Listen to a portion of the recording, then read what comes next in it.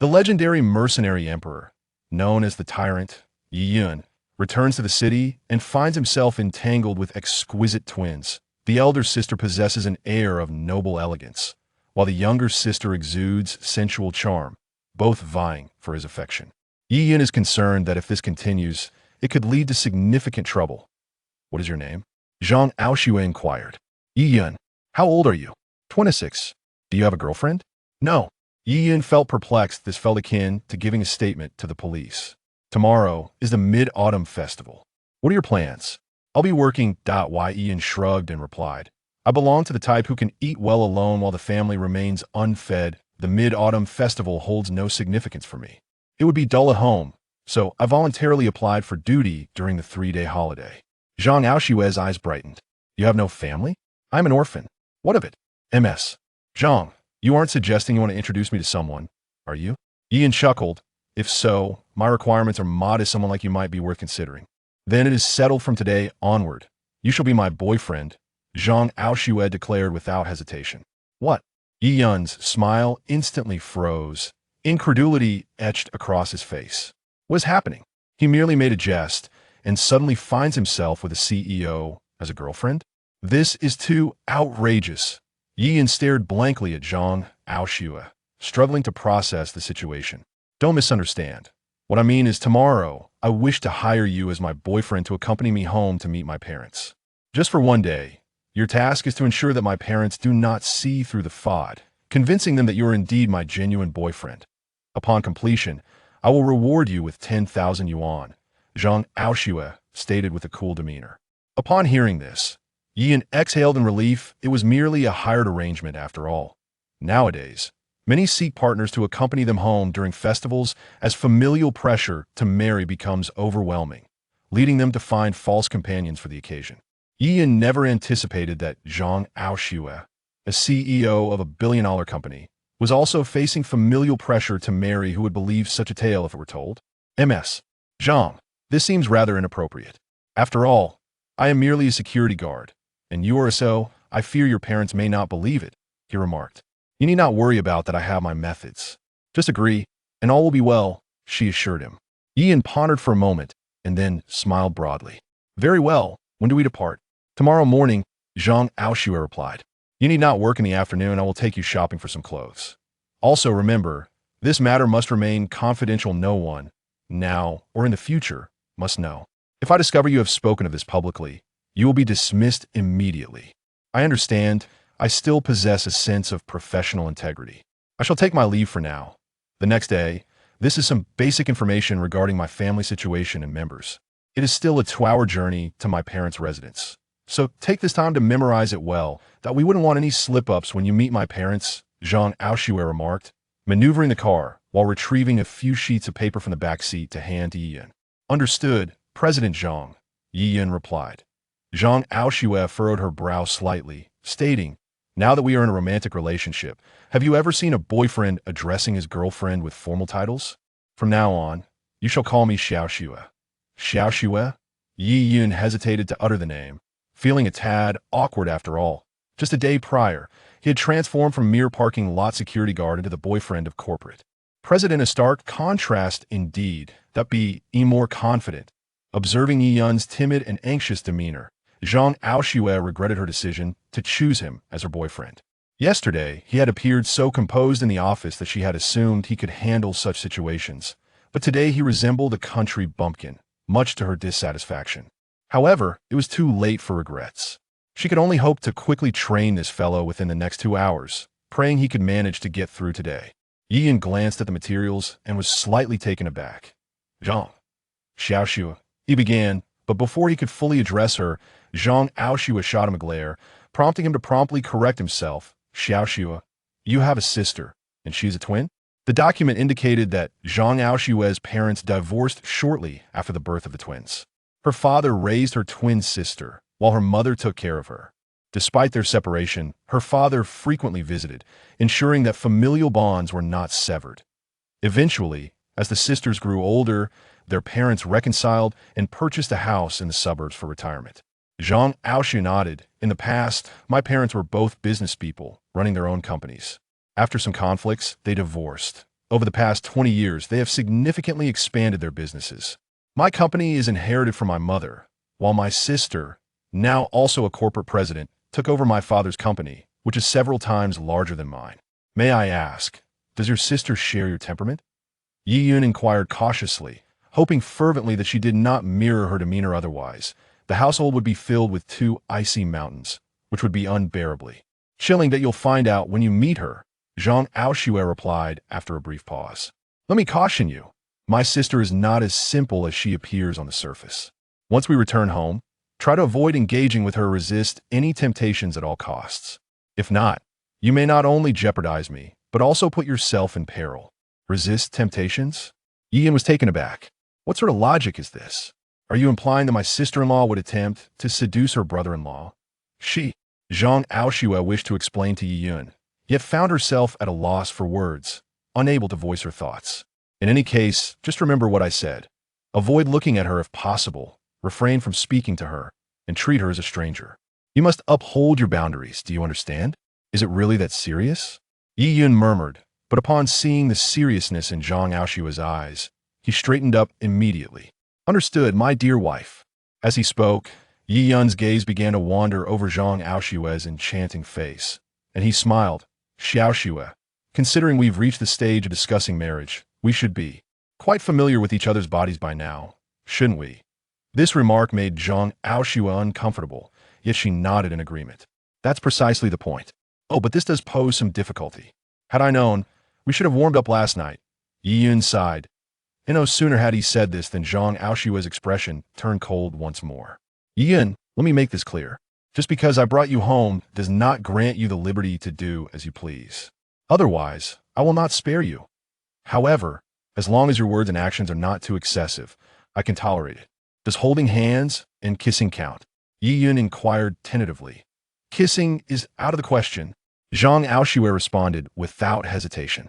Holding hands is negotiable. All right then, Yi Yun replied, somewhat regretfully. Zhang Aoshue's parents resided in a seaside villa on the outskirts of Donghai City. As Zhang Aoshue pressed the doorbell, the door was swiftly opened by a woman in her 50s, appearing before Yi Yun's eyes. Xiaoxue is back, the woman exclaimed joyfully upon seeing Zhang Aoshue, then noticed Yi Yun standing beside her. You must be Xiaoxue's boyfriend? Good afternoon, Annie. I am Yi Yun, Xiaoxue's boyfriend. Yi Yun responded respectfully with a bow. Wonderful, wonderful. The woman beamed with delight. When Xiaoxue told me she had a boyfriend over the phone, I thought she was teasing me. I never imagined it was true. Come in, sit down, don't just stand there. Under the woman's guidance, Yi Yun made his way to the living room and took a seat. Auntie, this is a gift I brought for you and Uncle, Yi Yun said, presenting the package he had brought along. Please open it and see if you like it. Oh, you dear boy, you needn't have brought so much, Li Shumei replied, accepting the gifts from you while you end at tea this moment. Zhang Aoshue helped her mother open the package.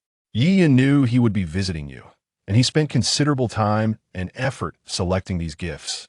He even consulted me on what you and Dad might like. Here, take a look and see if you like a tea to... As Zhang Aoshue revealed the contents, her eyes widened in shock. What? How could this be dried kelp? Zhang Aoshue stared at Yi Yun, utterly bewildered. Yesterday, after purchasing a suit with Yi Yun, Zhang Aoshue received an urgent call requiring her immediate return to the office.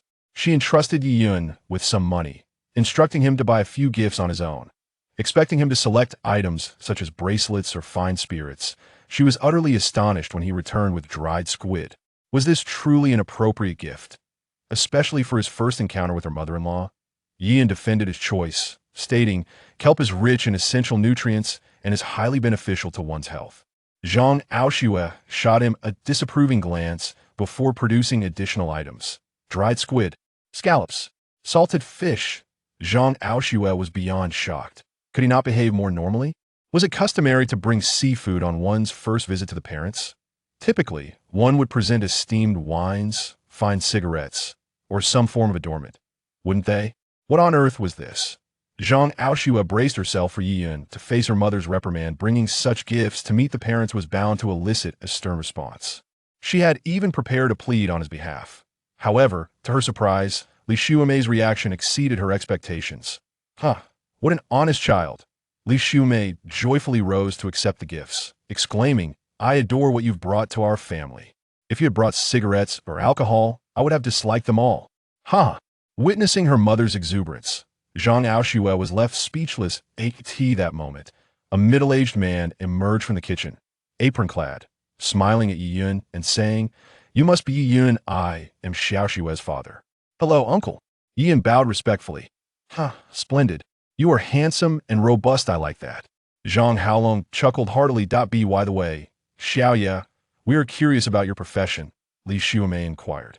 "I am a traditional Chinese medicine practitioner," Yi Yun replied. "Traditional Chinese medicine?" Both Zhang Haolong and Li Xiumei exclaimed in surprise, with Zhang Aoshue joining in their astonishment. Now, Zhang Haolong and Li Xiumei turned their gaze to Zhang Aoshue, with Li Xiumei asking, "Xiaoshue, why are you surprised too? You've been dating Xiaoya for so long, did you not know what he does?" Chapter 4. The Emergence of Strength. No, I'm simply astonished that Yi Yun actually spoke out, Zhang Aoshue hurriedly remarked. "Damn Yi Yun. How dare you say that a profession like traditional Chinese medicine is not commendable? If my parents ask you to demonstrate your skills and diagnose them, I wonder how you'll manage. If I had known, I would never have brought this scoundrel to impersonate." Zhang Aoshue now deeply regretted her decision, wishing she could kick Yi Yun out the door. "I understand that traditional Chinese medicine is in decline in Huaxia, and it cannot be compared to Western medicine, with their higher salaries and more glamorous appearances. However, I take pride in being a practitioner of traditional Chinese medicine, for I have inherited a treasure that has been passed down for thousands of years in our culture. I am immensely proud of it." Yi Yun straightened his posture and proclaimed loudly, "Little Yi, please don't misunderstand. My husband and I do not look down upon traditional Chinese medicine. On the contrary, we hold it in high esteem," Li Xiumei stated. "Indeed, little Yi, we greatly respect the principles of health and wellness in traditional Chinese medicine. Even when we fall ill, we seek out Chinese doctors. In our eyes, traditional Chinese medicine is far superior to so-called Western medicine. Can they perform acupuncture? Can they take pulses? Can they offer massage therapies? They rely solely on machines. They cannot compare to our traditional Chinese medicine." Zhang Haolong expressed his satisfaction, saying, "You are a practitioner of traditional Chinese medicine, and we could not be more pleased. Your aunt and I take pride in you." Zhang Aoshue, taken aback, could not have anticipated such a scenario. "Little Yi, how skilled are you in medicine?" Li Xiumei inquired curiously. Zhang Aoshue's expression changed, fearing the worst. Just as she was contemplating how to extricate Yi Yun from this situation, he responded, "I suppose it's decent. Over the years, I have saved quite a few people." "That's wonderful. You should take a look at your uncle. He has been suffering from his ailment for many years and has taken plenty of Chinese herbal medicine without much effect," Li Xiumei joyfully said. "Hey, what are you doing? Little Yi just arrived and hasn't even had a moment to rest. Why should he be diagnosing anyone?" Zhang Haolong scolded his wife irritably. Yes, it's my fault. "Little Yi, please don't mind. Let us discuss it after dinner," Li Xiumei said apologetically. "It's no trouble. I can take a look now," Yi Yun smiled. No sooner had he spoken than a sharp pain struck his abdomen. It was clear that Zhang Aoshue had pinched him again. "Yi Yun, what are you doing? You can't practice medicine. Why are you diagnosing anyone?" Zhang Aoshue whispered urgently. "You are truly causing me distress." Yi Yun chuckled and replied, "Who says I can't practice medicine? Watch, I will show you a thing or two." After saying this, he scrutinized Zhang Haolong closely and remarked, "Uncle, I notice your lips are somewhat darkened. Your brow is furrowed, and your tongue exhibits a pale coating. If I am not mistaken, you must be suffering from asthma, correct?" "What? How did you know?" Zhang Haolong and Li Xiumei gazed at Yi Yun with astonishment. To discern such a condition merely by observation was remarkable. Zhang Aoshue was equally stunned, realizing that this fellow was indeed quite impressive. In the information he provided, there was no mention of his father suffering from asthma, indicating that this observation was entirely deduced by Yi Yun. Traditional Chinese medicine emphasizes observation, listening, inquiry, and pulse-taking. "Uncle, since you have been afflicted with this asthma for several years, and it has progressively worsened, I was able to discern your condition." Yi Yun said, "Uncle, if I may be so bold, you must urgently seek effective treatment. Although you have been taking medication, it has proven largely ineffective, merely addressing the symptoms without tackling the root cause, which, over time, could lead to a more severe condition. Uncle, your illness cannot be delayed any longer." Before Zhang Haolong could respond, he began to cough violently, clutching his chest. The intensity of his cough was deafening, and his pained expression suggested he might cough up blood. and the fit showed no signs of abating. Seeing this, Li Shuamei quickly said, "I will fetch some medicine." Yi Yan stopped her. "No need. I will take care of it." With that, Yi Yan approached Zhang Haolong, producing silver needles from his pocket. After briefly heating them with a lighter, he inserted several needles into his back. As he performed the acupuncture, Zhang Haolong's coughing gradually diminished. Before long, after Yi Yan completed the treatment, the previously tormented Zhang Haolong suddenly became calm. His coughing ceased. Moreover, his once frightfully pale face now appeared rosy and vibrant, resembling that of a healthy individual rather than one who was ill. "Xiao Yi, thank you," Zhang Haolong expressed gratefully. "You are remarkable. I have seen numerous doctors who could only offer slight relief, but you have managed to control my cough with just a few needles. Such a feat is nearly unheard of." Li Shuamei was incredulous. "Is it truly cured just like that?" Yi Yan shook his head. "Not yet. I will prescribe a course of traditional Chinese medicine to properly regulate your body, and you should recover fully." He then took a piece of paper and a pen from the desk, writing out the prescription. "Uncle, prepare 3 doses of this medicine. Take 1 dose 3 times daily for about a week, and you should be healed. Of course, during this period, you must refrain from alcohol and smoking, and maintain a regular schedule. Otherwise, your condition may worsen." Zhang Haolong and Li Shuamei stared in astonishment, their mouths agape. With such medical prowess, it was evident that Yi Yan was not only worthy of their daughter, but perhaps far beyond her reach. While wealth is indeed a measure of one's capabilities, it is not the sole criterion. Regardless of how much money one possesses or the extent of their power, illness can strike like a mountain collapsing, and at such times, a physician becomes one's only reliance. Although both were successful entrepreneurs, they had been ordinary people before their ventures, particularly after their divorce due to business pressures. This taught them that wealth is not the measure of happiness. True character must be assessed in a person. Meanwhile, Zhang Aoshue was even more astonished. She had not anticipated Yi Yan to be a genuine and exceptionally skilled practitioner of traditional Chinese medicine. If his medical skills were so extraordinary, why was he working as a mere security guard in her company? "Xiao Yi, how can we possibly express our gratitude to you?" Li Shuamei, with gratitude etched on her face, grasped Yi Yan's hand and remarked, "Auntie, your words are somewhat excessive. We are family, so what is there to thank?" Yi Yan replied, "Indeed, we are family." Li Shuamei nodded vigorously. "Xiaoxue, you truly ought to have mentioned earlier that Xiaoya possesses such remarkable medical skills. If he were not so honest, we would have remained oblivious to his talents for much longer." Li Shuamei chastised her daughter.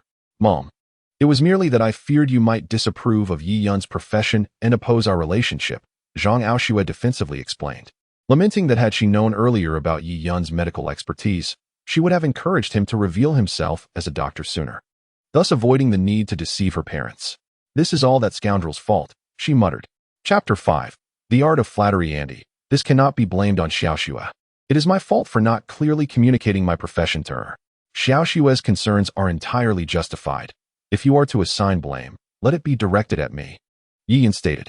"Xiaoya, do not defend her. This child will receive her due reprimand later," Li Shuamei responded. "Xiaoya, you are so robust and a doctor to boot. Surely, any children you and Xiaoxue have will possess excellent health." Zhang Haolong exclaimed with delight. "Of course," Yi Yan chuckled. "We intend to have enough children to form a football team. Do you take me for a pig? So many." Zhang Aoshue shot Yi Yan a glare, exclaiming, "Xiaoxue, what kind of talk is that?" Li Shuamei interjected. "The national policies are favorable now. What is wrong with having a few more children? Imagine the lively atmosphere with so many kids around. While your father and I are still relatively healthy, we can help look after them. So if Xiaoya suggests 12, I wholeheartedly support it." "So do I. I adore children." Zhang Haolong chimed in with a hearty laugh. Yi Yan teasingly glanced at Zhang Aoshue and remarked, "We must strive diligently to soon welcome our little ones. Who would have children with you?" Zhang Aoshue could not contain her exasperation at Yi Yan's expression. "Xiaoxue, what do you mean? If you want to have children with Xiaoya, then with whom will you?" Zhang Haolong asserted with a stern visage. "I warn you, do not mistreat Xiaoya. He is a good person, and your mother and I have already accepted him. If you dare to wrong him, we shall see how we address you." "Indeed," Yi Yan interjected. "If you do not bear children with me, does that mean you will with someone else? In any case, we must endeavor to have several children in the future." Zhang Aoshue, vexed by Yi Yan's playful smile, felt an overwhelming urge to punch him in the face. This scoundrel, who spoke so earnestly before, has suddenly become so loquacious now that we are home. What about Zhang Xiaoyan? Zhang Aoshue inquired. She has some matters at her company and will not arrive until the afternoon, Zhang Haolong replied. Xiaoya, having children is a significant undertaking. Before you embark on parenthood, you must abstain from smoking and drinking for 6 months. By the way, do you smoke? I have already quit for 6 months. Xiaoxue dislikes it, so I stopped. Yi Yun affirmed. That's good. Truly 6 months? Li Xuemei inquired with delight. Indeed. Yi Yun nodded slightly. Well, when do you plan to settle things with Xiaoxue? Our family appreciates earnest children the most. The sooner you finish your matters, the sooner you can have children, Li Xuemei remarked. Well, that depends on Xiaoxue's wishes. Yi Yun said shyly, glancing at Zhang Aoshue. Mom, I'm currently overwhelmed with my career. When would I have time to get married and have children? Zhang Aoshue replied. Slightly repulsed by Yi Yun's expressions and actions, choosing instead to focus on her mother. Company, that's all you think about. You know that your father and I regretted it deeply after focusing solely on our careers, Li Xuemei said, glaring at her daughter. Moreover, Xiaoyi is such a genuine person with great character and work ethic. Marrying him would be a blessing for you. Auntie, uncle, we are not in a rush. We can certainly wait 2 years to marry before having children. We are still in good health, and having children later should not pose any issues. Yi Yun responded with a smile. Li Xuemei nodded in satisfaction. If you are not in a hurry to have children, then marrying first is acceptable. However, what will your in-laws think? Yi Yun scratched his head, realizing they had only known each other for less than an hour, and already they were discussing in-laws. Was Zhang Aoshue's family truly that eager? Xiaoyi, what do your parents do? Li Xuemei inquired. Yi Yun's expression turned somber as he replied, I lived with my grandmother. She told me that my parents passed away when I was very young, and I never got to meet them. After I entered middle school, my grandmother also fell ill and passed away. Since then, I have lived alone. Hearing this, Li Xuemei and Zhang Haolong felt a wave of parental affection. Li Xuemei took Yi Yun's hand and gently said, I had no idea your background was so difficult. Living alone since middle school must have been tough for you. Indeed. Zhang Haolong nodded. Xiaoyi, from now on, consider this your home. Treat your aunt and me as your parents. Do not hold back. At that moment, Zhang Aoshue looked at Yi Yun with a different gaze. She had not expected him to have such a background. Thank you, uncle and aunt, Yi Yun smiled. However, Xiaoyi, the old saying still stands. Can you cook, do laundry, and care for children? You are aware that Xiaoxue is currently the head of the company, and her time for looking after children will be quite limited, Li Xuemei questioned. Of course, I can definitely manage. Yi Yun replied with a grin. Auntie, don't be fooled by my appearance. I am quite capable in household chores. When the maid is not around, I am the one who does the laundry. Haha. Then I need not worry about my daughter's happiness, Li Xuemei joyfully declared. Mom, Yi Yun, what are you two talking about? Zhang Aoshue could no longer contain herself and exclaimed, You've merely met Yi Yun for a moment, and yet you speak as if the future is already set. Life is unpredictable. We may part ways in just a few days, or perhaps Yi Yun is a faithless man who might seek another. Zhang Haolong stared wide-eyed at Zhang Aoshue and replied, What do you mean by parting in a few days? Is love so trivial to you? This young man, so earnest. How could he possibly seek a lover? Do you realize how hurtful your words are? Indeed, Yi Yun chimed in, munching on sunflower seeds. You've wounded his heart. You.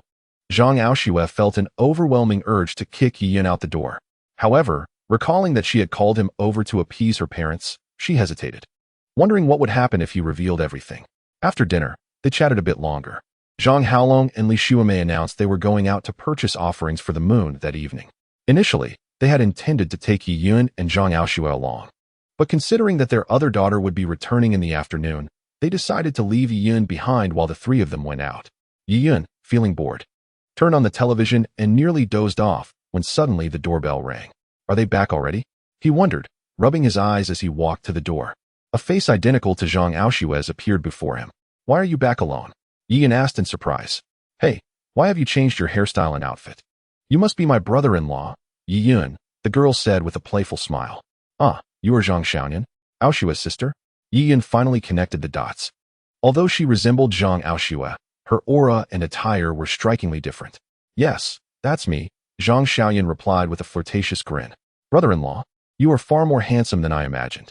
My sister certainly has good taste. Perhaps you could introduce someone to me as well. As she entered the living room, she inquired, Where are my sister and parents?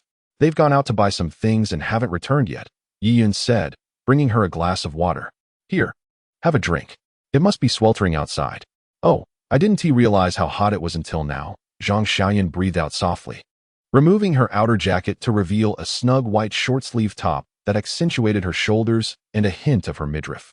Most notably, the fitted shirt pushed her ample bosom together, creating a deep and enticing cleavage. Yi-yun could not help but swallow hard. This Zhang Xiaoyan was undeniably alluring.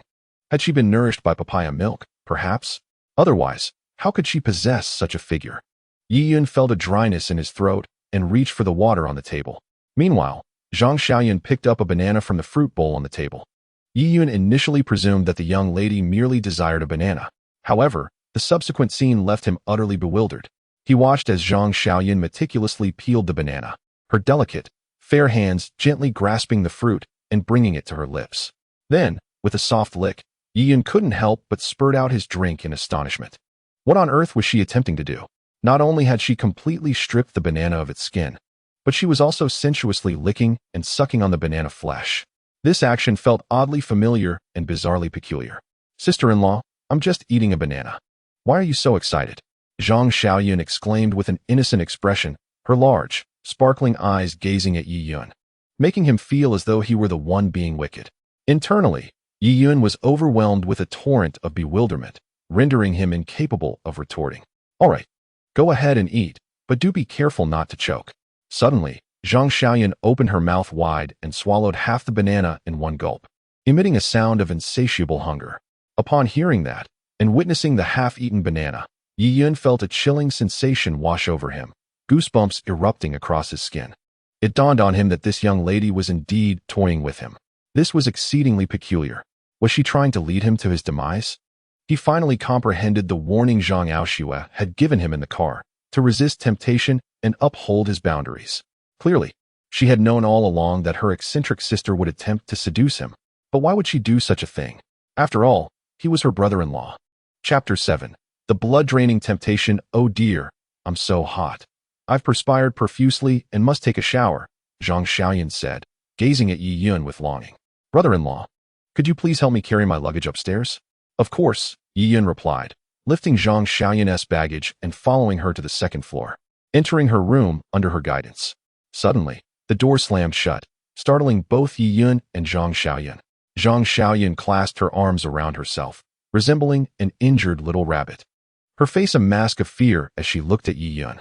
Brother-in-law, why did you close the door? You wouldn't intend to do anything, would you? Yi-yun felt a twinge of panic. While Zhang Xiaoyan feared him, he was equally apprehensive of her intentions. I don't know why the door closed so abruptly. He stammered. You go ahead and take your shower. If all is well, I shall take my leave. With that, he quickly opened the door and dashed downstairs. Once on the ground floor, Yi-yun finally exhaled in relief. The enchantress.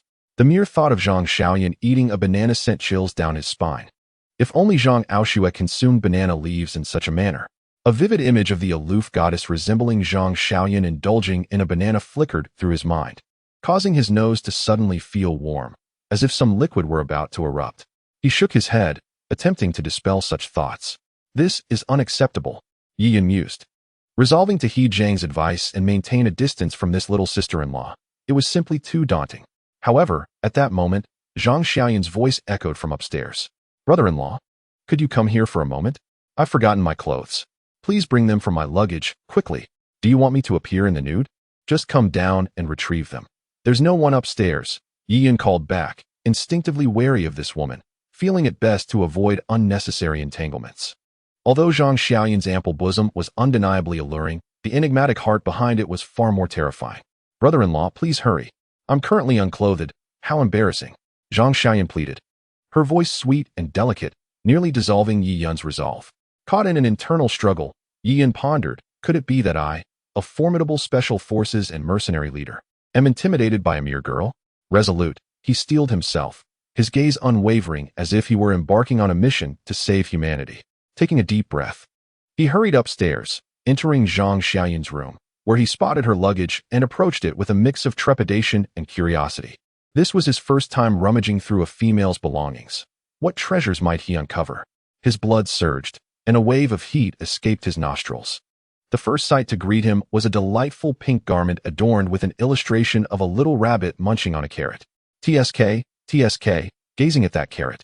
Yi Yun's mind wandered to rather unwholesome thoughts. One must not gaze upon the inappropriate, he chided himself. After all, he was a man of integrity and had come merely to retrieve clothes.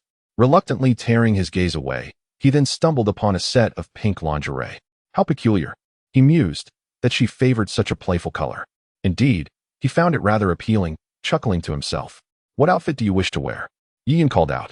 Of course, my pajamas, Zhang Xiaoyan replied. Yi Yun rummaged through the bag once more, exclaiming, there are no pajamas. Who says there aren't? There's that black set. And please also fetch me the white underwear, she insisted. Muttering black under his breath, Yi Yun reached in and suddenly froze. Trembling hands delicately lifted the black garment Zhang Xiaoyan had mentioned. Goodness, could this truly be classified as sleepwear? It resembled nothing less than provocative lingerie. The black fabric was intricately patterned, featuring delicate straps that would leave a third of a woman's bosom exposed, and the length barely covered the upper thigh, resembling a scandalously short skirt. This was not the most shocking aspect for Yi Yun. What truly astonished him was the fact that the back of the nightgown was entirely exposed. If Zhang Xiaoyan were to don white lingerie, with her ample bosom's allure, Yi Yun dared not ponder further, as he felt a warmth rising in his nose, as if some fluid were about to escape. He hastily suppressed his blood flow with his internal energy, steadied his mind, and averted his gaze from the black nightgown and lingerie, swiftly making his way towards the bathroom. Brother-in-law, are you done yet? Zhang Xiaoyan's anxious voice echoed from within the bathroom. I'm coming, Yi Yun replied as he approached the bathroom door and knocked lightly. With a click, the bathroom door swung open. Zhang Xiaoyan peeked out, and along with her head, her delicate, fragrant shoulder emerged, slightly compressed by the door, revealing a hint of her bosom. Yi Yun's eyes nearly bulged in disbelief. It wasn't that his resolve was weak. Rather, Zhang Xiaoyan's allure was simply overwhelming. Hey, brother-in-law, what's wrong? Why is your face so red? Zhang Xiaoyan asked with an innocent and pure expression. Oh, it's nothing, nothing at all. Here is your clothes, Yi Yun said, quickly handing her the garments and turning to leave. Wait a moment, Zhang Xiaoyan called out. What is it now? I suddenly remembered a joke. Let me share it with you. In Journey to the West, when Wukong borrowed the banana fan from Princess Iron Fan, it just so happened to be the time when the Bull Demon King was returning home. At the door, the Bull Demon King overheard this dialogue. Wukong, sister-in-law, I'm inside you. Princess Iron Fan. No. It hurts. Ha ha. Isn't Princess Iron Fan rather foolish to let a monkey enter her body? Ha ha. It's killing me with laughter. Uft. Yi Yun could no longer contain himself, and a certain fluid erupted from his nose.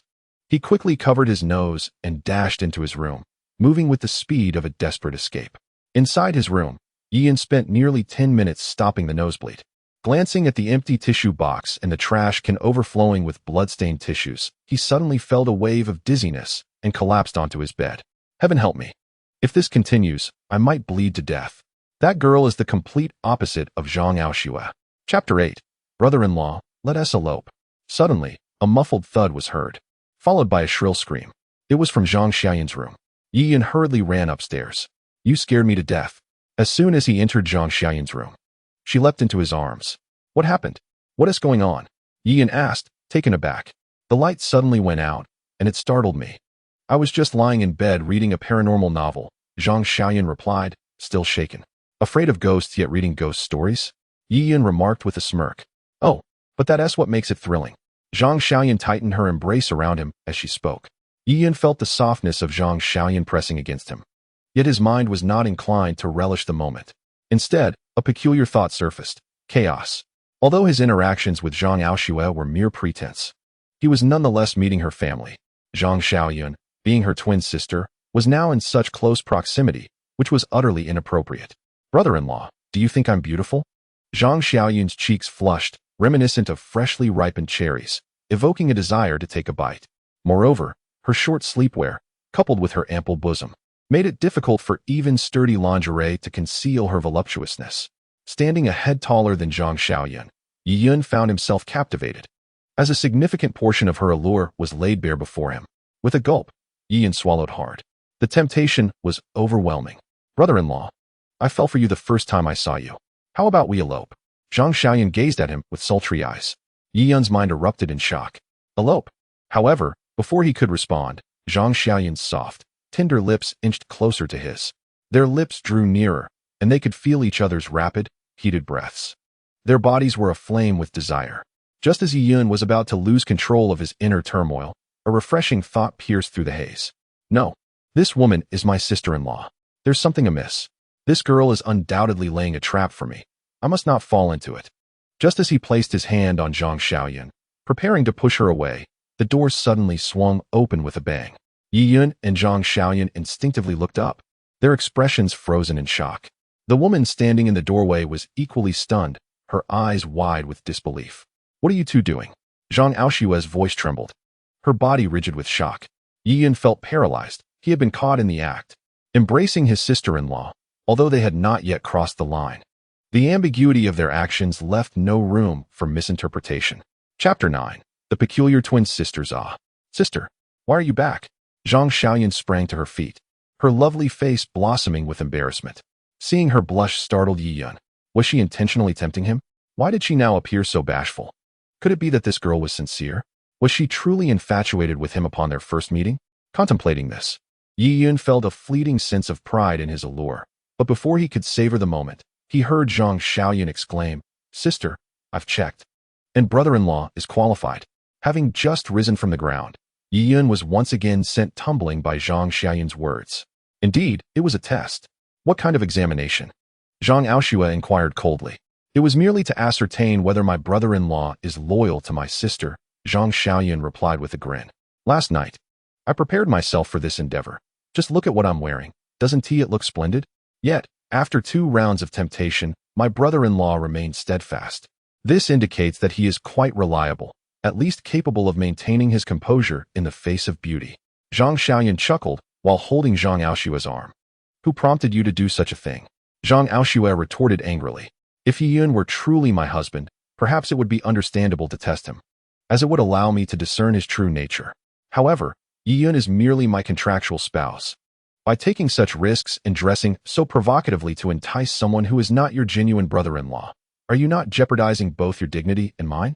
I am your sister. It is my duty, Zhang Xiaoyun asserted with conviction. She then turned her gaze back to Yi Yun, apologizing, brother-in-law, forgive me. My sister lacks experience in romance, and I worry she might end up with an unreliable boyfriend, which is why I devised this scheme. I trust that a broad-minded gentleman like you would not take offense. Would you? Nonetheless, it has been proven that you are indeed an extraordinarily rare and exceptional man. What more could Yi Yun say? After all, he was not Zhang Aoshua's true fiancé. Being embraced and scrutinized by Zhang Xiaoyun, he had to admit, he was the one benefiting from the situation. So, are you at ease now? Yi Yun feigned irritation. Absolutely. Zhang Xiaoyun nodded vigorously before turning to her cousin. Sister, do you have any more treasures like brother-in-law? Please, share one with me. Change your clothes at once. If you continue this nonsense, I will inform our parents. Zhang Aoshua warned coldly. Yi Yun was taken aback. It seemed Zhang Aoshua harbored little affection for her sister. All right, Zhang Xiaoyun mumbled in a tone of feigned grievance. After Zhang Aoshua and Yi Yun exited her room, a slight smile crept onto Zhang Xiaoyun's lips. Sister, we have toiled for over 20 years, whether in business or in power, but now, I wish to vie for a man alongside you. How delightful. Inside Zhang Aoshua's room, she turned to Yi Yun with utmost seriousness. Listen carefully. You are not to have any designs on Xiaoyun, do you understand? Mr. Zhang, you are thinking too far ahead, Yi Yun replied with a smile. In any case, I will not allow you to harbor any intentions toward her. Otherwise, I shall not spare you. Zhang Aoshua warned icily. You cannot blame me for earlier. She was the one who initiated the flirtation. Yi Yun quickly defended himself. This Zhang Xiaoyun is truly excessive. Zhang Aoshua's expression darkened further. I truly do not understand this, Mr. Zhang. She is, after all, your sister. How could she actively seek to entice me? Yi Yun inquired with curiosity. He has no interest in you. He is merely drawn to my man, Zhang Aoshua, she replied. Isn't it all the same? Yi Yun questioned, perplexed. It is not. If you weren't my boyfriend, she wouldn't even glance your way. But now that you are, she has taken an interest. What does that signify? Is your sister so twisted as to specifically pursue her sister's partner? How bizarre. Yi Yun expressed her disbelief. We share the same mother. For a sister to covet her sibling's partner, what immense resentment must exist to provoke such behavior? You mustn't speak of her that way, Zhang Aoshue retorted coldly, fixing her gaze on Yi Yun. Yi Yun found herself increasingly confounded. Your sister has stolen your boyfriend, and yet you feel no anger, instead defending her? The complexities of this twin-sister dynamic eluded her. She is protecting me, Zhang Aoshue finally revealed after a moment of silence. Her actions are a test. She fears you may mistreat me or betray my trust. However, I can't shake the feeling that your relationship isn't particularly harmonious, Yi Yun inquired curiously. To be precise, your sister seems quite warm towards you, whereas you appear rather indifferent to her. Why is that? I have mentioned before that we have been estranged since childhood due to our contrasting personalities. She is vibrant and charming, while I tend to be reserved and strong-willed. Consequently, we have scarcely communicated over the past 2 decades.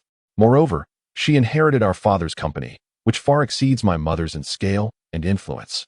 On many occasions, she has taken business opportunities from me. Initially, I assumed she was deliberately undermining me. Only later did I realize she was covertly assisting me, navigating the more challenging and high-risk ventures, then introducing me to better and safer opportunities through her network, Zhang Aoshue explained with a wry smile. So, from an outsider's perspective, your sister seems to be bullying you, taking your business and your boyfriend, yet in reality, she is aiding and protecting you? Yi Yun exclaimed in astonishment. Zhang Aoshue nodded. Therefore, regardless of her actions, while I may resent her approach, I do not hold it against her. With Zhang Aoshue's clarification, Yi Yun finally grasped the situation.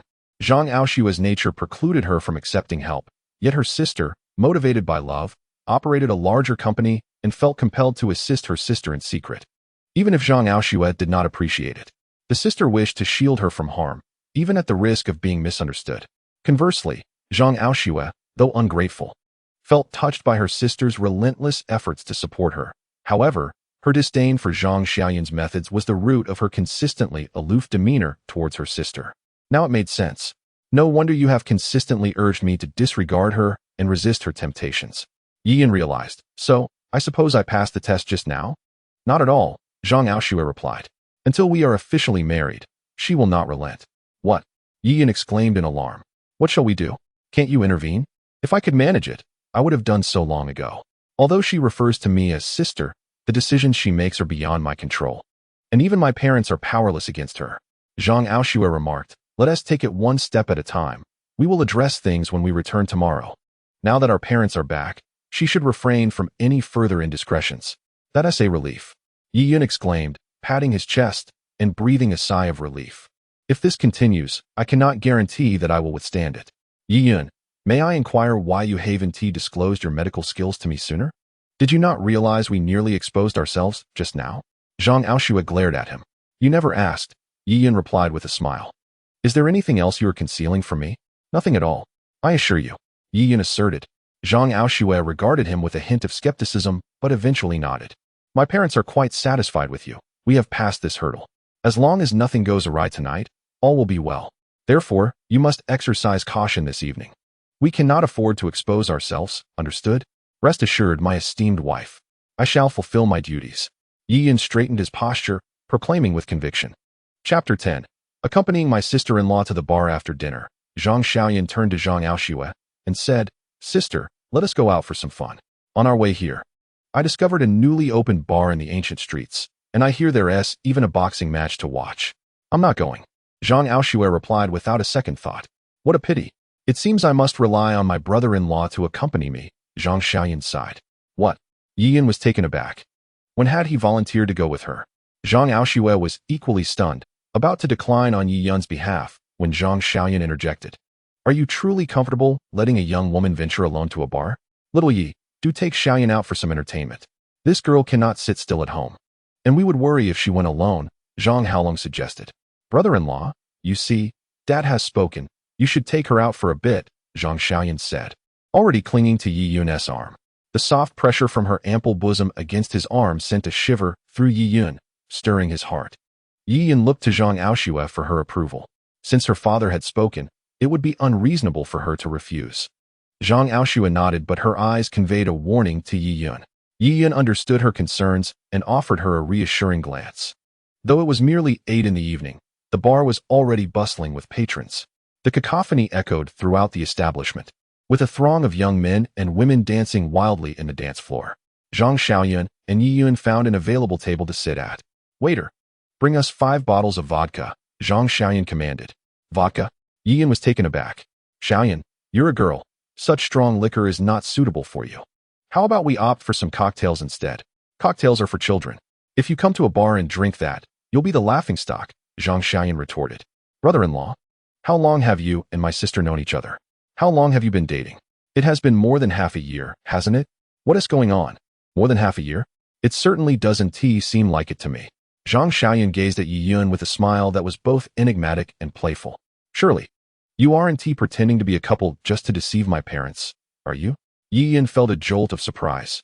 How could this girl be so perceptive? However, he would never admit to it. He feigned anger and retorted, "Xiaoyun, what nonsense are you spouting? My feelings for your sister are genuine. Do not speak frivolously." "Oh, I was merely joking, dear brother-in-law. Why are you so anxious? Could it be that you truly harbor some untold secret?" Zhang Xiaoyun giggled. "There is no secret. Stop overthinking things," Yi Yun replied with a mock seriousness.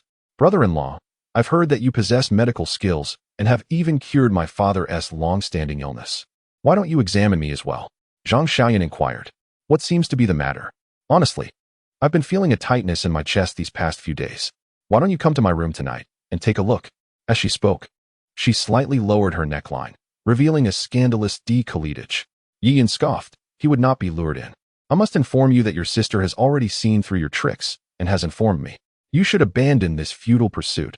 I am a man of integrity." "Did my sister really tell you that?" Zhang Xiaoyun paused for a moment, then burst into a charming laugh. "It seems you truly are in love.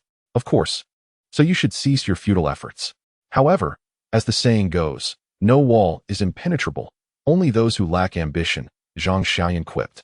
"Brother-in-law, you have such confidence in your character, but I too am quite assured of my allure. If you wish for me to concede, we shall see how steadfast you truly are."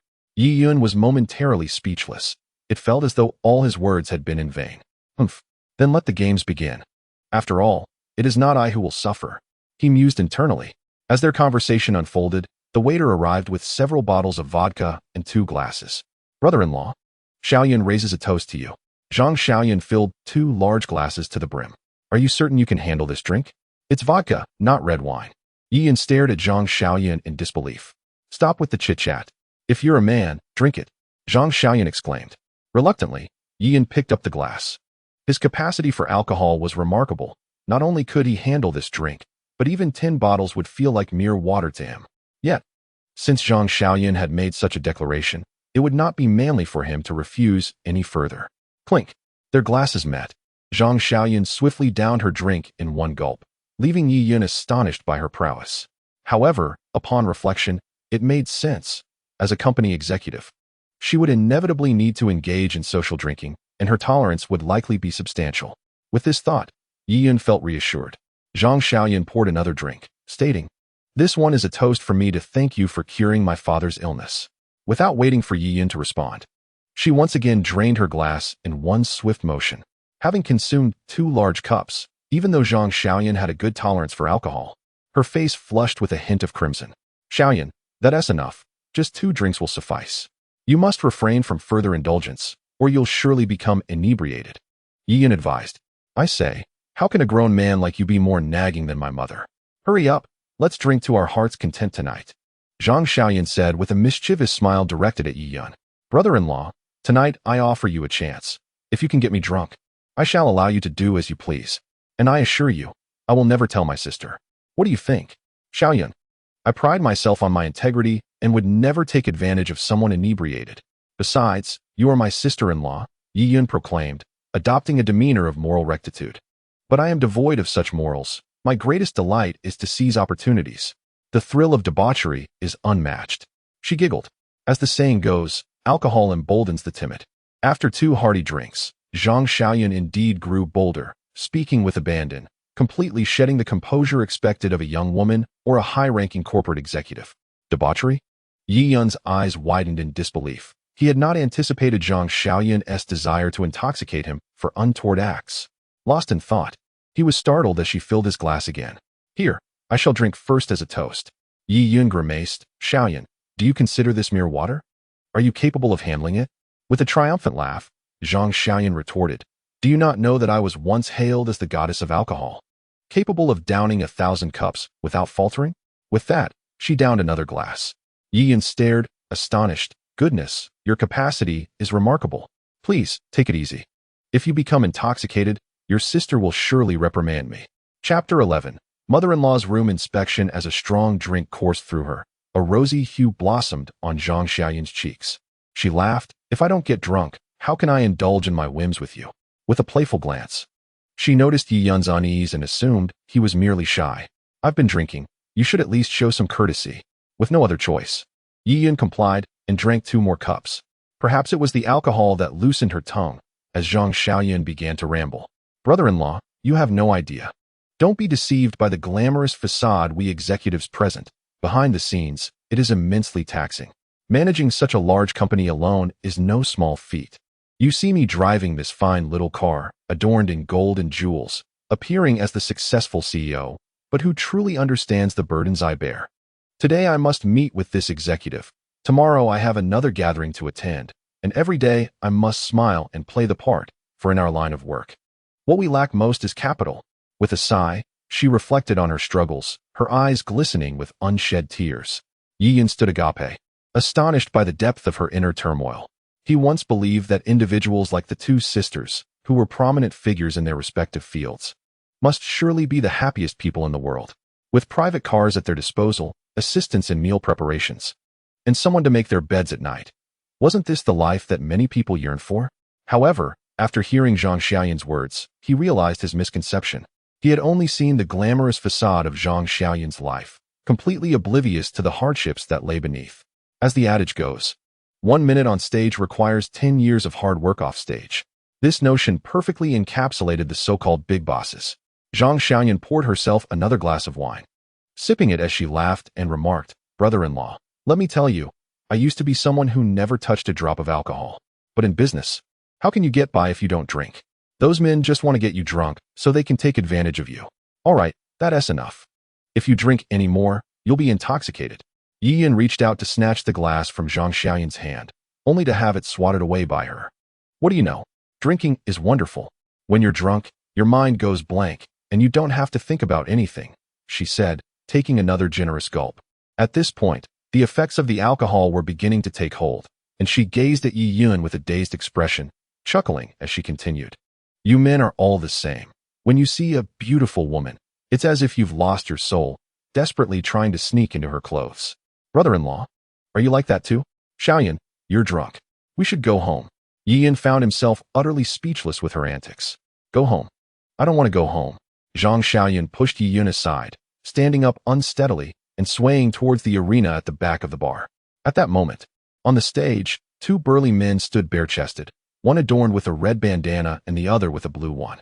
With a resounding thud, the man with the red bandana was knocked down by a powerful punch from his blue-banded opponent, unable to rise again. "Great job, Big Bear." The crowd erupted in cheers as they witnessed the victory of the man with the black belt. "Win another round. I believe you can do it. If you win again, you'll be the champion of the week," someone shouted, inciting a crescendo of encouragement from the audience. "Damn it, with those muscles, how can he boast such arrogance?" Zhang Xiaoyan, fueled by the wine, swung her bottle and hurled it at Big Bear on the stage. Yi Yun cursed under his breath, realizing the impending chaos that Zhang Xiaoyan's drunken state would inevitably cause. The bottle shattered upon impact with the stage, instantly plunging the venue into silence. All eyes were fixated on the shards of glass scattered across the arena. Due to the dim lighting beneath the stage, few could discern who had thrown the bottle. Big Bear stared blankly at the shards at his feet, his mind racing for several seconds before a wave of fury washed over him. He bared his teeth and roared, directing his wrath towards the audience. "Who did that? Who dares to ambush me and toss away their belongings? If you have the courage, come forth and face me in combat. I shall rend you asunder." Yi Yun, fearing that Zhang Xiaoyan might truly cause trouble, hurriedly embraced her. He was well aware that a person under the influence of alcohol could act in the most unpredictable ways, especially someone as extraordinary as Zhang Xiaoyan. "Why are you holding me back? I intend to confront that imbecile," she exclaimed. "What does he have to boast about? Even the great Sun Wukong, the Monkey King, has never claimed to be the best in the world. How dare this fool declare himself the greatest?" Does he think I, Sun Wukong, am merely a decoration? Watch me smash his ego to pieces. As she spoke, Zhang Xiaoyan made to climb onto the stage. Yi Yun was drenched in sweat. The great Sun Wukong. You should also mention the Jade Emperor or the Buddha. Oh my goodness, dear cousin, I told you not to drink. Are you intoxicated? Please don't cause a scene. Come home with me. Yi Yun rushed to pull Zhang Xiaoyan back, terrified she might truly ascend the stage. Do not restrain me. She pushed his hand away, turning once more to the bewildered bear on stage. You fool. Oh, my second junior brother, what brings you here? Were you not instructed to protect the master? Zhang Xiaoyan turned to Yi Yun, her expression one of astonishment. Second junior brother? A flurry of thoughts raced through Yi Yun's mind. Did you just call me your second junior brother? Have you ever seen a handsome figure like me resembling Zhu Beiji? Second junior brother, you arrived just in time. Quickly, assist our elder brother in teaching that fool a lesson. Zhang Xiaoyan urged, pointing at the bear on the stage. The bear, seething at being publicly insulted, wished to tear Zhang Xiaoyan apart. However, unable to resist the beauty before him, he redirected his ire towards Yi Yun, wishing to shatter him instead, knowing that no one would mourn for him. Hey, pretty boy, get up here. How dare you call me a fool? Today, I shall turn you all into idiots. Yi Yun quickly explained to the bear, my apologies, good sir. As you can see, my friend is inebriated. She did not mean it. You are a man of stature, so do not stoop to quarreling with a woman. I will take her home and ensure we do not disturb you further. Without heeding Zhang Xiaoyan's struggles, he dragged her towards the bar's exit. The cowardly onlookers jeered, pretty boy, fight him. Defeat him. Zhang Xiaoyan turned back, shouting at the bear. If you can defeat my second junior brother, I shall transform into Chang'e and spend the night with you. Good heavens. You may liken yourself to Sun Wukong and me to Zhu Beiji, but to suggest becoming Chang'e for other men is an affront to both her and the great Wukong. Is what you say true, fair maiden? The bear gazed at Zhang Xiaoyan, captivated by her charm, nearly drooling. Indeed, it is true. If you cannot defeat my junior brother, you shall serve as the white dragon horse for me to ride. Zhang Xiaoyan proclaimed loudly. Yi Yun was drenched in sweat. If you utter such words, I fear every man would willingly become the white dragon horse for you. The handsome youth, urged on by his bravado, retorted, hurry up and come here. Let us settle this. De Xiong shouted at Yi Yun.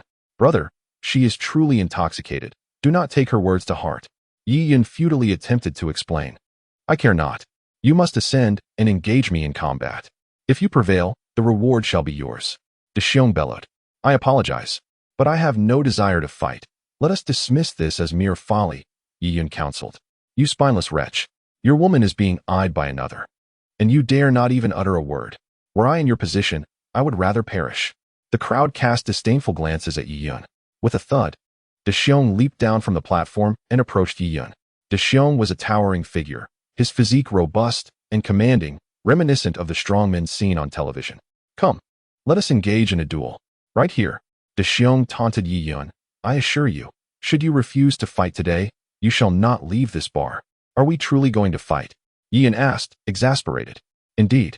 Sigh, I had no intention of causing trouble, but since you insist, I shall oblige you. Let us begin. Yi Yun replied.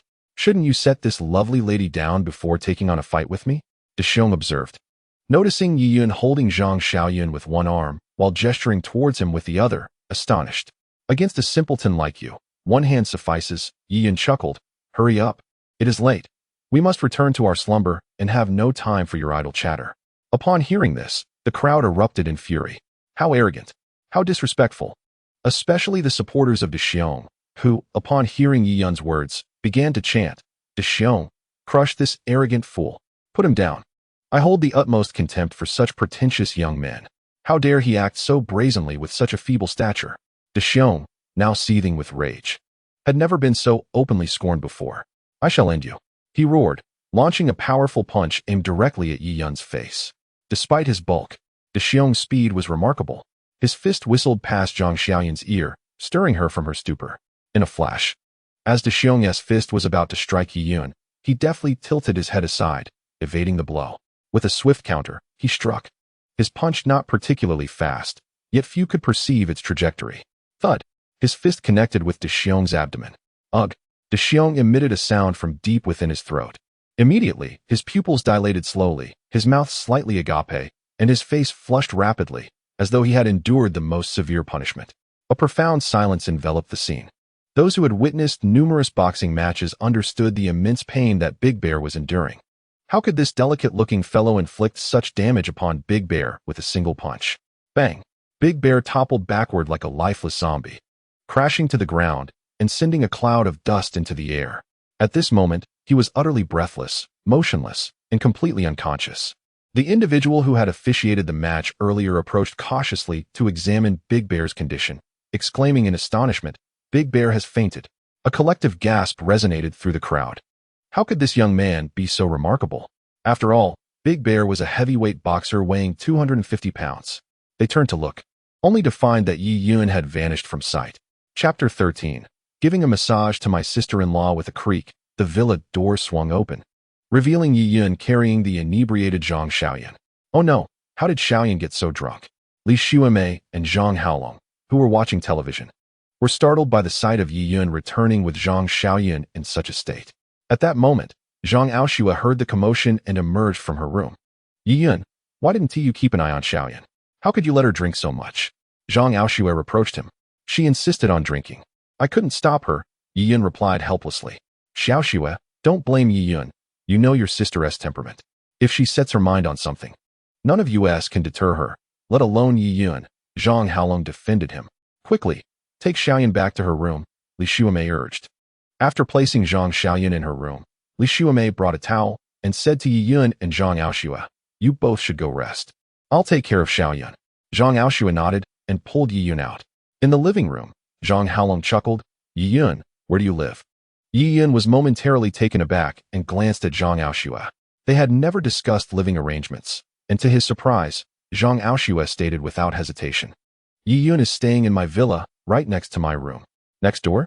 Zhang Haolong was momentarily stunned, then cast a peculiar glance at his daughter, realizing he had not noticed her boldness in bringing a man home to stay. Zhang Aoshua's typically frosty demeanor softened slightly, and she retorted, "Dad, why are you looking at me like that? I invited him to stay simply for mutual support." "That is true," Zhang Haolong chuckled. With a teasing glance at Yi Yun, he nonchalantly suggested, "Yi Yun, from today onwards, you should sleep in Xiaoshua's room." At this pronouncement, both Zhang Aoshua and Yi Yun were left speechless, and upon regaining their composure, they exclaimed in unison, "No way." The reactions of the two left Zhang Haolong utterly astonished. The first to realize her gaffe was Zhang Aoshua, whose delicate face flushed with embarrassment.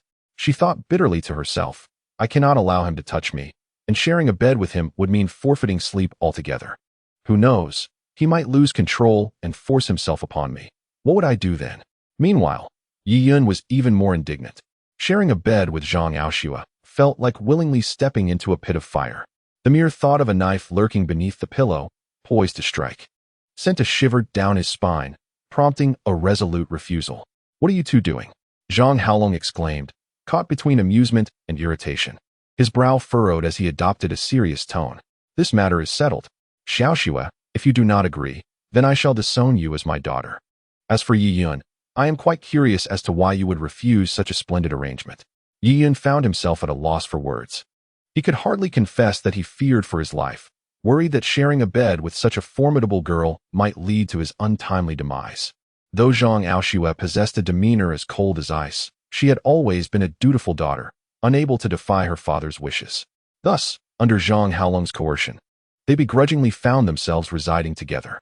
In Chapter 14, "Curse you," Zhang Aoshua softly announced, "I have already prepared your bedding." Upon entering the room, Yi Yun was taken aback to see that indeed, a sleeping arrangement had been laid out. "Thank you," he murmured, quickly burrowing into the covers. Just as he extinguished the light, a knock resounded from outside. "Xiao Shui, are you asleep?" "Mom," Zhang Aoshua gasped, her entire body tensing, while Yi Yun, who had just begun to drift off, was startled awake. In the darkness, she hurriedly replied, "Mom, we are already asleep." "Oh, I'm just coming in to find something." Zhang Aoshua's mother, Li Xuemei, called out. Realizing her intention, both Zhang Aoshua and Yi Yun sprang into action. In mere moments, they hastily shoved all the bedding under the bed. The door creaked open as Li Xuemei entered, switching on the light to find them lying on the bed. She chuckled. "I hope I haven't disturbed you." Yi Yun felt his cheeks flush with embarrassment, and Zhang Aoshua's face burned with heat. She was perplexed by her mother's late-night antics. What could possibly warrant such a visit in the middle of the night? Mom, can't you wait until tomorrow? Your sudden entrance startled us, Zhang Aoshua protested. This is urgent. Li Xuemei replied with a chuckle. Xiaoyi, how are you sleeping? You're nearly falling off the bed. She observed Yi Yun precariously positioned at the edge, and if he were to roll over carelessly, he would undoubtedly tumble to the floor. At that moment, Yi Yun felt an unspoken anguish. Zhang Aoshua had never intended to sleep on the bed, but under duress, she had found herself there. The repercussions of being too close were unimaginable. Yi Yun scratched his head and said, Auntie, I dozed off just now. I sleep very restlessly and accidentally rolled to the edge of the bed. Xiao Shui, you should pay more attention as his girlfriend. What if Xiao Yi falls? Li Xuemei cast a reproachful glance at Zhang Aoshua, and then began rummaging through the cabinet for something, aimlessly searching for a while before murmuring to herself, It seems I remembered it wrong. That thing isn't inside. Watching Li Xuemei's exaggerated search, Yi Yun quickly realized her intentions. Zhang Aoshua's parents truly longed for their daughter to marry. All right, I won't disturb your sleep any longer. Get to bed early, Li Xuemei said as she turned off the light and gently closed the door. Just as Yi Yun was about to get out of bed, Zhang Aoshua spoke up with a hint of displeasure. What are you doing? Chapter 15. The enchanting sister-in-law. Yi Yun paused. Of course, I'm going to sleep. I think my mom might make a surprise visit, so you should stay in bed. Zhang Aoshua helplessly replied, feeling that her mother would indeed come back. She had only just managed to bring Yi Yun home, thwarting her parents' frequent attempts to arrange blind dates for her. She did not want her efforts to go to waste. Her mother had entered earlier clearly to ascertain whether Yi Yun was truly her boyfriend. Being naturally suspicious, she would not be at ease until she saw them both sleeping on the same bed. Yi Yun chuckled lightly. Isn't that inappropriate? Zhang Aoshua retorted coldly. I don't mind, so why should you? Yi Yun protested. Of course I mind. You may not value your chastity, but I hold mine dear. Zhang Aoshua, exasperated, sat up and threw a pillow at him. Why don't you just die? If I die, wouldn't you become a widow? Yi Yun chuckled. And as he caught the pillow thrown at him, the moonlight streaming through the window revealed Zhang Aoshua's bare chest. Despite not wearing a bra, it still stood proudly, her 34C curves almost spilling out. With a gulp, Yi Yun felt an uncontrollable surge of desire. Any man would be ignited by such a scene in the stillness of night. Zhang Aoshua noticed his fiery gaze and instinctively looked down at herself. With a startled cry, she quickly buried herself under the covers and coldly remarked, Yi Yun, you pervert. How shameless. Doused by her scathing rebuke, Yi Yun felt as if cold water had been splashed over him, and he quickly recovered, laughing awkwardly. Zhang, I didn't mean to look. Return my pillow. Zhang Aoshua snapped.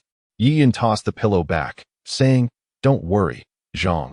I may have lecherous thoughts, but I lack the courage. Besides, I'm counting on you for my salary. The night passed in silence. After breakfast, Yi Yun was playing chess with Zhang Haolong while Zhang Aoshua and her mother washed the dishes in the kitchen. At that moment, Zhang Xiaoyan poked her head out of the room and called, Brother-in-law, could you come in for a moment? My computer has frozen, and I need your help. Yi Yun glanced at Zhang Haolong, who gave a wry smile, and said, You should go assist her. Otherwise, this girl will fuss for who knows how long. Clearly, Zhang Haolong felt quite helpless about his daughter. All right then, I'll head up to help her fix it, and we'll be down shortly. Yi Yun replied, and walked into Zhang Xiaoyan's room.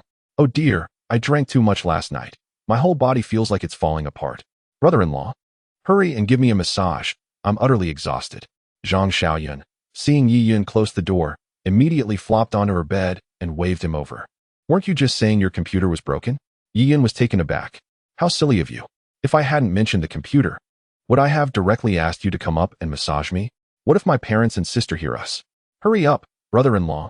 I'm aching all over. Zhang Xiaoyan said in a delicate voice. Yi Yun approached her, feeling exasperated. This woman truly was a source of headaches. Zhang Xiaoyan lay on the bed, her alluring figure fully on display at that moment. Yi Yun's gaze lingered on her fair, long legs, her curvaceous backside, and her sensuous, snake-like waist, causing him to swallow hard.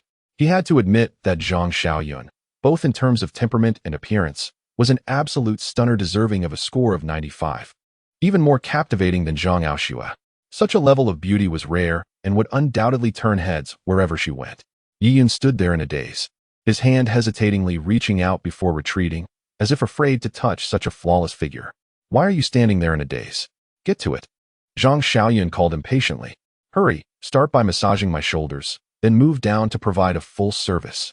All right, Yi nodded, taking a deep breath before placing his hands on Zhang Xiaoyan's shoulders and beginning to knead gently. Come on, brother-in-law, didn't you eat enough this morning? Can you apply a bit more pressure? Zhang Xiaoyan said with a playful smile. Did I wear you out last night? You seem so soft and weak. Yi Yun's expression changed dramatically. This woman had been drunk last night. How could she possibly remember? Although nothing had happened, their interaction had been exceedingly intimate. Seeing Yi Yun's silence, Zhang Xiaoyan turned to look at him and burst into laughter upon noticing his slightly flushed face. Looks like I was right. Did I really get to you? I didn't expect such a seemingly honest person to have such a wild side. I did not. Yi Yun hurriedly waved his hands in denial. Don't lie. Your expression has betrayed you. Zhang Xiaoyan teased. Now tell me, how many times did we do it last night? What positions did we use? Is my skin nice? Am I well endowed? Is my backside perky? Speak up. Why are you just staring at me? You are aware that after indulging in alcohol, many women tend to forget numerous events. Therefore, I implore you to help me recollect. It is unfair for you to enjoy while I remain oblivious to my own pleasure. Yi Yun felt tears welling up. How could you pose such a question? Not to mention that we did not engage in anything intimate. Even if we had, how could I possibly respond to you in such a manner? As a young woman, could you not exhibit a modicum of decorum? Xiao Yun, you have completely misunderstood. You were inebriated. I merely escorted you home, nothing more. I swear it.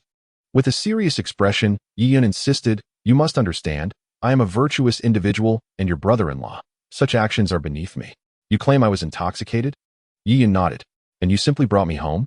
Yes. You did not take me to a hotel or engage in any inappropriate behavior. Indeed. How could you? Zhang Xiaoyan suddenly stood up, seizing a pillow, and began to pummel Yi Yun. What are you doing? Yi Yun was taken aback by her reaction. What had transpired? Just moments ago, she had appeared charming and gentle. Now, she had transformed into a tempestuous figure. Had he inadvertently offended her? You despicable creature. Zhang Xiaoyan glared at Yi Yun with contempt. The woman was intoxicated. You brought her home, yet you did not take advantage of the situation. What does that imply? Do you find me unworthy? Is this not an affront to my dignity? How could I possibly hold my head high in public after this? How could you disregard such an opportunity?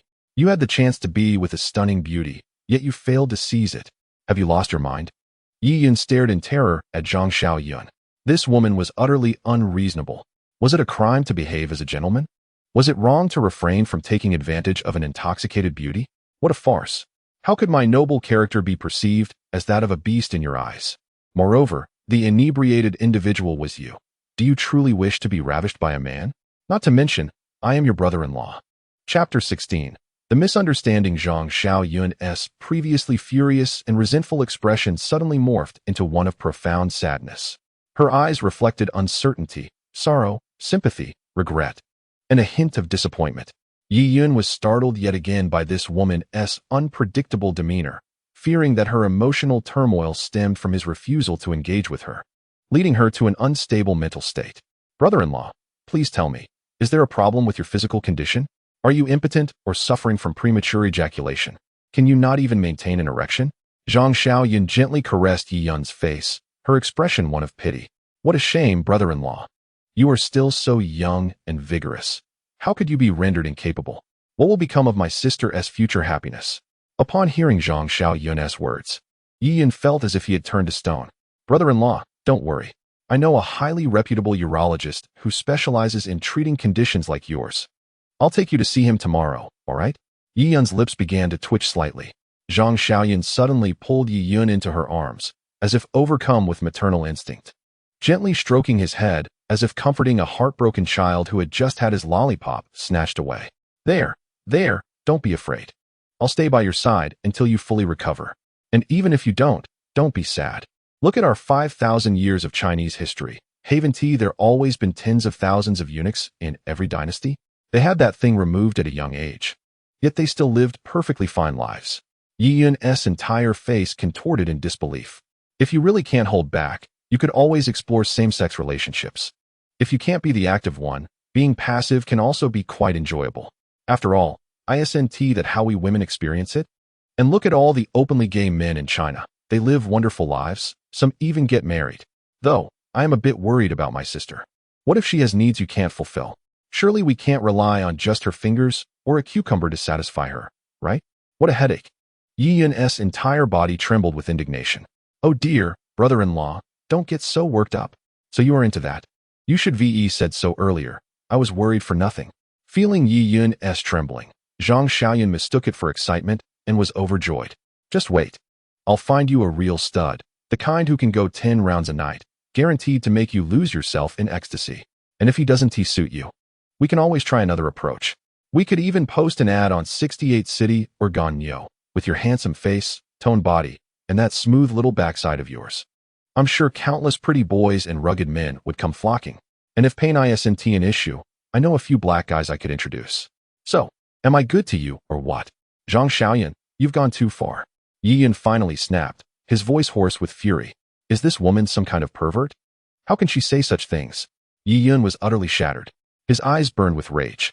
This is bullying. Absolute, shameless bullying. There's nothing wrong with me. Nothing. Zhang Xiaoyan stared at him, wide-eyed and frozen, as if he suddenly developed a squint. She mechanically wiped away the flecks of spit Yi Yun had sprayed on her face during his outburst, then said softly, brother-in-law, don't get upset. Erectile dysfunction isn't shameful. Impotence isn't shameful. Being gay isn't shameful. I want to judge you.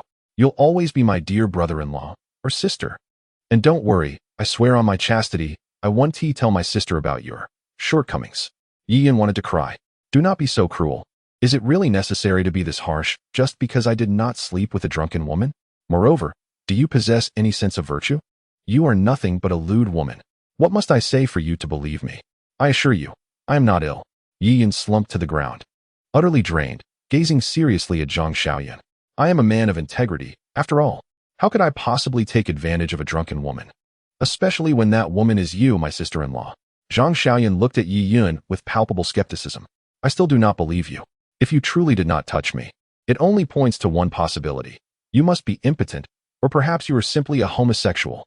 I refuse to accept that a man could resist the allure of my captivating beauty and splendid figure, Zhang Xiaoyan asserted, as if it were utterly unfathomable that Yi Yun could refrain from pursuing her. If you wish for my belief, you must provide proof, she declared. How can I prove it? Yi Yun inquired. Zhang Xiaoyan leaned closer, her breath like a whisper of orchids against his ear. Tonight, come to my room, and I shall verify it personally. Ultimately, Yi Yun did not go, for he understood that even if he did, Zhang Xiaoyan would not yield to him. This enchantress, with an angelic visage yet a heart as venomous as a viper and a cunning mind akin to a fox, would never so readily subject herself to such an experiment merely to prove that she was neither a homosexual nor impotent. Was she foolish? Evidently not. Thus, she would not act upon it. Realizing this was a trap, Yi Yun was no fool either and refrained from stepping into it. Regrettably, from that moment onward, Zhang Xiaoyan regarded him as an impotent homosexual. Chapter 17, Marriage? In the office of the IMA Group's president, Zhang Aoshua summoned him on the first day following the Mid-Autumn Festival holiday. What? An engagement? Yi Yun nearly leaped from his seat, his astonishment evident as he stared at Zhang Aoshua in disbelief. You must be joking, Ms. Zhang. Was it not agreed that it was merely for the Mid-Autumn Festival? How can this be happening? Zhang Aoshua produced an item from her bag and tossed it towards Yi Yun. At first glance, it appeared to be her household registration book. At that moment, Yi Yun felt as if he might burst into tears. I say, Ms. Zhang, are you serious? You brought the household registration book, which cannot be a mere jest. I feel as though I have been struck by lightning. I possess neither wealth, nor a vehicle, nor a home, and I am merely a security guard living day by day. What could you possibly see in me? Zhang Aoshua, observing his expression as though he had just lost a parent, could not help but chuckle. Did you think I was jesting? Prepare yourself. We shall go obtain our marriage certificate shortly. Mr. Zhang, your actions have truly taken me aback, Yi Yun remarked, running his fingers through his hair. To be honest, this is only our second meeting, and our conversation feels like the first. Even in the case of a hasty marriage, shouldn't there be a fundamental understanding between us? To come right out and propose engagement is rather impulsive, wouldn't you agree? Have you truly fallen for me after just one day of acquaintance? Zhang Aoshua, while perusing the documents in her hands, replied coolly, what I mean by marriage is not a genuine union, but rather a sham engagement. As you have observed, my parents currently hold you in high regard, and my sister has been skeptical about our relationship. If we were to suddenly sever ties, she would undoubtedly inform my parents, leading them to introduce new suitors for me. Instead, it would be wiser for us to feign an engagement, prolonging it for as long as possible. It's as simple as that. Do you understand? The realization that it was merely a sham engagement left Yi-yun feeling somewhat relieved. He wiped the cold sweat from his brow, adopting a somewhat apprehensive demeanor. This reaction, however, incited Zhang Aoshua's ire.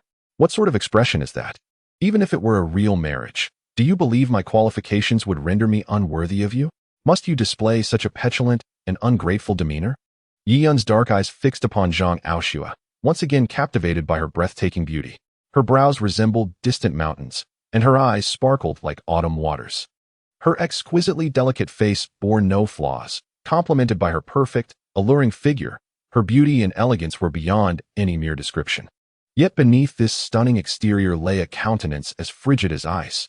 She appeared to have emerged from a glacier, exuding an aura that made even a distant glance feel like a chilling encounter. Yi-yun, still puzzled, ventured, "Ms. Zhang, I have a question that has lingered in my mind. The IMA group boasts nearly 1,000 male colleagues, many of whom are far more accomplished than I. Why then have you chosen a mere security guard like myself? You are complacent and lack ambition, merely a drifter waiting for life to pass by. Therefore, I surmise you would be well aware of the virtue of contentment," Zhang Aoshue replied, her tone measured. "I do not wish to invite a thankless wolf into my home." The adage "contentment brings happiness" seemed to define Yi-yun, whose youthful spirit found joy even in his modest role as a security guard, revealing a lack of grand aspirations. After all this, Yi-yun chuckled, realizing the absurdity. Indeed, if Ms. Zhang were to find a thankless scoundrel to play the role of a false husband, it would be a recipe for disaster.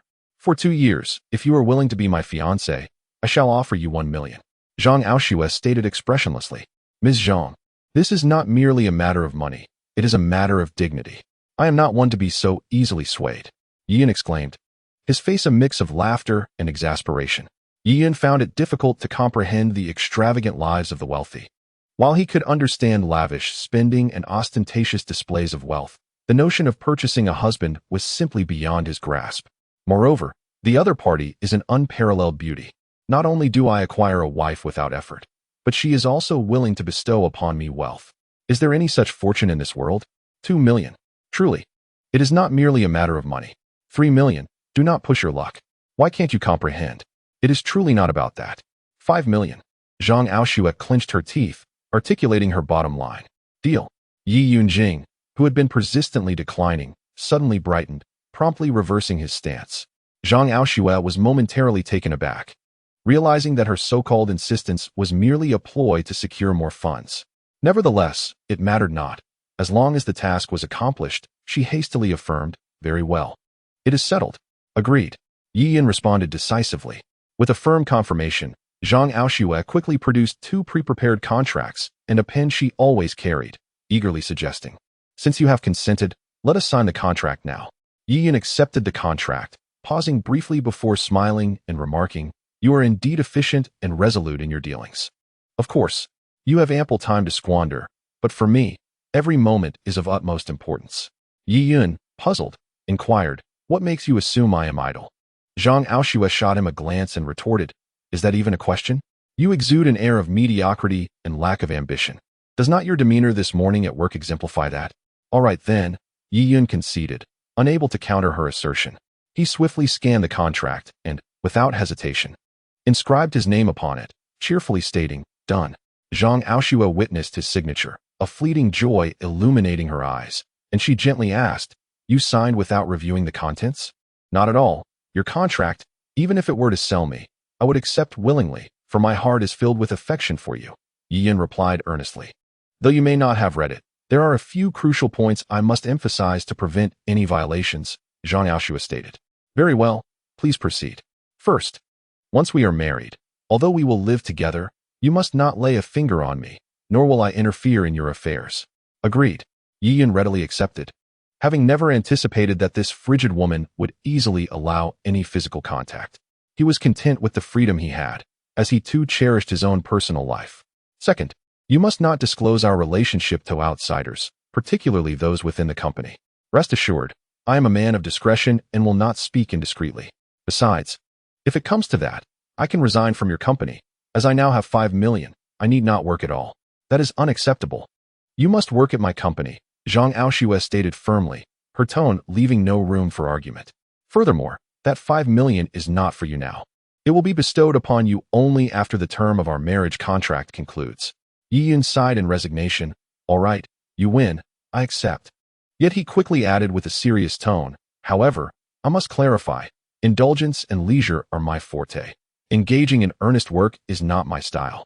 Zhang Aoshua let out a cold snort, observing that he showed no sign of feeling embarrassed by such remarks. She replied icily, it's fine, with someone like you. I cannot expect any significant work capability. In the company, as long as you keep a low profile and avoid causing trouble, no one will dismiss you. Well, since you're looking out for me, what do I have to fear? Yi-yun had no objections. All right, it's settled then. Once the 2-year term concludes, I will promptly terminate our agreement. How intriguing. But what if, after 2 years, I find you unsatisfactory and wish to end this, yet you stubbornly cling to me? Yi-yun expressed his concern, having witnessed similar scenarios numerous times in films and dramas, where individuals, in pursuit of their affection, would invite their beloved to feign being their partner, only to become entangled in genuine emotions. You are the one who is indulging in fantasies, Zhang Aoshua retorted, her blood boiling, almost on the verge of losing her temper. However, she quickly regained her composure.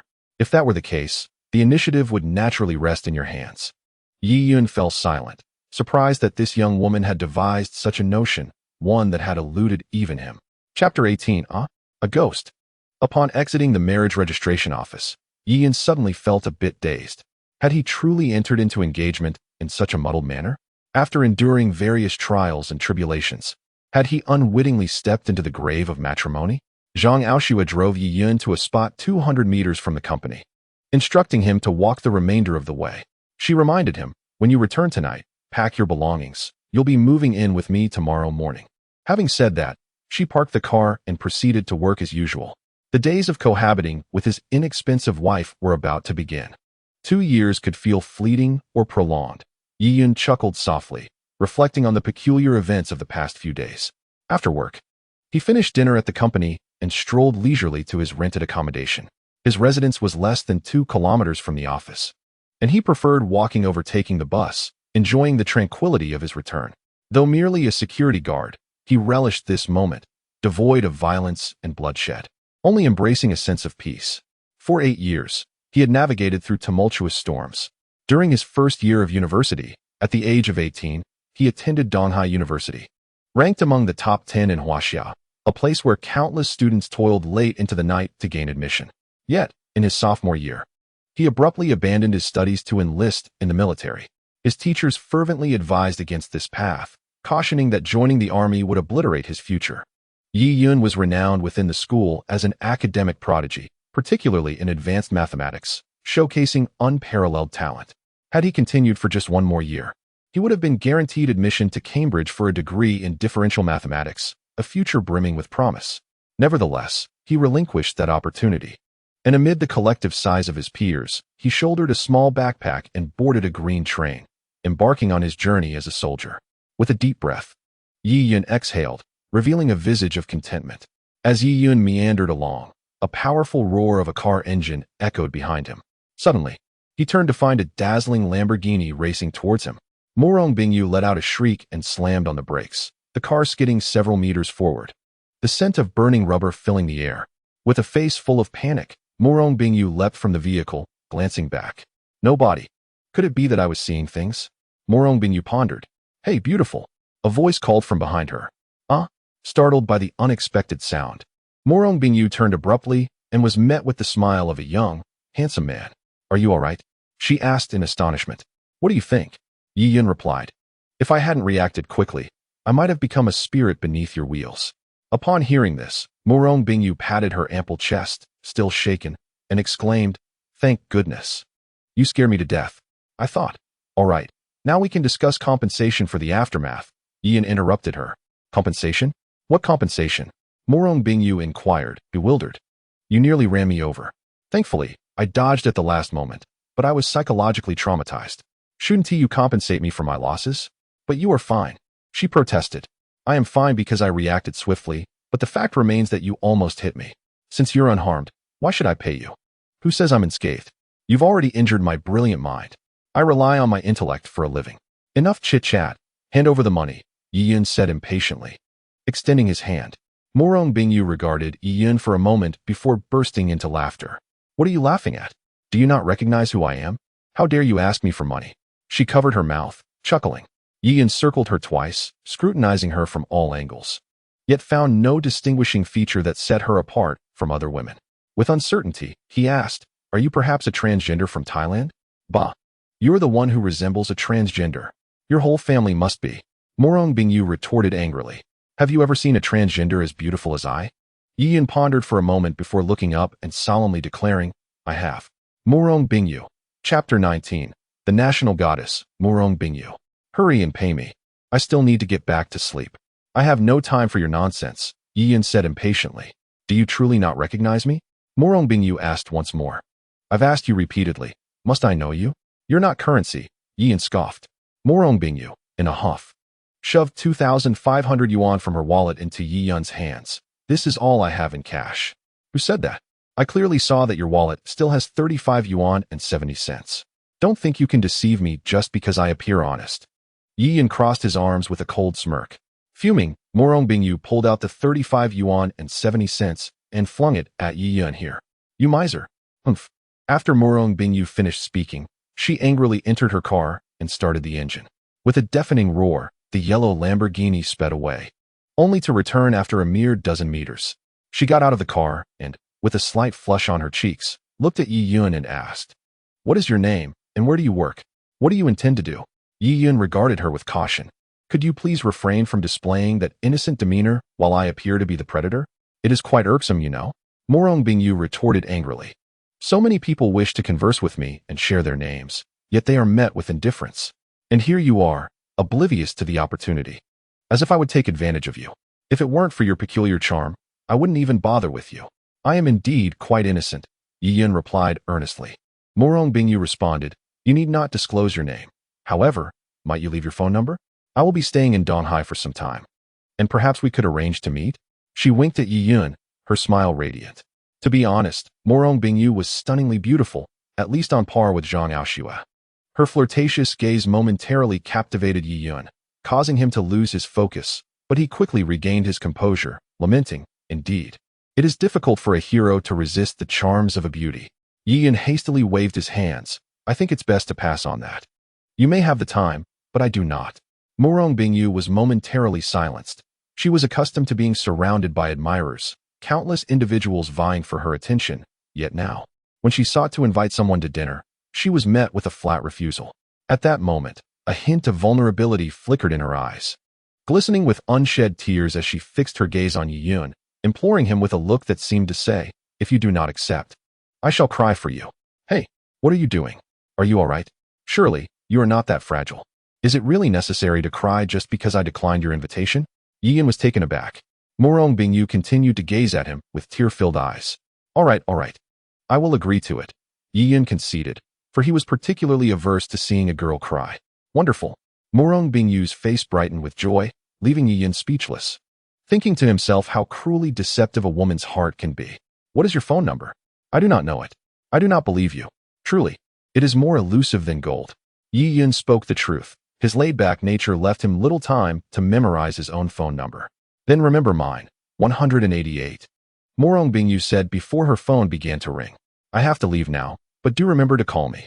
She chirped after ending the call. Yi-yun watched her retreating figure, her slender waist, long and graceful legs, and curvaceous form exuding an irresistible allure, provoking an impulse that nearly made him swoon. He pondered whether she was merely being polite or genuinely wished to dine with him, but he had not bothered to memorize her number.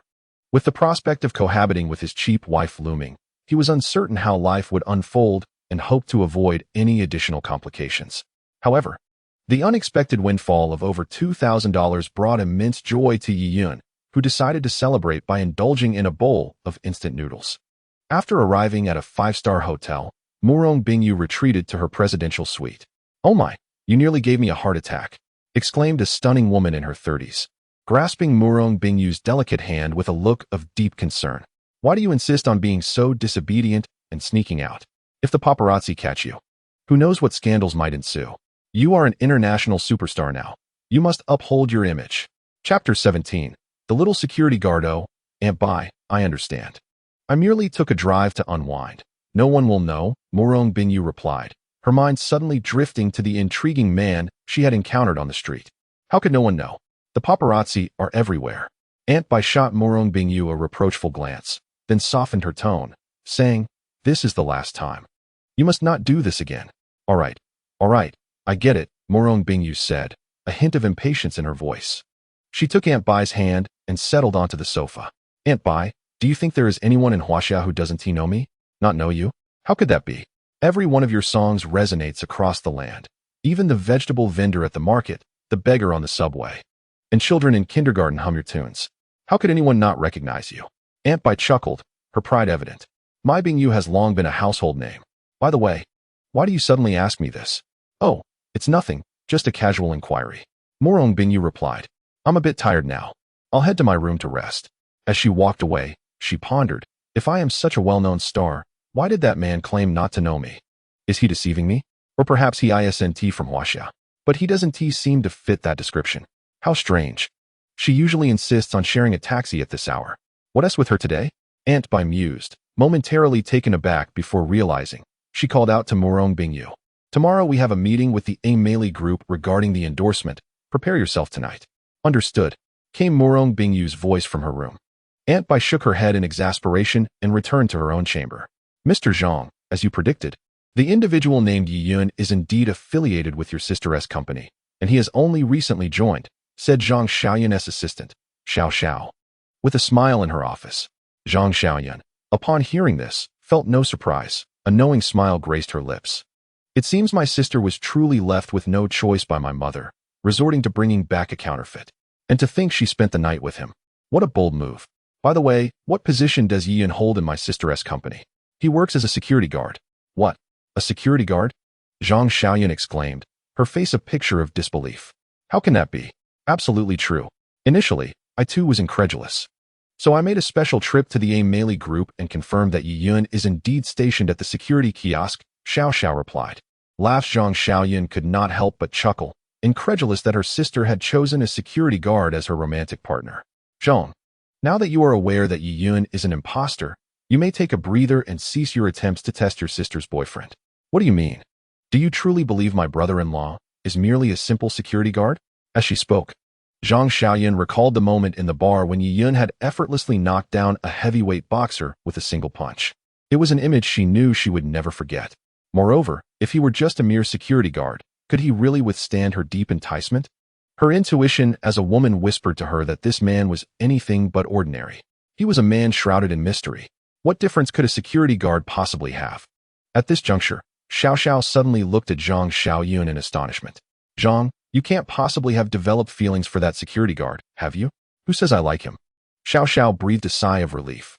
I have already fallen for him, Zhang Xiaoyun giggled. Ah, Xiao Xiao's eyes widened in disbelief. All right, you may leave now. This matter is to remain between us. Do not mention it to anyone, nor should you investigate further. I wish to rely on my own charm to gradually unearth all of this man's secrets. That will be far more entertaining. The following day, Yi Yun arose early, vacated his rented room, and packed his belongings, taking a seat in Zhang Aoshua's car. The rented accommodation comprised merely a rickety bed and a precariously unstable wardrobe, both provided by the landlord. Thus, Yi Yun merely tidied up his clothing and daily necessities, placing them in his suitcase. Zhang Aoshua, with a focused demeanor, drove with an air of cool detachment. Yi Yun pondered the prospect of cohabitating with her for the next 2 years and felt a twinge of headache. Enduring daily interactions with someone as frigid as a refrigerator was hardly appealing. He mused that marrying a wife should involve choosing one who is gentle and amiable. Zhang Aoshua's residence was located in a renowned villa district of Donghai City, characterized by its picturesque hills and clear waters, enveloped in lush greenery. To purchase an entire villa here would require a fortune of no less than several million. Before even entering the community, Yi Yun observed a formidable presence of numerous burly security guards stationed at the entrance, exuding an aura of authority. Upon entering the community, it became apparent that surveillance cameras were ubiquitous, and the walls soared over 4 meters high, with security patrols ensuring impeccable safety measures. It was notable that this villa community was home to affluent individuals, with monthly property fees soaring into the tens of thousands. The community was vast, with villas standing in succession, each more impressive than the last. When the car came to a halt at the underground parking area of a villa, Yi Yun knew he had arrived home. Zhang Aoshue ascended from the basement to the grand entrance, which featured an electronic lock. After inputting the code, the automatic door swung open, and Yi Yun followed her inside. The villa, along with its basement, rose 3 stories high, designed in a style reminiscent of European architecture, with the roof resembling a fairy tale palace. As Yi Yun tightened his grip on the suitcase, just as he and Zhang Aoshue crossed the threshold, they were approached by a woman in her 40s, possessing striking features. She greeted them warmly. "Miss, you have returned." "Indeed." Zhang Aoshue nodded, her icy demeanor softening upon seeing Aunt Lan, who took care of her daily needs. After exchanging greetings with Zhang Aoshue, Aunt Lan finally noticed Yi Yun standing behind Morong Bingyu. To her astonishment, this young lady had brought someone back to the villa, and it was a man. Good heavens! Am I dreaming? As Yi Yun stepped through the door, he caught sight of a woman in her 40s staring intently at him. Her expression one of disbelief, as if she had encountered a creature from another realm.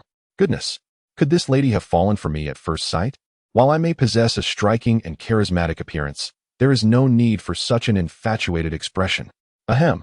Zhang Aoshue could not help but call out to Aunt Lan, snapping her back to reality. Blushing, Aunt Lan quickly apologized. "I'm so sorry. I didn't sleep well last night and lost my composure. Miss, this must be your friend, right? Allow me to serve you some tea." "No need, Aunt Lan. He is not a guest. His name is Yi Yun, and he is my fiancé. He will be residing here from now on, so please prepare a room for him," Zhang Aoshue stated calmly. "Fiancé?" Aunt Lan's eyes widened in disbelief, her jaw nearly dropping to the floor. The young lady was already engaged? When did this happen? Over the past few years. She had never seen Miss Zhang with any man. How could she possibly be engaged? A whirlwind romance. "No need to trouble Aunt Lan. Just tell me which room, and I can tidy it up myself," Yi Yun replied, feeling a bit awkward. "Very well, you may occupy the 2nd floor. There are several vacant rooms. Choose whichever one you like," Zhang Aoshue said, before sinking into the sofa and pulling out some documents to read attentively. Indeed, she is quite the workaholic. Yi Yun shook his head, pondering if this woman spent all her time working aside from sleeping. "Oh, son-in-law, I can handle the chores done by the servants." "There's no need for you to do that," Aunt Lan realized and quickly rushed after him. Yi Yun's room spanned an impressive 30 square meters, complete with an ensuite bathroom and a small study, adorned with luxurious amenities. Even during his time as a mercenary abroad, he had never resided in such a splendid room. After a brief tidying up, Yi Yun hopped into Zhang Aoshue's car, heading to the Amelie group for work. As previously arranged, Zhang Aoshue dropped him off 200 meters from the company, allowing him to walk the rest of the way. "Yi Yun, this morning the department head specifically mentioned that an important figure would be arriving, so we need to be on our toes and avoid any mishaps," the plump colleague remarked. "An important figure?" Yi Yun paused, asking, "Who might that be?" "I'm not entirely sure, but I believe it's a major celebrity. Our company has launched a new product and hired a star for the advertisement. However, I don't know which celebrity it is. In any case, let's stay sharp and maintain our image," the plump colleague advised. "Oh," Yi Yun nodded slightly and refrained from further inquiries. He harbored no obsession for celebrities and had little fondness for singing. Although he had sung a few songs during his school days, those tunes had long since faded from memory, leaving only the military songs lingering in his mind. At that moment, the roar of 2 luxury cars pierced the air. Yi Yun and his portly companion turned to see a yellow Lamborghini gliding into the parking lot. The simultaneous arrival of the 2 opulent vehicles confirmed the presence of the star his friend had mentioned. The car appeared somewhat familiar to Yi Yun, who muttered to himself as he gazed at the Lamborghini. Chapter 18. A dramatic turn of events as the 2 luxury vehicles parked. A rotund, balding, middle-aged man with an air of obsequiousness rushed over. This man was Zhao Lifeng, the head of security. He respectfully opened the car door, and soon a pair of long, slender legs emerged. Bathed in sunlight, those unadorned legs appeared exquisitely translucent. Among the men present, with the exception of Yi Yun, nearly everyone displayed an unmistakable fervor, while Zhao Lifeng's eyes widened, nearly spilling drool in his excitement. As the legs touched the ground, a perfectly oval face, resembling a blossoming lotus flower, came into view. Her long hair cascaded over her shoulders, lifted by a gentle breeze, and a pair of deep brown sunglasses rested perfectly upon her visage. The moment she appeared, the collective consciousness of the onlookers seemed to shatter. How could it be her? Was she the celebrity? Yi Yun was momentarily taken aback.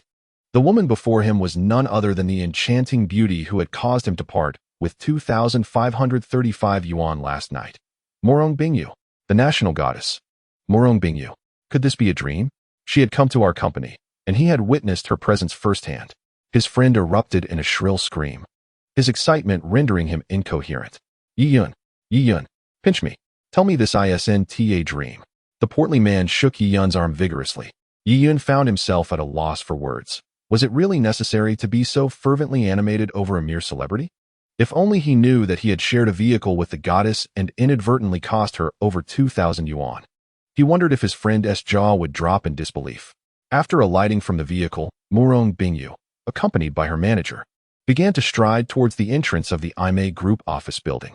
Zhao Lifeng quickly led a dozen security personnel to follow suit, ensuring her safety.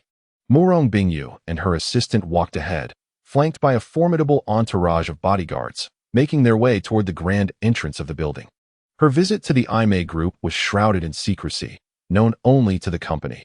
Otherwise, the sight of her would surely attract a throng of admirers.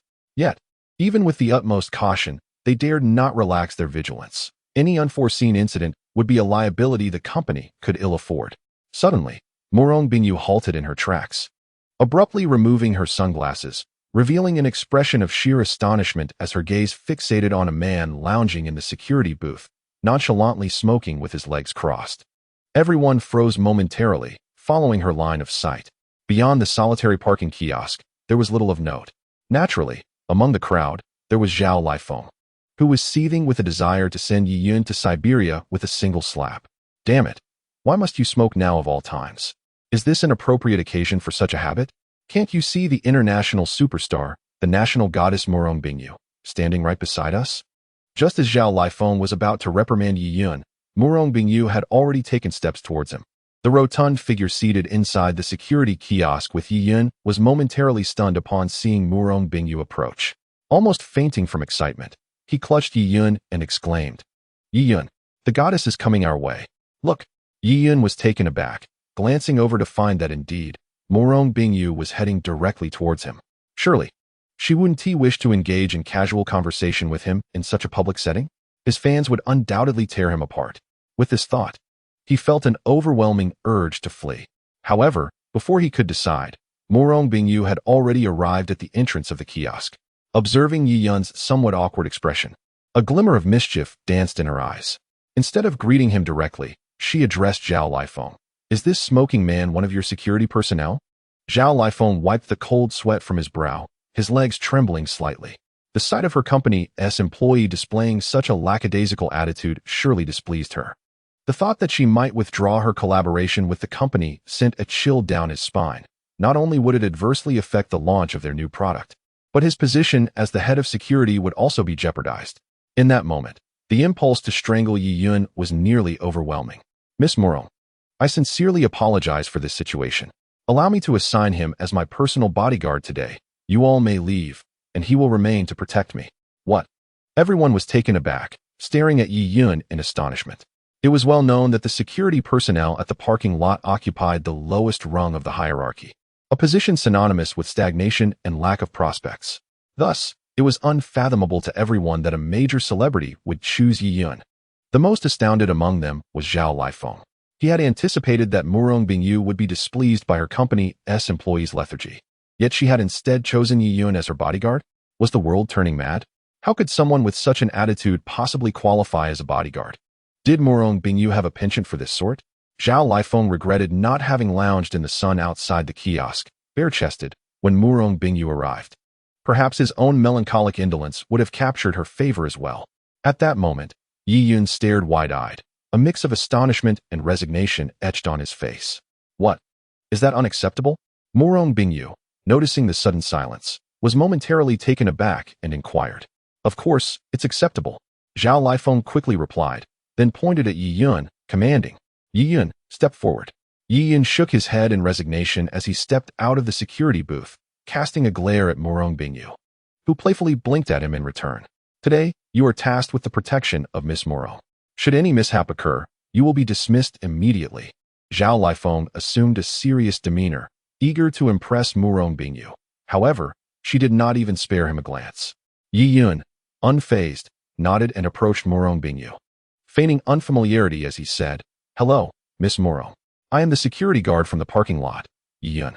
I look forward to your guidance." "Guidance is unnecessary. Simply stay by my side and ensure my safety," Murong Bingyu replied with a slight smile.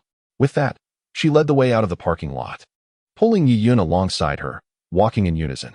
"Haha, who would have thought we would meet like this? The world is truly small," Murong Bingyu remarked softly. "Indeed, I did not expect you to be a major celebrity.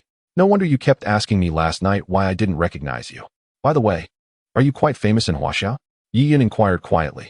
Murong Bingyu felt a pang in her heart, scolding internally, "Are you blind? The grandeur of this event alone should reveal my status in Huaxia." She wished he would refrain from displaying such curiosity, as it was quite hurtful. Though Murong Bingyu was not overly vain, she possessed a modicum of pride. Achieving the status of a national goddess through her own efforts was something many aspiring actresses could only dream of. It was frustrating that despite her peak fame, this man appeared oblivious to her renown, which would wound anyone's vanity and self-esteem deeply. "I have over 100 million followers on Weibo. What do you think?" Murong Bingyu stated with a hint of pride, anticipating a look of astonishment from Yi Yun that would restore her fragile self-esteem. However, upon hearing this, Yi Yun merely replied with a nonchalant "oh" and fell silent. Murong Bingyu's smile immediately faltered. "Are you not at all astonished?" she asked, her disappointment palpable. "Why should I be astonished?" Yi Yun replied, puzzled. "I have over 100 million followers. And what does that have to do with me?" Yi Yun countered, bemused. Murong Bingyu, frustrated, decided to cease her conversation with Yi Yun, fearing she might impulsively strike him with her high heels in a fit of indignation. Meanwhile, Zhao Lifeng, watching them enter the building, seethed with jealousy, his eyes turning red.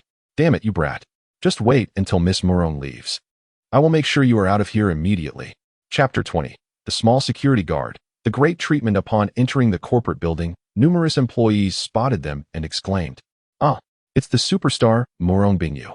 At that moment, they disregarded all company protocols and rushed over in excitement. At this moment, Yi Yun fully embraced the responsibilities of a bodyguard. Despite the throng surrounding them, none dared to lay a hand on Murong Bingyu, who smoothly entered the elevator. Once inside, Murong Bingyu looked at Yi Yun in astonishment and asked, "Have you ever worked as a bodyguard?" "No. I am merely a security guard at a parking lot. How could I have ever been a bodyguard?" Yi Yun replied, shaking his head. Murong Bingyu, however, was unconvinced. She had encountered numerous bodyguards hired from professional agencies, and the aura Yi Yun exuded bore a resemblance to theirs, not inferior, but rather more refined, showcasing a professionalism that ordinary bodyguards could not rival. At that moment, Murong Bingyu's curiosity about Yi Yun's true identity deepened. What had he done in the past that led him to be a mere parking lot security guard at the Amelie Group? And then there was the scene from last night. By all accounts, it was inconceivable that anyone could evade the danger. Yet he not only escaped unscathed, but appeared right behind her without her noticing. The more she pondered, the stranger it seemed. "I will uncover your identity," Murong Bingyu resolved, her determination solidifying as she gazed at Yi Yun.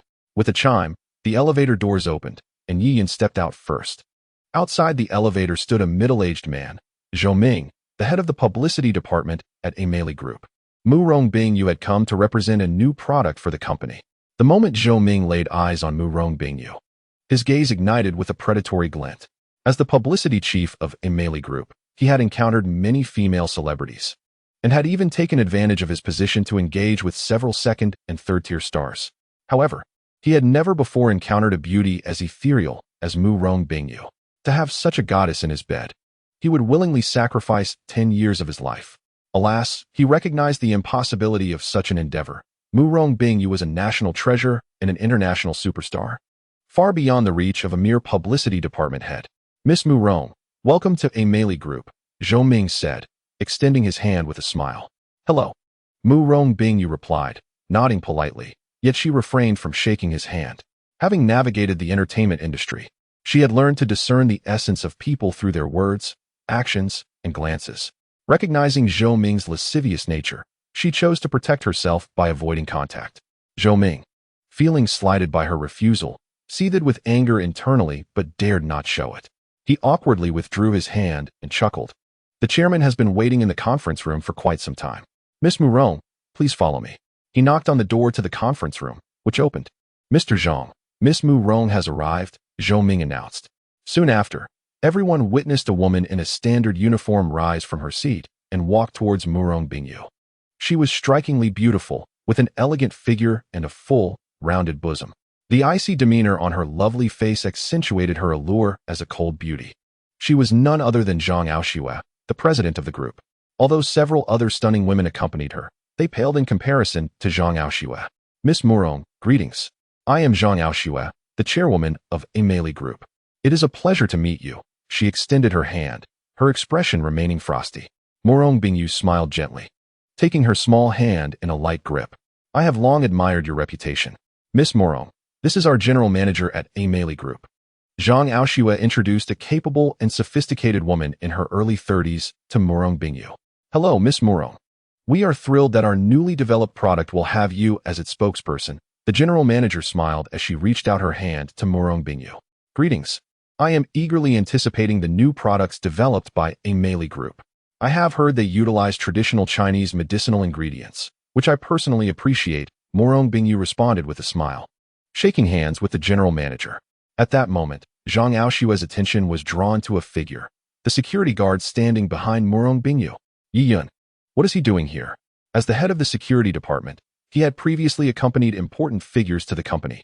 So why was it Yi Yun, a mere security guard, who was assigned to protect Murong Bingyu? Zhang Aoshue was puzzled but chose to remain silent. Noticing Zhang Aoshue's questioning gaze, Yi Yun could only manage a bitter smile, expressing his helplessness. Shall we proceed inside to discuss? Zhang Aoshue suggested. Murong Bingyu nodded, preparing to enter when Zhou Ming turned to Yi Yun and said, Miss Murong will not be leaving here anytime soon. You should return to your security booth and wait for my notification after the meeting concludes. Zhou Ming deliberately emphasized security booth, aiming to elevate his own status by belittling others. Yi Yun saw through this tactic but chose not to engage with such a person. Just as he was about to respond and leave, Murong Bingyu interjected, President Zhang, I requested him to be my personal bodyguard. I would like him to remain by my side for my protection. Is that acceptable? Everyone was taken aback.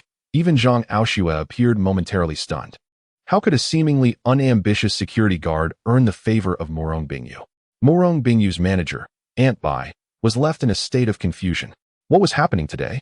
Why was Bingyu repeatedly maintaining such close proximity to this guard? Did they share a secret unknown to her? After the initial shock, Zhou Ming felt a surge of jealousy. Here he was, the esteemed head of the publicity department at the Meili Group, yet he had not even had the opportunity to shake hands with a celebrity. Meanwhile, this mere security guard had somehow captured the favor of a major star. Was the world truly going mad?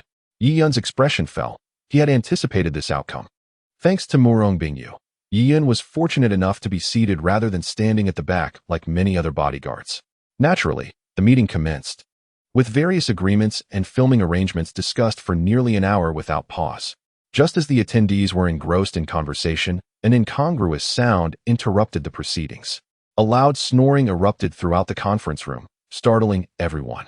Following the sound, they beheld a man clad in a security uniform, reclining comfortably in a plush chair, blissfully asleep.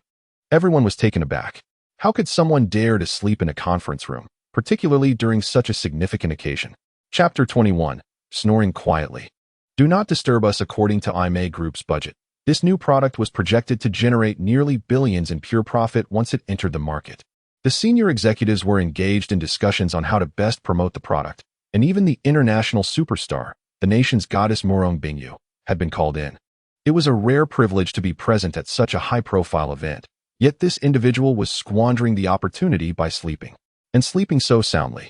Suddenly, Murong Bingyu couldn't restrain herself and let out a laugh upon witnessing Yi Yun's comical sleeping posture. Bang! Zhang Aoshue slammed her hand on the table, her voice sharp as she shouted, Yi Yun. The force of her hand created a piercing sound that reverberated through the air, jolting Yi Yun from his slumber. He rubbed his bleary eyes and quickly realized that everyone was staring at him, and he understood the gravity of the situation. He immediately apologized. I'm terribly sorry. I was too excited about moving last night and didn't sleep well. Please forgive me. Yi Yun wished he could vanish into a crack in the floor. This was utterly humiliating. To fall asleep in public, especially before his so-called wife and so many senior executives. Was this not akin to self-sabotage? Upon hearing Yi Yun attribute his drowsiness to excitement over moving, Zhang Aoshua felt her cheeks flush unexpectedly. You are dismissed. Get out. Zhou Ming pointed towards the door, addressing Yi Yun with a stern tone. Zhang Aoshua narrowed her eyes at Zhou Ming, clearly displeased with his decision. However, she felt it inappropriate to defend Yi Yun at that moment, as his blunder warranted dismissal 100 times over. Yet he was her fiancé, and they had previously agreed to let him remain with the company. Now, to fire him seemed unjustifiable, and she did not wish for Yi Yun to leave. As she found herself at a loss on how to extricate Yi Yun from the predicament, Yi Yun coldly remarked, Minister Zhou, you seem rather hasty and somewhat dismissive. Don't you think? While I acknowledge my fault in dozing off during the meeting, the president is still present. Shouldn't any decision regarding my dismissal come from the president rather than a mere subordinate like yourself? Your actions clearly demonstrate a lack of respect for the president. Zhou Ming abruptly stood up, his face flushed with anxiety as he turned to Zhang Aoshua to explain, President, that's not what I meant. I merely intended to. Zhang Aoshua interjected. If the personnel from your esteemed company exhibit such a blatant disregard for hierarchy and principles, I believe it would be prudent to reconsider our collaboration. Murong Bingyu's tone was icy. Zhou Ming felt utterly desolate. This renowned star was unabashedly defending the lowly security guard. Rather than addressing Yi Yun's indiscretion, she chose to criticize him, the one who stood for justice. Was this truly her interpretation of hierarchy and principles? Nonsense. Zhang Aoshua appeared momentarily taken aback by Murong Bingyu's unusual demeanor, casting a pointed glare at Yi Yun, silently indicating, look at the mess you've created. Yi Yun could only manage a wry smile, remaining silent. Enough. The meeting is of utmost importance, Zhang Aoshua stated coldly. With her words, the others naturally fell silent. However, Murong Bingyu spoke again. We are in a meeting. If you must sleep, please do so quietly, so as not to disrupt us. Her comment left everyone stunned once more. Whispers of speculation surrounded the relationship between the two. A prominent international superstar repeatedly defending a mere parking lot security guard. What could possibly be the nature of their connection? Even Zhang Aoshua's gaze towards Yi Yun had shifted. It was said that Murong Bingyu was easygoing, but surely this was excessive. A security guard dozing off at a high-level corporate meeting would have been dismissed long ago in any other company. Yet here, it felt as if they were treating the situation as if coaxing a child. Sweetheart, please sleep quietly. Don't disturb mommy and daddy as they discuss life. Did they truly believe this company was a playground? Even Yi Yun was momentarily taken aback by Murong Bingyu's overt support, feeling a pang of bitterness. Dear esteemed star, if you wish to assist me, it need not be so overt. My wife is present, albeit fictitious, yet we are legally bound. This could cast a shadow upon her reputation, especially since she is the president. Where does that leave her dignity? Stealing a discreet glance at Zhang Aoshua, Yi Yun noted that her gaze had grown even colder than before. Alas, a self-inflicted predicament, indeed, with a star like Murong Bingyu speaking on his behalf. The Amelie group could hardly voice further objections. After all, one must extend some courtesy, especially since the security guard was part of their own ranks. The adult in question had graciously forgiven him, and it would be unwise to linger on the matter any longer. Following this incident, Yi Yun decisively refrained from dozing off again. Who knew what might transpire should he succumb to slumber once more? Miss Murong, if you believe there are no issues with our contract, then Zhou Ming had yet to finish his statement when Murong Bingyu interjected, Wait, I have another condition. Please proceed. As long as the condition is reasonable, our Amelie group will consider it thoughtfully, Zhou Ming replied with a smile. Murong Bingyu nodded and stated, I require a month to trial your product. Your new product is designed to eliminate scars, a category not uncommon in society. Since you have approached me to be your spokesperson, I trust you are aware that I only endorse products after conducting thorough personal investigations to ensure there are no issues. This not only pertains to my reputation, but also reflects my responsibility to society. I do not wish to cause harm to those who believe in me. I hope your company understands. Zhou Ming, feeling somewhat troubled, responded, Miss Murong, your sense of responsibility is truly admirable. However, our product has already been publicly scheduled for launch in 1 month. We intended to use this month to plan the photography and videography needed for advertising across various media platforms, and we have already coordinated with major media outlets and sponsors. If you require a month to reach a decision, It will push back all our plans significantly, which would greatly impact the product's launch. Therefore, we hope you might reconsider and shorten the time frame, or perhaps even waive the condition. Chapter 22. Excuse me, I apologize, but this is my principle. A month is already my minimum requirement and cannot be altered. Morong Bingyu shook her head. Renowned in the entertainment industry as the goddess of smiles, she is perceived as gentle and accommodating. However, those familiar with her understand that once she sets her mind to something, it is exceedingly difficult to change her stance. In this instance, her condition is not unreasonable. On the contrary, it demonstrates her sincerity. Unlike many other celebrities who prioritize profit over integrity, caring little for the societal repercussions of the products they endorse, Morong Bingyu stands apart, embodying responsibility. In comparison, the other stars appear quite inadequate and irresponsible. Zhou Ming glanced at Zhang Aoshua, seeking her guidance, as he found himself unable to make this decision alone. Zhang Aoshua frowned slightly. While it was feasible to change the spokesperson for this new product and potentially save several million in endorsement fees, it was undeniable that the results would not match the effectiveness of having Morong Bingyu as the face of the campaign. This was not only due to Morong Bingyu's immense popularity, but also because every product she previously endorsed had proven to be of exceptional quality, without any detrimental impact on society. Consequently, should Morong Bingyu represent their cosmetic line, it would inherently reflect the quality of the product to the public.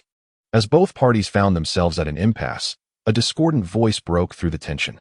Pardon my intrusion, but I possess a method that can swiftly identify quality issues in the product, ensuring that Miss Morong Bingyu will agree to endorse it. At this moment, Yun, who had been silently seated on the bench, rose to his feet, his expression somewhat awkward as he glanced at the others. What could a mere security guard possibly know? Zhou Ming retorted coldly. Due to Yi Yun's previous indiscretion of dozing off during the meeting, the company's image had suffered greatly. Although Morong Bingyu intended to protect him, it did not imply that the head of the publicity department had altered his opinion of him. Initially, Zhou Ming had planned to dismiss this exceedingly lazy security guard once the meeting concluded, yet he was infuriated that Yi Yun dared to stand up and disrupt the proceedings. Zhang Aoshua shot Yi Yun a discreet glare, signaling him to refrain from causing further trouble. The other leaders paid no mind to Yi Yun's words. If a mere parking lot security guard truly possessed such capabilities, why would he occupy the lowest and most insignificant position within the company? Observing that his goodwill was disregarded, Yi Yun, who had intended to offer assistance, chose to remain silent. Since you all choose to look down on me, you may handle this matter as you wish. I shall no longer serve you. However, Morong Bingyu's eyes sparkled with curiosity as she regarded Yi Yun. In truth, from the moment she first laid eyes on him that day, she had developed a profound interest in him. The thrilling scene from the previous night replayed in her mind, and her intuition suggested that Yi Yun was an enigmatic individual.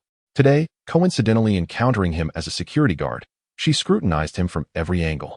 Sensing that he did not resemble someone of such a profession, her feminine intuition hinted that this man undoubtedly had a story to tell. Hence, she repeatedly intervened to assist Yi Yun. Now, as both parties found themselves at an impasse, Yi Yun spoke again. While everyone dismissed his words as nonsense, Morong Bingyu contemplated their significance. Oh, what method do you propose? Please, enlighten us, she smiled, addressing Yi Yun. Upon hearing her words, the crowd fell silent.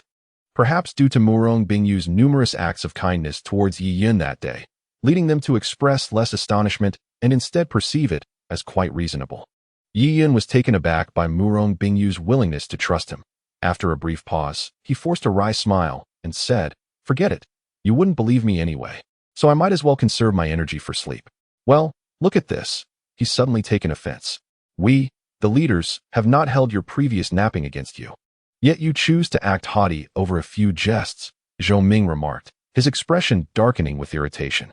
Just as Zhou Ming was about to explode, Morong Bingyu interjected. It's all right. They may not believe you, but I do. Speak boldly. Given that Morong Bingyu had spoken in such a manner, if Yi Yun were to continue being coy, it would not reflect well on his character. Yi Yun turned to Zhou Ming and asked, "Could I perhaps take a look at the products developed by our company?" Zhou Ming was momentarily taken aback as he glanced toward Zhang Aoshua. After a quiet contemplation of Yi Yun, Zhang Aoshua finally nodded. "Humph. I wonder what abilities you possess," Zhou Ming scoffed, turning to exit the conference room. Shortly after, he returned holding a beautifully packaged small bottle. This is our new product. Zhou Ming placed the bottle before Yi Yun and challenged, "So, what is your opinion?" All eyes were intently fixed on Yi Yun, who, with an air of calmness, picked up the bottle. The icy blue vessel was exquisitely designed and bore the name Charming Beauty. Yi Yun uncapped the bottle and took a whiff, smiling as he remarked, "It smells delightful. Indeed worthy of the name Charming Beauty. The selection of ingredients is quite commendable. Skincare products utilizing traditional Chinese medicinal components are indeed rare in the world. They can certainly diminish scars. Yet completely erasing them is impossible." At this declaration, a wave of disdain washed over the crowd. Zhou Ming could not restrain his sarcastic retort. "How laughable. You speak as if you can identify our ingredients merely by scent. Do you fancy yourself as the reincarnation of Li Shizhen? Furthermore, on what grounds do you claim our product cannot entirely remove scars?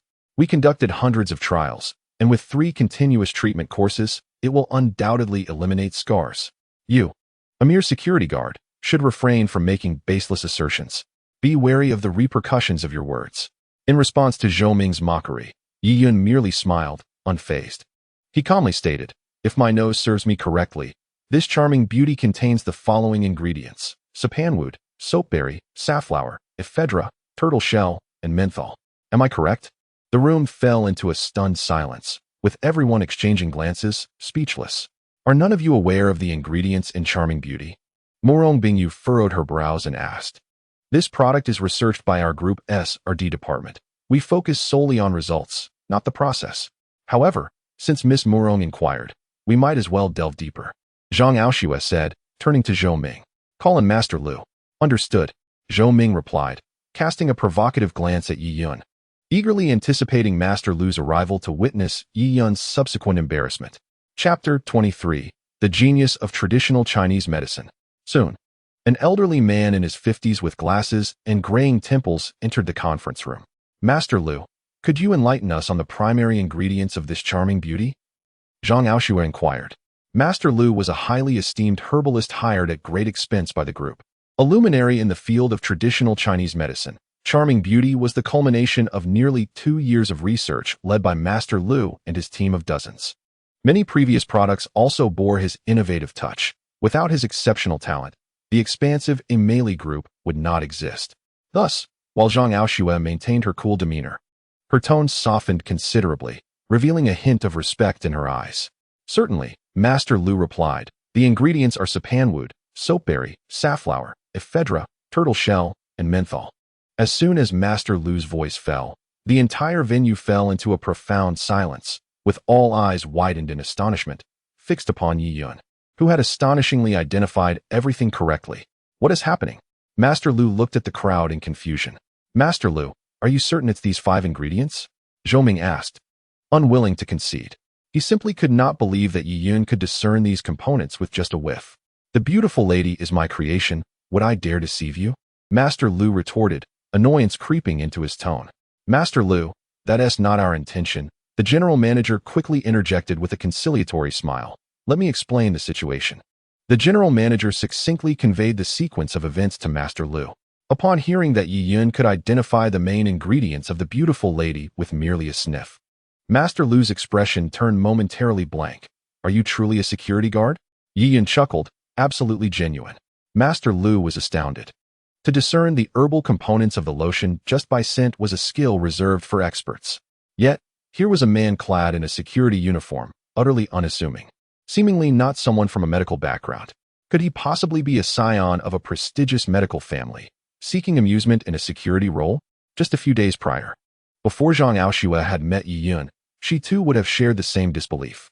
However, after witnessing Yi Yun's medical prowess firsthand, when he cured her father's ailment, she held a measure of faith in him. Thus, when Yi Yun spoke of the herbal ingredients, her immediate reaction was one of belief rather than skepticism.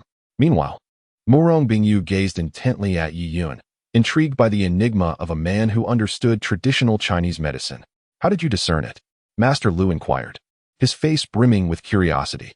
The composition of this product was classified information known only to the upper management and their research team. He was convinced that no internal personnel could have leaked it, making it highly plausible that the security guard before him had indeed figured it out. I grew up in a rural area where an elderly traditional Chinese physician cultivated many medicinal herbs. I spent several years assisting him. Thus, I am quite familiar with numerous herbal plants. Coincidentally, I have cultivated all these herbs, which is why I can identify them by scent. Yiyan explained with a smile. Ah, I see. The realization washed over everyone. It was no wonder he had come to the city to work as a security guard. Since you are so well-versed in herbs, might you be able to deduce our production process and principles from the aroma and appearance of this lotion? Master Lu asked, his excitement palpable. I shall give it a try, Yiyan replied with a smile, once again lifting the beautiful lady, inhaling its scent thoughtfully before stating. First, we use angelica as the main herbal guide, grinding it into powder, then boiling it in water for at least 10 hours. Once the powder has completely turned black, we dry it, and then introduce the second ingredient. In approximately 3 minutes, Yiyan elaborated on the entire production process of the beautiful lady in detail. Young brother Yi, you are truly remarkable. I am in awe. You have described it with perfect accuracy. It's practically miraculous. Master Lu exclaimed, exhilarated by Yiyan's insight. Lu Yaoshe is a renowned herbalist in the Huaxia nation. Although his skills in traditional Chinese medicine may not be exceptional, his profound knowledge of medicinal herbs is unparalleled. The Meili Group has invested heavily to engage him in the development of cosmetics infused with herbal ingredients. Silence enveloped the office, as everyone gazed in astonishment at Yiyan. It was hard to fathom that this security guard could articulate such profound insights, compelling even the venerable Lu, who had surpassed 50 years of age, to express admiration. The gaze of the general manager of Meili Group shifted dramatically, transforming from disdain to reverence. Who would have imagined that this seemingly unremarkable security guard possessed such a deep understanding of traditional Chinese medicine, embodying the essence of a true sage? Is Lu Yaoshe correct in everything he has said? Zhou Ming inquired, his tone tinged with disbelief. Indeed, this young brother's description of the production process and principles is entirely accurate, Lu Yaoshe exclaimed with astonishment. It is beyond my expectations to encounter such a prodigious young talent in my lifetime. I have no regrets. Could it be that this lad has spied on our pharmacy and production plans? Zhou Ming's words sent a wave of tension through the room. Everyone's expression shifted dramatically, including his own, as he realized he had overstepped. Such a statement would surely provoke Lu Yaoshe's ire. Zhang Aoshue attempted to clarify, but Lu Yaoshe had already risen in indignation. What do you mean by that? Are you implying that our research department lacks discretion, or worse, that we deliberately leak confidential information? Lu Yaoshe, Zhou Ming did not mean it that way, the general manager interjected, forcing a smile. After all, this security brother has disclosed our entire production plan, which is indeed astonishing. Even with his proficiency in traditional Chinese medicine, there must be limits, right? If it were you, Lu Yaoshe, could you discern the specifics of our production process merely by a whiff? Humph. I cannot speak for others, but my understanding of traditional Chinese medicine is profound. Over the years, we have seen an influx of talent. Not only can I grasp these minor production plans, but even many ancient ailments that Western medicine fails to address may find resolution in our practice. Lu Yaoshe retorted coldly. A hush fell over the room as they turned their attention to Zhou Ming, whose face resembled that of someone in great distress. This predicament was of his own making, and if he could not placate Lu Yaoshe, it was entirely possible that the esteemed herbalist would leave Meili Group, resulting in immeasurable losses. Zhou Ming, apologize, Zhang Aoshue commanded firmly, issuing an order that brooked no dissent. Zhou Ming understood that if he failed to offer an apology today, his position as head of the publicity department would be irrevocably jeopardized. At over 40 years of age, being dismissed would severely diminish his prospects of finding a comparable job. Moreover, the remuneration associated with his current role was substantial, amounting to several $100,000 annually, including unspoken benefits. How could he possibly relinquish such an opportunity? Upon reflecting on this, Zhou Ming approached Lu Yaoshe, bowing deeply with a sincere expression, and spoke earnestly. Lu Yaoshe, I sincerely apologize. I should not have doubted you or the research department. To demonstrate my sincerity, I am willing to contribute 3 months of my salary towards the research expenses of the department. I hope you can forgive my ignorance. Lu Yaoshe let out a cold snort, turning his face away with his hands clasped behind his back. Although he did not verbally grant Zhou Ming forgiveness, his tone suggested that he had chosen to overlook the matter. Zhou Ming wiped the cold sweat from his brow, feeling a weight lift from his heart. While parting with 3 months' worth of salary was painful, it was a far more palatable choice than facing dismissal. All right, let us put this matter on hold for the time being, Zhang Aoshua said, turning her gaze towards Yi Yun. Yi Yun, please continue with your method. As Zhang Aoshua spoke, everyone present looked at Yi Yun with anticipation, eager to see what astonishing strategy this young man, who had already surprised them multiple times today, would employ to persuade Murong Bingyu to sign the contract immediately. Lu Yaoshi also regarded Yi Yun with eager curiosity, wondering what further astonishment this youth might bring. Chapter 24. This product is flawed and cannot be launched. Apologies. I must amend my previous statement. Yi Yun raised his head, scanning the faces of everyone present before finally resting his gaze on Zhang Aoshua. This product is substandard and cannot be released. Not only is it inadequate, but it also possesses strong corrosive properties that will accelerate skin decay. What? The revelation struck everyone in the room like a thunderbolt, causing them to rise in disbelief as they stared at Yi Yun. Is what you say true? Murong Bingyu's expression shifted dramatically. If Yi Yun's claims were accurate, her endorsement of this product could lead to countless individuals suffering harm once it hit the market. She had no doubt about her influence in Huaxia, and the thought of potentially having millions of her trusting fans purchasing such a product horrified her. She could easily become the target of scorn from millions. On the other side, Zhang Aoshua's expression transformed as well. Kid, one can indulge in reckless eating, but one must not speak recklessly. Zhou Ming finally seized the opportunity to counter Yi Yun. This product was developed through 2 years of painstaking research by Lu Yaoshi and his team, through more than 600 days and nights. We have conducted trials with over 100 individuals, and now, after more than a month, not only have we not encountered the issues you mentioned, but the scars have also significantly diminished. I firmly believe that with 1 or 2 more treatment cycles, we can completely eliminate the scars. Yet you, on the other hand, label it as harmful. What is your true intent in slandering the company? Zhou Ming spoke with conviction, directing his gaze towards Zhang Aoshua. President Zhang, I harbor significant doubts regarding this Yi Yun. I suspect he is an undercover agent sent by our rival company. His prior disclosure of our product's ingredients and strategy was undoubtedly acquired through espionage. He feigns ignorance, misleading us into believing he is an expert in traditional Chinese medicine. Once we place our trust in him, he will exploit this trust to claim our product is harmful. Given the groundwork he has laid, he is now poised to destabilize our mental resolve, making it easier for Miss Murong to be swayed by him. This jeopardizes our collaboration with her, potentially delaying the launch of our product, thereby affording his benefactors ample time to manufacture a competing product and usurp the business that rightfully belongs to us. President Zhang, this individual has exerted tremendous effort to infiltrate our company with malice, monitoring, and stealing our secrets. We must not be deceived by his current words. The repercussions could be dire. I propose we alert the authorities immediately, apprehend him, and uncover the organization behind him to prevent further retaliation against us. Zhang Aoshua, however, paid no heed to Zhou Ming's warnings and instead focused her attention on Yi Yun, eager to hear his explanation. Even Lu Yaoshi, typically an advocate for Yi Yun, remained silent this time. After all, the product in question was his creation, and he was acutely aware of its benefits.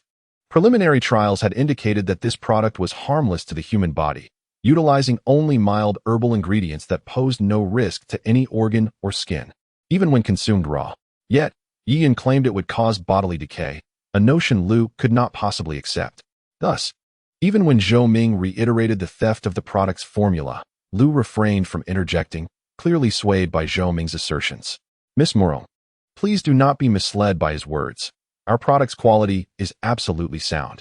If we can deliver him to the police, they will surely expose his lies. Zhou Ming exclaimed to Murong Bingyu, then turned to Yi Yun with an air of righteous authority, declaring, the law is relentless, Yi Yun. What more can you say? Confess, and you may receive leniency. Resist, and the consequences will be severe. If you disclose how you infiltrated our company and who orchestrated your actions, we might plead on your behalf to the police, potentially reducing your sentence. Otherwise, consider the ramifications. Yi Yun's mouth fell slightly agape, evidently taken aback by Zhou Ming's vivid imagination. His expression, perceived by the onlookers, resembled that of a person whose lies had been unmasked, stunned into silence. Yi Yun, is what they say true? Murong Bingyu inquired, her eyes fixed on him. What do you think? Yi Yun replied with a smile, do you believe me? Murong Bingyu hesitated for a moment before breaking into a radiant smile. I do. This time, it was Yi Yun who was taken aback. He never anticipated that this celebrity, who had known him for less than a day, would place such unwavering trust in him under these circumstances. Why? Yi Yun inquired. Look at them. Not a single person believes in me. They are who they are, and I am who I am. I believe in you, after all. You didn't perish beneath my wheels last night. Murong Bingyu chuckled, covering her mouth with her hand. Huh, since you have such faith in me, how could I possibly let you down? Yi Yun exclaimed with a hearty laugh, his face radiating confidence. Now, allow me to unveil the final mystery. Everyone turned their gaze towards Yi Yun's self-assured visage, their hearts fluttering. Could it be that we have all misjudged him? A sudden sense of foreboding washed over Zhou Ming. It seemed as though this young man was on the verge of a turnaround. Director Zhou, I must commend your imagination. It would be a shame if you didn't pursue a career as a web novelist, Yi Yun remarked with a smile. However, it is regrettable that someone as pure-hearted as I could never stoop to engaging in the shameless act of stealing from others. Humph. You claim you are not an undercover agent. Then where is your proof? Zhou Ming sneered. Chapter 25.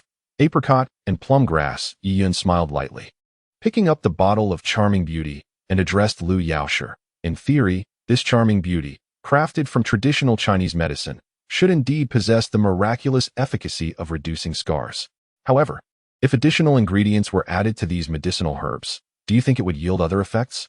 Impossible, Lu Yaoshi retorted decisively. From the formulation to the production, I have been present at the front line, personally supervising and inspecting. I have never discovered any other herbs. How could anything else have been added?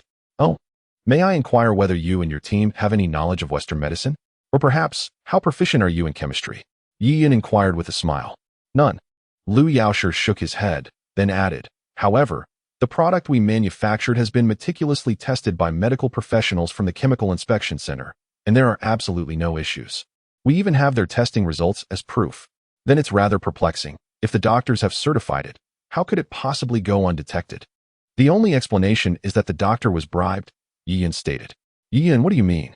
Are you suggesting that someone secretly added other herbs to this charming beauty, and that the Chemical Inspection Center is fully aware yet is deliberately concealing it, intending to harm our corporate group? Zhang Aoshue furrowed her brow as she gazed at Yi Yun. Precisely. Otherwise, I cannot fathom any other rationale. Yi Yun affirmed with a nod. Humph. After all this, it remains merely your speculation. Where is your evidence? Zhou Ming scoffed.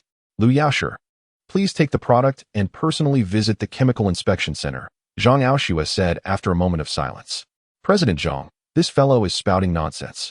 You must not believe him, Zhou Ming exclaimed, taken aback by Zhang Aoshue's words, and then hastily continued.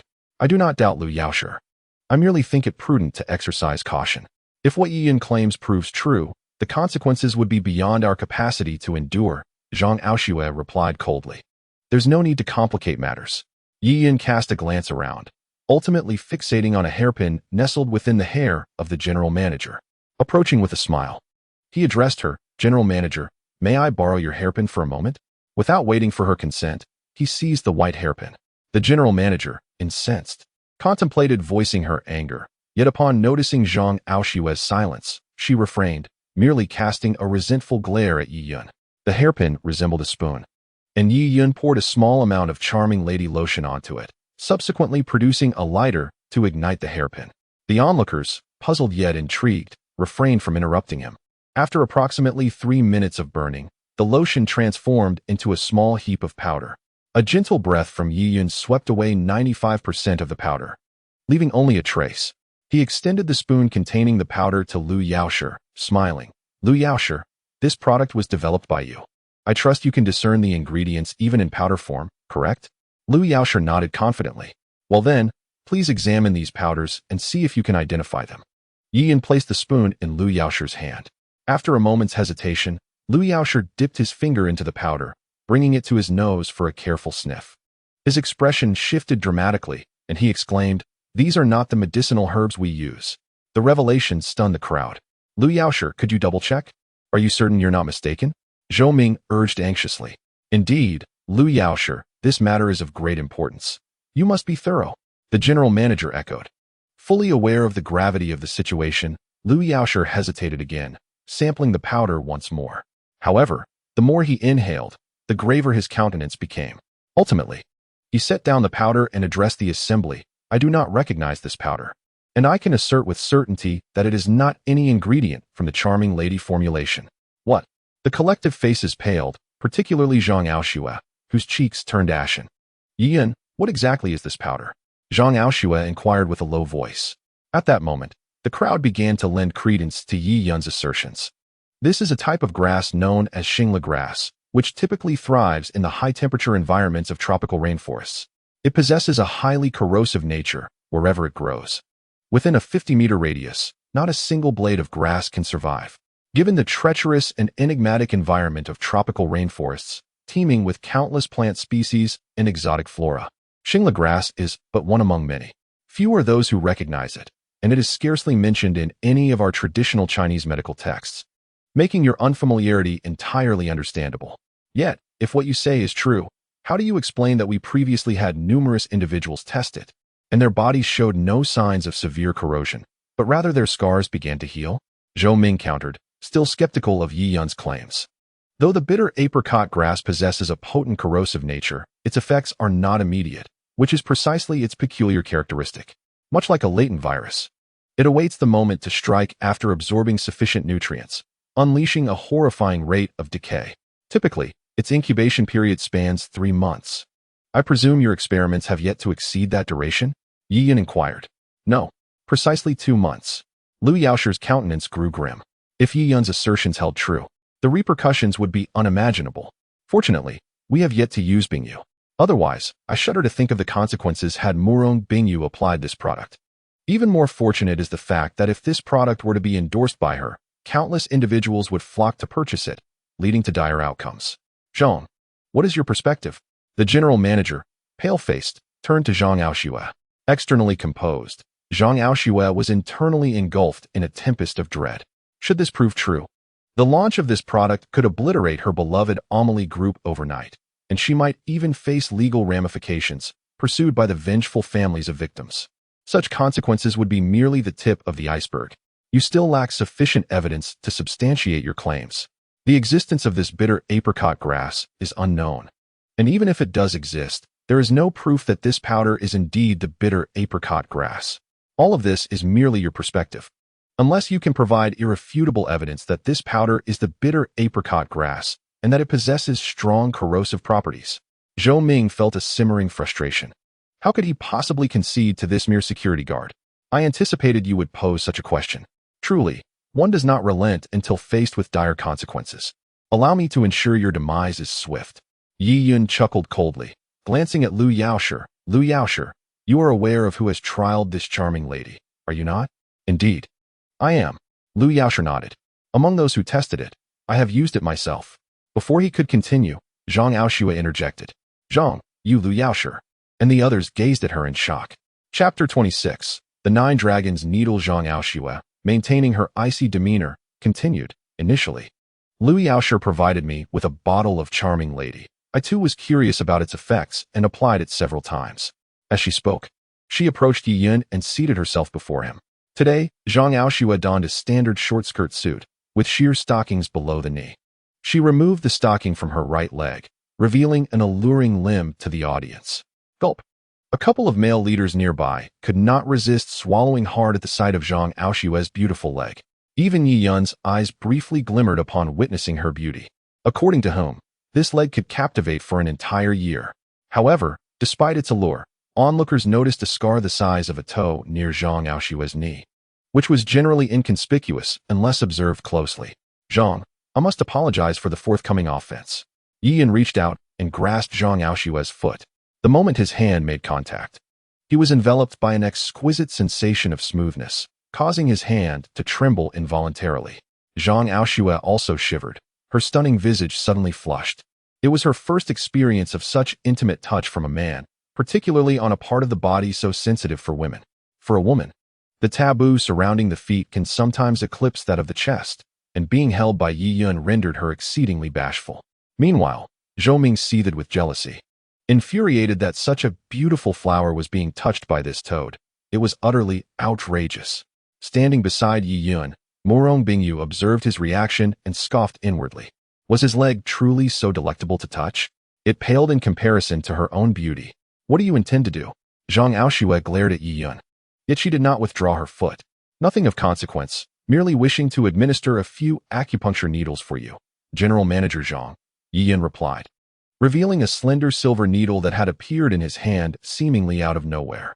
You can perform acupuncture? Lu Yaoshe inquired, astonished. Just a smattering of knowledge. Yi Yun responded with a smile. However, I can stimulate the cells near the scar to accelerate metabolism. What?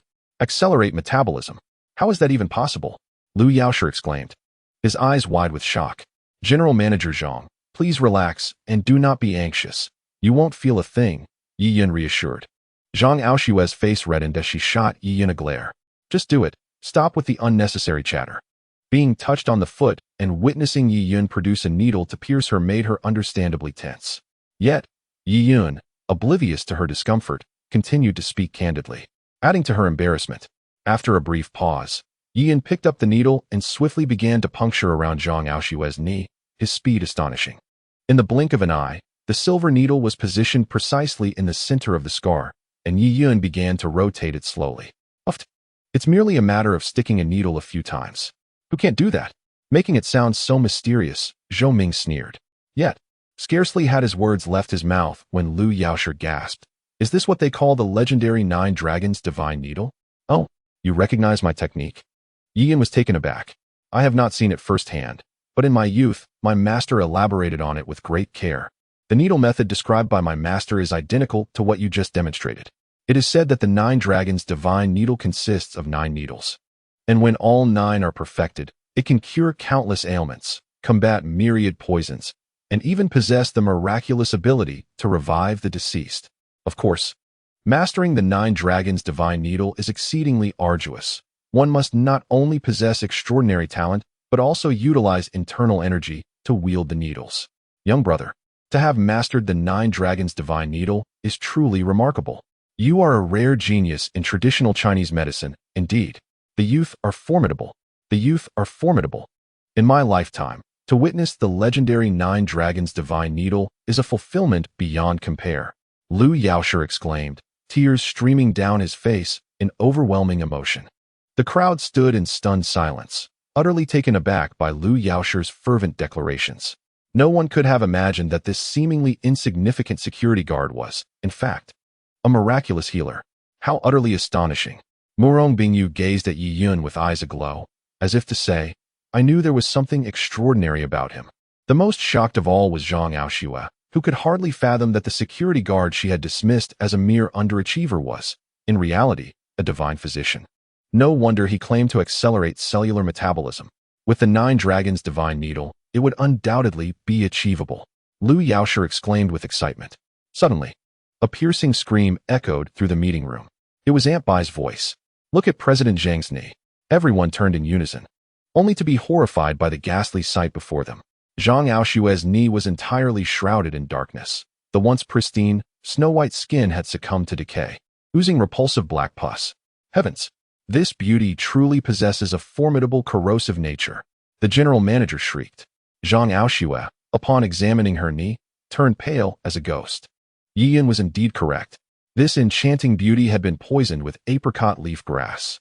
Could it be that Yi Yun deliberately created this illusion? Zhou Ming remarked with a scowl. The moment his words left his lips, everyone shot him furious glares. Given the gravity of the situation, how could he still question Yi Yun's expertise? The horrifying scene before them, coupled with Lu Yaoshe's mention of the 9 Dragons Divine Needle, was ample evidence of Yi Yun's extraordinary medical prowess. Intimidated by the collective disdain, Zhou Ming fell silent, standing aside in regret, contemplating that perhaps his tenure as head of the publicity department had reached its end. President Zhang, I shall resign tomorrow, awaiting the company's decision, be it financial recompense or imprisonment. I shall accept. Lu Yaoshe bowed his head in repentance before Zhang Aoshue. As the principal responsible for this product, he had failed to detect the poison of apricot leaf grass, nearly causing a grave disaster, and he was ready to shoulder the entire burden of responsibility. Zhang Aoshue took a deep breath, striving to maintain her composure. Lu Yaoshe, this is not the time to assign blame. Our immediate task is to address the aftermath swiftly. She continued, disregarding her knee injury to address the gathered individuals. First, cease production of the beauty product and concentrate all produced items for destruction. Second, alert the authorities to uncover the true culprit behind this insidious act. The one who managed to infiltrate our product with apricot leaf grass must be an insider. Liu Yaoshi. You are most familiar with these individuals, so cooperate with the police in the investigation. Third, locate all those who have used the beauty product. Inform them to seek immediate treatment and provide adequate compensation to allay their concerns. Fourth, Zhou Ming, you are to notify all our partners to indefinitely postpone any agreements. If they refuse, we shall terminate the contracts. Remember, all actions must be conducted swiftly and discreetly, ensuring that the hidden infiltrators within the company remain unaware, lest we encounter uncontrollable variables. Does everyone understand? Zhang Aoxue addressed the crowd with a serious tone. Understood. Everyone replied with solemn expressions, their voices resonating in unison. Chapter 27. What is life? In that moment, Yi Yun couldn't help but admire Zhang Aoxue's remarkable ability and leadership. In a matter of mere seconds, she had succinctly outlined the best course of action for handling the aftermath, a feat he had seldom witnessed in others. Moreover, let us not forget that Zhang Aoxue's knee was also injured. Women, particularly ones of her extraordinary beauty, place great importance on their skin, and any scars are indeed unfortunate. Yet, she chose to disregard her own injuries, prioritizing the company's interests above all else. Such determination is a quality that even male leaders would struggle to match. It is no wonder that a woman in her 20s could manage a colossal enterprise with over 2,000 employees and assets worth billions with such finesse. Her capabilities are indeed no exaggeration. Remember, everyone must keep today's matters strictly confidential. If I discover anyone daring to leak information, I will terminate their employment immediately, Zhang Aoxue declared, turning her gaze towards Murong Bingyu. Miss Murong, I sincerely apologize for nearly involving you in this turmoil. However, I hope you can assist us in maintaining confidentiality. The repercussions of this information getting out would be unimaginable. Rest assured, Chairman Zhang, I know how to proceed. Murong Bingyu replied with a smile. Thank you. Zhang Aoxue expressed her gratitude. Once this matter settles, I would like to invite you to dinner as an apology. That is only fitting. Murong Bingyu nodded understandingly, aware of the delicate situation facing the Aimei group.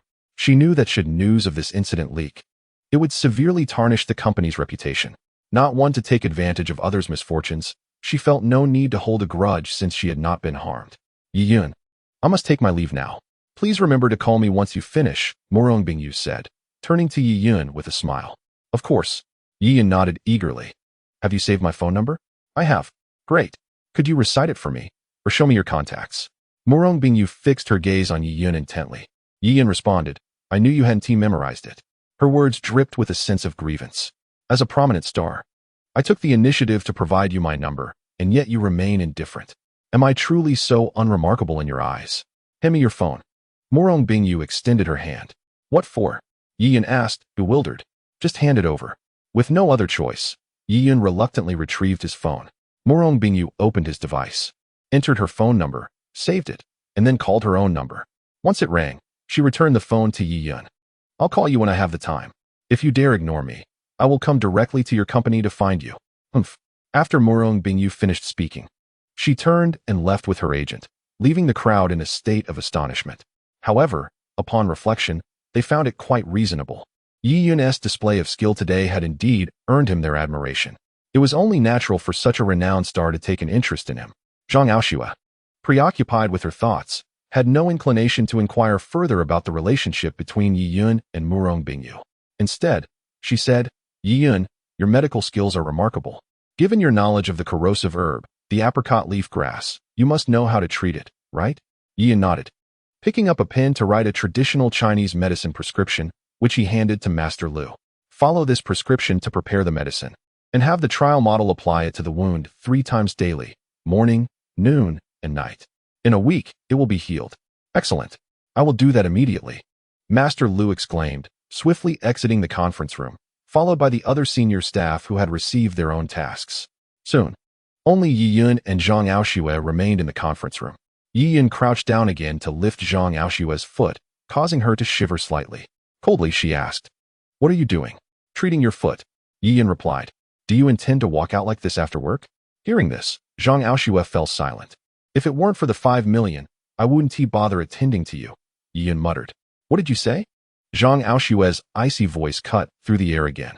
I said your legs are beautiful, Yiyun retorted, somewhat irritated. As he spoke, the silver needles in his hand pierced again. 3 minutes later, he withdrew the needles, and throughout the process, Zhang Aoshue felt no discomfort. Merely a slight tingling sensation in her foot. Yiyun stood up and asked his secretary to bring in a basin of water along with a few clean towels. He then crouched down again, gently and attentively cleaning her wound. Watching Yiyun focus intently on tending to her injury, Zhang Aoshue felt a warmth in her heart. This man seemed rather considerate after all, not entirely lacking in merit. With such exceptional medical skills, why are you content to be a mere security guard in my company? After a moment of hesitation, she finally voiced her lingering question. What is wrong with being a security guard? I just sit there at work, opening the barrier for cars that come by, and when there are none, I lounge in the sun outside. It's quite pleasant, Yiyun replied with a satisfied expression. Have you never considered living a better life? Zhang Aoshue asked, her tone tinged with frustration, for reasons she couldn't fathom. Seeing Yiyun lack ambition stirred an unexpected irritation within her, catching her off guard. A better life? What does that mean? Having endless money? Driving luxury cars? Residing in a villa? Or attending high-class galas every day? Yiyun slightly lifted his gaze, smiling at Zhang Aoshue. May I ask you, General Manager Zhang, since you possess all of these, are you truly happy? Are you not still plagued by various troubles that rob you of sleep and appetite? Zhang Aoshue found herself momentarily speechless, uncertain of how to respond. What Yiyun described could indeed be deemed a good life. However, as he pointed out, since assuming the role of chairman, she had not experienced a genuine smile from the depths of her heart for quite some time. Yet you should not be so complacent, idly wasting your days. You are merely in your 20s, yet you live as if you were in your 50s. Do you not perceive this as a squandering of your life? Zhang Aoshue retorted. Life? Do you truly comprehend the essence of life? Yiyun suddenly withdrew his smile, his tone shifting to one of seriousness. For some, life is a dispensable commodity. Not everyone enjoys delectable meals or travels the world in luxury cars and yachts. For many, simply having something to eat each day, even if it is stale bread, and the ability to breathe fresh air, witnessing the sunrise and the azure sky, constitutes an extravagant existence. They dare not wish for more. Zhang Aoshue was captivated by Yiyun's profound understanding of life's hardships. Had he truly endured the life he spoke of? I am indeed a fool, discussing such trivial matters with someone like you. A lofty president with a fortune in the billions. You wouldn't understand, nor would you ever encounter such experiences, Yiyun said with self-deprecating laughter. What do you mean? Do you look down upon the wealthy? Zhang Aoshue retorted angrily, as though he had lived through such experiences himself. Chapter 28. Yiyun, I will kill you. Yiyun chose not to counter her, yet inwardly he chuckled, for he had not only experienced it, but had endured it for 8 long years, oscillating countless times between life and death. It was precisely because he had traversed a life unimaginable to most that he cherished his current ordinary existence. However, such revelations were not something he would share with Zhang Aoshue. All right, Yiyun said, lifting a glass of water. Zhang Aoshue glanced down and was astonished to find that her previously decayed knee had miraculously healed, leaving only a faint pink mark, the skin appearing as if reborn. How is this possible? Even if skin were to regenerate, it should take at least a month. Suddenly, Zhang Aoshue recalled Yiyun's remarkable medical skills that accelerated cellular metabolism. This fellow's medical prowess was indeed extraordinary. By the way, just a friendly suggestion, black underwear may not suit you. I would personally recommend that you consider pink or white, as they would harmonize better with your complexion. Yiyun chuckled. Zhang Aoshue stood there, momentarily stunned. It then dawned on her that her pants only reached her knees. Sitting on the stool, while Yiyun squatted, he had an unobstructed view of the mysterious landscape beneath her trousers while treating her knee and cleaning her wound. At that moment, everyone had focused on her knee, oblivious to this detail. Now, with Yiyun's comment, she was fully reminded. It took her a full half-minute to regain her composure before she erupted in fury, seizing a notebook from the table and hurling it at Yiyun. Yiyun, I will kill you. Regrettably, at that moment, Yiyun had already departed the conference room with a basin in hand. The entire IMA group was in a frenzy over the issue regarding the exquisite beauty, with the sole exception of Yiyun, who, as a security guard, concluded his shift at 6 in the evening. After work, he did not venture elsewhere, opting instead to take a taxi back to the villa. When Zhang Aoshue returned to the villa, it was already 11 at night. The living room was devoid of any presents, save for a note left on the table. When I returned, Aunt Lon happened to receive a call from home. It seems there was some matter to attend to, and she has left. Not expected back for a few days. I prepared some simple dishes and placed them in the thermal container. Feel free to help yourself when you're hungry. I'm heading to bed now. Good night. Upon seeing the elegant, neat handwriting on the note, Zhang Aoshue found herself momentarily lost in thought. After a prolonged silence, a rare smile graced her lips as she carefully folded the note and tucked it into her pocket before making her way to the kitchen. Due to her frequent late nights at work, she had specially purchased a thermal container to keep the meals Aunt Bai prepared warm for her convenience upon returning home, sparing Aunt Bai the trouble of waking up to cook. The meal was simple: a plate of scrambled eggs with tomatoes, a dish of fish-flavored shredded pork, accompanied by a bowl of white rice. Zhang Aoshue took a whiff and found it quite fragrant. After a long day, she realized her stomach was indeed quite hungry. Initially, she ate delicately like a lady, but soon succumbed to the hunger and devoured her food as if in a famine. Who knew the food prepared by this fellow could be so delicious? Zhang Aoshue mused as she ate, contemplating how Yi Yun was not only skilled in cooking but also possessed medical knowledge, yet chose to be a mere security guard. She felt a mix of confusion and irritation. Thus, she finished her meal with a tumult of emotions, washed the dishes, took a shower, and promptly went to bed. The affair with the exquisite beauty had left her utterly fatigued, and she soon fell into a deep slumber. The night passed in silence. At 7 in the morning, Zhang Aoshue emerged from her room, yawning. As she stepped into the living room, she was taken aback. Yi Yun had just walked in from outside, clad in tight-fitting athletic wear, beads of sweat cascading down his forehead. His well-defined muscles glistened, and the scars adorning his arms evoked a striking impression. As the light of dawn streamed in through the floor-to-ceiling windows, illuminating Yi Yun, Zhang Aoshue found it difficult to discern his features. Squinting her eyes to get a clearer view, she heard him say, "You're awake. Breakfast is ready for you. Come eat after you freshen up."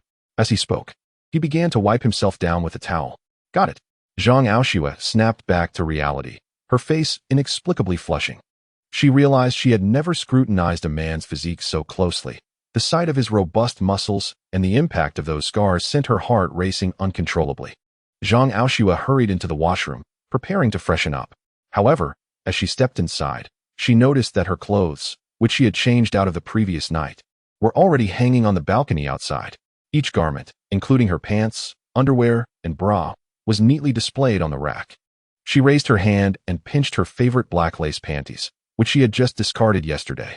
The damp texture and faint fragrance told tales of their recent ordeal. Zhang Aoshue's face flushed crimson, her brows furrowed in anger. Her work hours commenced at 8:30 in the morning, and the commute from her home to the office took merely 10 minutes. Logically, she should have ample time to rise by 8 each day. However, she harbored an intense obsession with cleanliness. No personal item of hers was permitted to be touched by anyone, not even by Aunt Bai, without her explicit consent. She usually washed her clothes herself, never allowing others to interfere. Yet now, her intimate garments had been washed by someone else. Zhang Aoshue emerged from the washroom, her cheeks aflame as she hurried into her room, concealing something in her hands. She quickly returned to the living room, standing before Yi Yun, who was leisurely peeling an apple with one hand while holding a knife in the other. "Did you wash everything in the bathroom?" Zhang Aoshue inquired, her voice tinged with barely contained fury. "Yes," Yi Yun nodded, smiling. "You needn't thank me. It's simply my duty." "Your duty?" Zhang Aoshue bit her lip, glaring at Yi Yun. "Who gave you the right to wash those items?" "When Aunt Bai returned home, I thought to myself that you, a young lady, must not have done any housework. Leaving those clothes there would cause them to spoil. Since I had laundry to do anyway, I took the liberty to wash them. What's the problem?" Yi Yun looked at her quizzically. "Of course that's permissible, but you should know the boundaries." Zhang Aoshue felt exasperated. Yi Yun appeared utterly oblivious. Was she expected to explicitly state that one should not wash her underwear? Such a declaration would only make things more awkward, yet if she remained silent, what would prevent Yi Yun from doing it again in the future? The mere thought of her personal belongings being laundered by a man sent shivers down her spine. Chapter 29. A small reward in the future. Without my permission, you are not to touch any of my belongings. Do you understand? Zhang Aoshue's expression was as frigid as ice, capable of freezing anyone in their tracks. Yi Yun paused momentarily, then grasped the situation. Having already seen them, does it really matter if I touch them? You really shouldn't be so concerned, she chuckled lightly. Upon hearing this, Zhang Aoshua's mind was flooded with memories of Yi Yun squatting before her, having seen everything. Her face turned a deeper shade of red, almost as if it could bleed. You, Zhang Aoshua trembled with rage, and suddenly, she dashed into the kitchen, brandishing a kitchen knife as she emerged. What on earth do you intend to do? Please communicate properly. There is no need to resort to violence at the slightest disagreement. Yi Yun was taken aback by the woman's ferocity. Yi Yun, I will kill you. Zhang Aoshua brandished a knife and charged towards him. At noon, after finishing work, Yi Yun felt a pang of hunger. He changed out of his security uniform and made his way to a pedestrian street behind the Emeli Group building, intending to buy something to eat. However, 8 men wielding clubs approached him, their fierce gazes fixed upon him. As soon as Yi Yun stepped onto the street, the 8 ruffians, who had evidently been waiting for some time, descended upon him. The group clattered their clubs menacingly as they approached, and one man, bearing a scar across his face, sneered. You must be Yi Yun. Today, don't blame us for being ruthless. You have offended the wrong people. Yi Yun inquired. It was Zhao Lifeng who sent you to teach me a lesson, wasn't it? Recently, he had not crossed anyone's path, except for Zhao Lifeng and Zhou Ming the previous day. In truth, Zhou Ming did not truly count as an enemy, especially since he had not lost his position as the head of the publicity department due to the incident. Zhao Lifeng, however, was different. Not only had Yi Yun overshadowed him, but he had also openly defied him.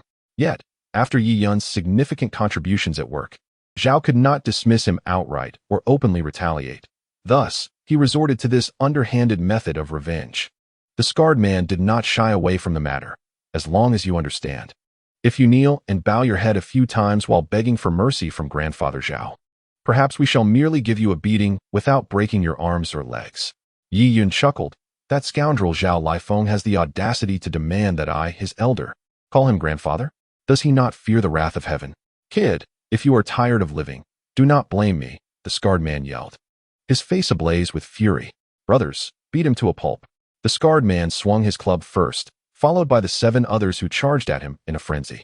Clubs came crashing down upon Yi Yun, yet he stood motionless. The scarred man sneered inwardly, convinced that Yi Yun had been paralyzed by fear.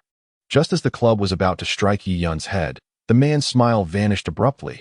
Yi Yun had vanished before his eyes. A gust of wind brushed past his cheek, and he sensed a shadow materializing before him. His pupils constricted in terror. It dawned on him that he was the fool.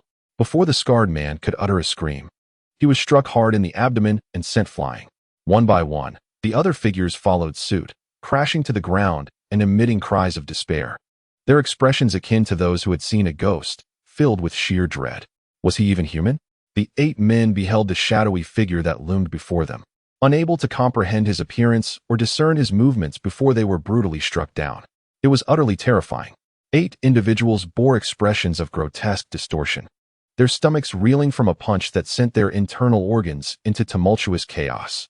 The agony was indeed unbearable, each one lamenting their misfortune, cursing their luck for provoking a mere security guard, only to encounter an insurmountable obstacle. How could such an inconspicuous figure possess such formidable prowess?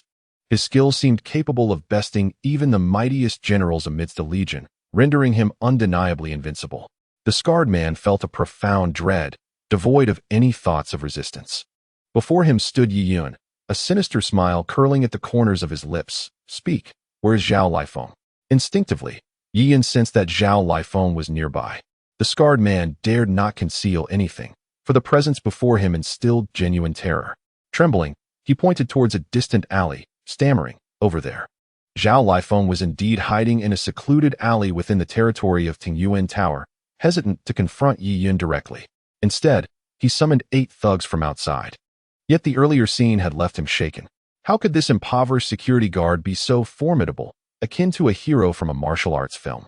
When he saw the scarred man's finger pointing in his direction, a sense of foreboding washed over him, prompting him to flee. Where do you think you're going?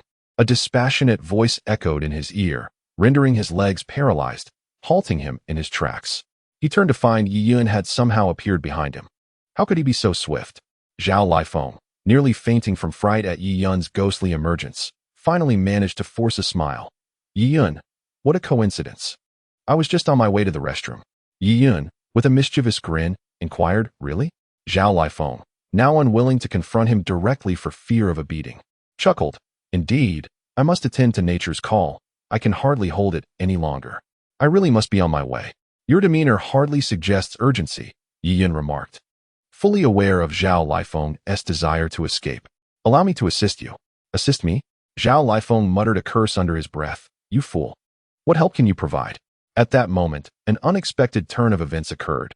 Zhao Lifeng felt his stomach churning violently, a pain that was truly unbearable. He could no longer contain himself and took off running, scarcely able to reflect on Yi Yun's previous words. That last needle should keep you occupied for a day and a night, Yi Yun observed wickedly, watching Zhao Lifeng flee with the speed of a dog, the silver needle in his grasp glinting ominously.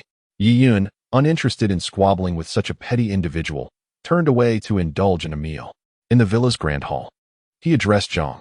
Given that I helped your company avert a major disaster yesterday, don't you think a reward is in order? Perhaps money or a vehicle? I'm not asking for much, just 100 or 200 million should suffice. A Rolls-Royce would do just fine. My demands are quite modest. Zhang Aoshue's eyes twitched slightly. 100 or 200 million along with a Rolls-Royce. Were these demands truly modest? Why not just rob a bank while you're at it? She retorted. Chapter 30. Watching a movie with the national goddess. I almost forgot to mention, starting tomorrow, you will be transferred to the sales department as a salesperson. After all, you have contributed significantly to the company. However, considering that you dozed off during high-level meetings, your merits and demerits balance each other out. Yet, to avoid gossip, I have decided to assign you to the sales department, which can be seen as a modest reward. Do not assume that entering the sales department is an easy feat. As a leader in the industry, our beautiful group holds exceedingly high standards for its employees. Even for a salesperson, a minimum of a bachelor's degree is required. Therefore, this presents an excellent opportunity for you.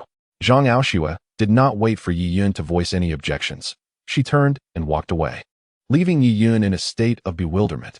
What on earth is this, reward or punishment? After dinner, Yi Yun began to tidy up the dishes. Once finished, he contemplated practicing his punches in the yard when suddenly his phone rang. Upon glancing at the screen, he saw a name flashing. Bingyu? Bingyu? Who is Bingyu? Yi Yun was taken aback. Then it struck him. It was Murong Bingyu. His phone contained only 2 contacts, Zhang Aoshue and Murong Bingyu. After a moment of hesitation, he pressed the answer button. Hello? Hey, little Yun, have you missed me? A sweet voice chimed from the other end.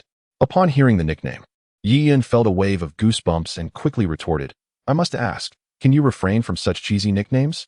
We've only just met, after all. Just because we've only known each other for a short time doesn't mean I can't call you that. I like calling you that, so what? Murong Bingyu playfully challenged. Yi Yun, feeling exasperated, shook his head and replied, Why are you calling me so late? It's not even 8 o'clock. Why would I be resting? With a hint of annoyance, Murong Bingyu responded, Hurry up and come out. We're going to watch a movie. Watch a movie? Are you insane? You, an international superstar, dragging a man to the cinema. Aren't you worried about rumors? I don't want to be followed by paparazzi every day. Yi Yun firmly declined. Don't worry. I'll wear a mask and a hat. They won't recognize us, Murong Bingyu assured him. I don't believe it. Yi Yun remained unconvinced. He had seen enough celebrity gossip online. Those sharp-eyed fans would surely recognize an international star like her, even if she turned to ash. Yi Yun, let me tell you, you must come today. In half an hour, I'll be waiting for you at the CAF in Dadi Cinema. If you dare not show up, I will hold a press conference tomorrow and announce that I have a boyfriend, and that boyfriend is you, Yi Yun. Humph. With that, Murong Bingyu hung up the phone with a decisive click. Yi Yun stood there, dumbfounded, and after a long moment, he exclaimed a single word, damn. He quickly took a shower and changed into a fresh outfit. Yi Yun knew he couldn't avoid going. If Murong Bingyu truly declared to the media that he was her boyfriend, the tranquil life he had longed for would be irrevocably shattered. Being constantly pursued by a swarm of paparazzi, with every detail of your ancestry laid bare for the world to see, what purpose does life serve? It would be better to simply cease to exist. Yi Yun made his way to the Grand Cinema. The Grand Cinema is the largest theater in Donghai City, boasting dozens of screening rooms and capable of accommodating nearly 10,000 patrons. Adjacent to the lobby of the Grand Cinema, there are establishments such as a CAF and KFC. Yi Yun entered the CAF and, glancing around, spotted a girl in the corner, wearing a mask, hat, and sunglasses, engrossed in her phone. He approached her directly and plopped down in the seat opposite her. "Ah, you're here. You arrived a full 12 minutes earlier than our agreed time. It seems you were quite eager for our date," Morong Bingyu exclaimed, removing her sunglasses shyly. "Date? Spare me. I'm merely concerned that you might expose my presence to the public," Yi Yun retorted, exasperated. "Do you truly loathe seeing me?" Morong Bingyu's eyes glistened with tears upon hearing his words. "If that is the case, I shall refrain from bothering you any further. I'm leaving. Goodbye." With that, she stood abruptly, grabbing her bag, preparing to depart. "That is not what I meant." Yi Yun quickly grasped her arm. "I only worry that the media might capture your image and tarnish your reputation." "So, you're saying you don't dislike me and actually wish to go on a date?" Morong Bingyu's mood shifted instantly. She embraced Yi Yun's arm and laughed. "I knew you weren't that kind of person. Let us hurry. The movie is about to start." Yi Yun reflected on his rather dismal existence, pondering the caliber of the women he encountered, each more formidable than the last. "What movie are we watching?" he inquired. "If Love Never Comes," Morong Bingyu replied excitedly. "It stars my favorite actor. I've wanted to see it for ages, but I've been busy and too afraid to come alone until now." "All right, let us go buy tickets." The two proceeded to the ticket counter. It was peak movie-going time, and the theater was bustling with patrons. However, the automated ticket machines had longer lines, prompting Yi Yun to abandon the idea of purchasing tickets online and head toward the less crowded ticket booth. The film Morong Bingyu was eager to see was evidently a romantic one, and those ahead of Yi Yun in line were either couples or married pairs. "Miss Morong, look at that. Everyone seems to be coming in pairs. What will you do if a steamy scene plays out during the film?" Yi Yun teased with a mischievous grin. "What is there to fear? I've acted in films before. Although I've never filmed any kissing or bed scenes, I've seen others do it on set. It's nothing to worry about. Just stay calm," Morong Bingyu assured him, patting his shoulder. "Very well then." Yi Yun thought to tease her further, but instead found himself comforted. What a humiliation. "Also, you needn't call me Miss Morong anymore. Just call me Bingyu," she said with a smile. "That might not be appropriate," he replied. "After all, we've only known each other for less than 2 days." Yi Yun hesitated. "All right then, I shall hold a press conference tomorrow." "Damn. You clearly intend to use this tactic to pin me down, don't you? Always calling for a press conference. Fine, I'm scared of you now. I'll do as you say. Is that satisfactory?" Yi Yun wore a helpless expression. "Hee hee," Morong Bingyu chuckled triumphantly. "Hello, which movie ticket would you like to purchase?" the ticket seller inquired. "A Love That Never Came," Yi Yun replied. "I'm sorry, that movie is sold out. Tickets will only be available after 10. Would you like to wait?" the ticket seller responded. "Sold out?" Yi Yun was taken aback, glancing at Morong Bingyu, who also wore a look of disappointment. However, she quickly regained her composure and said, "No worries, let's watch something else. As long as I'm with you, any film will do." "All right." Yi Yun nodded and then asked the ticket seller, "Which movie is showing the soonest?" "Eastward Bound, a Hong Kong film," the ticket seller replied. "Eastward Bound?" Morong Bingyu exclaimed in surprise. "Is that film being screened in the mainland too? What is it about?" Yi Yun was puzzled by her excitement. "Rest assured, the risky parts of this film have been cut," the ticket seller assured them. At that moment, if Yi Yun still did not understand what kind of movie this was, he would be a fool. No wonder Morong Bingyu was so excited. It turned out to be an adult film from Hong Kong. Chapter 31, Passionate Cinema. "Hey, are you buying or not? If not, step aside. We're in a hurry to watch the movie," the people behind urged. "Are we watching it?" Yi Yun turned to Morong Bingyu, finding it difficult to make a decision regarding such a film. "Why not give it a try?" Morong Bingyu whispered. Her face flushed to the neck, though her mask concealed it. "Then let's watch it." Since Morong Bingyu had said so, it would not be manly for Yi Yun to hesitate. "2 tickets, please," he said. "We only have couple tickets. There are no regular tickets left. Would you like those?" the ticket seller asked. Yi Yun glanced at Morong Bingyu. "That is fine. We'll take the couple tickets." Morong Bingyu was determined. "All right, couple tickets are 680.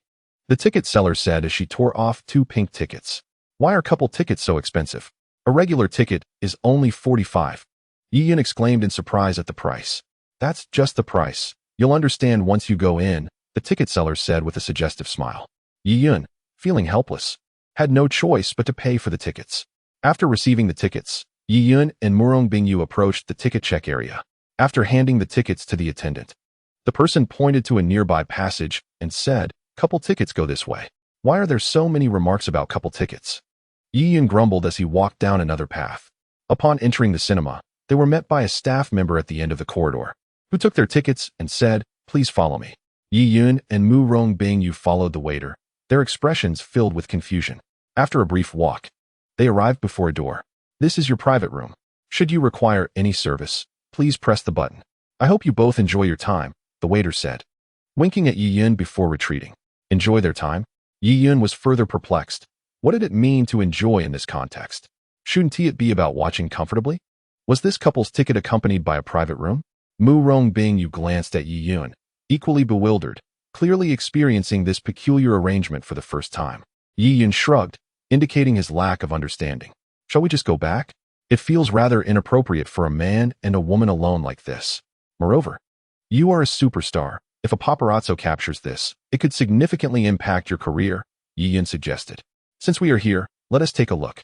Mu Rongbing steadied herself and stepped inside. Yi Yun followed suit. Upon entering the private room, Yi Yun was momentarily taken aback. The entire space was adorned in soft pink hues, encompassing roughly 10 square meters. The room was fully equipped, even featuring a vending machine stocked with beverages and snacks. Movie posters of currently screening films decorated the walls, and at the front of the room stood a large square window facing an enormous screen. Directly in front of this window was a spacious three-person reclining chair. Yi Yun approached the chair and pressed down.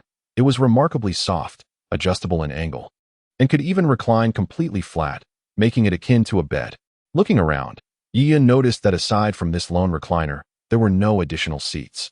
Was the so-called couple's ticket merely for two people to sit together on this recliner while watching a film? This cinema was indeed novel. The couple's ticket was certainly deserving of its reputation. One could easily recline and indulge in intimacy if the mood struck, thereby saving on hotel costs. No wonder it was priced at $680. This ticket was worth it. To his astonishment, the entire cinema was designed for private viewing.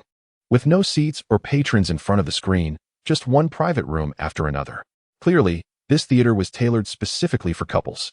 At that moment, Mu Rongbing had removed her hat and mask, revealing her stunning beauty. She, too, was momentarily stunned by the scene. While she was not concerned about the couple's room, trusting that Yi Yun would not act inappropriately, she was taken aback by the room's design. It was unmistakably equipped for intimate activities, having never even held a man's hand outside of acting. Finding herself in this room with a man she had only known for 2 days was undeniably nerve-wracking. "Are we still going to watch?" Yi Yun noticed Mu Rongbing's discomfort. He felt it himself, despite being a man. "Let's just watch," Mu Rongbing said. "Since it's like this, let us lie down." "Oh, let us sit down," Yi Yun replied. Mu Rongbing took a deep breath and said, "Please, have a seat." The words sit and do sounded alike, which made Yi Yun chuckle inwardly, thinking, "Let us do it together." Mu Rongbing was evidently more innocent than Yi Yun. She gracefully settled into the right side of the lounge chair, while Yi Yun took the left side. The chair, designed to accommodate 3, created a gap between them, leaving ample space for one more person. Surely, this chair was designed to be narrower for couples. Could it really be intended for 3?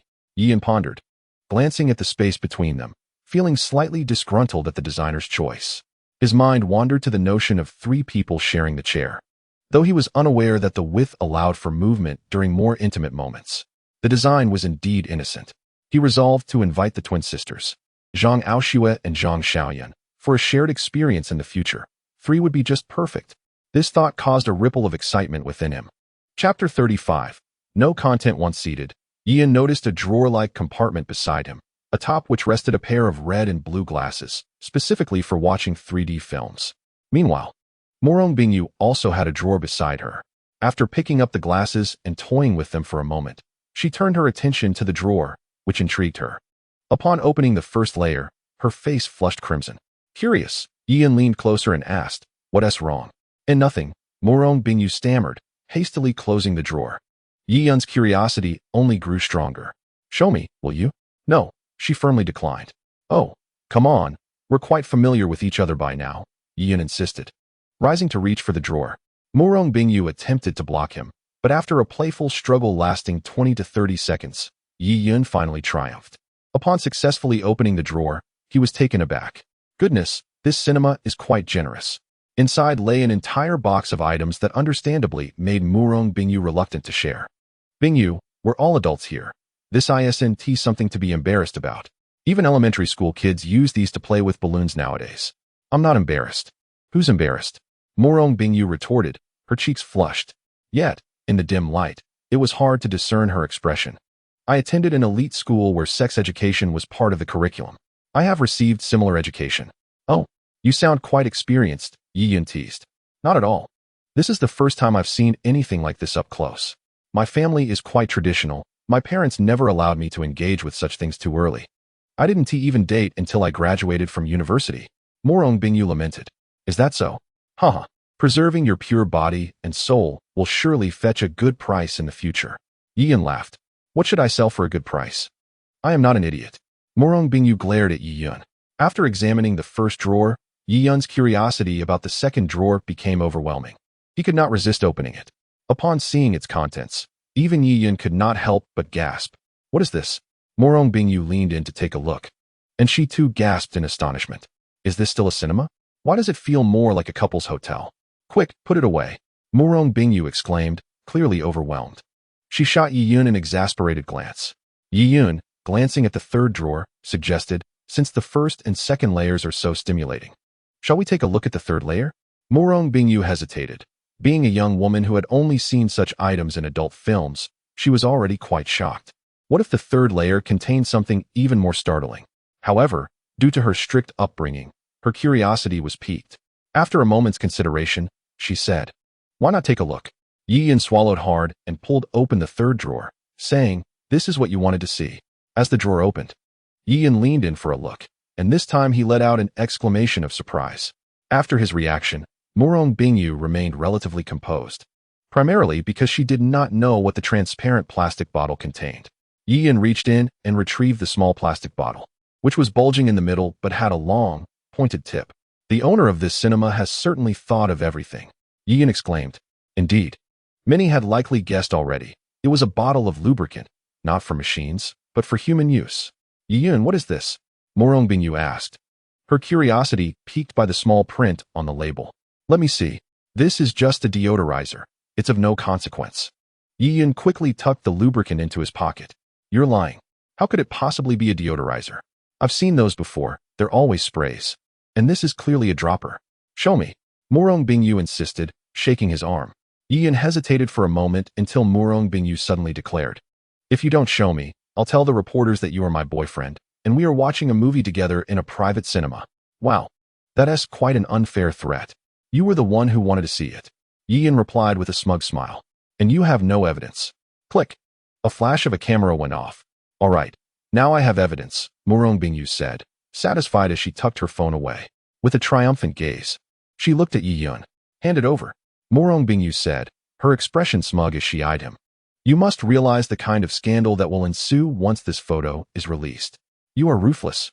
Yiyun begrudgingly pulled out the bottle of lubricant and handed it to Morong Bingyu, saying, this is what you insisted on seeing. Morong Bingyu, increasingly curious, took the lubricant and asked, Yiyun, what is this for? It's a lubricating liquid, he replied. What does it lubricate? She inquired further. Yiyun, glancing at the lubricant in Morong Bingyu's hands, found himself at a loss for words. Should he explain that it was meant to facilitate intimate contact between lovers? Or perhaps that it was an essential item for same-sex relationships? Stumped, he remained silent. Oh, I understand now, Morong Bingyu exclaimed, squeezing a bit of lubricant onto her hand and rubbing it in. This must be for smoothing the face. It makes your skin smoother, and it smells quite nice. Doesn't it, Yiyun? Am I clever? Indeed, very clever, Yiyun replied with an awkward smile. Humph, I aced all my exams as a child, even in my elective reasoning class. This little thing won't stump me. Let me see if it works. As she spoke, Morong Bingyu squeezed some lubricant into her hands, clasped them together, and began to rub. To Yiyun's astonishment, the lubricant produced a generous amount of foam. You have to work it up to get it to foam. That's when it becomes effective, she explained. Yiyun nodded, somewhat dazed, before applying it evenly across her face. With a decisive motion, Morong Bingyu slapped the lubricant onto her own face. Yiyun's lips curled into an uneasy smile, wondering if she would seek vengeance once she discovered the true purpose of the lubricant. Or worse, would he be torn to shreds if her fans found out? Chapter 36. Taekwondo champion. At that moment, the screen of the movie lit up, and the show began. The film opened with a provocatively dressed woman striking sultry poses, causing Yi Yun's eyes to widen. This film couldn't possibly be the infamous one he had heard about. Given the private room's setup, it was indeed likely. Just as Yi Yun suspected, within 10 minutes, the lead couple was rolling onto the bed. The scene that unfolded before them was utterly passionate. As the couple became entwined, their clothing gradually disappeared until they were completely bare. Yes, entirely unclothed. What followed was an unrestrained display of intimate movements. At that moment, Murong Bingyu abruptly covered her eyes with her hands. Her face flushed a deep crimson, resembling a ripe peach. How can this be? How dare they screen such a film in a public theater? She exclaimed, her embarrassment evident. Weren't you already aware of this film's content? Yi Yun teased. I thought they would have edited out the explicit scenes. I didn't expect them to actually. Murong Bingyu's words trailed off as they were interrupted by moans and the sound of a bed slamming against the wall from the adjacent room. Both of them froze in place. Yi Yun suddenly recalled something, while even the slow-witted Murong Bingyu began to grasp the situation. These individuals are so desperate. Let us go to the hotel. Murong Bingyu blushed, rendered speechless. Yi Yun, with a bitter smile, remarked, we should have anticipated this when we entered the private room. Yet, a passionate moan echoed from the adjoining room. I can't watch this any longer. Let us go. Quickly. Murong Bingyu, unable to bear the scene, hastily donned her mask and tugged at Yi Yun, urging him to leave the cinema. Regretting it now, are you? You insisted I come to this movie. Yi Yun laughed heartily upon exiting. Humph. This doesn't count. You owe me. Next time, we shall go to a more respectable place. Murong Bingyu retorted. What? We're going again? Yi Yun was momentarily taken aback. This girl truly had a fearless spirit. After escorting Murong Bingyu back to her hotel, Yi Yun had no intention of visiting other places. He purchased a late-night snack for Zhang Aoshue and returned directly to the villa. It was already past 11 in the evening. The hall was deserted, yet Zhang Aoshue's room still glowed with light. Yi Yun knocked on her door. Come in. Came Zhang Aoshue's cold voice from within. Having grown accustomed to her tone, Yi Yun entered without a word. Ms. Zhang still busy? He greeted with a smile. If you have something to say, say it. If not, please leave. Zhang Aoshue's words remained succinct and to the point. I figured you hadn't rested yet. So I brought you a late-night snack. Yi Yun placed a bowl of wontons on Zhang Aoshue's desk. She paused, taken aback by the gesture, glancing at him in surprise. She hadn't expected this man to be so considerate. Thank you, Zhang Aoshue replied softly. Yi Yun was about to say you're welcome, but she continued, however, I don't eat late-night snacks. You can have it yourself. After saying this, she lowered her head and resumed her work. What a workaholic. Yi Yun shook his head, intending to exit the room, when he noticed several trophies and medals on a table in the corner. Upon closer inspection, he gasped in astonishment. They were trophies from the Taekwondo Championship in Donghai City, and they were awarded for 5 consecutive years. Zhang Aoshue's name was inscribed on the trophies. This woman practiced Taekwondo. Moreover, she had dominated the Donghai City Taekwondo scene for 5 consecutive years. Yi Yun finally understood why Zhang Aoshue had so readily allowed a man to stay here. It turned out she was quite formidable. If it were an ordinary person facing Zhang Aoshue, a champion for several years, they would stand no chance at all. But was Yi Yun an ordinary person? Do you need anything else? Zhang Aoshue lifted her head, frowning at him. I didn't realize Ms. Zhang was a martial arts expert. Yi Yun pointed at the trophies and remarked. That was several years ago. I don't have time to practice now. Zhang Aoshue paused before adding, however, someone of your stature? I could easily take on 5 of you without issue. Zhang Aoshue's words carried a palpable threat, implying, you better behave yourself, or I can easily make your life miserable. This chapter concludes here. In chapter 37, The Crisis of Murong Bingyu, Yi Yun laughed along. Though he knew that if there were any ulterior motives, even 100 Zhang Aoshue would be insufficient to thwart them. I'll take my leave now, get some rest, he said as he bid farewell to Zhang Aoshue. However, she interjected, wait. Remember to report to the sales department tomorrow. Are you serious? I feel it would be more practical to remain as a mere security guard, Yi Yun replied, bemused. Don't forget, the right to explain belongs to me. Do you wish to breach our agreement? Zhang Aoshue retorted. Fine. I concede to your argument. Yi Yun sighed, unwilling to argue further with her. After all, switching positions was trivial. With his capabilities, he could easily assume the role of a CEO. Having just finished breakfast and preparing to report to the sales department, Yi Yun's phone suddenly rang. He glanced at the screen. It was an unfamiliar number. After a moment's hesitation, He pressed the answer button. Yian, it's me. Came Morong Bingyu's anxious voice from the other end. Bingyu? Why have you changed your phone number? Yian was taken aback. It's bad news. My phone has been stolen. Morong Bingyu exclaimed urgently. The thieves searched through my contacts and called Aunt Bai. My phone contained many personal photos, including one of us together at the cinema. Have they leaked them? Yian furrowed his brow, fully aware of the significance of those photos. Morong Bingyu was a national goddess and an international superstar, who had maintained a low profile and a scandal-free personal life for years. Countless paparazzi and media outlets had sought to unearth stories about her. If those photos were to be released, it would undoubtedly cause a tremendous uproar in the entertainment industry. The very image of them together in the cinema would suffice to make headlines for a month. Moreover, this could have incalculable repercussions for Morong Bingyu's future career in showbiz. No, they called Aunt Bai and are extorting 10 million from us. They said if the money isn't transferred to their account within 2 hours, they will publish the photos online. Yian, what should I do? Morong Bingyu was nearly in tears. Don't panic. Where are you? I will come to meet you. And we can devise a plan together, Yian reassured her. After she provided her address, he hailed a taxi to Morong Bingyu's residence once Zhang Aoshua had departed. Bingyu, I still recommend that you seek assistance from your family. It would be more secure. Although Yi Yun is mysterious, he may not be able to resolve this situation. Aunt Bai advised, grasping Morong Bingyu's hand. Aunt Bai, you know I will not turn to my family unless it is absolutely necessary, she replied resolutely. Initially, when I entered the entertainment industry, they voiced their opposition, and even now that I have gained fame, their stance remains unchanged. Should I seek their assistance now?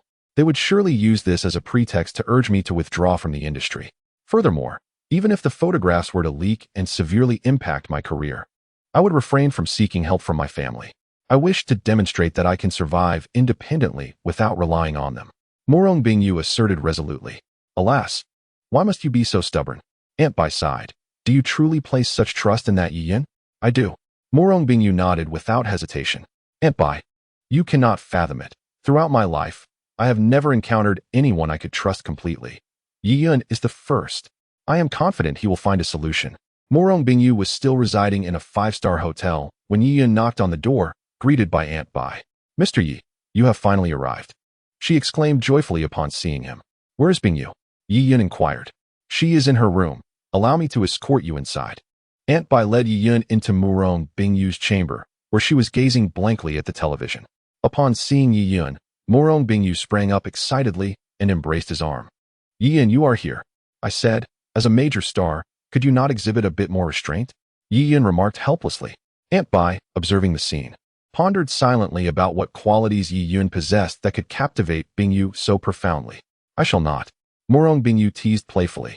Yiyan, resigned to her affectionate embrace, inquired. How did your phone get stolen? This morning, I took Aunt Bai shopping, and amidst the bustling crowd, I realized my phone was missing. Morong Bingyu replied, disheartened. Do you have any idea who the perpetrator might be? I do not know. Aunt Bai commented. However, I suspect they are part of a criminal gang. Such groups that engage in theft are rampant in today's society. Yiyan nodded. Have you reported this to the police?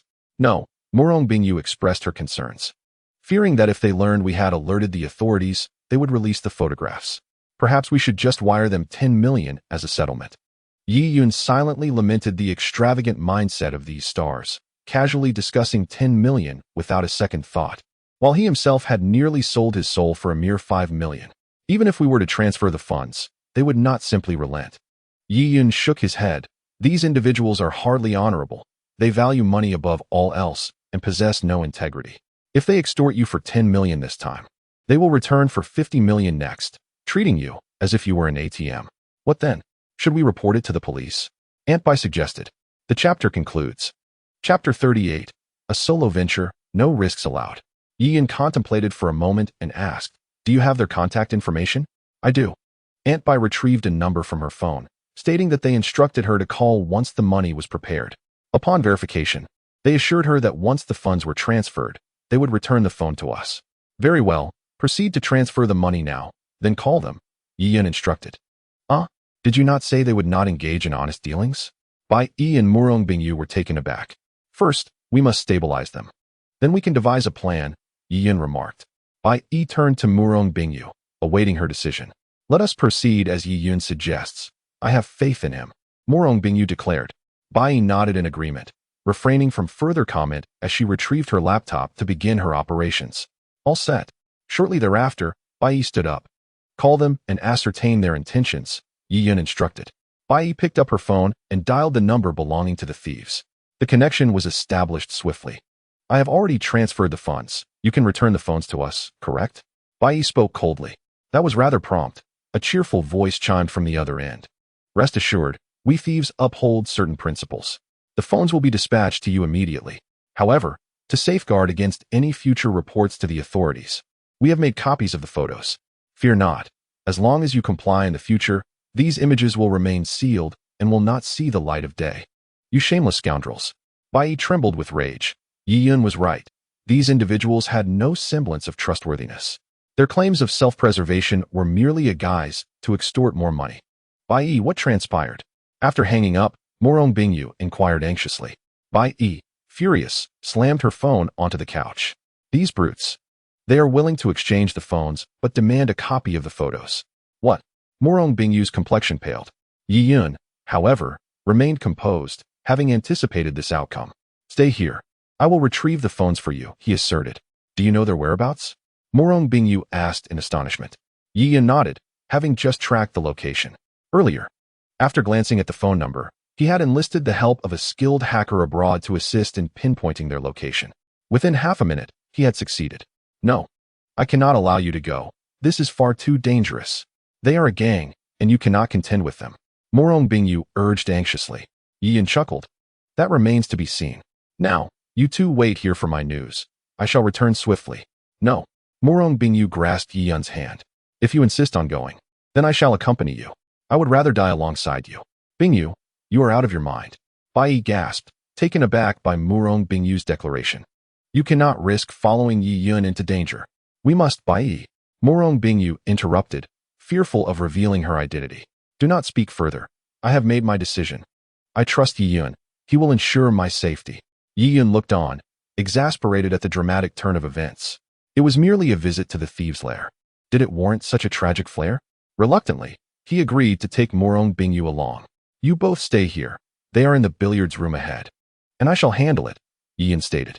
Morong Bingyu was acutely aware that accompanying Yi Yun would undoubtedly complicate matters, so she nodded and said, I shall wait for you in the CAF within. If you do not emerge within 10 minutes, I will alert the authorities. Very well, Yi Yun replied with a nod. Following the location provided by his subordinates, he walked directly into the billiard room. At that moment, several individuals were engaged in a game of pool, and their activities ceased as he entered. Hey, buddy, our billiard room is not open to the public. You ought to leave, a rather portly man declared, addressing Yi Yun. What? You have a sign outside, and the interior is decorated like this. How can it possibly be a private club? Yi Yun retorted. I'm telling you, get lost quickly, or I swear I'll make you regret it. The hefty man shouted menacingly at Yi Yun. I am here to find someone. Once I do, I will leave. Yi Yun replied calmly. Who are you looking for? Your boss. Yi Yun smiled and added, tell him to come out on his knees. And I will leave once I see him.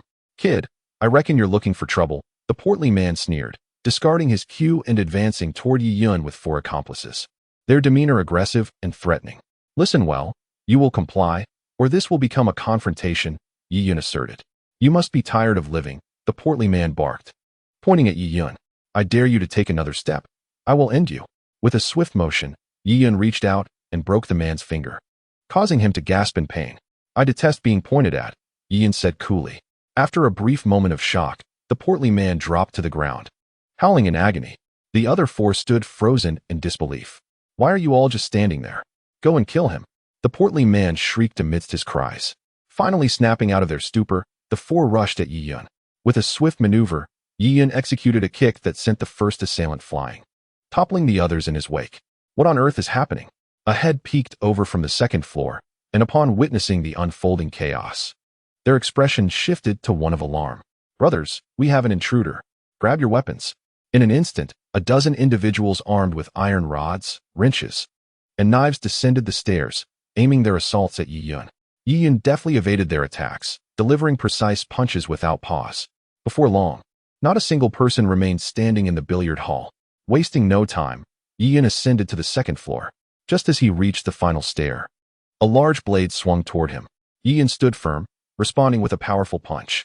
With a swift motion, the knife was bent at a right angle and hurled away. Yi Yun executed a horizontal slash, sending the intruder flying. My dear brother, it seems I have not wronged you in any way at Longtu Gang, have I? Why do you come here to wreak havoc? A man of imposing stature rose from his seat, his complexion pale as he regarded Yi Yun. It's nothing much. Your men stole my woman's phone, and today, they also pilfered my money. I merely came to investigate, Yi Yun replied with a smile. Your woman's phone? I beg your pardon, which woman are you referring to? Long Lao Wu inquired, his brow furrowed. Morong Bingyu. Long Lao Wu abruptly stood, his expression darkening. You truly are formidable. You managed to find her. It was merely a coincidence. Besides, your location is hardly a secret, Yi Yun chuckled. Will you voluntarily return the phone? Delete the photos, refund my money, and compensate for my emotional distress? Or shall I take matters into my own hands? I remember you now. You are the man in the photos with Morong Bingyu, aren't you? Quite rare indeed. A prominent international star entangled in an underground romance with an obscure individual like yourself. If this news were to spread, it would surely shock all of Huaxia, Long Lao Wu remarked with a wry smile. Indeed, it would. However, you must first have the opportunity to emerge from this situation, Yi Yun replied nonchalantly. What? Do you truly believe that you alone can contend with the dozens of us here? Long Lao Wu sneered.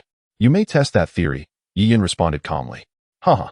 After all these years, I have yet to encounter anyone who dares to underestimate Longtu Gang, Long Lao Wu retorted. His anger morphing into a twisted smile as he shed his shirt, revealing a physique of solid muscle. Just know, when I break your neck, do not shed tears. Come then, Yi Yun said, his demeanor unflustered. 10 minutes later, Yi Yun exited the billiard room. Not only had he retrieved the phone, deleted the photos, and reclaimed 10 million, but he had also swindled Long Lao Wu out of 1 million. Yi Yun had initially hoped to extract more, but Long Lao Wu's funds were tied up in investments, and he could only take what cash was immediately available. Yi Yun, are you all right? Morong Bingyu exclaimed. Her anxiousness palpable as she spotted him in the CAF, her face lighting up with joy. Do I appear to be in trouble? Yi Yun chuckled, producing Morong Bingyu's pink phone from his pocket. Here, your phone. You really got it back? Morong Bingyu exclaimed, her excitement overwhelming. How did you manage that?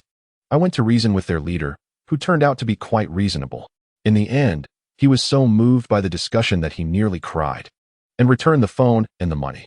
As for the photos they claimed to have backed up, they swore an oath that none remain. So you can rest easy from now on, Yi Yun assured her with a smile. Do you think I'm an idiot?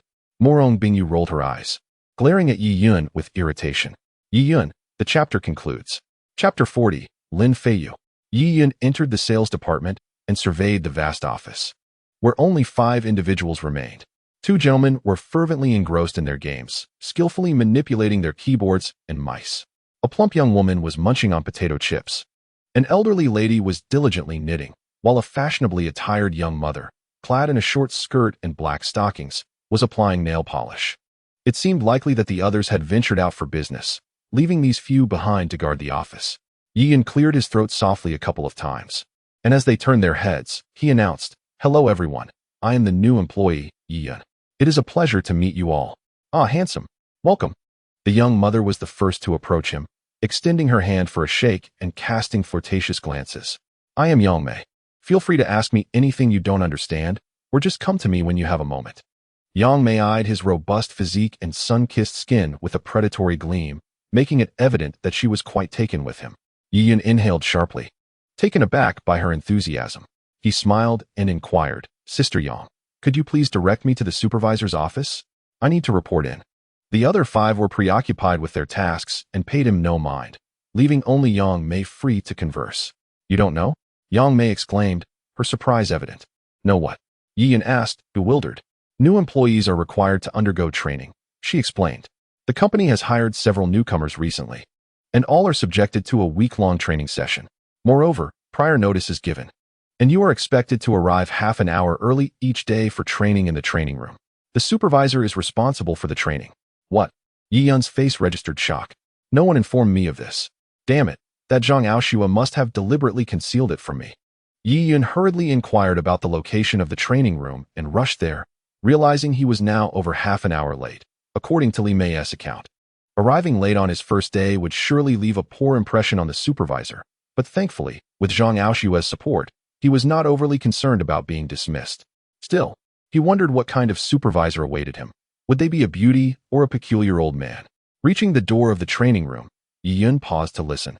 He could hear voices within, but the specifics eluded him. Gently pushing the door open, he entered the spacious conference room, where everyone turned to regard him upon his arrival. At the podium stood a woman clad in a white professional suit, holding a paintbrush, indicating she was the training instructor.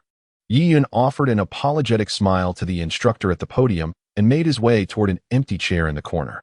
"Stop," the woman at the podium commanded. Yiyun, who had almost reached the chair, found himself in a predicament, unsure whether to stand or sit. "Who are you?" she inquired. "I am Yiyun, the new employee," he replied. The training instructor glanced over the list of new employees and was surprised to find Yiyun's name. "Why are you late? If you do not provide me with a reasonable explanation, you need not return tomorrow," the instructor stated firmly. "I come from a single-parent family. My father passed away early, and I rely solely on my mother.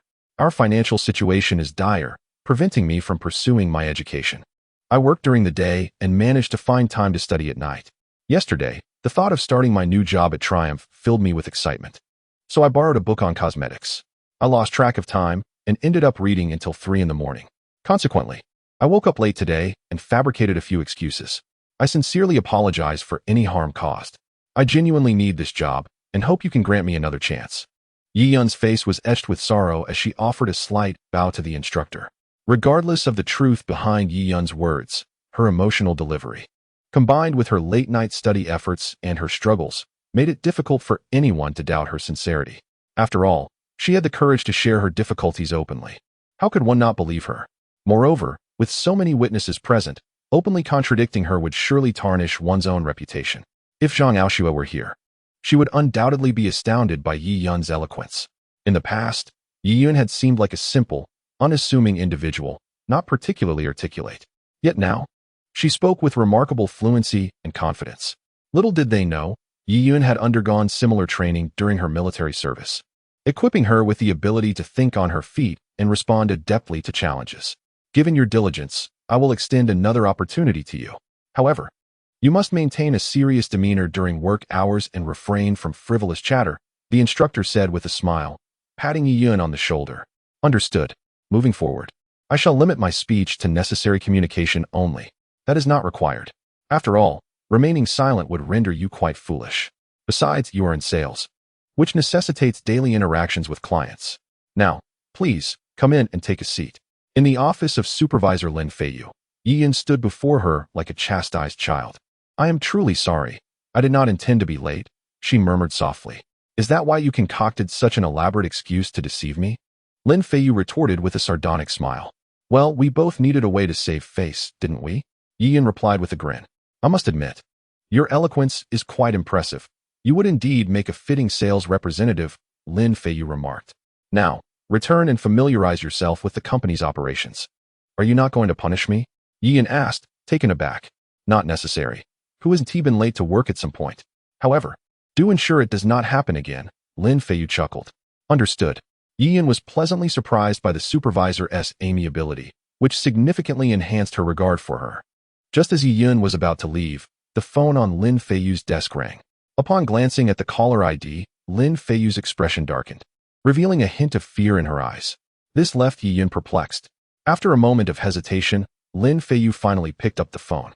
"Hello, Manager Wu. Is there anything you need?" Lin Feiyu spoke in a calm tone. "Supervisor Lin, please come to my office," came the deep voice of a man on the other end of the phone before the call was abruptly terminated. "What's wrong, Supervisor Lin?" Yiyun inquired, observing Lin Feiyu's less than favorable expression. "It's nothing. You should return to your studies," Lin Feiyu replied, turning to walk toward the sales manager's office. Yiyun, filled with curiosity, pondered for a moment but chose not to follow her and returned to her desk. Inside the sales manager's office, Wu Liang, a man nearing 40 and somewhat influential within the company, asked, "Xiaoyu, have you given it some thought?" "Manager, I apologize, but I cannot acquiesce to your unreasonable demands." Lin Feiyu's complexion paled slightly. "Oh, are you certain?" Wu Liang's face bore a faint chill.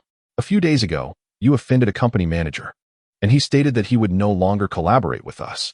Do you comprehend the financial losses your actions have caused the company? If I report this to our superiors, do you really believe you can remain in this company? You might even have to compensate for the significant losses incurred. I am aware that both your parents are unemployed and ailing, and your younger brother is still in school, requiring tuition. The cumulative expenses for medical care and education are substantial. What will happen to your family if you lose your job? However, if you are willing to spend a night with me, I could resolve this matter for you. What do you say? Wu Liang's gaze leered at Lin Feiyu, his eyes glimmering with lascivious intent. Forget it. I will not sleep with you, Lin Feiyu declared resolutely. Are you certain you do not wish to reconsider? Wu Liang's expression darkened. Merely one night could safeguard your position. It is quite the bargain. No. Lin Feiyu continued to shake her head. Very well. Since you insist, do not blame me for being unkind.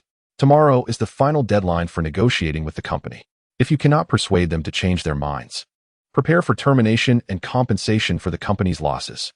I will ensure they agree to collaborate with us. Lin Feiyu retorted as she turned and exited Wu Liang's office. How audacious. Truly ungrateful. Wu Liang spat angrily as she left. Emerging from Wu Liang's office, Lin Feiyu's face had turned pale, her eyes slightly reddened. In truth, working at IMA Group offered considerable benefits. She had been employed there for 3 years and had never contemplated changing jobs, one of the reasons being the favorable conditions. Now, having ascended to the position of supervisor, her salary had reached 5,000 to 6,000, and with bonuses and full attendance benefits, she could earn up to 8,000 monthly. This amount was more than sufficient for her personal expenses. However, she had a family to support.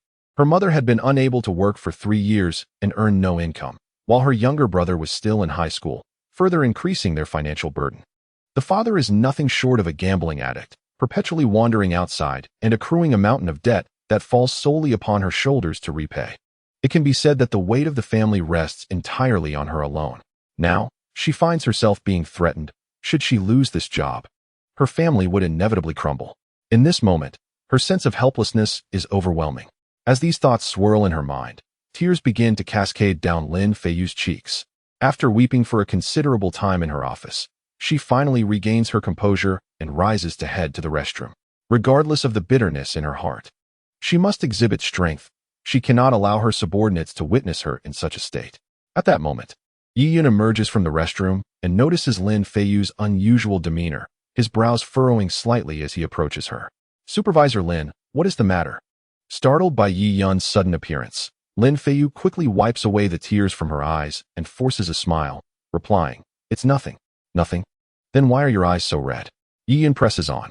Today, I don't know why, but my eyes are a bit itchy. A wash should suffice, Lin Feiyu responds. You should return to work. Really, I am fine. She urges. Has that manager from earlier been bothering you? Yi Yun's eyes narrow slightly, his tone growing colder. To be honest, Yi Yun holds a favorable impression of Lin Feiyu. On his very first day, he was late, and had it been anyone else, they likely would have faced termination. It is natural for him to feel a fondness for such a considerate and compassionate young woman. Lin Feiyu, being merely a girl, has endured significant grievances. The fact that she has yet to break down is already remarkable. Under Yi Yun's questioning, however, she finds herself unable to suppress her tears any longer. After understanding the sequence of events, Yi Yun's expression darkens to the point of near fury. That scoundrel! I knew he was no good, he exclaims vehemently. Indeed, he has harbored ill intentions towards me. Fortunately, I have managed to endure, preventing him from succeeding. Now, due to the collapse of our cooperation with the company, he has seized the opportunity.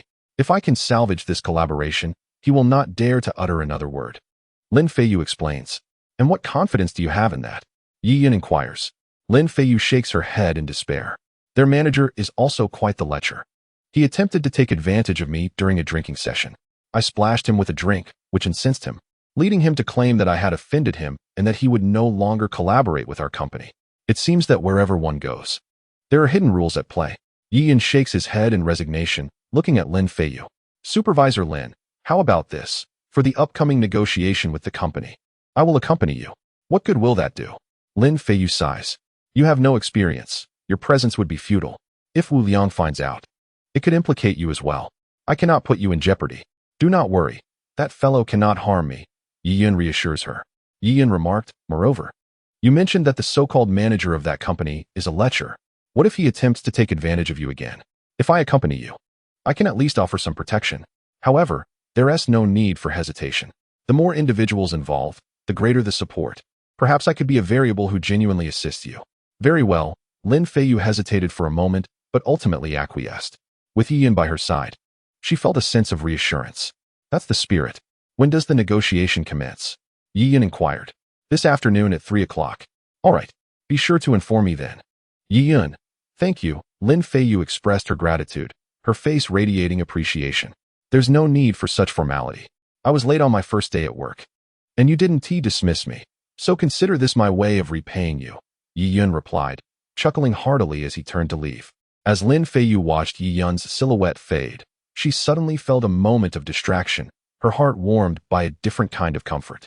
The workplace can be merciless, where many engage in treachery for personal gain, and countless individuals are ruthlessly trampled upon, leaving in bitterness. It is truly rare to encounter someone who sincerely treats you well, and she felt fortunate to have found such a person. In the afternoon, Yiyan and Lin Feiyu took a taxi from the company, arriving at their destination after approximately half an hour. This was a high-end entertainment venue, the preferred locale for business engagements among company staff. Guided by a waiter, they soon found themselves in the negotiation room, where they were greeted by a middle-aged man seated alone. Yiyan's lips curled into a smirk. A man and a woman alone in a room discussing a contract? Such a scenario was suspect. He could easily discern that this middle-aged man harbored ill intentions toward Lin Feiyu. Hello, Manager Wang. I sincerely apologize for the last incident. It was unintentional. And I hope you can forgive my oversight, Lin Feiyu stated as she entered, immediately offering an apology to Wang Changyuan. Yiyan observed the exchange with exasperation. Such an approach may elicit understanding and forgiveness, but it places you at a disadvantage. If he proposes any unreasonable demands later, you may find it difficult to refuse. Humph. Wang Changyuan scoffed, remaining silent. Manager Wang, please calm your temper. To express my regret, allow me to raise a glass. Lin Feiyu declared, pouring herself a full glass of wine and downing it in one gulp. It must be said, Lin Feiyu was no stranger to the rigors of the workplace. After consuming the wine, her face flushed slightly. Manager Wang, would this suffice? Lin Feiyu inquired, gazing at Wang Changyuan. The chapter concludes. Xiaoyu, I must say you were overly impulsive last time. I merely brushed against you, and you drenched me in wine. Is this how negotiations are conducted? As Lin Feiyu finished her drink, Wang Changyuan's expression gradually softened. Nu Penkyuch. Yes, indeed, this is all my fault. I hope Manager Wang can forgive my oversight. Lin Feiyu apologized once again. Today, she was willing to risk everything. If the contract remained unsigned, her career would come to an abrupt end. She could not afford to lose this job. What would her family do then? Since you have expressed such sincere remorse, I am not one to be unreasonable. Let us put last time's incident behind us. However, do refrain from being so impulsive in the future, Wang Changyuan said with a genial smile. I won't, Lin Feiyu replied. Her cheeks flushed, nodding in agreement. Excellent. Come, sit beside me. It is far more convenient for conversation, Wang Changyuan remarked as he gestured to the soft sofa beside him. Lin Feiyu tightly clasped her hands, turning to glance at Yiyan. At that moment, Wang Changyuan also noticed Yiyan standing aside. He frowned and exclaimed, What is the matter with you, waitress? Why are you still standing here? Do you not see we are engaged in serious business? Get out. Yiyan broke into a cold sweat. He had previously wondered why this lecherous man did not inquire about him at first. It turned out he had mistaken him for a mere server. Manager Wang, I am not a waitress, but rather a new employee of the IMA Group. Working under Supervisor Lin, Yiyan replied with a smile. Upon hearing Yiyan's self-introduction, Wang Changyuan's brows furrowed, his expression turning displeased as he glanced at Lin Feiyu. Xiaoyu, what does this mean? Do you not trust me, Wang? If that is the case, then our collaboration is cancelled. Manager Wang, Lin Feiyu felt a surge of anxiety, but she was at a loss for words to explain. Meanwhile, Yiyan smiled at the middle-aged man and said, Manager, the situation is as follows. I am a new employee, and company policy dictates that every newcomer must be accompanied by a senior staff member to learn the ropes. Therefore, I was fortunate enough to accompany Supervisor Lin to meet you today. Just as the middle-aged man was about to respond, the door to the private room swung open, and several scantily clad hostesses entered. Manager Wang, look at this spacious room. If it is just the two of us, it will feel rather desolate. Let us call a few girls to sing and liven up the atmosphere. Yi Yun declared, beckoning the girls. What are you all standing around for? Hurry and come over to toast Manager Wang. All right. The girls giggled as they approached Manager Wang. At that moment, Lin Feiyu felt utterly uncomfortable. It was her first time in such a venue, and she appeared quite embarrassed. Wang Chunyuan, seeing the girls gather around him, could not help but let his lascivious desires surface, engaging in flirtation with them. Yi Yun, observing his demeanor, felt a sense of satisfaction and thought, this old man, no matter how formidable he may be, cannot escape my grasp. Upon returning to the office, when Lin Feiyu and Yi Yun presented the contract to Wu Liang, his expression was one of unmistakable displeasure. Manager Wu, I suppose you have no more words to say now? Lin Feiyu said coldly. The chapter concludes.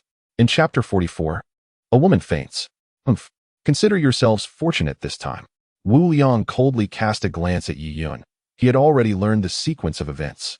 Had it not been for this individual assisting Lin Feiyu, she would never have secured the contract. Thus, his resentment towards Yi Yun was palpable. You, newcomer, it would be wise to focus on your responsibilities. Sometimes, extending your reach is not a commendable endeavor, Wu Liang warned frostily. That depends on the nature of the task. If it involves those filthy, beastly matters, even if deemed wrong, I would not hesitate to engage, Yi Yun replied with a smile, gazing at Wu Liang. Humph. Wu Liang snorted in disdain and turned to leave.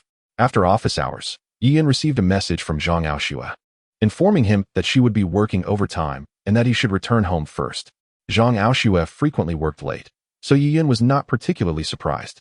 Located in Donghai City, a coastal metropolis, the weather this year was exceptionally sweltering. Even at 6 o'clock in the evening, the air remained stifling. Yi Yun had long since adapted to such conditions. During his time as a mercenary in the Middle East, he had grown accustomed to this climate, and as he strolled down the street, he found himself somewhat nostalgic for that sensation. As Yi Yun leisurely ambled along, savoring the tranquility of the moment, he noticed a woman in her 30s approaching him. She was strikingly beautiful. Although her attire was not extravagant, it exuded a mature and enchanting aura. Passers-by could not help but steal glances at her.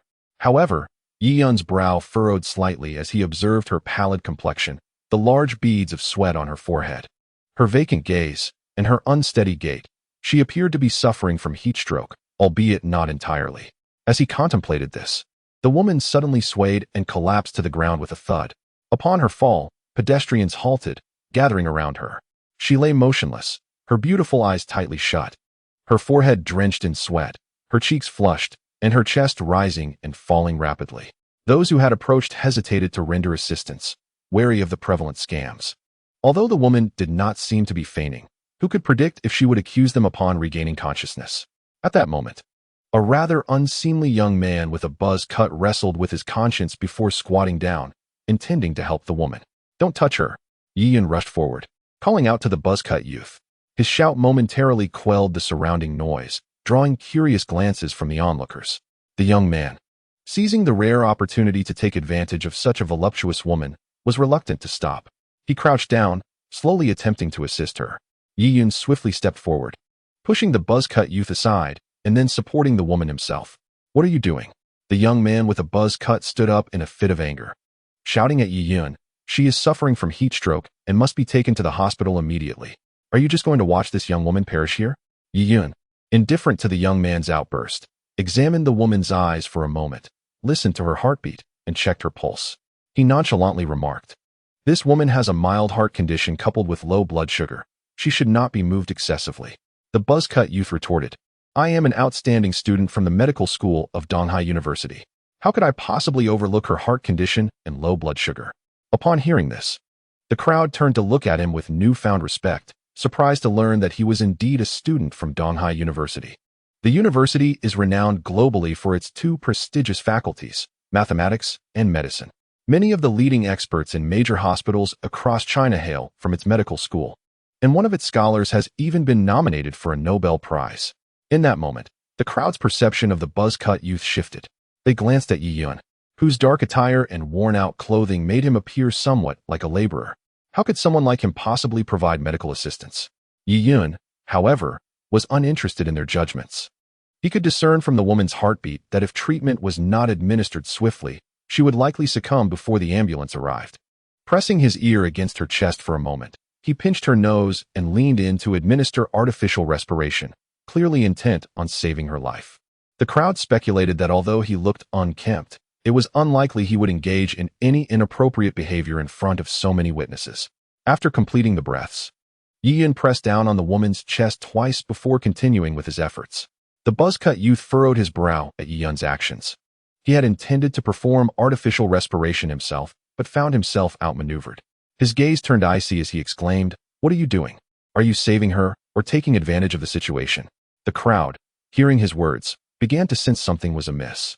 Yi-Yun's technique, though peculiar, did not resemble standard CPR, but rather appeared more invasive and inappropriate. Yet, Yi-Yun paid no heed to their murmurs, continuing his actions despite their scrutiny. His methods, while seemingly inappropriate, proved effective. Suddenly, the woman lying on the ground regained consciousness. "Oh my, she is awake!" exclaimed the onlookers in astonishment, acknowledging the young man's unexpected skill in reviving her. The self-proclaimed Donghai University medical student shot Yi-Yun a glare before quietly departing. The crowd, witnessing her revival, began to disperse. They merely revel in the spectacle, yet show little inclination to meddle in others' affairs. "What is wrong with me?" The young woman, slightly dazed, opened her eyes and spoke weakly. "You just fainted," replied Yi-Yun. "Allow me to assist you to a cooler place, given your heart condition. It is unwise to remain in such oppressive heat, lest your ailment worsen." "How do you know I have a heart condition? Are you a doctor?" The woman gazed at Yi-Yun in astonishment. "I possess a modicum of knowledge," Yi-Yun replied as he helped her to a nearby safe where the atmosphere was less stifling, her complexion gradually regaining its rosy hue. However, her strength remained lacking. "I truly appreciate your help. Had it not been for you, I cannot fathom what might have happened," the woman expressed with heartfelt gratitude. "It was merely a small act." Yi-Yun smiled. "In such weather, it would be prudent to refrain from venturing out. If you must, do so only in the evening when the heat is less oppressive, for it can easily exacerbate heart conditions. Today, you were fortunate to encounter me. Should others notice your condition in the future, it could pose a grave danger." "Yes, I understand," the woman nodded. At that moment, a man nearing 40 rushed over, his face etched with concern. "Xiaolan," the woman waved to the middle-aged man. "Guodong." Upon seeing that she was unharmed, Chen Guodong let out a relieved sigh. "Is everything all right? What triggered your heart condition again?" "It's all fine now. Thanks to this gentleman who saved me just in time. Otherwise," the woman gestured toward Yi-Yun as she spoke to Chen Guodong. "Young man, I am immensely grateful for your timely intervention that saved my wife." Chen Guodong clasped Yi-Yun's hand with appreciation. "You are too kind. It was merely a small effort," Yi-Yun replied with a radiant smile. "Your small effort has indeed saved my wife's life," Chen Guodong exclaimed with fervor. "May I inquire your name, young man?" "Yi-Yun." Chen Guodong grasped his hand tightly, exclaiming with enthusiasm, "Brother Yi, your kindness cannot go unacknowledged. From now on, feel free to seek my assistance for any matter. As long as it does not contravene principles, I would not hesitate to traverse fire and water for you. Here, take my business card." Yi-Yun received the card and was momentarily taken aback. It bore the inscription, "Secretary of the Donghai City Discipline Inspection Commission, Chen Guodong." The man before him was, in fact, the formidable secretary feared by all officials in Donghai City. It could be said that even the mayor would greet Chen Guodong with a smile. "How do you do, Secretary Chen?" Yi-Yun greeted with a calm demeanor. Yi-Yun's composure surprised Chen Guodong. It was not that he yearned for flattery, but since assuming the role of secretary, countless individuals had approached him, either to curry favor or express trepidation over potential investigations into their backgrounds. Yet this young man not only refrained from such behavior, but appeared indifferent to his status. "This youth is remarkable," Chen Guodong assessed. "Brother Yi, do you have knowledge of medicine?" Chen Guodong inquired. "I possess some understanding of traditional Chinese medicine," Yi-Yun replied. "Is there any way to treat my wife's heart condition?" Chen Guodong asked, filled with hope. "My wife's heart disease is congenital, but it has only worsened in recent years. I have taken her to various hospitals, yet the doctors have been at a loss, only able to manage her condition with medication. However, her health has deteriorated significantly over the past 2 years." From Chen Guodong's expression, Yi-Yun could discern the deep affection he held for his wife. After a moment of contemplation, Yi-Yun replied, "When I was assisting your wife earlier, I observed her condition. Although her heart disease is congenital, it is not beyond treatment." "Really? You have a solution?" Both Chen Guodong and the young woman were elated.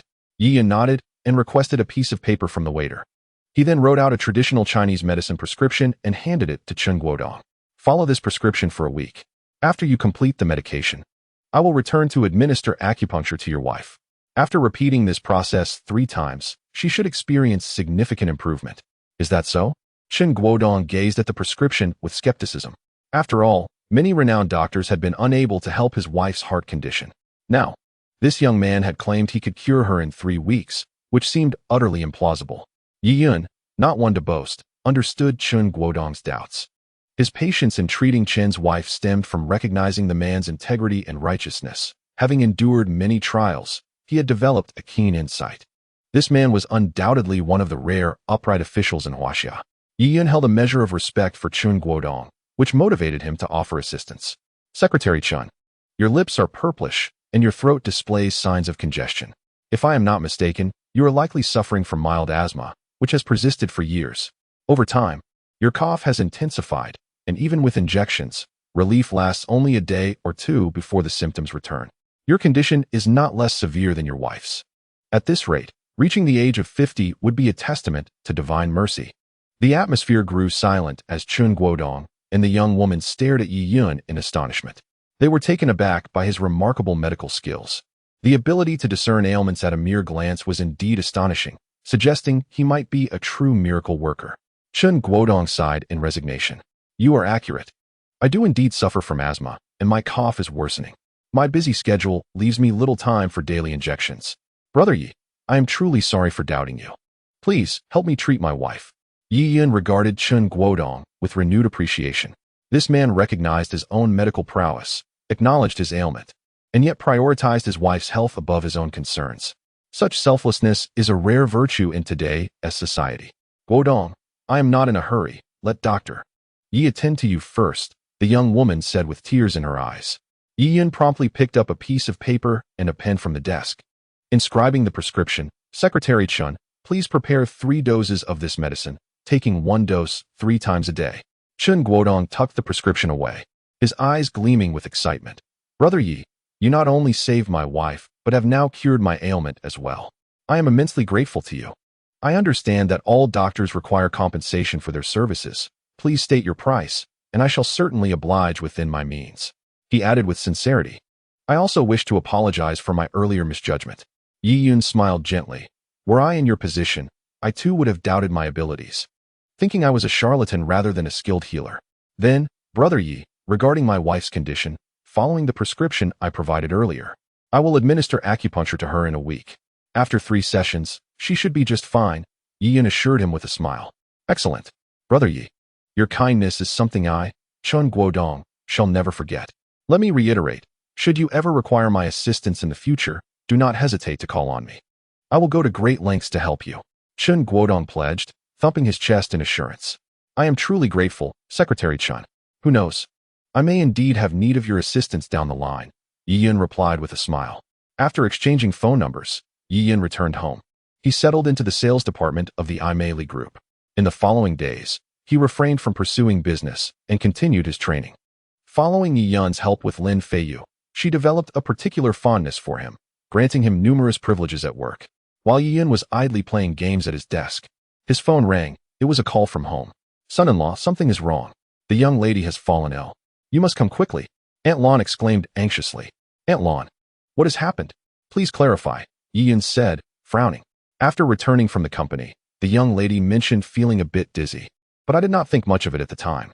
However, when I prepared dinner and went to call her, I found her unconscious in her room.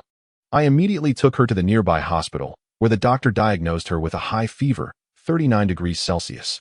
Initially, I intended to call you, but she forbade it. Now that her fever has subsided somewhat, she insists on returning to work, and I cannot dissuade her. Please hurry. This woman truly prioritizes work over her health. Aunt Lon, do not fret. I will come right away. Please provide me with the address.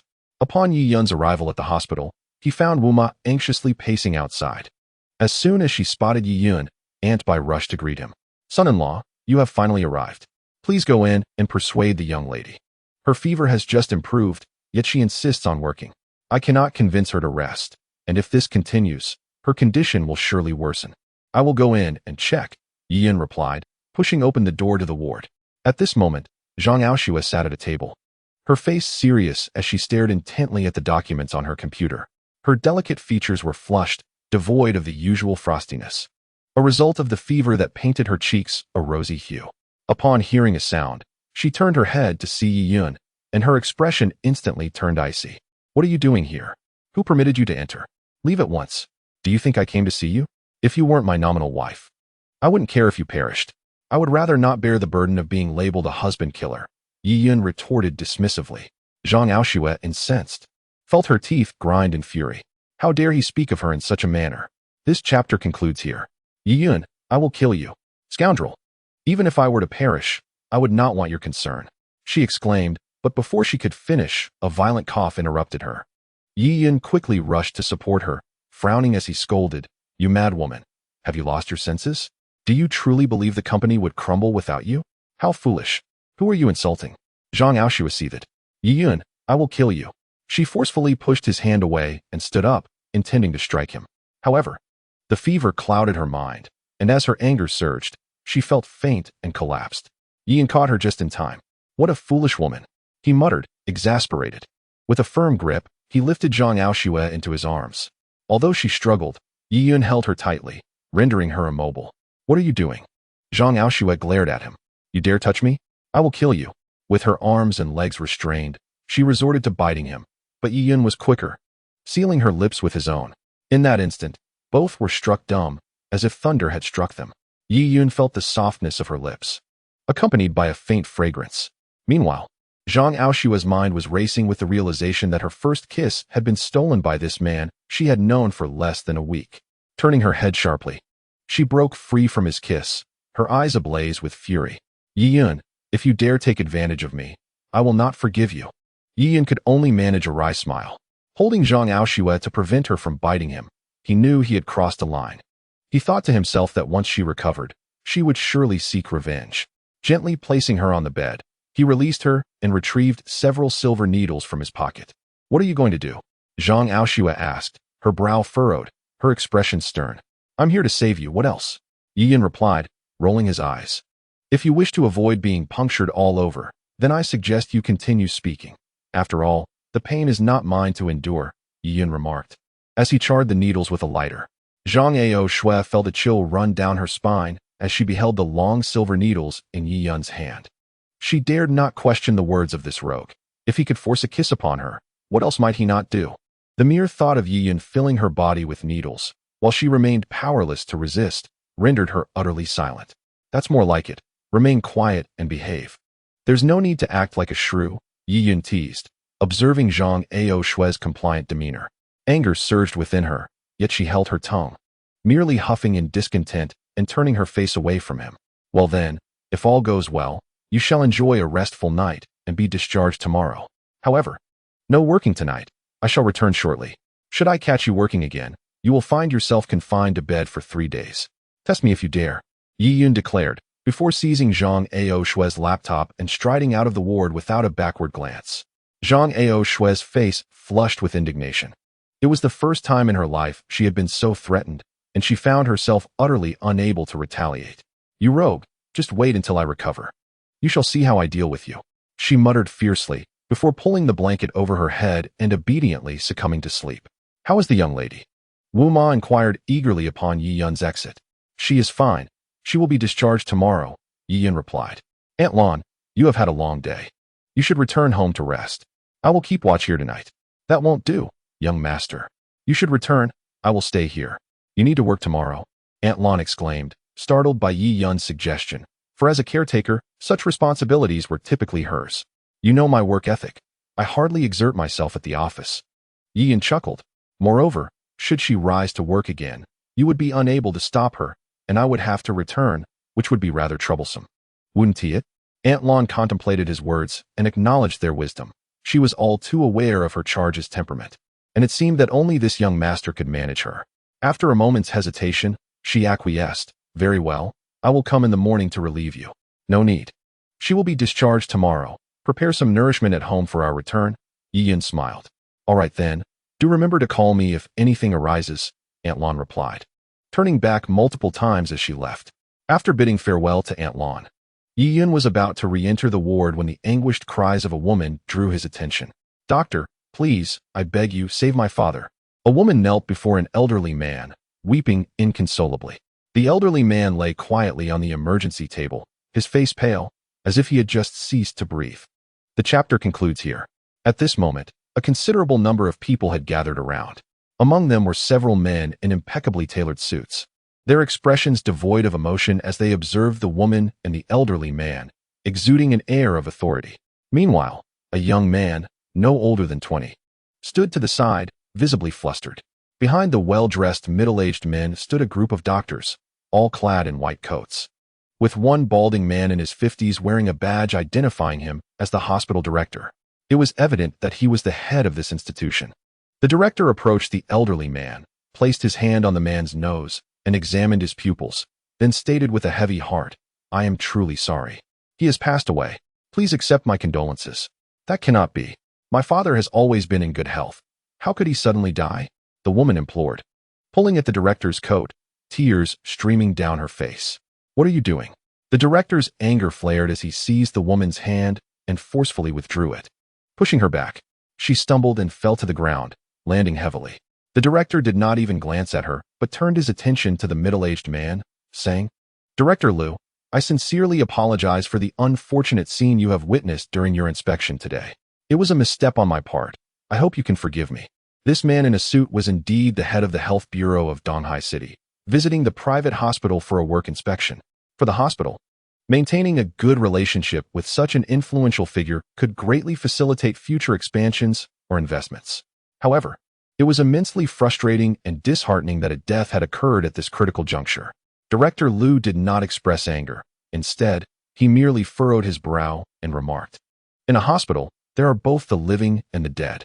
It is quite normal for countless patients to pass away daily in Huaxia. As long as this death was due to natural causes and not a result of negligence on your part, there should be no issue."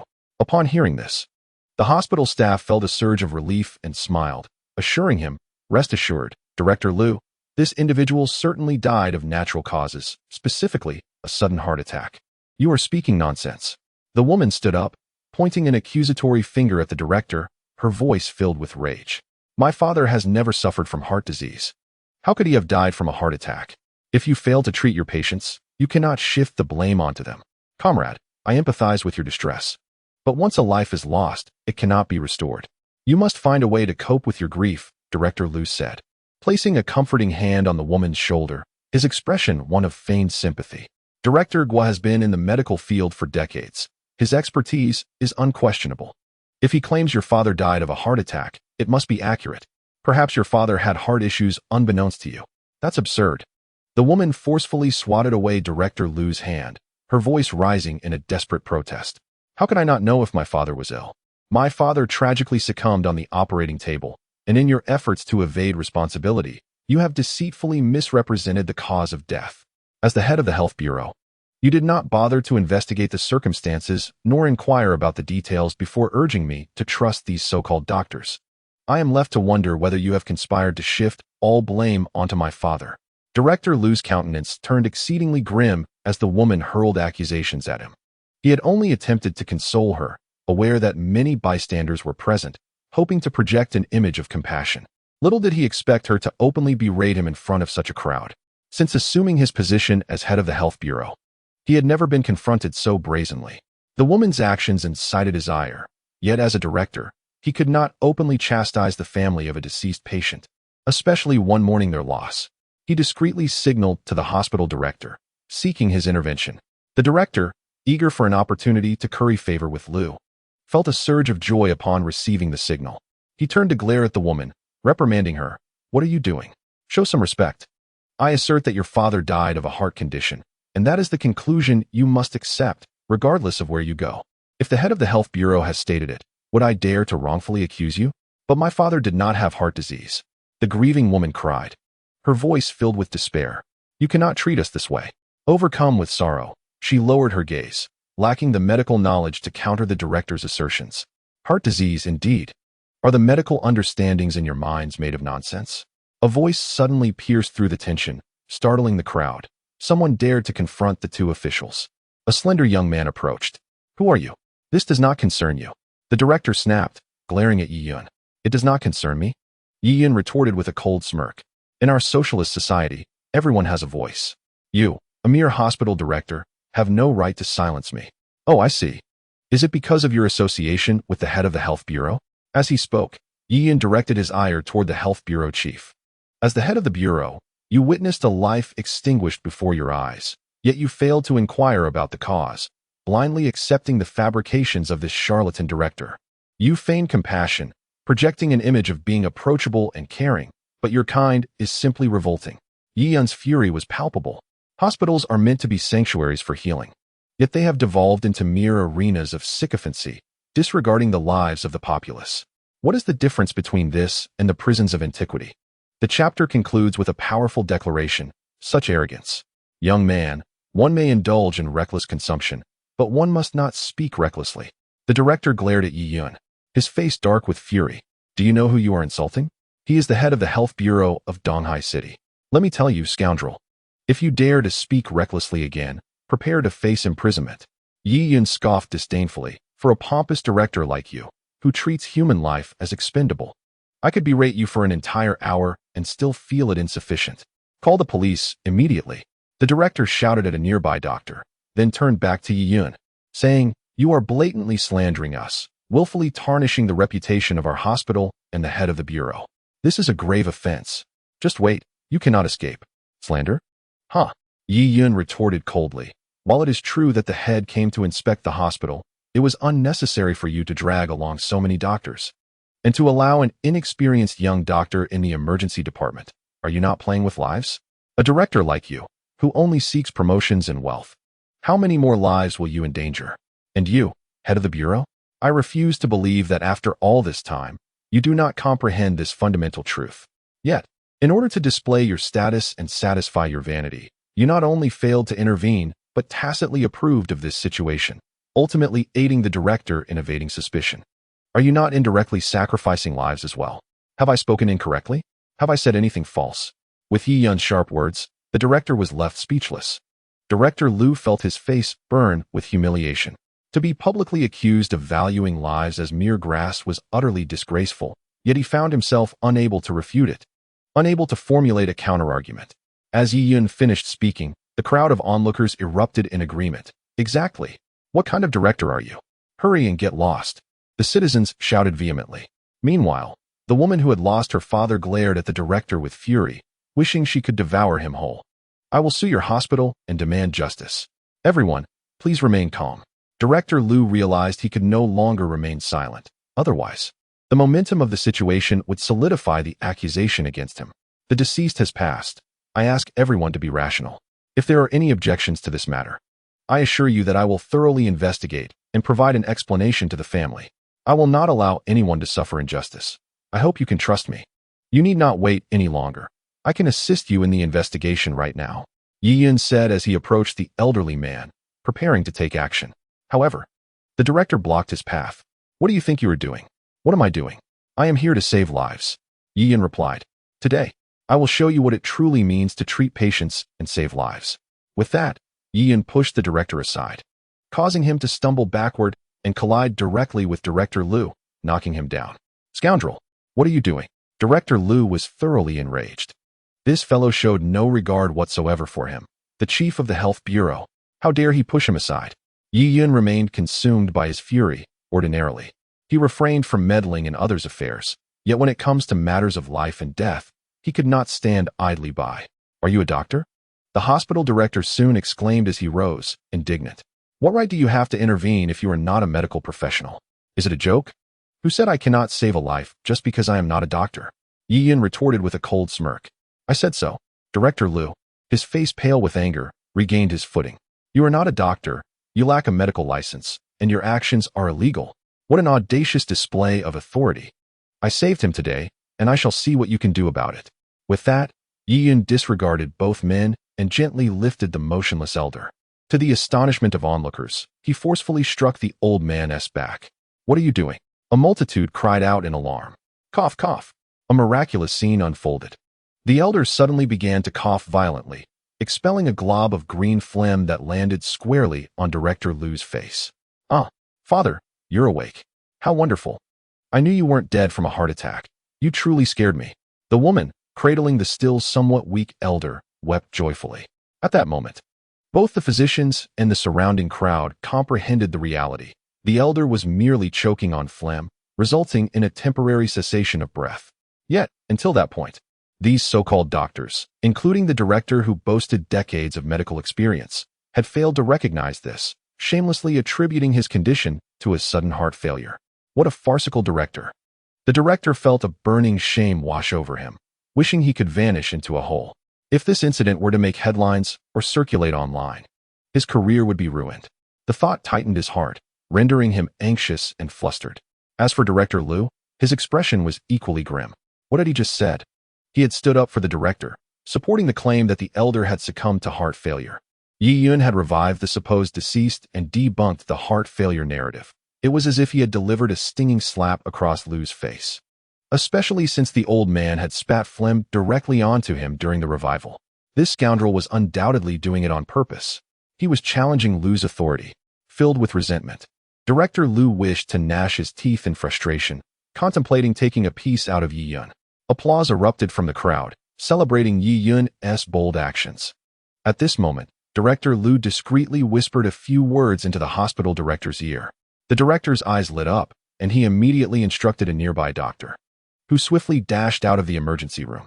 Before long, a dozen security guards arrived, dispersing the onlookers and barricading the emergency room door, ensuring Yi Yun had no opportunity to escape. The chapter concludes with the application of punishment. "What is the meaning of confining me to this emergency room?" Yi Yun inquired, perched on a chair with one leg crossed, gazing at Director Lu and the hospital president. "Young man, practicing medicine without a license is a crime. Ignoring my warnings only compounds your transgressions. You can expect to serve time in prison." Director Lu sneered at Yi Yun. At that moment, a middle-aged man, accompanied by several police officers, hurried over. "Director Lu, I sincerely apologize for my tardiness. I was caught in traffic."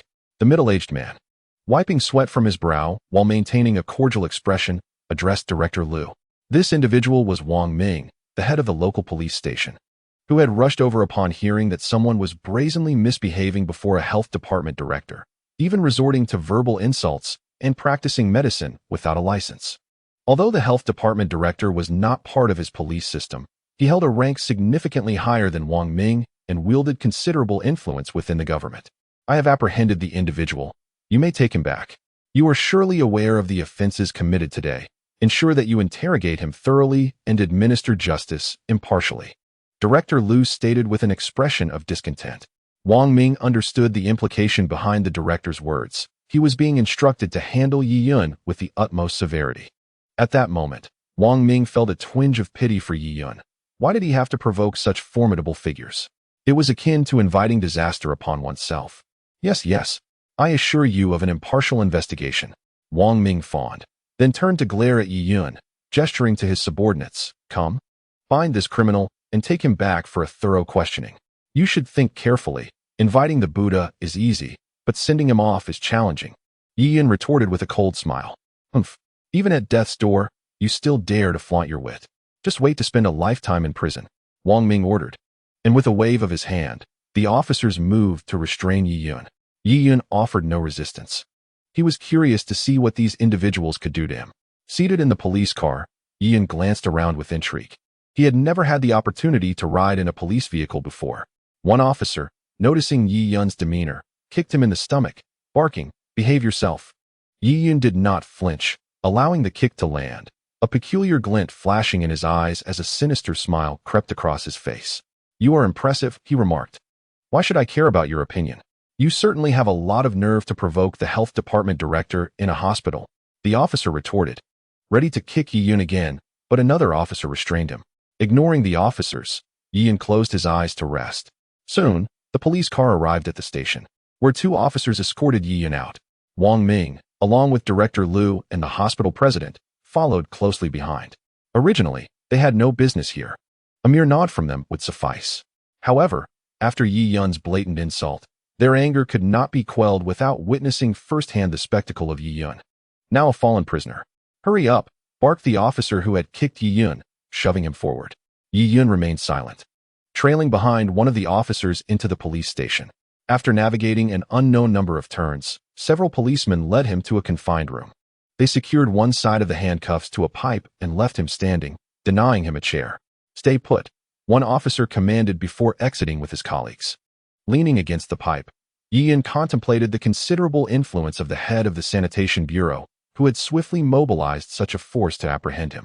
It was evident how obediently these officers adhered to his orders. Sighing, he mused that had he not recently secured a new job, he might have caused quite a ruckus. In the office of Director Wang, Chief Lu lounged with a leg crossed, smugly smoking as he observed Wang Ming, the hospital director, eager to curry favor. Busily poured tea for Lu. "I understand." Wang Ming wiped his forehead, feigning deference. "This young man dares to openly insult government officials and disrupt the hospital. I assure you, I will handle this matter impartially. What I mean is, this individual exhibits violent tendencies and poses a threat to others. He must be made to experience the same pain inflicted upon those he has harmed. Otherwise, he will remain unaware of the suffering he causes." Chief Lu articulated with a self-satisfied smile. Wang Ming grasped Lu's intentions all too well to properly entertain this reckless young man. Understood," he replied with a sycophantic smile. Then summoned Liang Jun, the most ruthless officer in the precinct. Liang Jun, known for his brutality in apprehending and interrogating suspects, had left many individuals disabled in his wake. Upon receiving Wang's orders, he donned his uniform and, alongside the officer who had previously kicked Yi Yun, entered the room with menacing grins. They seated themselves at a table, and the officer picked up a pen, adopting a serious demeanor. "Name?" he inquired. "Yi Yun." "Age?" 26. "Gender?" "See for yourself. Be honest. Answer the questions posed." "Gender?" "Male." "Do you understand the gravity of your actions?" "No. I only recall a paparazzo barking at me. Perhaps because I didn't toss him a bone." Liang Jun's expression darkened, rendered speechless. The other officer, with a scowl, remarked, "Stop resisting. Don't presume we are unaware of your deeds." "Honestly, I'm still in the dark about what I've done wrong," Yi Yun retorted. "Today, we received a report of a murder by Westlake. Witnesses described the assailant as remarkably resembling you. With reliable intelligence, your propensity for violence is exceedingly pronounced. I even remarked that you bear a striking resemblance to your father. Do you believe it?" Yi Yun scoffed. "Enough of this. Let us conclude the record for now." Liang Jun interjected, while in the adjacent monitoring room, an officer overseeing the surveillance cameras switched them off and subsequently exited the room. Upon noticing the camera on the wall was disabled, Liang Jun cast a menacing glance at Yi Yun and said, "I have heard tales of your arrogance in the hospital. You flaunted your medical knowledge, disregarding even the director of the health bureau? Humph. Now that you are in my grasp, let us see how audacious you remain." With that, he brandished his baton and thrust it toward Yi Yun's abdomen. Yi Yun merely regarded Liang Jun coldly, as though the baton were made of air, impacting him without so much as a furrow in his brow. "You appear to be quite the tough guy," Liang Jun sneered. "But I wonder how long you can maintain that facade." Yi Yun retorted disdainfully, "At the very least, I can endure longer than you can. Unlike you, I don't falter so easily."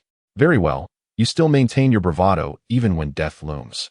A fierce glint of murderous intent flickered in Liang Jun's eyes. Approaching the table, he retrieved a stun baton from the drawer.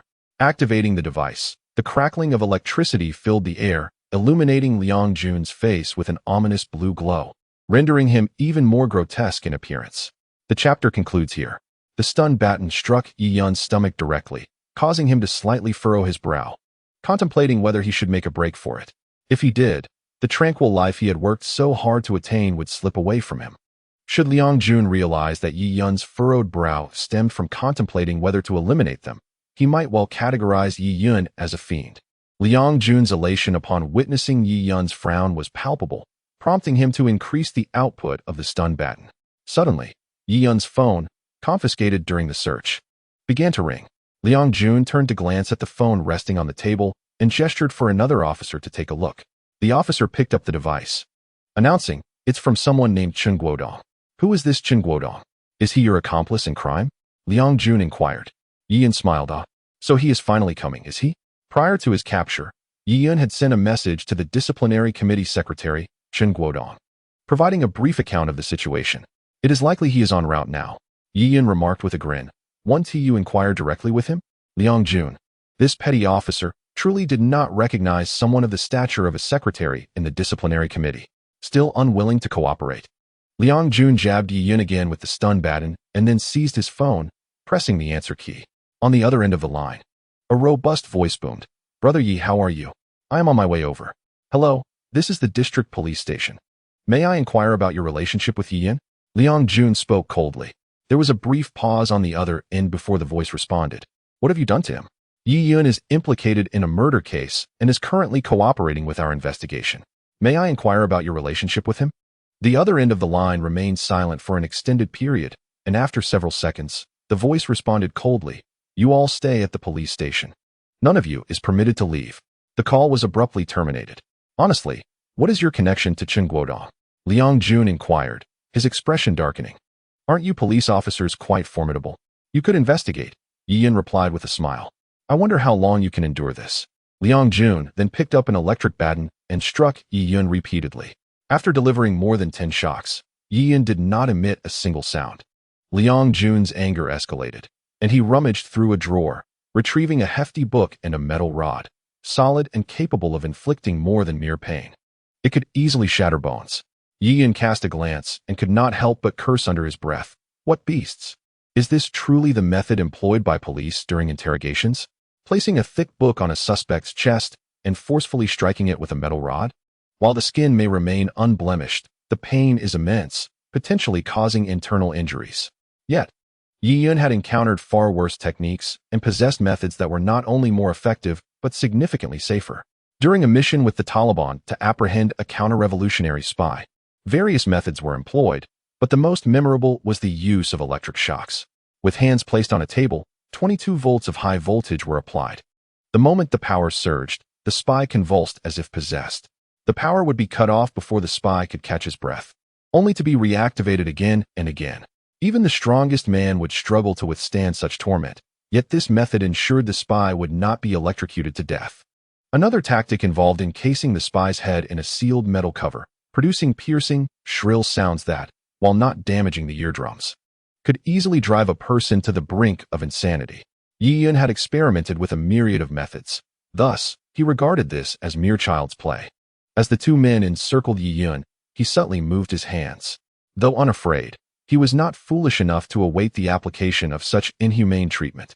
Initially, he believed they would exercise restraint, considering he had not suffered any significant loss. However, he was taken aback by their willingness to resort to such torture. "Xiao Wang, I will hold this. You take your turn." Liang Jun grinned as he handed the metal rod to Xiao Wang while positioning the thick book on Yi Yun's chest. "You really want to force my hand into using torture, don't you? Don't beg for mercy later." Liang Jun grinned maliciously. Seeing Xiao Wang poised, he swung the rod down toward the book with great force. If it connected, internal injuries would be inevitable. However, at that moment, Yi Yun shifted, moving the bench leg forward a few centimeters. The trajectory of the rod remained unchanged, but the target had shifted. The reduced distance meant that not only did the strike miss, but it would also backfire, causing Xiao Wang to slow down immediately. After a harrowing scream, Liang Jun's hand was shattered, the back of it a gruesome sight, blood and flesh mingling in a pitiable display. Xiao Wang, taken aback, discarded the iron rod and rushed to support Liang Jun, murmuring, "I'm sorry, I miscalculated." "Xiao Wang, I despise you," Liang Jun grimaced, clutching his injured hand, his face turning an ashen hue. Fortunately, the interrogation room was well soundproofed. Even his loud cries went unheard. The book fell into Yi Yun's hands as he rose elegantly, a smile gracing his face as he observed the two. When Xiao Wang turned back, he was startled to find Yi Yun standing with a broad grin directed at him. Xiao Wang stammered, rendered speechless, for it was indeed a bizarre sight. He had cuffed Yi Yun himself and had even checked the restraints. How could the other party have freed himself? This method is quite amusing. Now it's my turn, I assent it. Yi Yun's cheerful demeanor and gentle tone caused both Liang Jun and Xiao Wang to change color. Yi Yun had no intention of retrieving the iron rod from the floor. To him, his fists were the finest weapons. With a swift movement, he shoved Xiao Wang against the wall, holding the book in his left hand while his right fist tightened rapidly before striking down. The thick book absorbed much of the force, yet even so, with Yi Yun's strength, It was sufficient to inflict considerable pain. Xiao Wang's complexion drained of color, nearly collapsing to the ground from the agony. As Yi Yun delivered another punch, Xiao Wang could no longer endure the torment. His legs buckled, and he knelt on the ground. Liang Jun, who was already in excruciating pain, was momentarily stunned. What was meant to be their tool for interrogating criminals had now turned into a means of retaliation against them, driving him to the brink of madness. However, Yi Yun would not grant him that opportunity. Skillfully avoiding the bloodied hand of Liang Jun, Yi Yun proceeded to administer a fitting retribution. At that moment, Chun Guodong arrived. He entered the police station accompanied by his assistant. "May I inquire about your business here?" asked a young officer. "Bring your station chief out," Chun Guodong commanded sharply. The officer paused, then sneered. "Who do you think you are, demanding our chief? I ask, who gave you the audacity to cause a ruckus in the police station?" "Indeed, I have come to cause a disturbance today," Chun Guodong retorted with a cold smile. "Did you apprehend someone named Yi Yun this morning? He saved a life in the hospital, yet you detained him? So what?" replied the officer, one of Wang Ming's ilk. "He practiced medicine without a license. That is a crime, and he even defied government officials. He deserves further punishment. What? Are you here to advocate for him?" At that moment, the hospital director happened to emerge to use the restroom. Hearing the officer's words, he frowned and asked, "What is the matter?" Aware of the director's connection to his own superior, the officer promptly relayed Chun Guodong's purpose. This type of obstruction of justice should be dealt with by apprehending him directly. Why waste time discussing it? The director stated bluntly. "Is this your definition of public duty?" Chun Guodong retorted angrily. Even without a medical license, Yi Yun undeniably saved a life. His merits outweigh his faults. On what grounds do you detain him? The director scoffed. Ignorance is truly alarming. Even if he saved a life, he has violated the law. Are you not aware that the law supersedes sentiment? We are all acting in accordance with the law. Nonsense. Chun Guodong retorted with a cold laugh. Is a medical license truly more valuable than a human life? Regardless of who they are. Anyone who can save a life is a doctor, far superior to you heartless practitioners. How dare you speak like that? The director trembled with rage, admonishing him. Today, there are certainly many who lack insight, the young police officer declared loudly. I warn you once more, if you continue to obstruct justice, I will arrest you. You wield quite the authority, Chun Guodong replied with a mocking smile. The young officer huffed. You brought this upon yourself. As he produced handcuffs to restrain Chun Guodong, the latter's assistant revealed a striking red-blue document, boldly displaying the title of Discipline Inspection Committee, Secretary Chun Guodong. The young officer's face turned pale with terror. Stepping back 2 paces, while the director nearly lost control of himself in fright. This was no trivial matter. Being the secretary of the Discipline Inspection Committee held significant weight. He could easily ruin you. The Discipline Inspection Committee operates independently from governmental bodies, specifically established in Huaxia to combat official corruption. There is no cat that does not steal fish.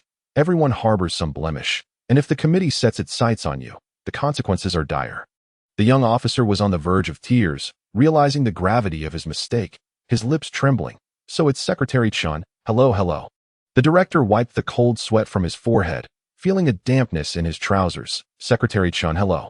Chun Guodong glared at the young officer, who nearly collapsed in shock, cursing himself for stirring up such trouble. Bring your chief to me. I wish to see who granted you such authority to arrest at will, Chun Guodong demanded loudly. The young officer felt a chill run down his spine. The secretary was in a furious mood, and no one would escape unscathed. Trembling, he responded, I will go fetch him immediately. Before long, the section chief of the health bureau rushed over, drenched in sweat, followed closely by Wang Ming. Chun Guodong coldly addressed Chief Liu. You are the chief of the precinct in this district? Chief Liu was taken aback. Who are you? I am Chun Guodong, secretary of the City Discipline Inspection Committee, he replied sternly. Ah, Secretary Chun. Chief Liu quickly forced a smile. I am not a precinct chief. I am Liu Hao, the section chief of the health bureau. In comparison to the secretary, Chief Liu knew he was in a precarious position if Chun Guodong desired to ruin him. It would take mere minutes. Liu Hao was feeling a desperate sense of doom. He never imagined that Yi Yun had such a powerful backing. Bringing out the discipline inspection secretary, the atmosphere was charged with a sense of impending doom. I have no desire to engage in further trivialities. Chun Guodong, weary of wasting time with the likes of directors and deans, directly addressed the 3 individuals. You 3 are hereby suspended and will undergo investigation. With a thud, the three could no longer withstand the blow and collapsed onto the ground, their faces ashen, fully aware that their fates were sealed. The dean and Lu Hao exchanged a glance, realizing too late that Yi Yun was the most formidable among them, one who did not even need to lift a finger to instill fear. Regret washed over them, but they understood that their careers were essentially over. Where are the others? Release them at once. Chen Guodong bellowed. Wang Ming, overwhelmed by the authoritative tone, soiled himself in fright, his pallid face scrambling to lead Chen Guodong to the room where Yi Yun was confined. Upon opening the door to the interrogation room, they were struck by the shocking scene within. Inside, two police officers clad only in their underwear, bloodied at the corners of their mouths, knelt on the floor, tears streaming down their faces as they sang conquer. The sight of these two officers, in such a pitiful state, left everyone gaping in disbelief, their hearts nearly stopping in shock. What on earth was happening? Who was the true officer, and who was the criminal? How had the roles reversed so dramatically? Director, help us. This criminal is too powerful. He has assaulted us, and you must avenge us. Young Wang, seeing the door open, was filled with elation, scrambling to his feet and rushing to Wang Ming, weeping profusely. Director, you finally arrived. Liang Jun, spotting Wang Ming, became animated, pointing an accusatory finger at Yi Yun as he shouted, "Damn it, kid, your time is up. Prepare for execution." No sooner had Liang Jun spoken than Wang Ming kicked him aside with a swift motion. "Yi, my young brother." At that moment, Chen Guodong entered, his expression one of delight as he regarded Yi Yun. "Are you unharmed?" "I'm fine," Yi Yun replied with a smile. "I apologize for the trouble, Secretary Chen." "No, it should be I who apologizes to you," Chen Guodong expressed remorsefully. "As the Secretary of the Discipline Inspection Commission, I failed to manage the officials below me properly, nearly leading to a tragedy. But rest assured, I have resolved the matter." Yi Yun nodded, choosing not to elaborate further. He had faith that Chen Guodong would handle the situation appropriately. Upon returning to the hospital, Yi Yun entered Zhang Aoshue's ward. At that moment, she was sound asleep. Her fever had not entirely subsided, and a faint blush lingered on her cheeks, rendering her enchanting and adorable. She was a far cry from her usual demeanor, which often bore a frosty countenance. It must be said that when this woman was not frowning, she was indeed quite lovely and endearing. Yi Yun murmured to himself, "It is a pity that this woman is so cold, so much so that one hesitates to approach her. That is truly unfortunate." After gazing at Zhang Aoshue for a while, he rested his head on the edge of the bed and succumbed to slumber. A night of silence ensued.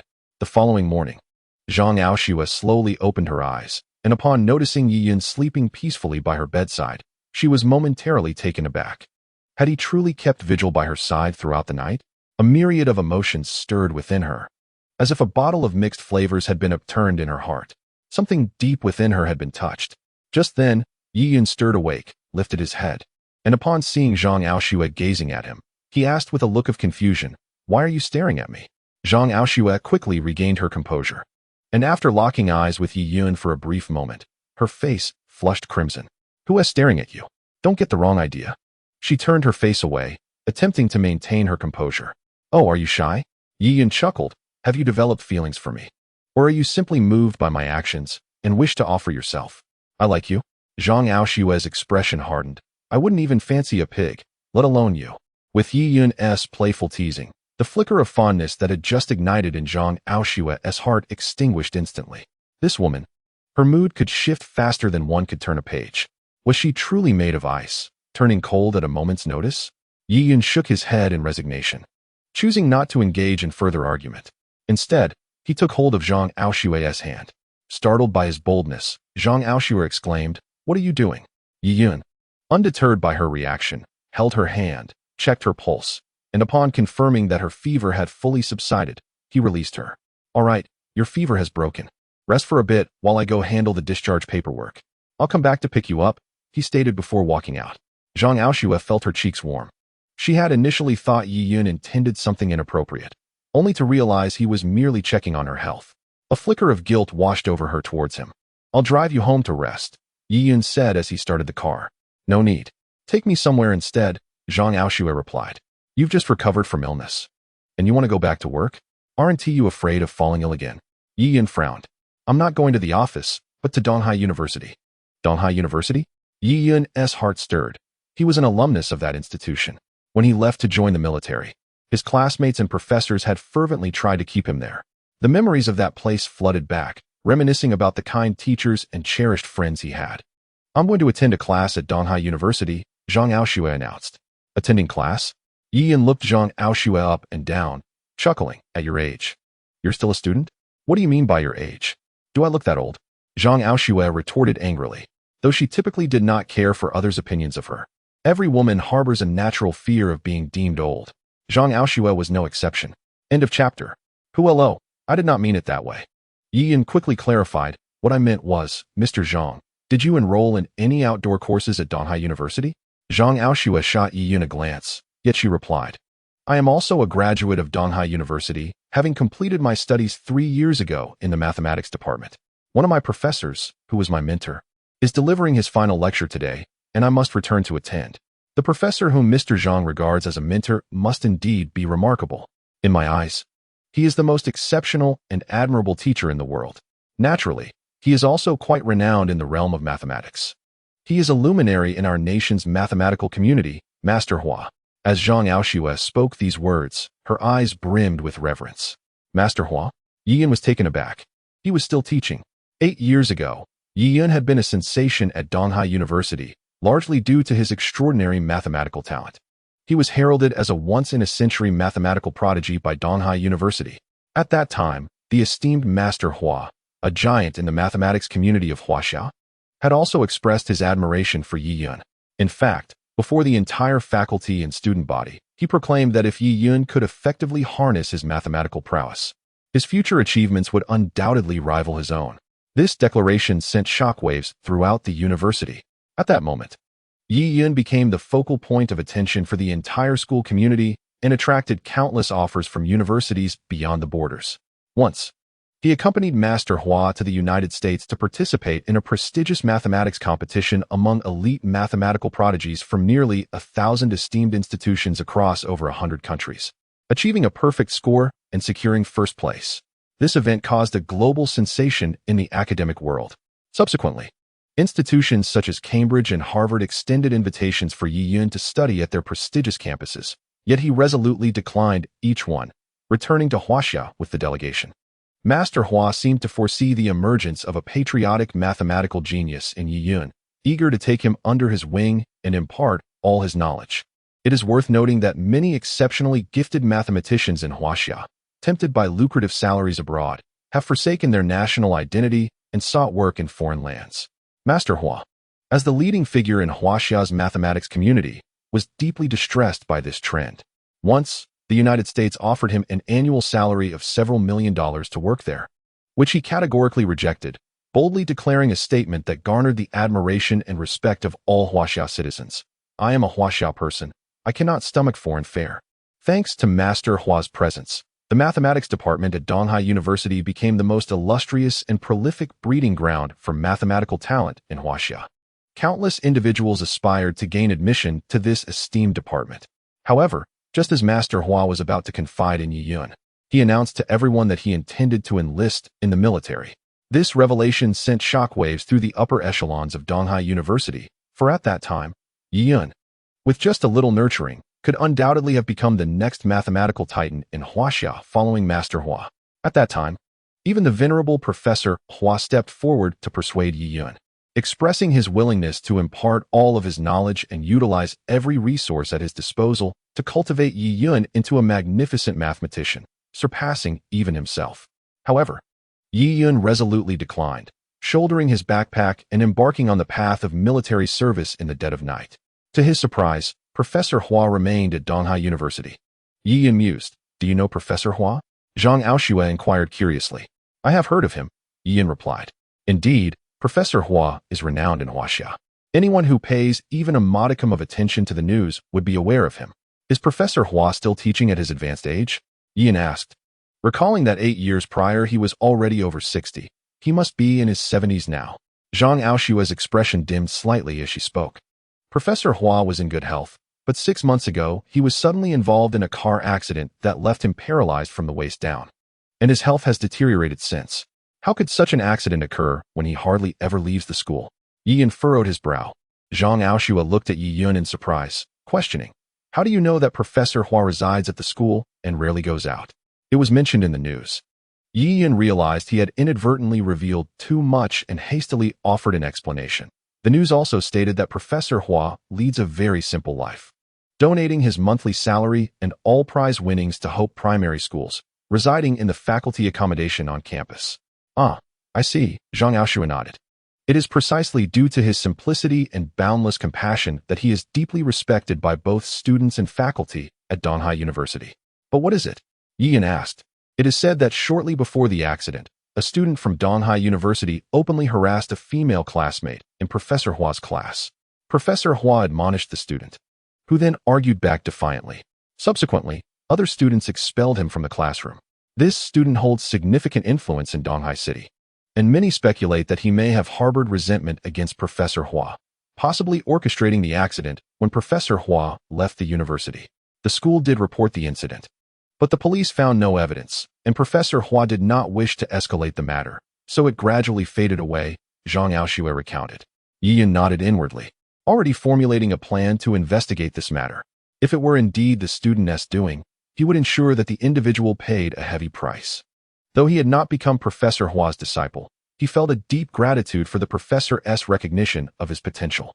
Moreover, he held profound respect for this eminent figure in academia, who regarded fame and fortune as inconsequential and viewed education in Huaxia as paramount to his very existence. Such a character, one might say in ancient terms, embodies the essence of a sage. If Yi Yun were to turn a blind eye to such a saint in need, he would be remiss in his humanity. Professor Hua's class commenced at 10 in the morning, and Yi Yun along with Zhang Aoshua arrived at the university shortly after 9. Yi Yun noticed an abundance of luxury cars in the school parking lot today, including Bentleys, Ferraris, and Rolls-Royces. Clearly, the influence of Professor Hua's lecture had drawn many wealthy and prominent individuals to Donghai University to attend his final class. With a resounding thud, the doors of the gymnasium closed. Yi Yun surveyed the vast arena, which boasted thousands of seats, yet found it eerily empty. In the front row sat notable figures from Donghai City and other cities across China, including several leaders from the education department. This was a testament to Professor Hua's immense influence in Donghai City.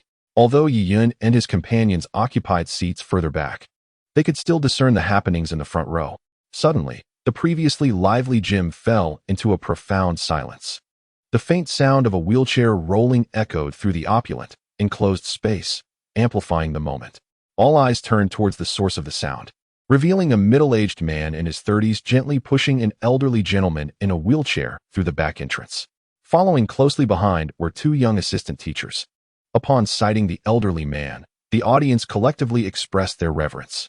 Yi Yun's body trembled slightly, and his nose tinged with an unexpected sting. Gazing upon Professor Hua's graying hair, face resembling a ripened rice field, and his immobile limbs, Yi Yun felt as though a dagger had plunged into his heart. Professor Hua was his mentor, the most respected figure in his life. The teachings imparted by Professor Hua echoed in his ears, accompanied by the warmth of his gentle laughter. 8 fleeting years had passed, and it was shocking to witness this great luminary, who had dedicated his life to the advancement of mathematics education in China, reduced to such a state in his twilight years. After a moment of silence, the gym erupted into thunderous applause, a cacophony of thousands of hands clapping, creating a wave of sound that nearly lifted the entire structure. The applause continued for nearly 3 minutes before gradually subsiding. Professor Hua appeared weary, likely worn down by illness in recent times, yet his eyes sparkled with clarity. He surveyed the audience and finally spoke, for the first time. "My classroom is filled with so many students. I am delighted. Thank you all."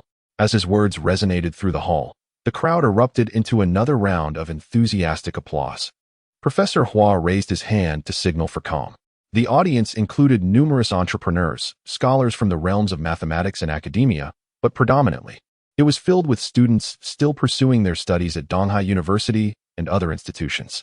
Today, as everyone gathers, it is evident that there exists a profound anticipation regarding the lesson I am to impart. You may have expected that in this final class of my career, I would unveil the essence of learning mathematics. However, I regret to inform you that I shall not be discussing any mathematical concepts today. Instead, I wish to converse about the spirit of the Huaxia civilization. Looking upon the multitude before him, with a voice both deep and resonant, The elder inquired, "Do any of you know what the Huaxia spirit entails?" A hushed silence enveloped the room. Indeed, such an enigmatic question leaves many at a loss for words. The elder sighed, reflecting on his journey. Since my foray into the realm of mathematics education, I have endeavored to transcend boundaries, striving to educate more students, empowering them to excel and contribute to the construction of our Huaxia. I yearn for my students and myself to gain recognition on the international stage, to hear foreigners extolling our intellectual prowess, proclaiming, "Indeed, the people of Huaxia are remarkable." It is true that our mathematical achievements are esteemed globally, with numerous renowned mathematicians hailing from the East. Yet, we must not forget that many among them do not represent true Huaxia. Their nationalities have shifted, and they contribute to the advancement of foreign lands. In contrast, authentic luminaries of mathematics from our homeland are few and far between. My dear students, do you know whom I detest most in this life? It is those who, driven by greed and self-interest, take the knowledge and wealth gleaned from Huaxia and offer it to other nations. Once, during an academic exchange in an island nation, a young scholar openly mocked me, saying, "Your Huaxia mathematics may be impressive, but so what? In the end, you come to our shores to beg for alms." At this, the majority of those present erupted in indignation, uttering harsh words.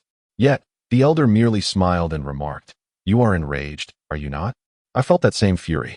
I was rendered speechless, so incensed that I wished to strike myself in frustration, and ultimately departed with a heavy heart, unable to muster a retort. To be candid, my thoughts resonate with many of yours. I harbor numerous criticisms of this nation, disagreeing with various policies and disapproving of many individuals. However, what sets me apart is that regardless of my grievances, whether this country has nurtured or betrayed me, my love for it remains profound. I shall not be like those affluent individuals who profess their patriotism while clandestinely pursuing immigration, becoming citizens of other nations. That is not patriotism, it is betrayal. The country nurtured and sustained you, and yet, not only do you fail to repay that debt, but you also heartlessly abandon it to serve foreign interests. I cannot reconcile myself to such actions. With a solemn tone, the elder continued, "You cannot fathom the anguish I feel each time I hear our Huaxia referred to as a land devoid of knowledge. Our illustrious Huaxia boasts a rich agricultural heritage, a profound philosophical tradition with the 100 schools of thought, and a wealth of cultural treasures such as high mountains and flowing water and the melody of guangling. We are home to the elegance of calligraphy, traditional Chinese painting, Tai Chi, and the Bagua system. Our 12 zodiac signs, the Book of Songs, Chuxi, and the Art of War by Sun Tzu reflect our literary grandeur. We celebrate traditional festivals and cherish performing arts like Kunku, Yu opera, Xiang opera, Peking opera, shadow puppetry, and Huangmei opera. Our architectural marvels include the Great Wall, exquisite gardens, and clock towers. We possess the wisdom of traditional Chinese medicine, the principles of yin-yang and the 5 elements, and the artistry of paper cutting, kite making, clay figurines, and embroidery. Our culinary heritage is matched only by our craftsmanship in attire and decorum, showcasing an unimaginable wealth of culture. Yet, despite our riches, we are often disparaged as a nation devoid of knowledge. This is largely due to our failure to pass down this wisdom. The number of Chinese laureates of the Nobel Prize in Science can be counted on one hand. In a nation of over 1 billion, we find ourselves overshadowed by countries with populations of merely over 100 million. An overwhelming 80% of our scientists have fled to America and Europe, seeking refuge in what they deem a paradise for scientific inquiry, while our homeland feels like a veritable hell for science. From the moment I began my journey in mathematics, I vowed to remember what others have forgotten and to reclaim what has been forsaken. I remain indifferent to being seen as an oddity or the ridicule of others, and I care not for monetary compensation. I understand that certain treasures must not be forsaken: traditional Chinese medicine, the beauty of Chinese characters, and the enduring spirit and integrity of the Huaxia people that have thrived for millennia. We are the descendants of the dragon, and we take pride in this legacy, both in the past and for the future.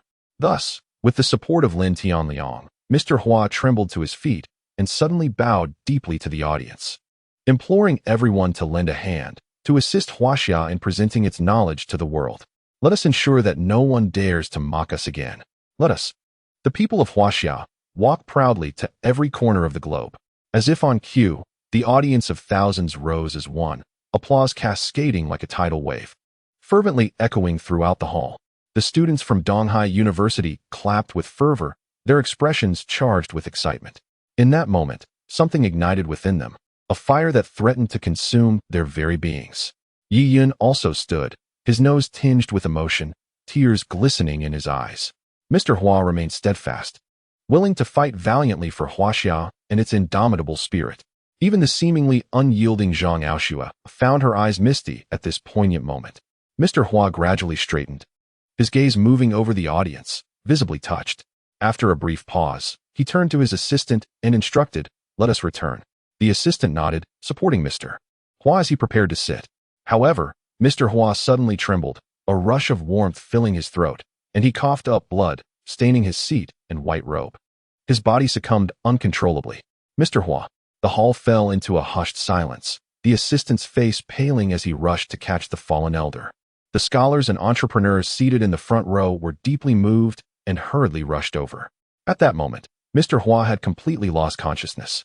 What has transpired? Why did Mr. Hua suddenly faint? A voice exclaimed. The chapter concluded with a sense of urgency. Mr. Hua has suffered a stroke. Quickly, take him to the hospital. The speaker was an elderly man in a gray robe, Ning Ziyuan, the director of the Western Medicine College at Donghai University, renowned for his exceptional medical expertise. Given his diagnosis of Mr. Hua's condition, there was no doubt regarding its accuracy. Students surged forward, eager to ascertain what had happened to Mr. Hua. Clear the way. Make way. A robust student lifted the unconscious Mr. Hua with determination, shouting loudly.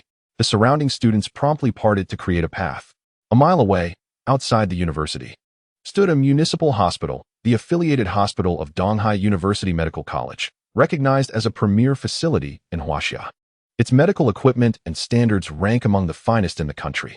The hospital's director, also an alumnus of Donghai University Medical College, serves as a distinguished professor there. Nearly half of the physicians and doctors on staff graduated from the same institution, underscoring the esteemed reputation and prowess of Donghai University Medical College in Huaxia. After a strenuous effort, Yi Yun and Zhang Aoshua finally emerged, only to find that Mr. Hua had already been placed in an ambulance en route to the hospital. Let us follow along, Yi Yun declared without hesitation, swiftly heading towards the vehicle. Why is he so anxious? Zhang Aoshua furrowed her brow, sensing his deep concern for Mr. Hua's well-being. Although she shared in the worry, she could discern that Yi Yun was even more troubled. Mr. Hua had once been her mentor, and her concern was understandable. Yet, what connection did Yi Yun have to Mr. Hua? Even if he revered Mr. Hua, such urgency seemed unwarranted. Upon their arrival at the hospital, the main entrance was already a throng of bodies, densely packed with students and scholars from various fields, alongside numerous reporters.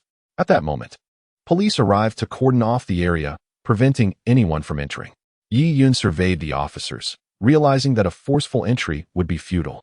He glanced up at the hospital's architecture and then focused on a window on the side of the emergency building. The first floor had no windows, and the second floor's windows were nearly 5 meters above the ground. Wait here. I will enter on my own, Yi Yun stated. Enter? How will you do that? Zhang Aoshua was taken aback. Yi Yun pointed to the window he had selected. You mean you intend to climb through that window? But it's so high. How will you ascend? Zhang Aoshua's face was filled with astonishment. We'll find out if we try, Yi Yun replied as he began to move forward. The side was relatively deserted, and he went unnoticed as he approached. Yi Yun, don't joke around. The ground is over 5 meters from that window, and it's smooth. How do you plan to climb? Are you suggesting you'll jump in? Zhang Aoshua looked up at the window, incredulous. Why not jump in? Yi Yun stepped back a pace, and then, under the astonished gaze of Zhang Aoshua, he surged forward with remarkable agility. He leaped into the air, soaring 2 meters high, and with a powerful push against the wall, propelled himself even higher. Extending his hand, he grasped the edge of the window and effortlessly climbed inside. Please wait outside or return home for now. I will check on the condition of old Master Hua. As Yi Yun vanished from sight, Zhang Aoshua's eyes widened in disbelief. He truly jumped inside. Given Yi Yun's strength, entering through the window was hardly a challenge. He could have easily cleared the 5-meter height without any assistance. However, if he had done so, it would have seemed utterly extraordinary in Zhang Aoshua's eyes. Yi Yun, wishing to avoid Zhang Aoshua's incessant inquiries in the future, opted for a modest and unassuming entrance. After inquiring with a nurse about the emergency room housing old Master Hua, he made his way there. Upon arrival, he found only two individuals outside the emergency room, a beautiful young woman in her 20s and the director of the medical school, Ning Ziyuan. Hua Mengyi. Yi Yun immediately recognized the young woman. This girl, named Hua Mengyi, was the granddaughter of old Master Hua.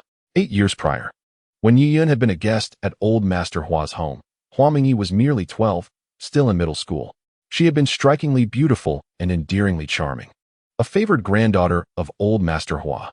Now, 8 years later, she had blossomed into a captivating young woman. Mengyi, do not fret too much. Old Master Hua will be fine, Ning Ziyuan gently reassured, patting her shoulder. Uncle Ning, how could my grandfather suddenly fall ill? He seemed perfectly well before leaving this morning. Hua Mengyi asked anxiously, her face etched with concern. Your grandfather has a history of strokes. It seems he has fallen ill today, Ning Ziyuan explained. However, do not worry excessively. With today's advancements in medical technology, he should be all right. Hua Mengyi nodded, feeling somewhat reassured by Ning Ziyuan's words. Yet she could not suppress her worries, her petite frame trembling slightly. Mengyi, a soft, gentle voice called out. She turned to see a man in his 20s smiling warmly at her. Hua Mengyi stood frozen, staring at the man in astonishment. What's wrong? Do you not recognize me? Yi Yun asked with a smile. You are Brother Yi? Hua Mengyi stammered, her mouth agape. I'm so glad you remember me. Yi Yun replied with a grin. Brother Yi, it really is you. You have returned. Hua Mengyi exclaimed, rushing towards him and enveloping him in a tight embrace. I have missed you so much. 8 years ago, Hua Mengyi had taken a great liking to Yi Yun, often clinging to him for outings. Yi Yun, fond of the spirited girl and with old Master Hua's approval, frequently took her on adventures. Their bond was exceptionally strong, and Hua Mengyi genuinely regarded Yi Yun as her older brother. However, after Yi Yun enlisted in the Longxi Special Forces, he essentially severed all ties with the outside world. The Longxi Special Operations Unit was perpetually engaged in combat, having taken countless lives and amassed numerous enemies. To prevent exposure of his identity and to shield his loved ones from potential repercussions, he seldom, if ever, dared to contact family or friends. Consequently, once Yi Yun entered the military, he ceased all communication with Hua Mengyi.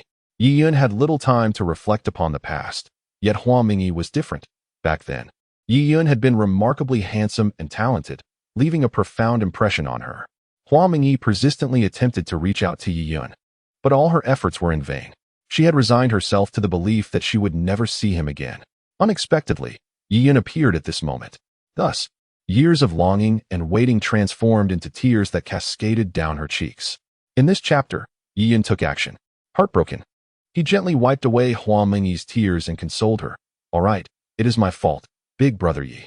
However, these years have been beyond my control. Otherwise, I would not have lost contact with you. Now that I have returned, I promise I will never leave again. There, don't cry. You're a grown woman now, and there are people watching. You wouldn't want to be the subject of their ridicule. I could not care less about what others think. Hua Mengyi retorted, hastily wiping her tears away and glaring at Yi Yun. And don't think that I will forgive you so easily. You must make amends. And how do you propose I make amends? Yi Yun replied with a wry smile, fully aware that this little enchantress would not let him off the hook so easily. I haven't figured that out yet. I'll let you know when I do. Hua Mengyi replied mischievously. Big brother Yi? Who is this big brother Yi? Ning Ziyuan, standing behind Hua Mengyi, paused momentarily, studying Yi Yun's face, which struck him as familiar, as though he had seen it somewhere before. Ning uncle, let me introduce you. This is big brother Yi. Yi Yun, Hua Mengyi said. Yi Yun? The one who led our university's mathematics department to victory in the International College Mathematics competition 8 years ago? The same one who refused to become Master Hua's apprentice and resolutely chose to join the military? Upon hearing that name, Ning Ziyuan's mind was flooded with memories from 8 years prior. After all, those events had stirred considerable excitement throughout Donghai University. Virtually every student and faculty member at the time was familiar with the name Yi Yun. Indeed, he is that Yi Yun, my big brother Yi. Hua Mengyi declared with pride, as if Ning Ziyuan were speaking of her. Ah, those are merely old stories, hardly worth mentioning, Yi Yun said, feeling somewhat embarrassed. Haha, do not be so modest. You are the first in the world to dare to refuse to become Master Hua's apprentice. Ning Ziyuan chuckled heartily, extending his hand to Yi Yun. I was just in Master Hua's class today and witnessed his collapse due to illness, which is why I hurried over to see how things stand now. Grandfather is still in critical condition. A look of profound anxiety spread across Hua Mengyi's face. Brother Yi, she stammered, her body beginning to tremble slightly. Do you think Grandpa will? It won't happen. The teacher will be fine. I'm here, Yiyan gently reassured her, patting her shoulder softly. Although he spoke with confidence, uncertainty gnawed at his heart. Indeed, Mengyi, Director Zhou, is also inside. He is a top-tier physician in the country, having treated central leaders in the past. With him present, Grandpa Hua will be all right. Do not worry excessively. We shall wait patiently, Ning Ziyuan added, offering his comfort as well. At that moment, the door to the emergency room swung open abruptly, and a group of middle-aged doctors accompanied by several nurses emerged. Director Zhou, how is my grandfather? Hua Mengyi grasped Director Zhou's hand, her face etched with worry. What has happened to Grandpa Hua? The three of them crowded around him anxiously. An elderly doctor removed his mask, his expression grim. We did our utmost. A stunned silence fell over them. Such words were often heard in films, and they signified a dire situation. No, what did you say? Hua Mengyi cried out frantically, gripping Director Zhou tightly. Several doctors hurried to shield him. Shaking his head, Director Zhou replied, Grandpa Hua was already suffering from a stroke, and now there is significant intracranial hemorrhage, which has caused severe pressure on the brain.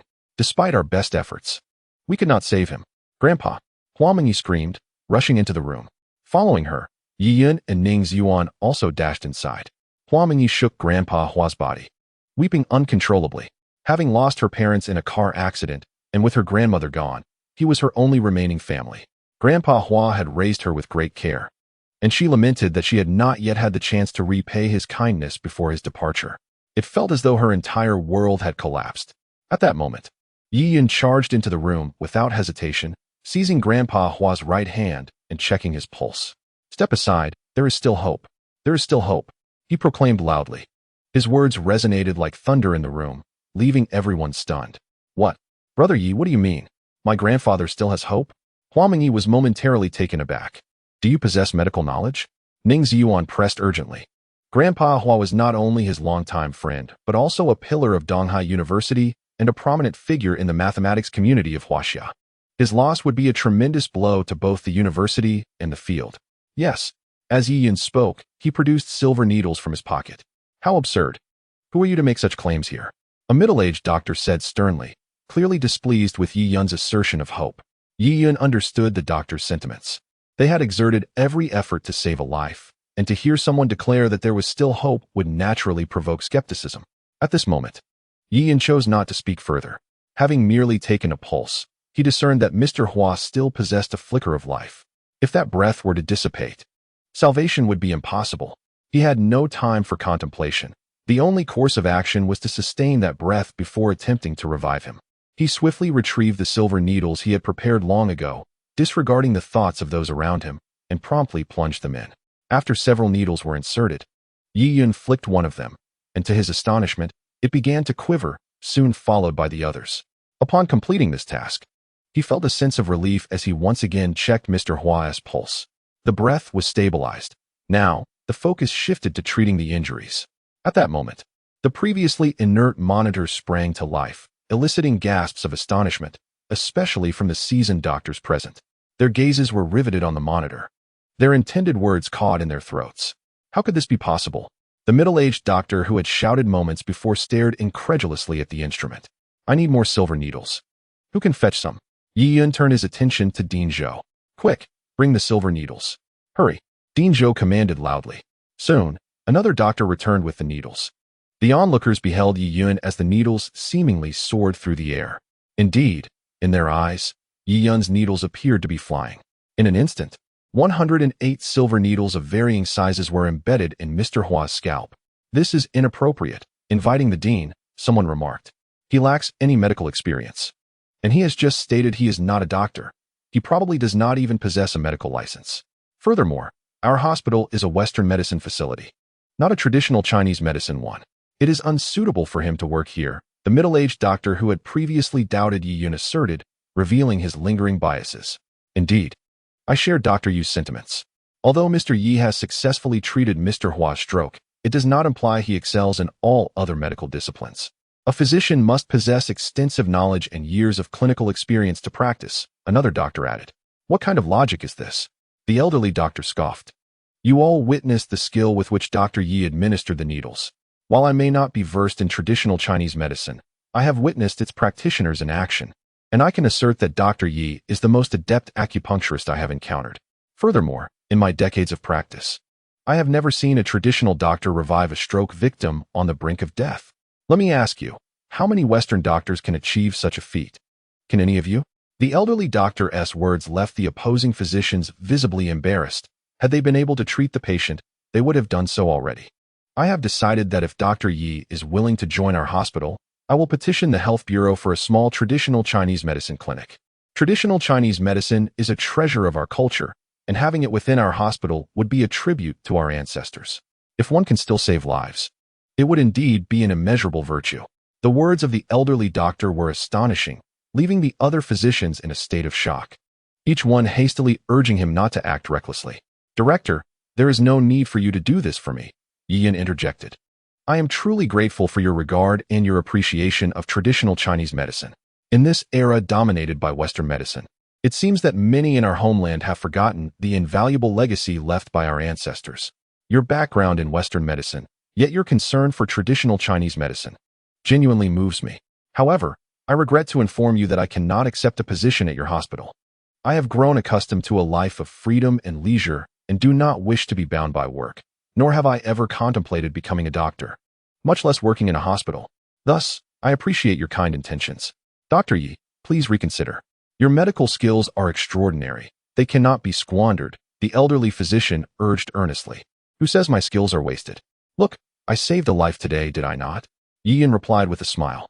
Moreover, my decision to not work in a hospital does not imply that I will refrain from helping those in need. If I encounter anyone in distress, as a beneficiary of traditional Chinese medicine, I shall undoubtedly extend my assistance. Director, you need not persuade me further. My mind is made up. Oh, since you have made your decision, I shall not press you. However, should you ever change your mind, feel free to approach me.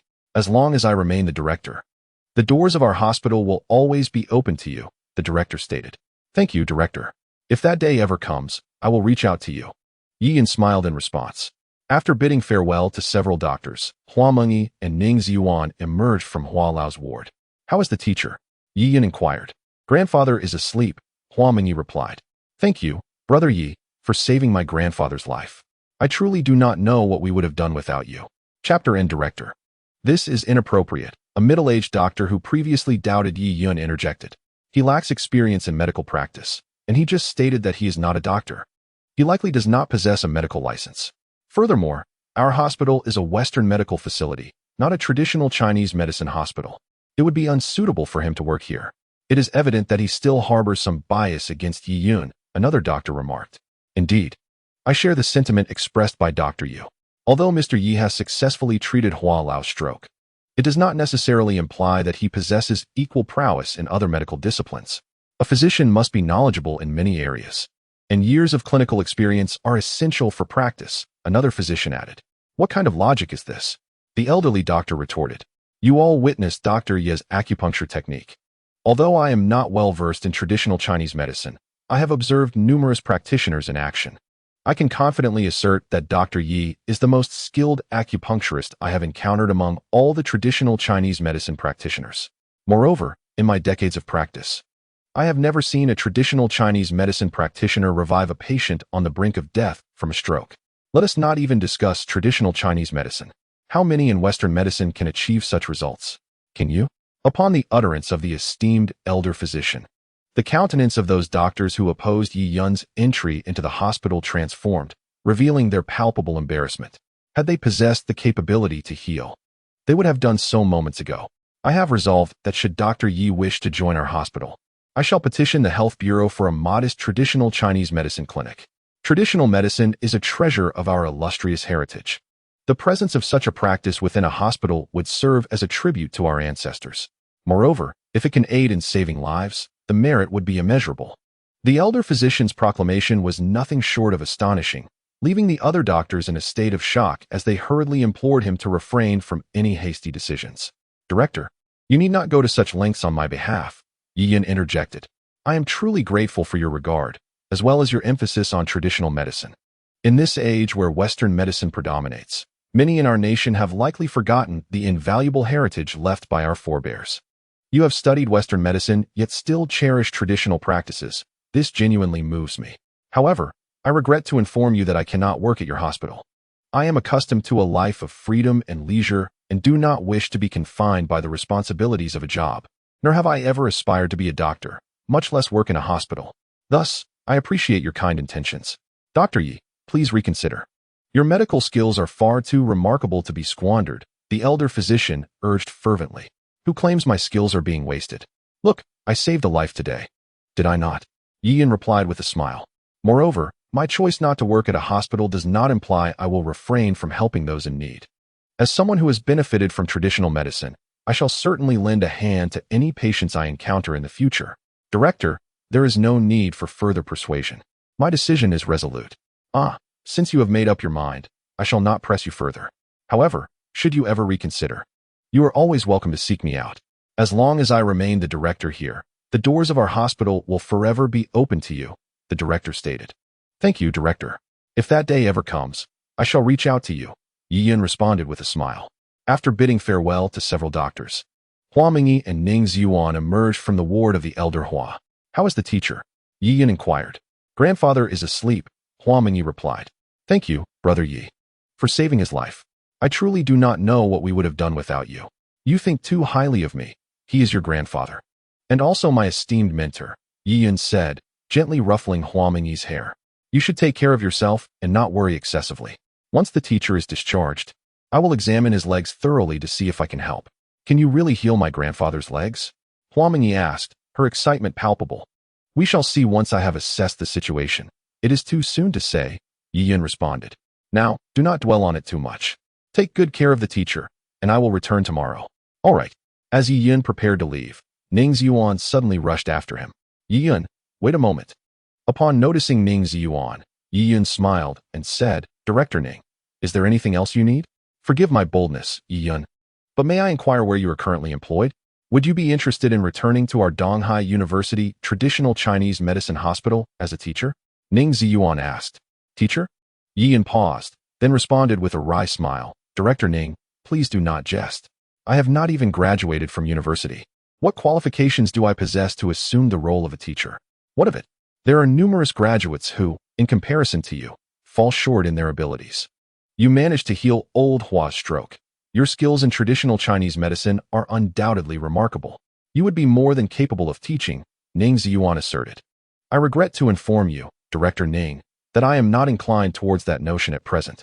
Nonetheless, I appreciate your trust. I have other matters to attend to, so I shall take my leave now. Without waiting for Ning Ziyuan to persuade him otherwise, Yiyan promptly exited via the elevator. Ning Ziyuan watched Yiyan's departing figure with a sigh, then retrieved his phone to make a call. Old Ning, what brings you to call me at this hour? Came the voice of a middle-aged man from the other end. Old Zhang, do not think I have not assisted you. I just encountered a prodigious young physician whose expertise in traditional Chinese medicine is extraordinary. He has just successfully treated old Hua's stroke. Ning Ziyuan elaborated on Yi Yun's remarkable feat over the phone. Old Zhang, I am, after all, the director of a Western medicine hospital, and thus, I am unable to speak freely about certain matters. Did you not previously lament the lack of qualified instructors and low teaching standards at your hospital? I am now recommending this individual to you. If you are interested, you may wish to speak with him. However, he seems disinclined towards teaching, so you may need to exert some effort. Given your good rapport with old Hua, perhaps you could approach him for assistance. Very well. I shall take note of this favor you have done me, old Ning. Once old Hua recovers, I will pay him a visit to discuss this matter and, in the process, witness for myself the prowess of this prodigious young physician you speak of. If he is indeed as remarkable as you claim, we must do everything in our power to recruit him, replied the middle-aged man on the phone. Upon exiting the hospital, Yiyan noticed Zhang Aoshua's vehicle waiting outside. As soon as she spotted him, Zhang Aoshua hurried over, anxious to inquire, how did it go? Is old Hua all right? He is fine. The doctor stated it was merely a fever, and he will be discharged in a couple of days, Yiyan reassured her. That is truly splendid news. Zhang Aoshua exhaled in relief, then scrutinized Yi Yun, asking, why do I feel as though you are acquainted with old Hua? How could that be? As a mere security guard, what connection could I possibly have with such a renowned figure in mathematics? You are overthinking it, Ian chuckled lightly. Then why were you more anxious than I when you learned of Old Hua's illness? Zhang Aoshue fixed her gaze on Yi Yun, probing further. Old Hua has contributed immensely to our nation. He is a luminary in our field. Any person with a modicum of conscience would naturally be concerned for his well-being. Yi Yun defended himself. Zhang Aoshue studied Yi Yun for a long moment, and upon realizing she could not extract any further information, she ceased her inquiries. Yet, she could not shake the feeling that Yi Yun was concealing something from her. However, since Yi Yun was unwilling to speak, she refrained from pressing further. Let us go? Zhang Aoshue said as she entered the car. Where to? Yi Yun inquired. Back to the company, Zhang Aoshue replied with indifference. You're not feeling well. I'm fine. Yi Yun began to say, but Zhang Aoshue interjected. Besides, aren't you here? If I fall ill again, you can just treat me, right? Goodness. So you consider me your personal doctor now? Don't forget, you signed a contract. You are entirely mine. Who says? There's South an agreement in place, which states that unless specified otherwise, our affairs are unrelated. But there's also a clause that grants me sole interpretation rights, Zhang Aoshue countered playfully. Yi Yun, where have you been this morning? Why were you absent for half the day? Lin Feiyu exclaimed, her voice tinged with urgency. Yi Yun shrugged, feigning a helpless expression, and sighed. I had an urgent matter to attend to this morning. Lin Feiyu, evidently unconcerned with the validity of Yi Yun's excuse, expressed her worry. Wu Liang knows you were absent this morning. He is currently waiting for you in our office. Last time, you offended him while helping me. And he surely seized this opportunity to have you fired. Huh, it's nothing to worry about, Yi Yun replied with a relaxed smile as he walked. Wu Liang is being unreasonable. Not only did he not take a detour, but he also came to our office. Yi Yun, Lin Feiyu suddenly shouted in anger. Yi Yun jumped in surprise, stopped, and turned to face Lin Feiyu. Her face was flushed with anger, her eyes wide, clearly upset. What's wrong? Yi Yun smiled slightly. Who has angered our beautiful and lovely Feiyu? Looking at Yi Yun's smile, Lin Feiyu felt a wave of grievance and retorted angrily. Why do you always act so nonchalant? I'm worried sick about you, and you don't seem to care at all. As she spoke, 2 streams of tears cascaded down her cheeks. Yi Yun was moved and sincerely apologized. I'm sorry, I appreciate your concern for me. Who cares about you? I couldn't care less if you got fired. Lin Feiyu responded, turning her face away forcefully, not wanting Yi Yun to see her tears. Observing Lin Feiyu's sulking demeanor, Yi Yun felt a pang in the softest part of his heart. He stepped forward, placing his hands gently on her shoulders to face her directly, and softly said, I'm sorry, it's my fault for making you worry and upset. I promise I won't be absent from work again, all right? After a pause, he continued. As for Wu Liang knowing about my tardiness, it's actually not a big deal. Labor laws do not permit an employee to be fired for just one instance of being late. The chapter concludes with Lin Feiyu feeling her anger dissipate as she listened to Yi Yun's sincere apology, though she remained anxious about him. She quickly wiped away her tears, turned her head, and said with concern, but you are still on probation, not a formal employee, and the company can dismiss you at any time. Haha, who said I am an intern? I signed a formal employment contract, with no probation period, Yi Yun replied with a smile. You mean you are already a formal employee? Lin Feiyu asked in surprise. Yi Yun nodded, still smiling. Lin Feiyu visibly sighed in relief, and then playfully punched Yi Yun in the chest, saying, Why didn't you say so earlier?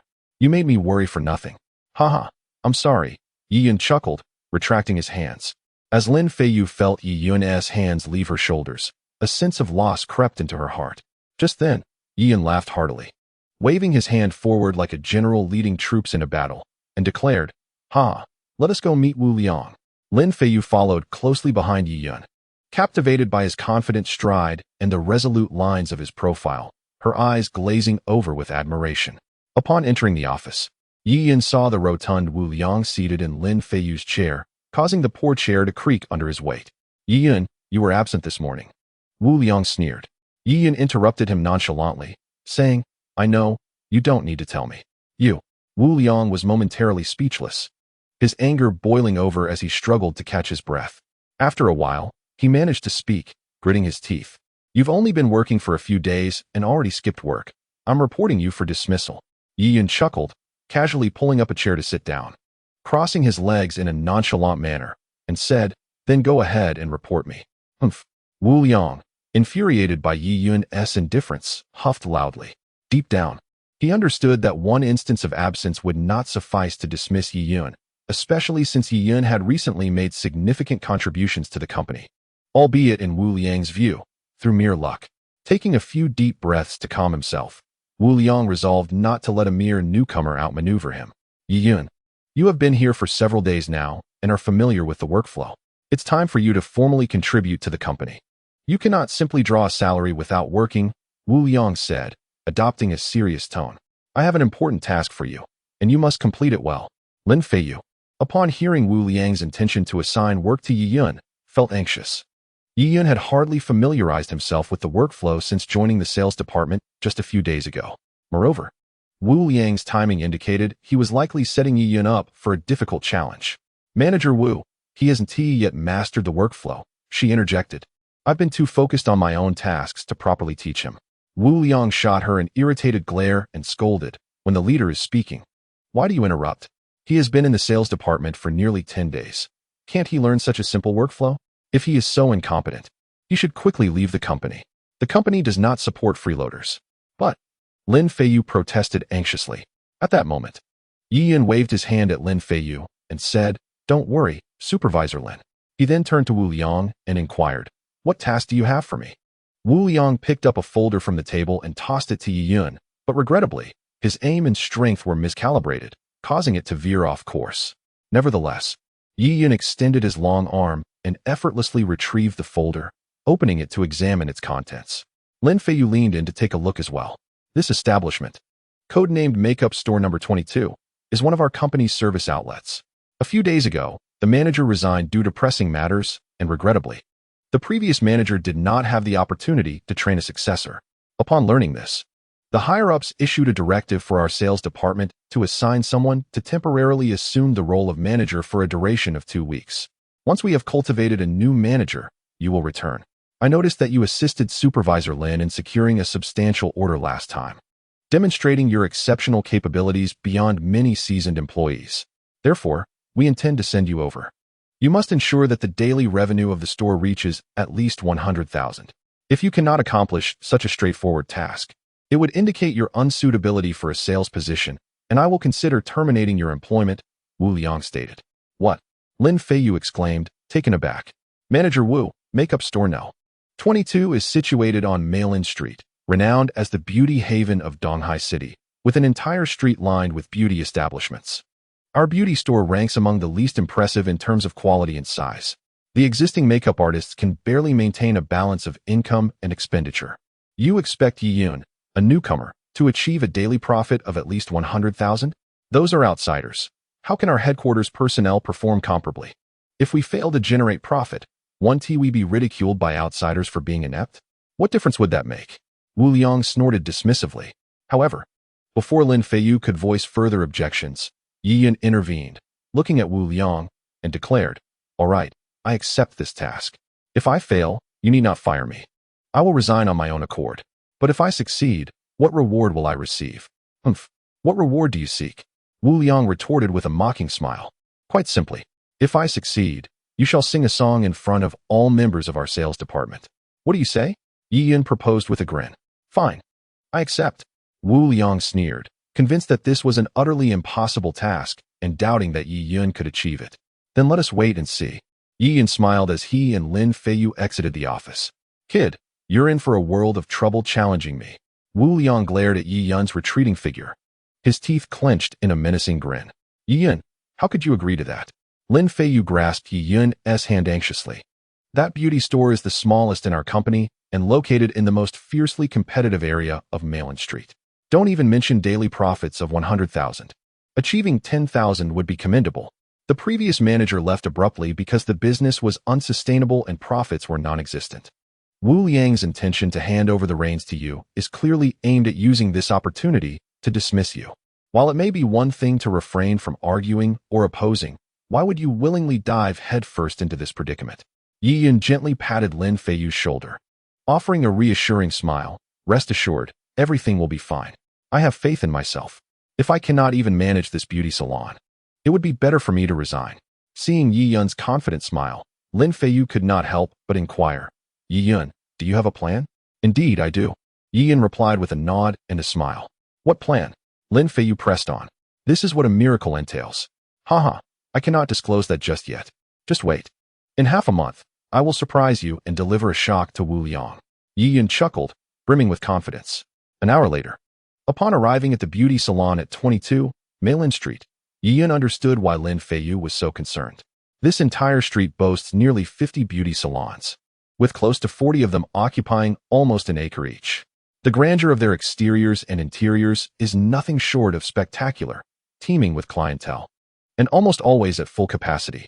In stark contrast, the remaining salons languish in neglect, their spaces barely measuring a few meters, and their DCOR significantly inferior to their counterparts. They exist on an entirely different echelon. The staff and beauticians in those flourishing salons were bustling with joy, their faces adorned with smiles. Yet, at Yi Yun's own salon, he encountered a rather youthful and charming beauty dozing on a stool. Upon hearing the sound, the young beauty stirred, awakening to the sight of a patron entering, her face lighting up with surprise as she approached. Welcome. Her voice was melodious, reminiscent of a babbling brook. How may I assist you today, sir? Are you the only one here? Yi Yun inquired directly. Yes, sir. What services do you require? The young beauty's cheeks flushed slightly. Do you perform skincare treatments? Yi Yun surveyed her, noting that she appeared to be merely in her early 20s. Likely fresh out of school. What? You don't believe me? Yi Yun asked with a smile. Can I say that? Shan Shan replied cautiously, her gaze fixed on Yi Yun.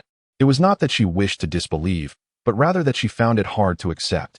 You mentioned that you would only use skincare products priced below 1,000 yuan, which is somewhat common among beauty salons on Mailin Street. But what do you mean when you claim to be a renowned beautician, celebrated across Europe and America for your magical touch? How could someone of your caliber willingly work at such a modest salon? It is indeed rather exaggerated to claim that a woman in her 40s or 50s could be transformed into a youthful beauty of 18 within mere minutes through your methods. Only a fool would believe such a notion. As for the final remark, had Shan Shan not feared that Yi Yun would dismiss her, she would have undoubtedly berated him as a madman right to his face. After all, how could he dare to mention a price of 10,000 for a single session?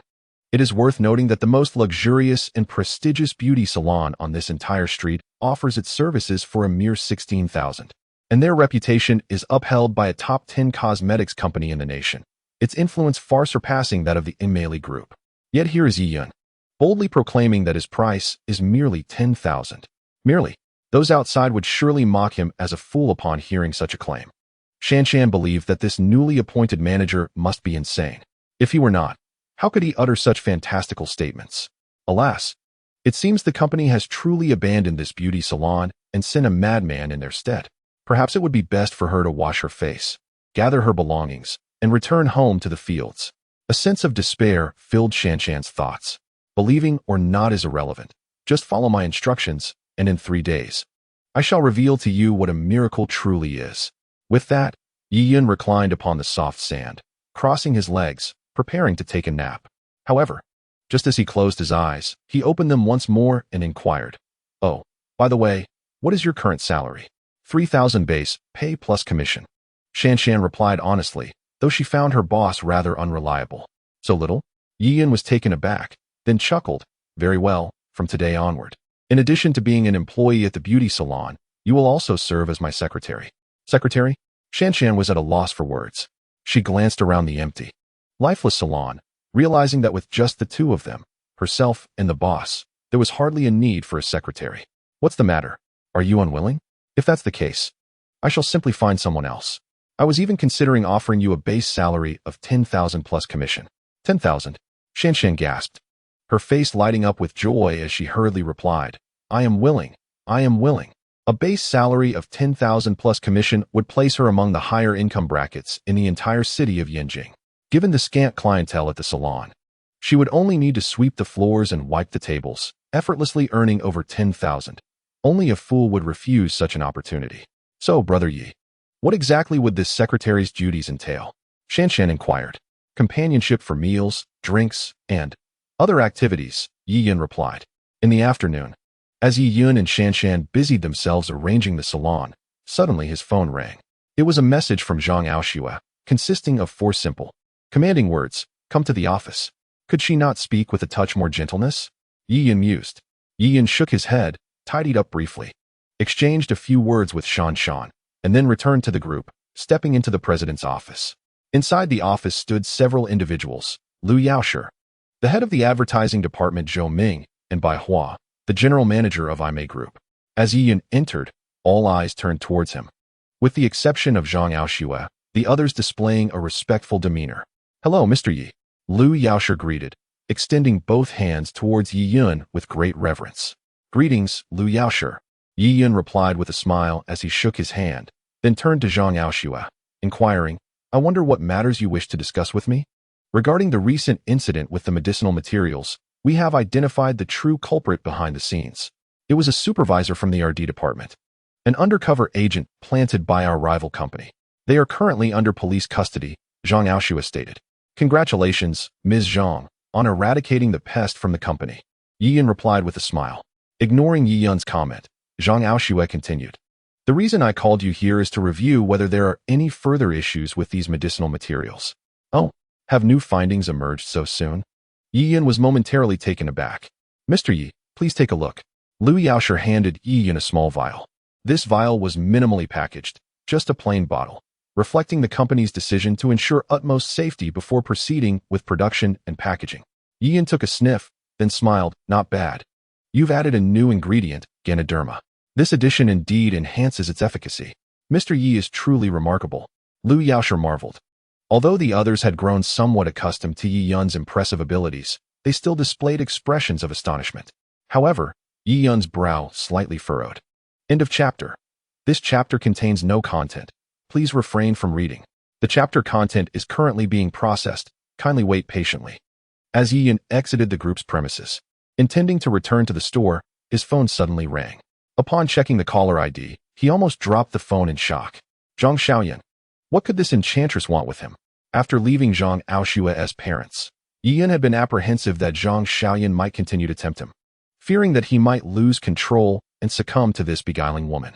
However, after several days of silence from her, he had begun to feel relieved, thinking she must have concluded that he was a man of integrity, no longer needing to pursue him. Yet, unexpectedly, she was calling now. After a moment of hesitation, Yi Yun decided to answer the call. "Brother-in-law, you haven't called me in so many days. I missed you so much." As Yi Yun pressed the answer button, a sultry voice that could melt bones echoed from the other end. A chill ran down Yi Yun's spine. "Zhang Xiaoyan, could you refrain from being so flirtatious?" He replied helplessly. "Alas, it seems that you do not favor bold women, dear brother-in-law. What type do you prefer then? Is it the youthful type, the playful type, or perhaps the elegant type? Could it be the innocent type? These young ladies excel in such personas," Zhang Xiaoyan chirped. Yi Yun, caught between laughter and frustration, replied, "Zhang Xiaoyan, if you have nothing important to discuss, I shall hang up, as I have matters to attend to." All right, I shall cease my teasing. Come to my company. I need to speak with you about something," Zhang Xiaoyan insisted.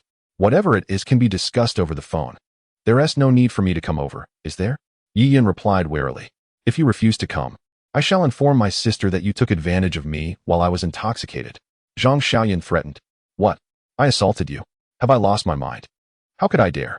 Yi Yun exclaimed. "I do not care. I shall tell my sister just that. My family knows I am a virgin and have never been in a relationship. If they find out you violated me, I wonder how you will explain that." Zhang Xiaoyan laughed triumphantly. "You claim to be a virgin. Whether or not you were assaulted will be revealed when your sister investigates," Yi Yun retorted, feeling exasperated. "My secretary just brought in a few bananas. Do you think that thin membrane can withstand the assault of a banana?" Zhang Xiaoyan teased. Yi Yun was utterly astounded by Zhang Xiaoyan's audacity. This girl, in her attempt to ensnare him, would consider using a banana to compromise her own virtue. Fine.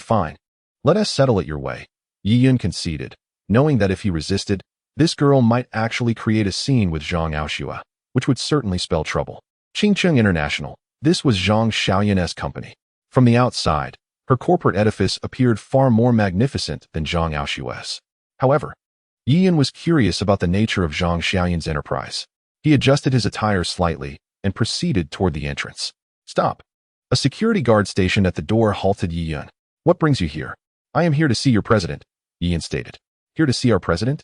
The guard scrutinized Yi Yun, scoffing. "You think you can just waltz in here dressed like that?" Does our president know you? Who do you think you are? Do I look like a fool to you? Scram. There's no trash being collected here.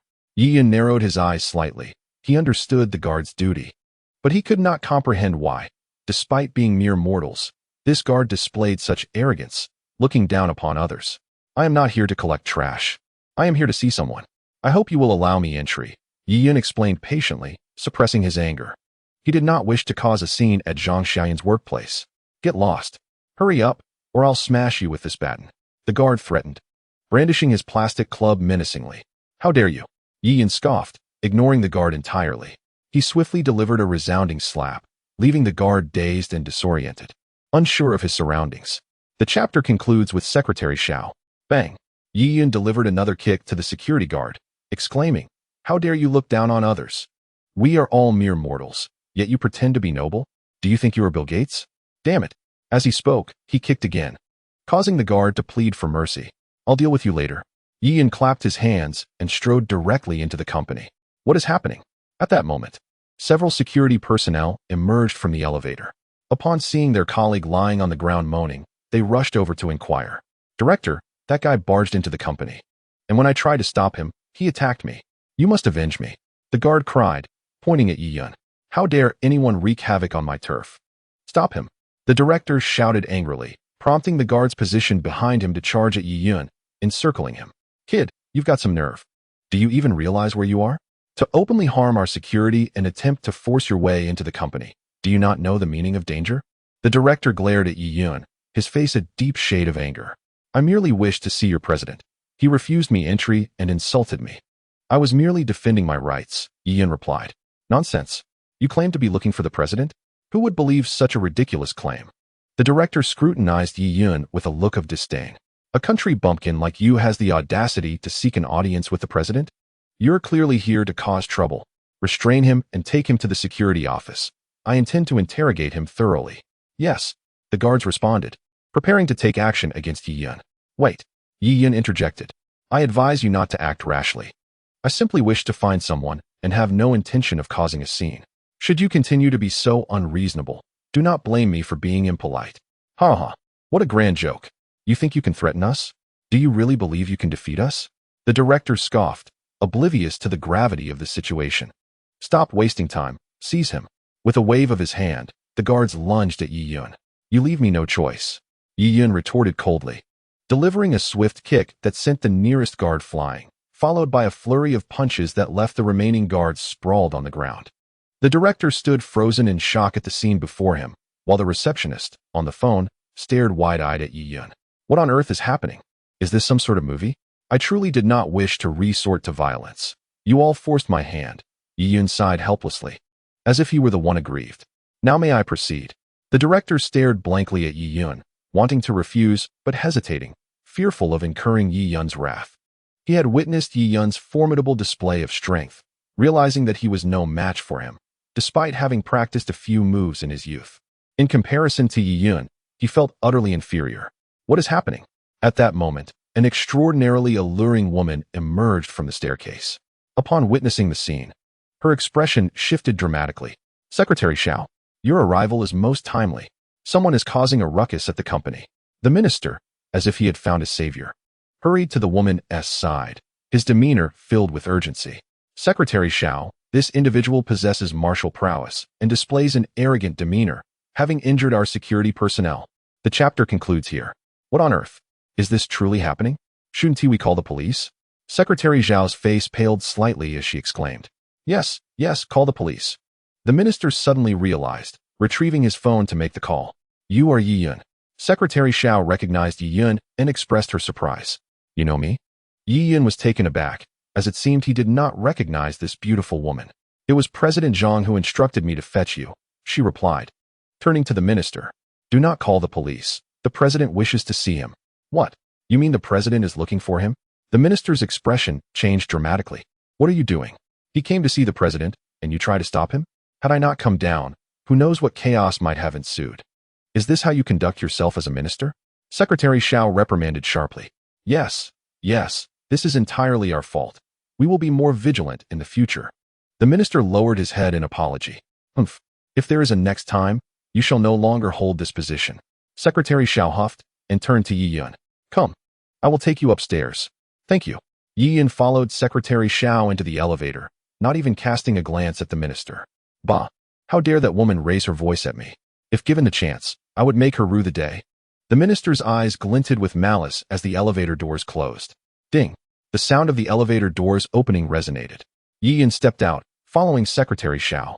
And as he did, his pupils widened in astonishment. Heavens! This is utterly irresistible. Before him stood a plethora of stunning women in professional attire. Yi Yun gulped.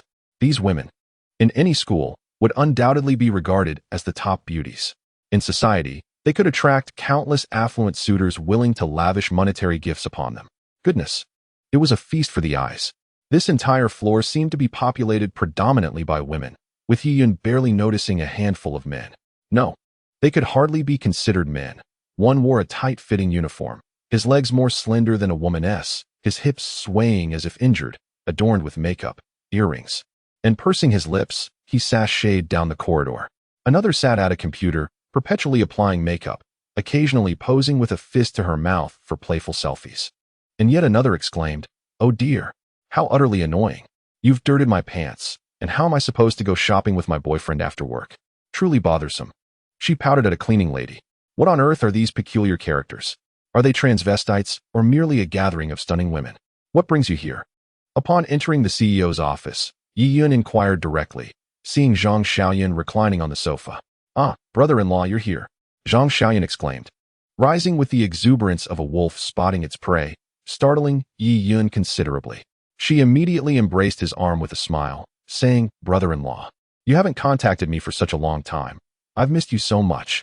Hey, Xiaoyan, could you please be mindful of the setting? This is your workplace. Moreover, I am your brother-in-law. It wouldn't look good if someone saw us like this. Yi Yun responded earnestly. How bad could it be? Zhang Xiaoyan retorted, rubbing Yi Yun's arm against her chest, sending his heart racing. So soft, so comfortable. Coughing to regain composure, Yi Yun quickly withdrew his arm from her embrace.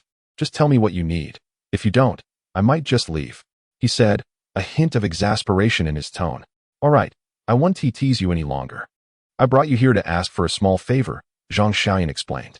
I heard that you helped my sister resolve an issue with a skincare product at her company. Not only did you save her business, but you also provided a formula that transformed the product from a luxury item to one that is accessible to the masses, all while maintaining its effectiveness. How did you find out? Yi Yun asked, astonished. Don't forget, your wife is my sister. After all these years, if I lacked such capability, how could I compete with her? Zhang Xiaoyan giggled. My company is also involved in cosmetics, though it's not my primary focus. My main business is health supplements. Recently, my research department has been developing a new herbal health product, and I hope you, as the esteemed Dr. Yi, can assist me in testing it when the time comes. Oh, so that is what it is. No problem, Yi Yun replied. Agreed. Now that we've concluded the serious matters, can we go have some fun? Zhang Xiaoyan teased. Fun? What kind of fun? Yi Yun asked, momentarily taken aback. Naturally, we're going to the bar. She laughed. Again, the chapter concludes. Is there anyone in need of skincare and beauty treatments? Brother Yi. The loudspeaker has been blaring outside all day, yet we haven't had a single customer. At this rate, we won't even be able to cover the rent. In the beauty salon, Yi Yun lay on the sofa, while Shanshan and a newly hired beauty attendant were simultaneously massaging his calves and shoulders, making him feel as though he were a celestial being. Yes, Brother Yi, I heard from Shanshan that you used to have several customers coming in daily. Though not much profit was made, at least it wasn't a loss. Why don't we try a different approach? Suggested another petite beauty, Xiaolan. Although they had known Yi Yun for less than a day, his casual demeanor and warmth made them feel at ease, allowing their conversation to flow freely as though they were friends. With nothing to occupy her time, Yi Yun generously offered them a monthly salary of 10,000 yuan plus commissions, which left them feeling somewhat guilty, prompting them to offer Yi Yun a massage. Rest assured, there will be bread on the table. It is merely a matter of time. Yi Yun, eyes closed, reveled in the sensations provided by the two charming ladies. Wearing a contented expression, Xiao Lan and Shan Shan exchanged glances, followed by a silent sigh. They truly could not fathom the source of Yi Yun's unwavering confidence. Who would be foolish enough to pay 10,000 for a single session? The loudspeaker outside was particularly grating. As the phrase "the magical hands of Yi Yun returned from abroad" elicited laughter from passers-by, while the mention of 10,000 yuan per session provoked shouts of insanity. Nearby beauty salons scoffed at the notion. If one were truly that skilled, would they be working at such a modest establishment? However, no one noticed a turning point at the street corner where a woman, adorned in a hat and mask, hesitated in front of the Imei beauty salon, holding hands with another person. Lying on the couch, on the verge of drifting into slumber, Yi Yun's lips curled into a smile as she slowly opened her eyes. All right, my lovely ladies, tidy up and prepare for clients. Prepare for clients? What clients? Xiao Lan and Shan Shan looked utterly perplexed. Could it be that the boss had lost his mind due to poor business? After all, there wasn't a single customer outside. Just as the two had finished speaking, a beautiful matron entered, leading a woman in a large hat and mask. I think I should not go in. My face is beyond saving and cannot be improved. Let us just go back. I don't want to embarrass myself in front of others, exclaimed the masked woman in a hurry. Oh, come on, Xiaofang. We've come all this way. We must at least give it a try. Do you really want to wear that mask for the rest of your life? Replied the matron. Li Xiaofang hesitated for a moment, but eventually nodded. All right, let's give it a shot. Who is Yi Yun? The matron's heart leapt with joy upon seeing Li Xiaofang's agreement. They had visited numerous beauty salons before, but each time, the estheticians had waved them off, declaring there was nothing they could do, unless it involved surgery. Even in the most renowned salons on Mailin Street, they had found no solutions, which left Li Xiaofang in utter despair. Today, they had once again approached Mailin Street with a mindset of trying their luck, and to their surprise, they had heard the promotional slogan of the Imei Beauty Salon upon stepping outside. After much deliberation, they finally chose to come here. I am, Yi Yun replied with a gentle smile, who requires skincare and beauty treatments. The chapter concludes with Chapter 71, Traditional Chinese Beauty Treatments. Brother Yi, the loudspeaker has been broadcasting all day, yet we have not had a single customer. At this rate, we won't be able to cover the rent, lamented a staff member. Inside the salon, Yi Yun lounged on the couch, as Shan Shan and a newly hired beauty attendant took turns massaging his calves and shoulders, transforming him into a living deity. Indeed, Brother Yi, I heard from Shan Shan that in the past, several clients would come in one after another daily. Although they ultimately did not earn much, they also did not incur losses. Perhaps we should consider trying a different approach, suggested the charming young lady, Xiao Lan. Though they had known Yi Yun for less than a day, his casual demeanor and warmth made them feel an immediate kinship, allowing their conversation to flow freely, akin to friends engaging in dialogue. With nothing much to do, Yi Yun had offered them a base salary of 10,000 yuan plus commission, which made them feel somewhat guilty, prompting them to offer him a massage. Rest assured, there will be bread, it is merely a matter of time. Yi Yun closed his eyes, relishing the massage from the two young ladies, a look of contentment adorning his face. Xiao Lan and Shan Shan exchanged glances and sighed silently. They truly could not fathom where Yi Yun's confidence stemmed from. Who would come for 10,000 yuan a session? The blaring loudspeaker outside was particularly jarring, proclaiming Yi Yun as the magical hand returning from Europe, causing many passers-by to stifle their laughter. The phrase 10,000 yuan a session even drew some derisive remarks, while nearby beauty salons scoffed, questioning why someone so skilled would work in such a modest establishment. Yet, unbeknownst to them, at a turn on the street, a woman, wearing a hat and a mask, hesitated while looking at the Imei beauty salon. Suddenly, a smile graced Yi Yun's lips as he lay on the sofa, nearly drifting into slumber. He slowly opened his eyes and declared, All right, my dear ladies, tidy up and prepare to receive clients. Receive clients? What clients? Xiao Lan and Shan Shan exchanged bewildered expressions. Could it be that the boss, in light of poor business, had lost his mind? Clearly, there were no clients outside. However, just as the two women finished speaking, a beautiful woman entered, leading another woman who was adorned with a large hat and a mask. I think I'd rather not go in. My face is beyond saving. It's impossible to improve it. Let us just go back. I don't want to be embarrassed in front of others. The masked woman exclaimed anxiously. Oh, come on, Xiaofang. Now that we're here, we must at least give it a try. Do you intend to wear that mask for the rest of your life? Replied the beautiful woman. Li Xiaofang hesitated for a moment, but eventually nodded. All right, let us give it a shot. Who is Yi Yun? The beautiful woman felt a surge of joy upon seeing Li Xiaofang acquiesce.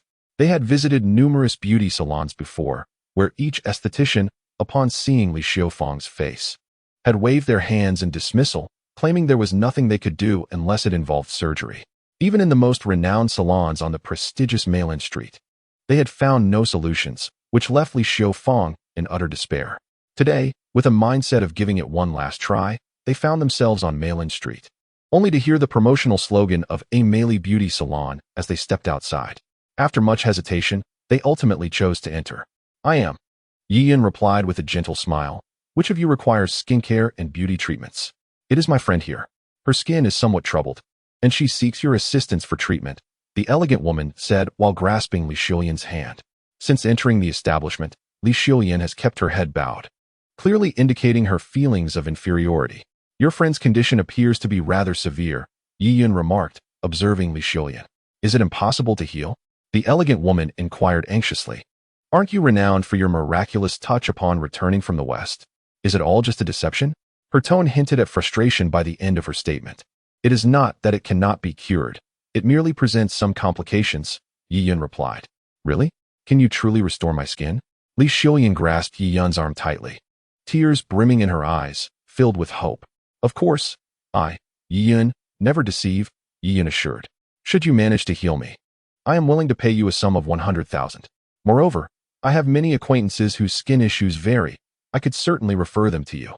Would that be agreeable? Li Xiuyan implored eagerly. Oh dear, guests are precious. Discussing finances may dampen the mood. Will the 100,000 be settled via credit card or check? In room 4 of the beauty salon, when Li Xiaofang removed her mask, the onlookers gasped in disbelief. Her eyes were burdened with dark circles, and amidst the darkness, there lingered a faint redness.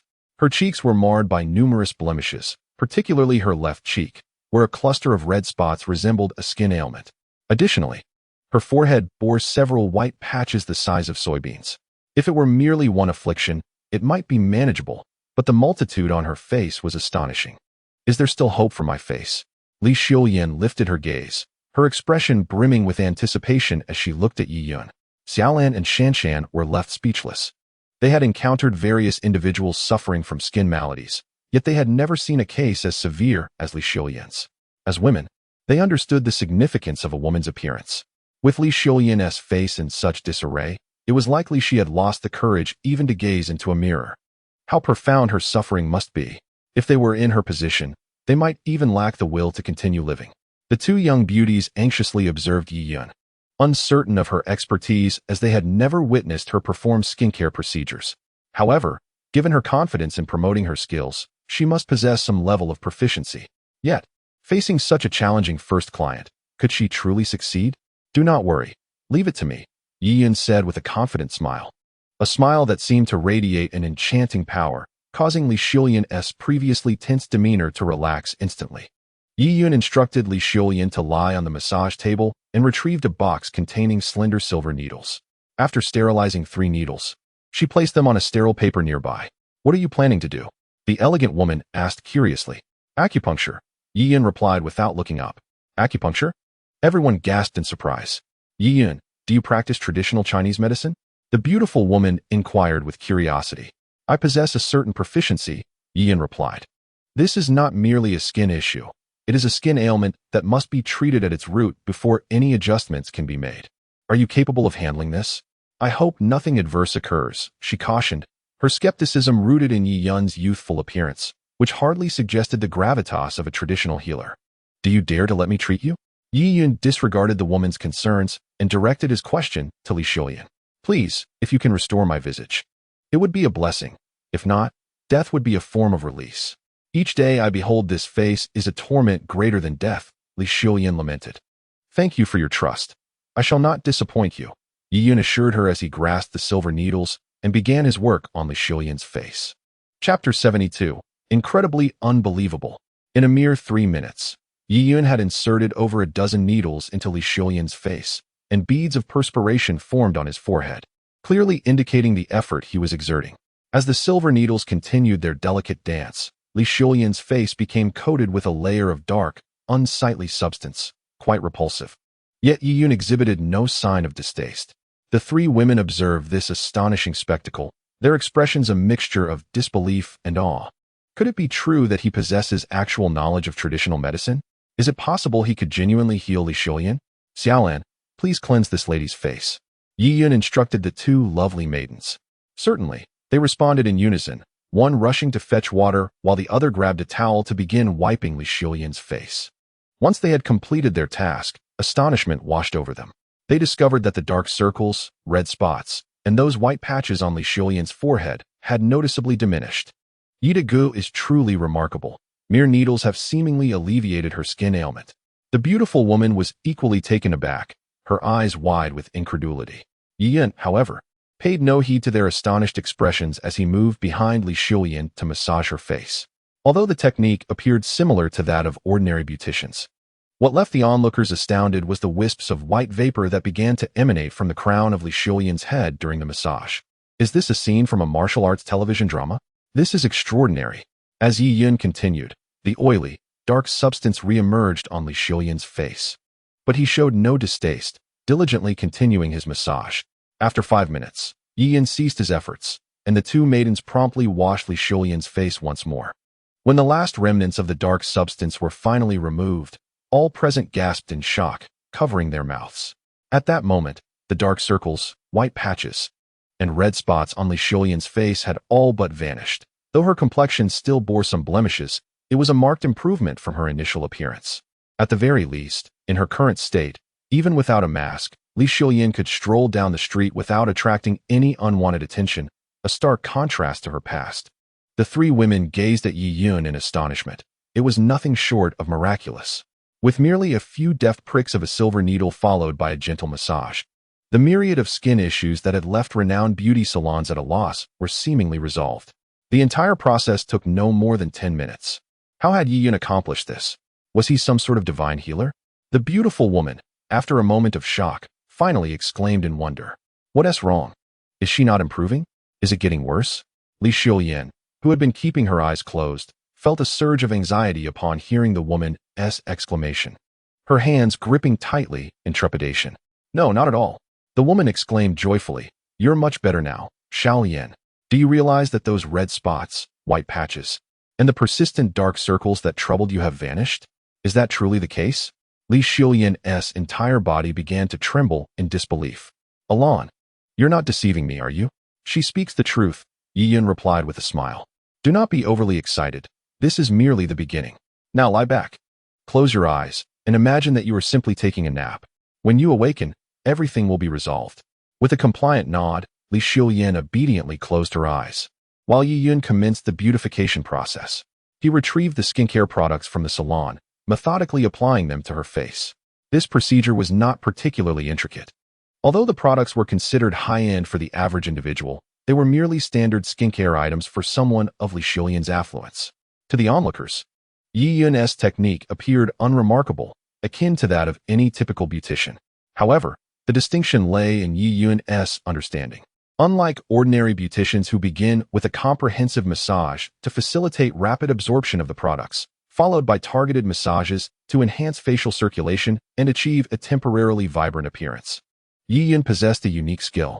He could adeptly identify all the acupoints on a person's face, discerning through touch which cells had perished and which areas harbored toxins, thus affecting the entire facial blood circulation. Upon discovering these issues, Yi Yun would intentionally apply extra pressure in those specific areas during the massages, employing an unseen inner strength to expel toxins and rejuvenate the dying cells. In simpler terms, this embodies the essence of traditional Chinese medicine. Yi Yun's massage techniques did not strike the three women as particularly extraordinary. They were familiar with these foundational methods, common among beauticians. Initially, they anticipated that Yi Yun would unveil a distinctly unique approach, yet upon witnessing the basic routine, they found themselves puzzled. Could it truly be that he achieved such remarkable results using methods akin to those of others? This skincare process lasted merely 10 minutes. After Yi Yun cleansed Li Xiulian's cheeks, an eerie silence enveloped the room once more. The four women widened their eyes, seemingly holding their breath. What was once Li Xiulian's sallow and darkened complexion now revealed a hint of fairness and a rosy glow, transforming her appearance dramatically. The noticeable blemishes on her face had visibly improved. They were barely discernible upon closer inspection. Heavens! This is astounding. Xiao Lan and Shan Shan gaped at Li Xiulian in disbelief, their expressions a mix of wonder and incredulity. Chapter 73. Daily Earnings of 1 million a week later. Within the presidential office, President I am here to report on the progress and performance of the numerous beauty establishments under our purview. General Manager Bai Hua stood before Zhang Aoshue's desk. Zhang Aoshue rose and settled onto the sofa. Manager Bai, please, take a seat and share your insights. Bai Hua nodded, unhesitatingly taking a seat. This year, the performance of our beauty establishments has been commendable.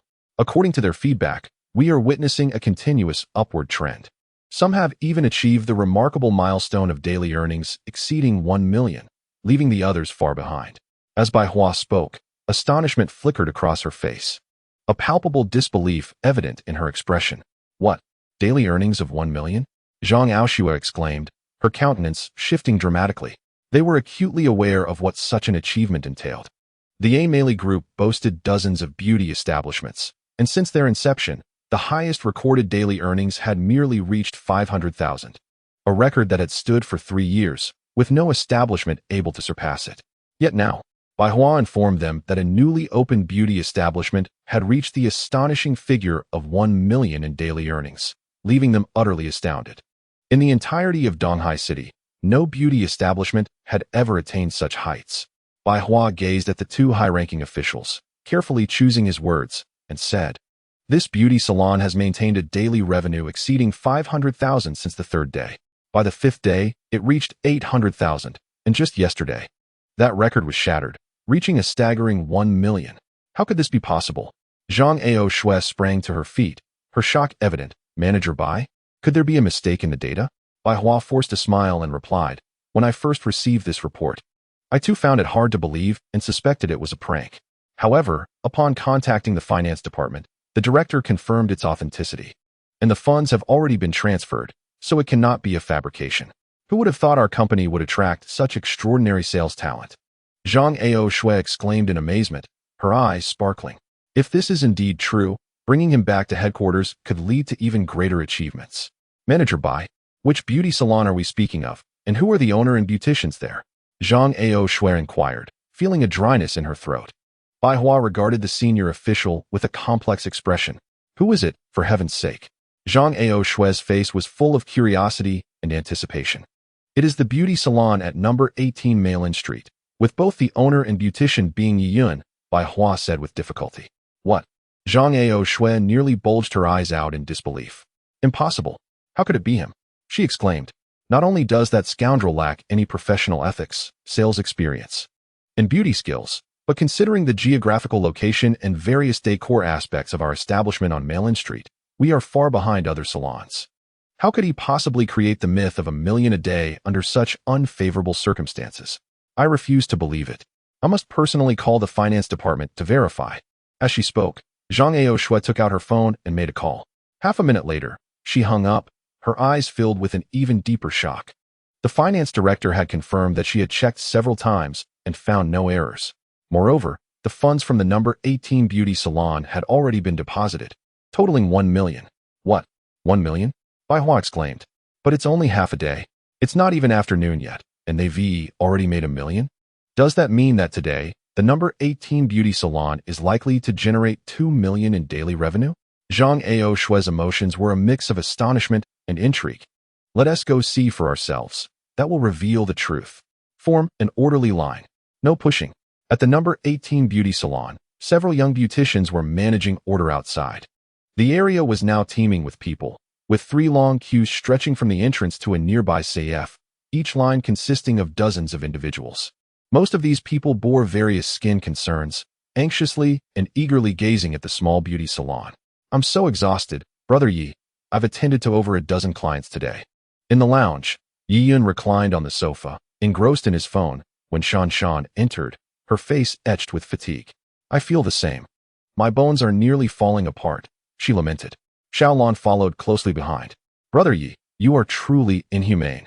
While we toil endlessly, you lie here in comfort. Yiyun chuckled, responding, as the boss, who would expect me to work? After hosting Li Shulian earlier that day, she returned that very evening with a dozen of her friends to the Ameili beauty salon. Seizing the opportunity, Yiyun personally instructed Shan and Xiaolan in massage techniques. The methods were not overly complex. As long as they identified the acupoints and applied the right amount of pressure, remarkable results could be achieved, although they might not reach Yiyun's level of expertise. They were more than capable of addressing common skin issues. Additionally, both Shan Shan and Xiao Lan were astute and possessed a foundation in beauty treatments. Mastering the skills in less than a day, Li Xiuyan and her companions were relatively well-known figures in Donghai City. Their endorsement led to an influx of clients from their circle, who, upon experiencing the benefits, spread the word to their acquaintances. This domino effect expanded their clientele significantly. Coupled with Yi Yun's premium pricing, curiosity was piqued among many. If the services were so costly, what made the beauticians inside so extraordinary? Not only the indecisive potential clients were intrigued, but numerous media outlets also began to report extensively on this peculiar phenomenon. Consequently, the A Meili Beauty Salon on Mailin Street gained instantaneous fame. With the surge in clientele, the salon was compelled to hire more staff, bringing in 20 freshly graduated beauticians from beauty schools, who, after a brief training period, commenced their duties, taking turns attending to clients. Yi Yun, unless faced with particularly severe skin issues, generally refrained from intervening, preferring to rest within the establishment. Brother Yi, it's terrible. A newly hired beauty rushed in, her face a portrait of anxiety. What is the matter? Why the urgency? Yi Yun inquired nonchalantly. The group president has arrived. What? Both Shan Shan and Xiao Lan's expressions shifted dramatically. Chapter 74. Live performance. Wu Liang was profoundly shaken. That afternoon, as he began his shift, he received a call from the president's secretary, instructing him and supervisor Lin Feiyu to accompany the president and the group's general manager to the A Meili Beauty Salon at 18 Mailin Street. Prior to departing, Zhang Aoxue and Bai Hua had already uncovered that Yi Yun was assigned there by the sales department manager. Zhang Aoxue found it puzzling that Yi Yun, who had always worked at headquarters, was now designated as the owner of a beauty salon, particularly in such a location. Upon investigation, it became clear that Wu Liang had orchestrated the move. Thus, he was instructed to accompany Lin Feiyu as well. Wu Liang, of course, dared not confess that his intention in transferring Yi Yun was to undermine him. If the president were to discover his ulterior motives, his position as manager would surely be jeopardized. To their utter astonishment, Yi Yun had indeed succeeded, and not only that, but he had also established a legendary record of sales exceeding 1 million in a single day. Wu Liang felt as if a knife had pierced his heart, leaving him in a state of bloody anguish. If this were true, Yi Yun would undoubtedly be favored by the corporation. Wu Liang, who initially intended to use this opportunity to undermine Yi Yun, was now engulfed in frustration. This was not an act of suppression, but rather the creation of a lucrative pathway for Yi Yun. Lin Feiyu was equally astounded. She had thought Yi Yun's claims of having a solution were merely a jest to amuse her, but she was taken aback to discover that he had truly accomplished it. Furthermore, it had drawn the attention of the corporation's president, Zhang Aoxue. This was the president of the corporation, a figure they could only dream of reaching. To their amazement, she personally arrived at the beauty salon to conduct an inspection. Such an event had never occurred before. Upon their arrival at beauty salon number 18, the four of them were utterly dumbfounded. They had anticipated a bustling business, but they never imagined it would be this extraordinary, with a long queue forming. To their greater astonishment, a massive sign hung in front of the salon, boldly proclaiming 10,000 yuan per session. The exorbitant price did not deter the eager crowd. It was simply unbelievable. President Zhang, what brings you to my humble establishment today? Yi Yun emerged with a smile. Play? I'm here to work. This fool is thinking about playtime during office hours. Oh, dear Manager Wu is also here. Yi Yun feigned warmth as he embraced Wu Liang, leaving him utterly bewildered. What was going on with this rascal? Was it possible that he was so captivated by Wu Liang's dapper appearance that he was now enamored? Yi Yun held Wu Liang's hand, grinning widely. Manager Wu, I always thought you summoned me here to express your displeasure, to set me up. Only now do I realize you were providing me with an opportunity, granting me wealth. Without your selflessness and immense generosity, how could beauty salon number 18 be thriving so remarkably? Wu Liang's facial muscles twitched. He was acutely aware that Yi Yun was mocking him. Lin Feiyu, overhearing the undertones of Yi Yun's words, could not help but burst into laughter. Given Zhang Aoxue's presence, Wu Liang could only grit his teeth and swallow his frustration, wearing a countenance more sorrowful than tears. This is all you're doing. I always knew you possessed this talent, and the facts have proven it. Yi Yun, how did you manage to increase the salon's performance by several hundred times in just 1 week? Bai Hua inquired curiously. In truth, she held Yi Yun in the highest regard and admiration. His 2 performances in the president's office had already won over the senior executives. Had it not been for Zhang Aoshue's prohibition against them assisting Yi Yun in secret to help him rise within the company and become a senior administrator, they would have promoted him long ago. Now, witnessing Yi Yun create yet another miracle, their overwhelming curiosity surged once more. Zhang Aoshue was filled with curiosity. She had always believed that Yi Yun possessed little more than a modicum of medical skill. How then had he managed to achieve such remarkable daily earnings of $1 million in this modest beauty salon? The answer was simple: prowess. Yi Yun chuckled. Prowess. Everyone was taken aback. Come, allow me to show you the beauty salon. You will understand. With that, Yi Yun turned to lead a beautician inside, prompting Zhang Aoshue and her companions to follow suit after a moment of hesitation. Shanshan had previously seen Zhang Aoshue's photograph on the company website, and now, witnessing Yi Yun escorting her in, she felt an overwhelming surge of anxiety. Greetings, President Zhang, Shanshan said nervously, her eyes fixed on Zhang Aoshue. It's perfectly fine. President Zhang is here for an inspection. Shanshan, why don't you showcase your skills for her? Let her see the talent of our beauticians. Yi Yun encouraged with a smile. Me? Shanshan's nerves intensified as she anxiously glanced at Yi Yun. Brother Yi, perhaps you should demonstrate instead? Not at all.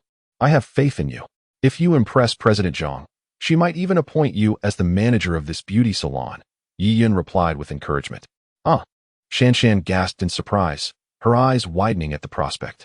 Given the salon's stellar reputation, becoming its manager could yield a substantial annual income, potentially in the millions. Taking a deep breath, she recognized this as an opportunity not to be squandered. She nodded resolutely and called in a client. The client entered, his face marred by acne and blemishes, with numerous red spots scattered across his skin. His complexion had suffered considerably, presenting a challenging case. Yet, Shanshan felt an unwavering confidence. In recent days, she had encountered countless clients with similar concerns and had become adept at addressing their needs. Miss, can these blemishes and red spots on my face be removed?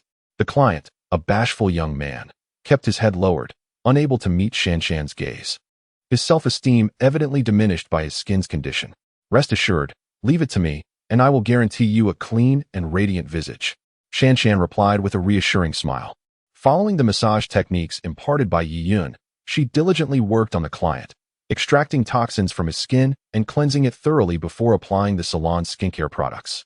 Half an hour later, as the young man sat up, everyone present, aside from Yi Yun and Shanshan, was left utterly astonished. How is this possible? It's miraculous, Bai Hua exclaimed, unable to contain her amazement. Shanshan held up a mirror for the young man, who hesitantly took it, slowly opening his eyes. Gradually, his mouth fell agape, filled with disbelief. Could this person before him truly be himself? The blemishes had vanished completely.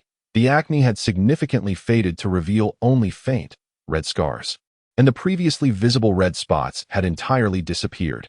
His face now appeared smooth and fair, a stark contrast to its former state. An astonishing transformation indeed. Chapter 75. Astonishment, is this truly me? The young boy turned his seemingly stiff head to gaze at Shanshan. With a smile, Shanshan nodded. It is indeed me. The boy exclaimed with excitement, embracing Shanshan. Sister, you are incredible. Thank you. I cannot express my gratitude enough. Over the past 2 years, I have seen numerous doctors and visited various beauty clinics, spending a fortune, yet none could remedy the blemishes on my face.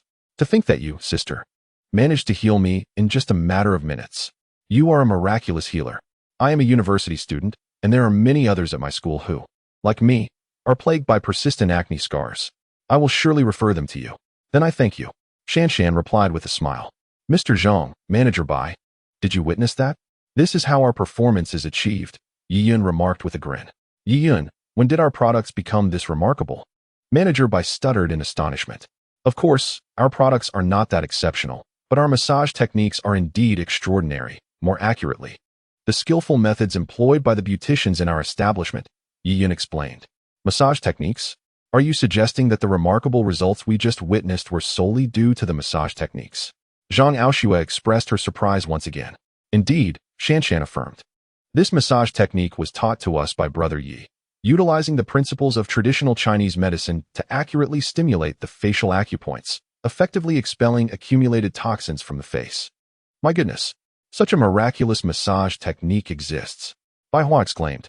Yi Yun, could this technique be taught to the beauticians at our dozens of beauty clinics? Certainly. It's no trouble at all, Yi Yun responded generously. However, as my time is limited, I shall have my 2 secretaries instruct them. Fantastic, Bai Shui exclaimed. Mr. Zhang, if all our beauticians master this technique, our revenue from this channel could skyrocket by dozens or even hundreds of times. We could then consider opening chain beauty clinics nationwide. Zhang Aoshue felt a surge of joy, yet she was predominantly filled with curiosity towards Yi Yun.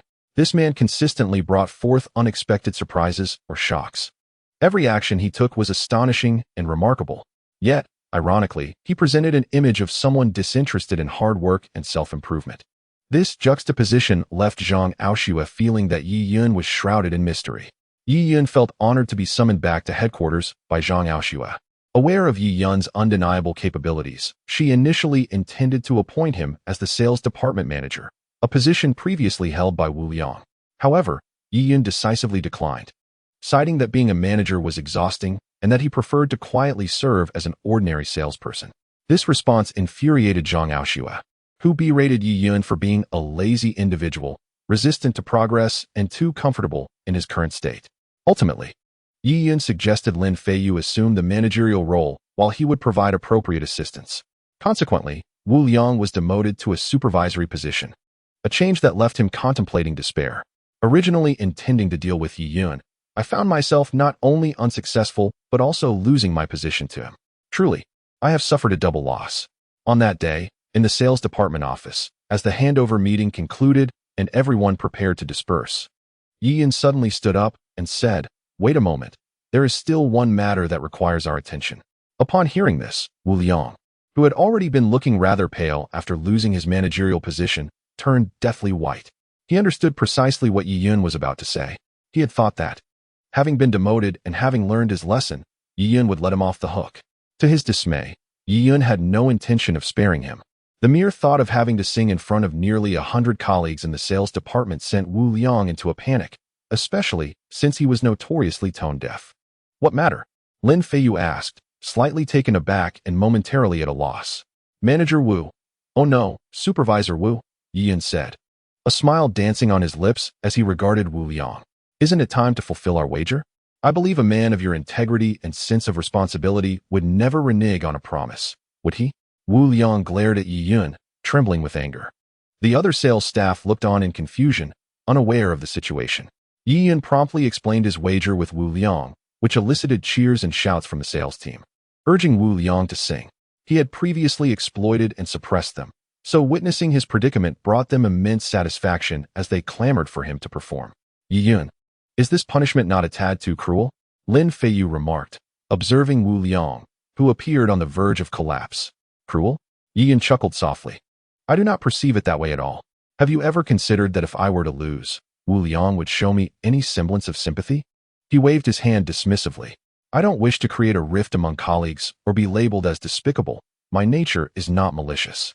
One must admit I am a kind-hearted person.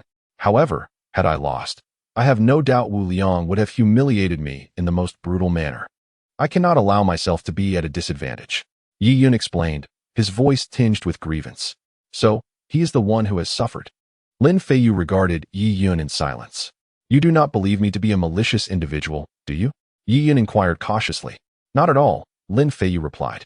"That is reassuring," Yi Yun said, his spirits lifting once more. "It was an exceedingly difficult decision for me. After all, I am quite kind-hearted. Even witnessing an ant being crushed brings me sorrow for an entire day. Alas, what can one do? He sought to humiliate me, and I was left with no choice." Yi Yun sighed, as if relishing the discomfort he was about to inflict on Wu Liang. "You are indeed shameless," Lin Feiyu remarked, gazing at Yi Yun. "Thank you for the compliment." Yi Yun chuckled. "Is Supervisor Wu feeling shy? Do not be embarrassed. You have been a manager for so many years. You can surely handle this minor affair." Yi Yun exclaimed, turning to the sales staff. "Now, Manager Wu is going to serenade us with a heartfelt rendition of Conquer. Let me tell you, Manager Wu is revered in our company with the title of Singing God. You are all incredibly fortunate to hear his voice today. However, Manager Wu is a bit shy, after all. It is his first time singing in front of such a large audience. In light of this momentous occasion, I propose we warmly welcome our esteemed manager Wu to share his precious debut with us. Clap, clap, clap. The room erupted with enthusiastic applause. Manager Wu, please begin. We will savor every note, Yi Yun encouraged. Indeed, Manager Wu, this is your journey, and we are eagerly anticipating it. Laughter echoed throughout the venue, but for Wu Liang, these sounds felt like daggers piercing his heart. He glared at Yi Yun, wishing he could devour her whole. Manager Wu, why haven't you started yet? Oh, I see. Have you forgotten the lyrics? No worries. Yi Yun called out. Does anyone have the song conquer? Play it for Manager Wu. He seems to have lost his words. I have it. I have it. Staff members eagerly rushed forward with their phones. I can do it. No need. Wu Liang bellowed, and thus the music began. And just like that, you conquered me, cutting off all paths of retreat. My emotions are resolute, yet my decisions are muddled. Just like that, you conquered me. Wu Liang's face turned crimson as he nearly shouted the lyrics. As his voice filled the space, the audience erupted in excitement. Come on, let us give Manager Wu a rhythm. Yi Yun led the applause. Clap, clap, clap. The synchronized and resounding claps, coupled with Wu Liang's almost primal wail, sent everyone into fits of laughter. The song concluded swiftly, and indeed, Manager Wu proved to be a remarkable singer. May I boldly inquire, Manager Wu, have you sung this song often in the past? You performed it with such finesse. Yi Yun marveled. Yi Yun, just wait. If I ever get the chance, I will make you wish you had never crossed me. Wu Liang seethed with rage, leaving the scene abruptly. Observing Wu Liang's retreating figure, Yi Yun smirked inwardly. You reap what you sow. Chapter 75. What is this? Is this really me? The young boy turned his seemingly stiff head to look at Shan Shan. Shan Shan smiled and nodded. This is truly me. The boy exclaimed, excitedly embracing Shan Shan. Sister, you are amazing. Thank you so much. I have seen doctors and visited numerous beauty clinics over the past 2 years, spending over 100,000, yet none could remedy the acne on my face. I never imagined you could heal me in just a few minutes. Sister, you truly are a miraculous healer. As a university student, I find that many of my peers at school share my struggle with persistent acne scars. I introduced them to our services. Thank you so much, exclaimed Shan Shan with a smile. Zhang, Manager Bai, did you see that? This is how we achieve our results, Yi Yun remarked with a grin. Yi Yun, when did our products become so exceptional? Manager Bai inquired hesitantly. Our products may not be that remarkable, but our massage techniques are truly outstanding. Rather, it is the skill of our beauticians here, Yi Yun replied. Massage techniques? Are you saying that the results we just witnessed were entirely due to the massage? Zhang Yaoshua asked, astonished. Indeed, Shan Shan affirmed. The massage techniques were taught to us by Brother Yi, utilizing the principles of traditional Chinese medicine to accurately stimulate facial acupoints, effectively expelling toxins from the skin. Goodness, such a miraculous massage technique exists. Bai Hua exclaimed. Yi Yun, could this technique be taught to the beauticians at our numerous beauty salons? Of course, it's no trouble at all, Yi Yun responded generously.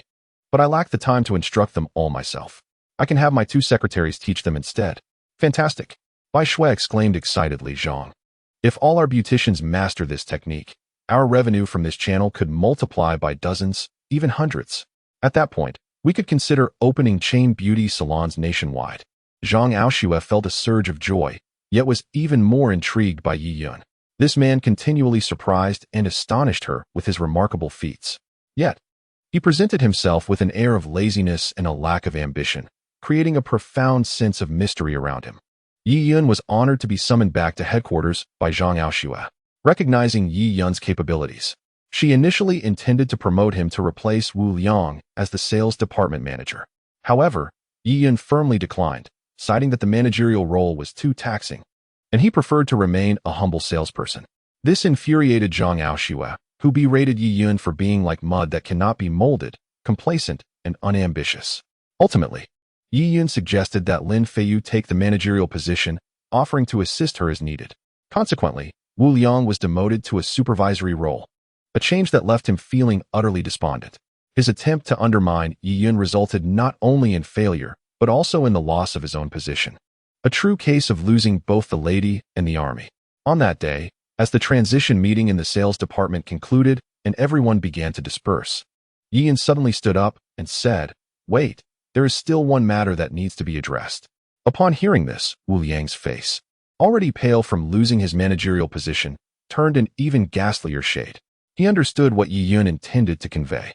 Initially, he thought that after being demoted due to this matter, he would have learned his lesson, and that this fellow would let him off the hook.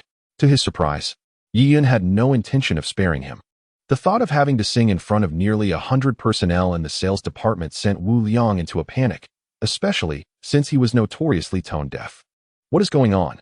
Lin Feiyu asked, momentarily taken aback, struggling to comprehend the situation. End of this chapter. Chapter 76. Conquest Manager Wu? No, Supervisor Wu. Yi Yun remarked with a smile as he looked at Wu Liang. "Isn't it time to fulfill our wager? I believe a man of your upright character and profound sense of responsibility would never go back on his word. Would he?" Yi Yun. Wu Liang glared at him, his body trembling with rage. The other sales personnel looked on in confusion, uncertain of what was transpiring. Yi Yun promptly explained their wager to them, inciting a chorus of cheers and shouts for Wu Liang to sing. Having long been exploited and suppressed by Wu Liang, they found great satisfaction in witnessing him being compelled to perform publicly, urging him to sing without delay. "Isn't this punishment a bit too cruel?" Lin Feiyu observed Wu Liang, who appeared as if he might collapse from anger, and remarked with a hint of sympathy. "Cruel?" Yi Yun chuckled lightly. "I do not perceive it that way at all. Have you considered whether Wu Liang would show me any compassion if I were to lose?" He waved his hand dismissively. "I do not wish to create a rift among colleagues, nor do I want to be labeled as despicable and shameless. At my core, I am not a bad person. You must admit, I possess a kind heart. However, had I lost, I have no doubt Wu Liang would have sought the most humiliating way to disgrace me. I cannot afford to be the one at a disadvantage." Yi Yun explained, feeling somewhat wronged. Thus, he became the one at a loss. Lin Feiyu gazed at Yi Yun in silence. "You do not think me to be a malevolent person, do you?" Yi Yun asked cautiously. "Of course not," Lin Feiyu replied. "That's good to hear," Yi Yun remarked cheerfully. "Making such a decision was immensely challenging for me. After all, I am quite kind-hearted. I even feel sorrow when I see an ant being crushed. Alas, what can one do when the other party seeks to humiliate me? I am left with no choice." He sighed, as if the prospect of Wu Liang's singing were a source of great discomfort for him. "You are indeed shameless," Lin Feiyu said, looking at Yi Yun. "Thank you for the compliment." Yi Yun chuckled. "Is Supervisor Wu feeling shy? Do not be embarrassed. After all, you have been a manager for so many years, and surely you can handle such a trivial situation." Yi Yun turned to the sales personnel and exclaimed, "Now, Manager Wu will serenade us with conquest. I must tell you, Supervisor Wu is renowned for his melodious voice within our company. You are truly fortunate to witness his heavenly singing today. However, Supervisor Wu is somewhat shy, a sentiment that is quite natural, considering this is his first time singing before such a large audience. Given that Supervisor Wu has graciously chosen to share this moment with us, I propose that we warmly welcome our esteemed Supervisor Wu with enthusiastic applause, celebrating his precious debut." The room instantly erupted into fervent clapping. "Supervisor Wu, please commence. We shall savor every note." "Indeed, Supervisor Wu, this is your journey, and our anticipation is palpable." Laughter echoed through the venue, resonating like daggers piercing his heart. Wu Liang glared at Yi Yun, wishing he could swallow him whole. "Supervisor Wu, why the delay?" "Oh, I see. Perhaps you have forgotten the lyrics." "Not to worry," Yi Yun called out. "Does anyone have the song conquer? Let us play it for Supervisor Wu, who seems to have lost his words." I do. People hurriedly presented their phones. "I can sing it. No need," Wu Liang bellowed, and thus, the music began to play. Just like that, I am conquered, severing all avenues of retreat. My emotions are steadfast, my decisions perplexing. Just like that, I am conquered. Wu Liang's face flushed crimson, his vocals almost a roar. As his voice reverberated through the venue, the atmosphere became electric. Let us keep rhythm for Supervisor Wu. Chapter 77. Healing Mr. Hua's leg. Yi Yun led the applause. Clap, clap, clap. The harmonious and resonant singing, coupled with Wu Liang's guttural howls, provoked uproarious laughter from everyone present. The song concluded swiftly. Supervisor Wu truly is a vocal prodigy, singing remarkably well. May I boldly inquire, Supervisor Wu, have you often sung this song before? Your proficiency is astonishing, Yi Yun marveled. Yi Yun, just wait. Should I catch the opportunity, I will ensure you regret it. Wu Liang's fury reached its zenith, akin to a burst of rage. With his threat uttered, he departed. Observing Wu Liang's retreating figure, Yi Yun internally scoffed, Such self-inflicted torment is inexcusable. The student work district of Donghai University comprises several buildings designated for teachers who have contributed to the institution or retired from it. Among them resides Mr. Hua. Given Mr. Hua's esteemed position at Donghai University, with an annual salary reaching hundreds of thousands, he could easily afford a villa. Yet, he has chosen to donate all his earnings to impoverished mountainous regions, establishing Hope Schools, while residing in a modest apartment of over 100 square meters. After Mr. Hua's discharge from the hospital, Yiyun began to visit and tend to his leg. Upon entering Mr. Hua's home, Yiyun noticed a pair of shoes at the entrance. The door was opened by Hua Mengyi, and Yiyun smiled. Has the family received guests? Yes, as a friend of Director Ning, and also his superior. She seems to be the vice president of the traditional Chinese medicine hospital, Hua Mengyi remarked. It is Yiyun who has arrived. Just as Hua Mengyi's words fell, Ning Ziyuan emerged, pushing the wheelchair of the elderly Hua. Following them was a man in his 50s, adorned with thick glasses, yet exuding an aura of vitality. Director Ning. Esteemed teacher, Yiyun greeted the two elders. Ah, Yiyun has come, Hua Lao said with a smile upon seeing him. Yes, I came to check on your leg. Yiyun replied. No rush on that. Yiyun, come here, let me introduce you to someone. This is Zhang Hong, the vice president of our Donghai University Traditional Chinese Medicine Hospital, Hua Lao introduced. Greetings, Vice President, Yiyun said with a smile. Hello. Zhang Hong responded with a gentle smile. For the past few days, Director Ning has incessantly praised you, claiming you are a genius in traditional Chinese medicine, a reincarnation of a divine healer. Not only did you revive Hua Lao from his stroke, but you are also said to possess the ability to heal his legs, which even the world's top doctors have failed to treat. I must admit, I was astonished to learn that such an incredible practitioner exists in our homeland. Hence, my curiosity led me here to investigate and to visit an old friend. Haha, it is but Director Ning's overstatement of my humble abilities, Yiyun replied modestly. Do not be so humble, Yiyun. I witnessed your miraculous healing of Hua Lao firsthand. You undoubtedly deserve the title of divine healer, Ning Ziyuan insisted eagerly. I merely studied under an elderly master for a few years. It is hardly noteworthy. If Director Ning continues to extol my virtues, I might find myself embarrassed. Yiyun chuckled, turning to Hua Lao. Teacher, let me examine your legs first.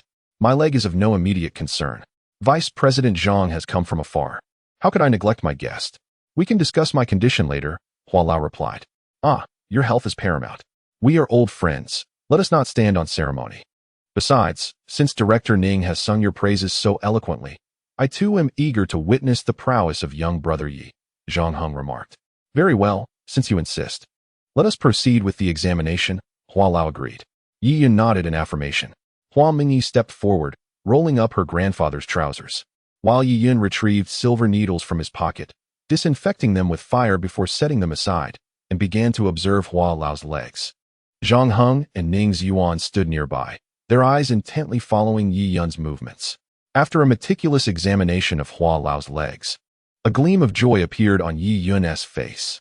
Teacher, your legs are recovering rapidly. The cells have already begun to regenerate. In a moment, after I administer another acupuncture session, you should be able to stand. What? Everyone looked at Yiyun in astonishment. Of course it is true. Yiyun replied with a smile. You will see shortly. With that, Yiyun took up the silver needles and swiftly began to penetrate the acupoints around Hua Lao's knee, including the Guanyuan and Jiwei points. In a flurry of motions, the needles pierced through the skin, a total of 18 swift punctures executed with astonishing speed. Reminiscent of a magician's performance. The dragon emerges from the sea? Good heavens! Zhang Hong exclaimed in astonishment. Old Zhang, what do you mean by the dragon emerges from the sea? Ning Ziyuan inquired, momentarily taken aback. The legendary skill of the 9 Dragons Needle. Zhang Hong, oblivious to Ning Ziyuan's expression, elaborated with palpable excitement. The 9 Dragons Needle? But according to historical records, it has long been lost.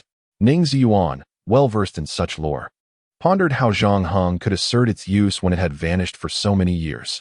How could a young man like Yiyun comprehend such an advanced technique? There can be no mistake. He is indeed employing the 9 Dragons Needle. I came across its description in an ancient manuscript.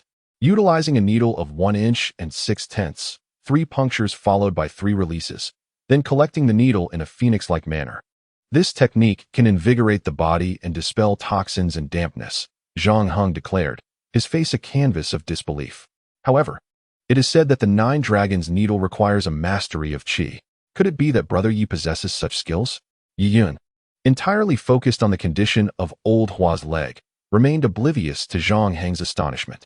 After approximately 10 minutes, he finally withdrew the needle and said, "All right, Mingyi, why don't you assist your teacher in rising?" "Assist him in rising?" Hua Mingyi exclaimed joyously. "Brother Yi, do you mean Grandpa can stand?" "We won't know until we try," Yi Yun replied. Old Hua, too, felt a surge of excitement, his body trembling slightly as he instructed Hua Mingyi, "Help your grandfather up."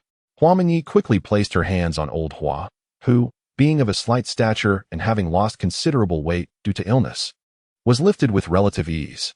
However, as soon as he exerted himself, old Hua felt a complete lack of sensation in his lower body, devoid of any strength, and he sank back into his wheelchair. Hesitating in the chair, old Hua's eyes brimmed with doubt as he glanced toward Yi Yun. Understanding his apprehension regarding potential disappointment, Yi Yun encouraged him, "Stand up," clenching his fist as a gesture of encouragement. Inspired by Yi Yun's words, old Hua tentatively sensed his legs, and to his astonishment, he felt a flicker of awareness in them. His feet truly sensed the ground beneath them. Could it be that he might actually stand? "Rest assured, teacher, you can stand," Yi Yun urged with renewed vigor. "Grandpa, I'm here to support you. Let's go." Hua Mingyi exerted all her strength, knowing how crucial it was for her grandfather to rise. Testing the ground beneath him, old Hua gritted his teeth and, with Hua Mingyi's assistance, gradually stood upright. At that moment, all eyes were drawn to old Hua. Supported by Hua Mingyi, he had truly risen to his feet. Observing old Hua's reliance on her for support, Yi Yun signaled to Hua Mingyi with his eyes to release her hold. Hua Mingyi gradually released her grip. Although she let go, she remained prepared to offer support. However, their readiness proved futile as Elder Hua stood there in a daze, utterly bewildered by the realization that he could indeed stand. Completely unaware that his granddaughter had released her hand, he remained frozen in place. Yi Yun glanced at Elder Hua, a smile illuminating his face as he exclaimed, "Congratulations, Master. You can stand now. Grandfather, you truly can stand." Tears streamed down Hua Mingyi's face uncontrollably. "I can stand. I can stand." Hearing Yi Yun's words, Elder Hua finally began to regain his senses, looking at Yi Yun in astonishment. "I can stand?" Chapter 79, The Divine Doctor. Yi Yun chuckled softly. "Your legs have healed. You are completely fine now." At that moment, Hua Mingyi broke down in tears, overwhelmed by a wave of happiness, standing there with tears flowing freely. Since her grandfather had fallen, she felt as if the entire sky had collapsed upon her. Yet, she could not succumb, no matter how heartbroken or sorrowful she felt. She had to remain strong. If she faltered, the family would truly be lost.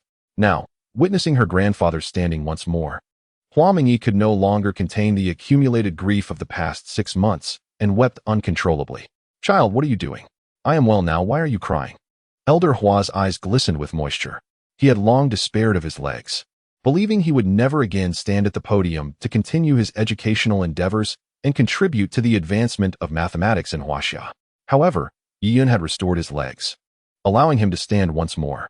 The experience felt akin to a roller coaster ride from heaven to hell and back again, a journey that seemed to span a century. Unless one has lived it, they cannot fathom the accompanying anguish and joy. Witnessing the outpouring of familial love, Yi Yun experienced an immense sense of fulfillment, a profound joy in having saved a life and filled a home with happiness. Helping others is indeed a truly joyous endeavor. This feeling was something he had never encountered before. "Yi Xiaoyu, did you just use the Nine-Dragon Divine Needle?" Zhang Heng exclaimed, grabbing Yi Yun's arm with palpable excitement. "Indeed. Does the vice president recognize my technique?" Yi Yun was taken aback.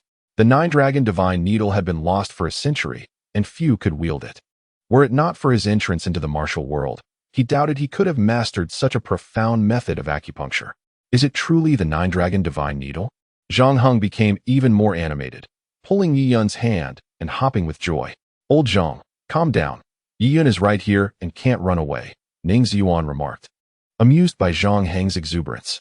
"Haha, how can I not be excited? In one's lifetime, to witness someone unleash the miraculous dragon emerges from the sea. The legendary Nine Dragons Needle technique is indeed a rare blessing." Zhang Heng, unfazed by Yi Yun's words, exclaimed with childlike joy. Old Zhang, do you now believe me? Ning Zhiyuan chuckled. I believe. Zhang Heng nodded fervently. The Nine Dragons Needle, hailed as the foremost needle of Huaxia, is said to possess the power to cure a myriad of ailments and even resurrect the deceased. Is it truly that exaggerated? Ning Zhiyuan responded in astonishment. Moreover, where do such specters and deities exist in this world? I cannot say for certain. Ancient texts do describe it in such a manner, Zhang Heng replied. Turning to Yi Yun. Young brother Yi, how many needles can you currently wield? Alas, I am but a novice, capable of employing only 3 needles. Yi Yun replied with a wry smile. 3. Zhang Heng gasped in disbelief, exclaiming, the ancient texts state that throughout millennia, only Li Shizhen has managed to cultivate 3 needles. You have achieved this miraculous feat. A divine healer. A divine healer indeed. Zhang Heng gazed at Yi Yun with fervor. Previously, Old Ning mentioned that I should recruit you as a professor at my traditional Chinese medicine hospital. At that time, I thought he was jesting. Though our hospital may not rank among the very top in Huaxia, it is still within the top 10. Which TCM professor is not a prominent figure in the medical community. Yet now, having witnessed your medical prowess, particularly your mastery of the Nine Dragons Needle technique, I realize that not only are East Sea University's physicians, but those from other esteemed institutions across Huaxia pale in comparison to you. Thus, as the vice president of the TCM college, I earnestly invite you to join our hospital. That may not be feasible, Yi Yun replied with a bitter smile. I have yet to graduate from university, and I lack any teaching experience. Personally, I am not particularly inclined towards such a vocation. I believe it is best to forego this opportunity. How can you dismiss it so readily? Your astonishing medical skills suffice. They are far more substantial than any diploma. Zhang Heng insisted. Old Hua, please, lend your voice to this matter. The medical expertise of young Yi must not be squandered. Zhang Heng implored, casting a hopeful glance at Old Hua. In truth, Old Hua, standing by, felt immense joy and pride witnessing his disciple being so esteemed by 2 authoritative figures in the medical field. As a conscientious and compassionate educator, his greatest wish was to see his students become pillars of the nation, contributing meaningfully to society. Yi Yun, if possible, do consider giving it a try. This is a noble endeavor of imparting knowledge that will benefit generations to come, aiding countless lives. As a healer, it is your duty to serve Huaxia and the people. Old Hua encouraged. Indeed, Brother Yi, your medical skills are extraordinary. As a teacher, you would undoubtedly be cherished by your students. Plus, we could meet daily.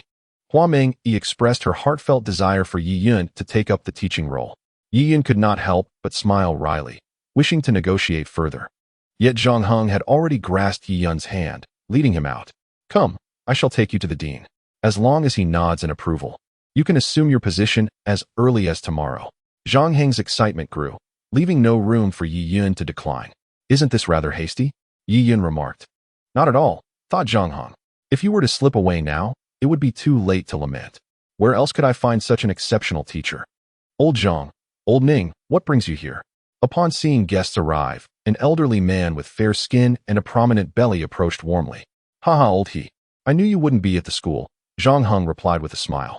The camaraderie among them, forged over decades of collaboration, allowed for a casual rapport. Since there's nothing happening at the school today, I figured I might as well tend to the garden, He Jinxiong said, glancing at Yi Yun with curiosity. And who might this be?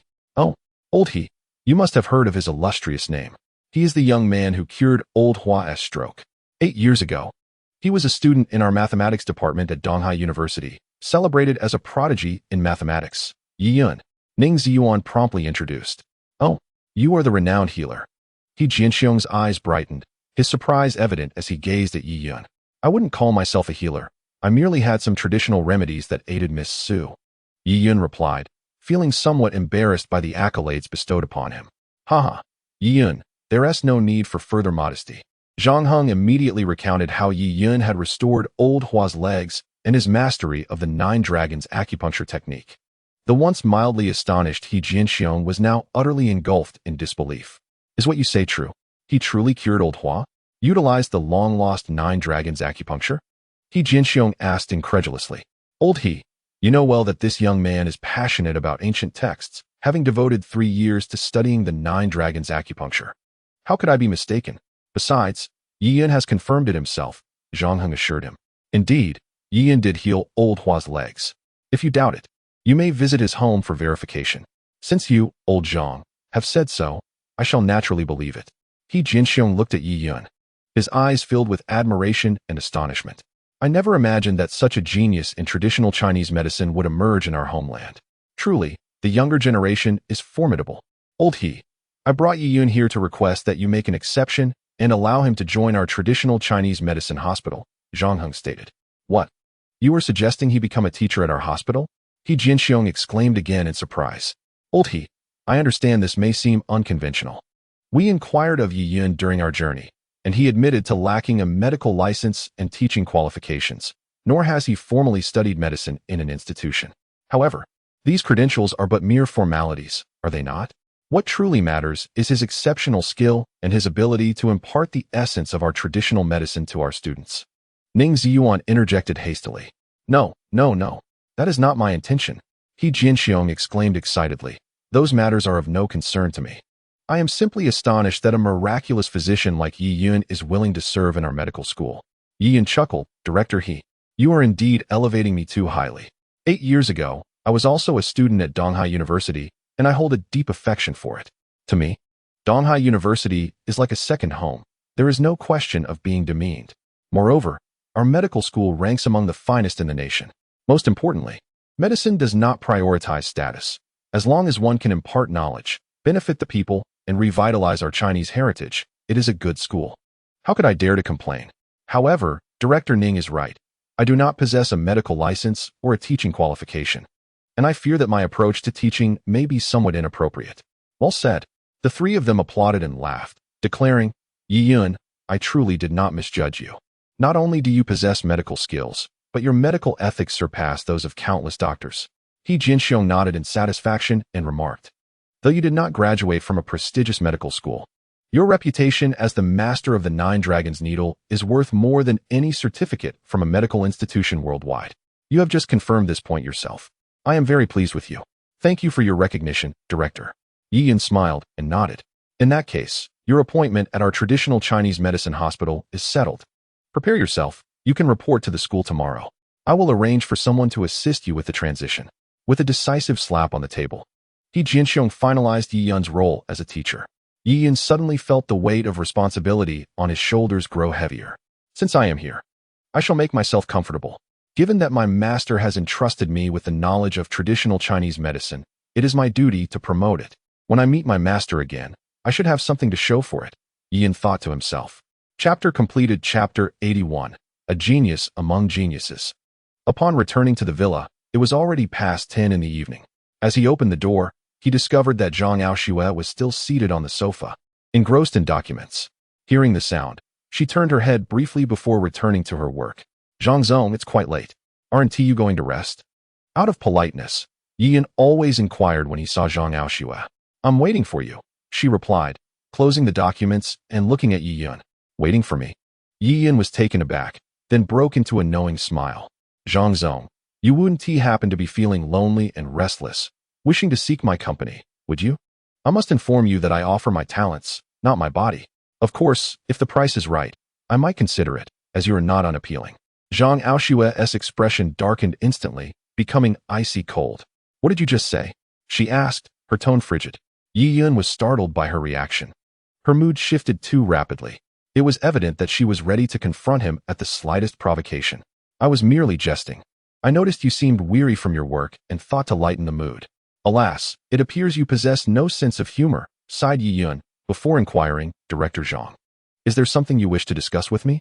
Zhang Aoshue suppressed her rising anger, her expression suddenly shifting to one of embarrassment. The new product our company developed has been finalized. I noticed that you seem to have a good rapport with Morong Bingyu, so I thought it would be beneficial for you to speak with her about endorsing our product. Yi Yun interjected, indeed. Given the previous incident, I fear she may harbor reservations about our product and be unwilling to represent us again. However, your previous performance has undoubtedly earned her trust. If you approach her, the likelihood of success will be far greater than if we were to do so ourselves. Very well, I shall do it. However, I cannot guarantee success, Yi Yun replied. You agreed? Zhang Aoshue was momentarily taken aback. She had anticipated that Yi Yun would seize this opportunity to negotiate conditions, but his willingness surprised her. Should I have declined? Yi Yun thought to himself, you are my wife. As a husband, it is only natural for me to offer my full support. I'm tired now. I shall return to rest. You should also retire early. Good night. With that, Yi Yun, under Zhang Aoshue's astonished gaze, walked back to his room. Zhang Aoshue remained in a daze, the word wife echoing in her mind, and as she pondered, her cheeks involuntarily flushed. Realizing her unusual reaction, she vigorously shook her head. What on earth is happening to me? Upon returning to his room, Yi Yun took out his phone and composed a message to Morong Bingyu, asking her to endorse the product. Before long, he received a reply. As he had anticipated, Morong Bingyu readily agreed, but with the stipulation that they go shopping together. Yi Yun felt a wave of resignation wash over him. His apprehensions had materialized. It was not the act of shopping that troubled him, but rather the prospect of doing so with a renowned international star like Morong Bingyu. Thankfully, he had managed to return her lost phone previously. Otherwise, the situation could have escalated significantly. Now, they were to venture out once more, amidst the bustling streets. If they were spotted by paparazzi, the consequences could be dire. Yet, Yi Yun understood that if he did not acquiesce to Morong Bingyu's request, her spirited nature would likely lead her to propose even more outrageous demands. With no other option, he reluctantly agreed. As night deepened, the clamor of Donghai City began to recede, yet the vibrancy of the metropolis remained undiminished, destined to be a city that never sleeps. In stark contrast, the Westlake Villa community was enveloped in tranquility. Seated solemnly on the floor of his spacious bedroom, Yi Yun focused intently on his breathing exercises. He channeled his energy with unwavering concentration, allowing the potent flow of his vital essence to traverse its designated path. As his blood surged through his veins like the mighty Yangtze River, the sound of his circulating blood resonated, akin to a dragon's roar. After practicing for a full 2 hours, Yi Yun finally came to a halt, standing with feet shoulder-width apart, palms facing downward and aligned with his eyebrows. He slowly pressed down to the level of his navel. As he opened his mouth, a long stream of white vapor shot forth, gathering yet not dispersing. Reaching a distance of 2 meters, feeling a surge of vitality within, Yi Yun smiled to himself, murmuring, now, my cultivation has reached the mid-stage of the hidden strength. If I exert myself further, I aim to enter the late stage of hidden strength within this year, and subsequently, achieve the golden core realm within 2 years. The practice of ancient martial arts is divided into 4 levels: manifest strength, hidden strength, golden core, and fragmented core. The most apparent hallmark of manifest strength is the ability to seamlessly harness the entire body's muscular power into a single force, capable of creating sonic booms akin to firecrackers with each punch and kick, and capable of tearing apart tigers and leopards. In contrast, the hallmark of hidden strength is the cultivation of the legendary internal energy.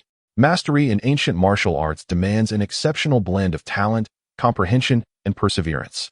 Those lacking in talent and comprehension may toil throughout their lives in rigorous training without ever attaining manifest strength. Many ancient martial arts masters find themselves perpetually confined to this level despite a lifetime of dedication. Only a select few, endowed with extraordinary talent and comprehension alongside unwavering determination, may advance to hidden strength. As for the golden core realm, it is said that among dozens of hidden strength practitioners, only one might eventually attain it through relentless effort. Lastly, the fragmented core realm is an enigmatic existence, often referred to as celestial beings on Earth. With the entire ancient martial arts community having produced only a handful of individuals who have reached this pinnacle over the years. At merely 26 years of age, Yi Yun has ascended to the mid-stage of hidden strength, a prodigious feat in the realm of ancient martial arts. The chapter concludes here. Chapter 82. Unlike the teacher on the following afternoon, as Yi Yun arrived at Donghai University, he gazed at the imposing stone inscription bearing the words Donghai University. After 8 years, he had finally returned to the classroom. However, 8 years prior, he was merely a student, whereas now, he has become a teacher. Yi Yun sighed softly, reflecting on the unpredictable nature of life, urging himself to cherish each moment. Adjusting his attire, he stepped onto the campus. Traversing several stone pathways, passing 3 ornamental ponds and a basketball court, Yi Yun entered an opulent office building. A golden sign hung at the entrance, inscribed with, office building of the traditional Chinese medicine college. At this hour, both the dean and the vice dean were absent from the school, leaving only the department head within the college.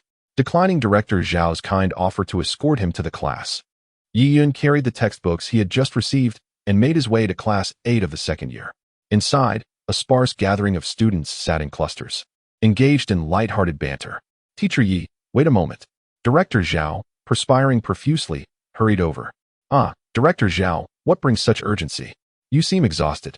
Yi Yun remarked with a smile, wiping his brow and taking a few deep breaths to regain composure. Director Zhao handed Yi Yun a document, saying, You left in such haste earlier that you forgot your materials. This contains the roster for your class, which you will need for roll call shortly. Oh dear. I truly apologize for my haste. Director Zhao, you could have simply called me, and I would have come to collect it myself. I feel quite embarrassed that you went out of your way to deliver it, Yi Yun remarked. Not at all. Your lack of experience is understandable. Should you have any matters in the future, do not hesitate to approach me. As a leader, I will certainly assist whenever possible, Director Zhao replied with a smile. Absolutely. I truly appreciate your kindness, Director Zhao. Well, it is nearly time, so I shall head in now. I cannot keep the students waiting, Yi Yun said. All right then. I will take my leave. Remember, if you need anything, do reach out to me. Director Zhao chuckled and turned to depart. Yi Yun observed Zhao's retreating figure, smiling at his perceptive nature. Holding the documents, he approached the classroom door, adjusted his attire once more to ensure everything was in order, and then stepped inside. It must be noted that Yi Yun's keen perception was remarkable. As soon as he entered the classroom, he noticed several exceptionally beautiful girls. Although their beauty could not quite compare to that of Hua Mengyi, the campus belle. Nevertheless, this realization only fueled his passion and excitement for his forthcoming career. Yi Yun merely cast a brief glance before confidently ascending the podium and placing the documents upon the lectern. Hey buddy, who are you? What are you doing up there? If you're just here to audit, you should be seated at the back. Hurry down, the teacher is about to arrive. If the teacher sees you, it will not bode well, especially since we are expecting a new teacher. We must make a good impression. A friendly boy seated in the front cautioned Yi Yun. Yes. Classmate, please come down. That spot is reserved for the teacher, a girl added in support. Yi Yun glanced around, realizing there were no other exits. Could they possibly be addressing me? Surely, I do not look so much like a student. Cough, cough. Yi Yun lightly cleared his throat, then smiled at the dozens of students before him. Dear students, I am your new teacher. I will be teaching traditional Chinese diagnostic studies from now on. My name is Yi Yun, and you may call me teacher or Mr. Yi. After a brief moment of silence, the classroom erupted in disbelief. You're the teacher? This must be a mistake. No way, such a young teacher. I thought you were a student. Wow, I can't believe it. My dream from last night was true. The new teacher is really this young. A girl exclaimed, her eyes sparkling with excitement. This isn't April Fool's Day. Don't joke around. Skeptical voices reverberated throughout the classroom, leaving Yi Yun feeling both speechless and helpless. Was I destined to possess a youthful visage? While I may look a touch younger, aren't there many schools nowadays with young teachers? End of chapter 83. What qualifications do you have to be our teacher? However, Yi Yun reflected that, regardless of whether it be a traditional Chinese hospital or a Western hospital, the instructors, in most cases, are typically over the age of 40. This belief stems from the notion that, in the realm of medical expertise, many hold that the older one is, the more proficient they become, with a higher level of education accompanying their experience.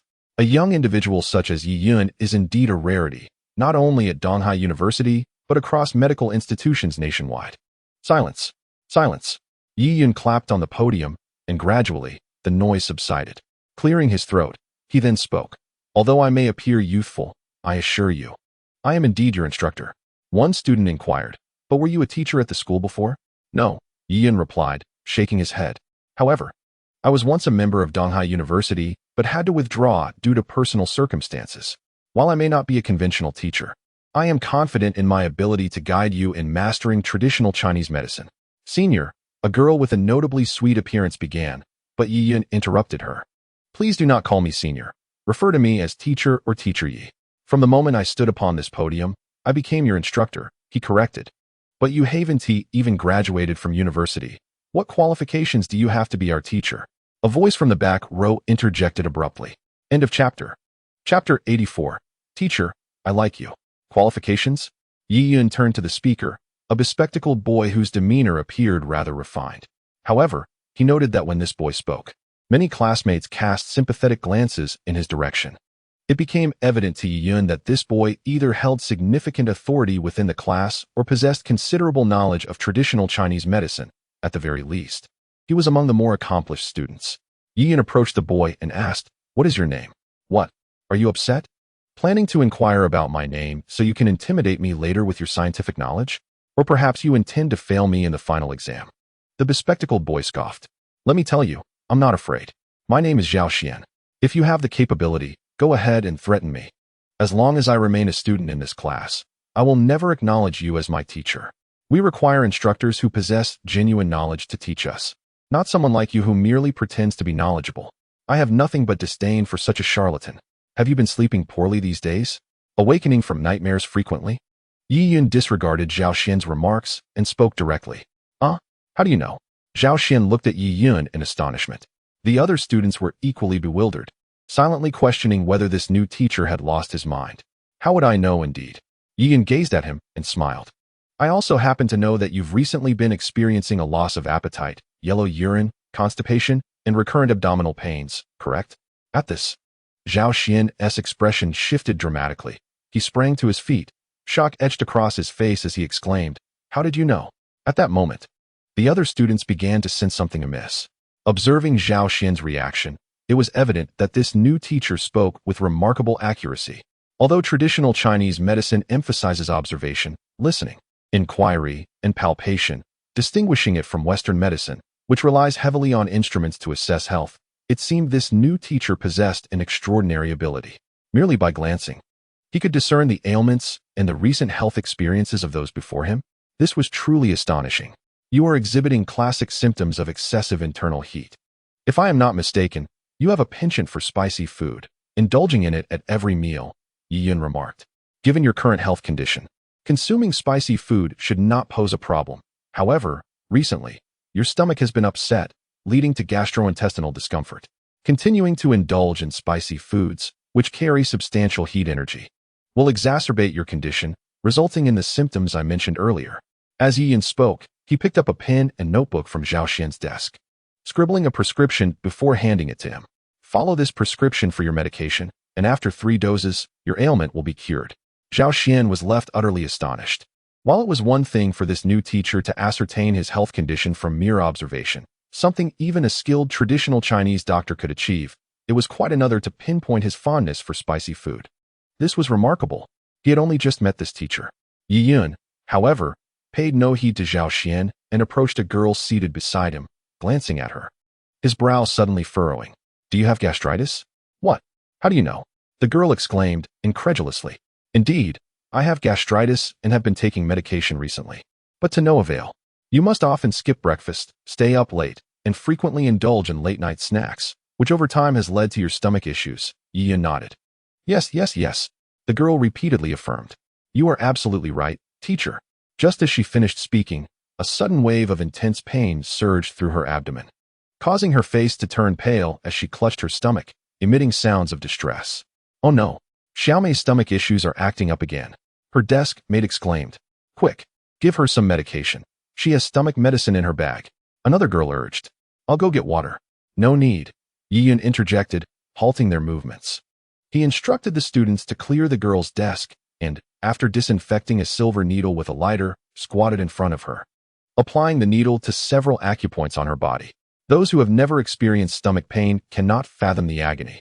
It feels as though one's stomach is being mercilessly struck with a hammer. The girl, stricken with pain, turned pale, beads of cold sweat forming on her forehead. After Yiyun administered several needles, she suddenly felt the excruciating pain in her abdomen begin to subside. Within a minute, the pain had completely dissipated, and her color returned to normal. "I no longer feel any pain. Not at all." The girl was brimming with excitement as she exclaimed, "Teacher, you are truly remarkable. You have cured my stomach ailment." The students of Class 8 were left in utter astonishment. Just a few needles, and her gastric issues were resolved. How extraordinary is that? Gastric problems are not so easily remedied. Yiyun stood up, putting away the silver needles, and instructed, "From now on, you must adhere to my advice. Ensure your 3 meals are taken punctually, abstain from late-night snacks, and staying up late. and maintain a regular schedule. Additionally, you will need to take a few courses of traditional Chinese medicine. If you follow my guidance, in about a month, you should be just fine. After finishing his words, Yi Yun had already prepared the prescription and handed it to the girl. Thank you, teacher. The female student took the prescription, cherishing it as if it were a treasure. Yi Yun returned to the podium and inquired, Now, does anyone have any objections to me being your teacher? None. The entire class responded in unison. Teacher Yi, do you have a girlfriend? A rather attractive girl boldly asked. Upon hearing the question, the entire class burst into laughter. She was a charming girl, and after posing the question, she felt quite embarrassed herself. However, seeing her classmates laughing, she rolled her eyes in annoyance and declared, I just like Teacher Yi. What's wrong with that? If you don't like him, you can't compete with me. Who said that? I like him too. Teacher Yi, look at me. I'm quite beautiful as well, I sing well, and I can play the violin. So, how about considering being my boyfriend? And me? Teacher Yi. They say boys prefer girls with larger chests. Look, mine is ample enough. Do you like it? Teacher, do you like boys? At that moment, a rather effeminate voice echoed from the back row. The room fell silent instantly.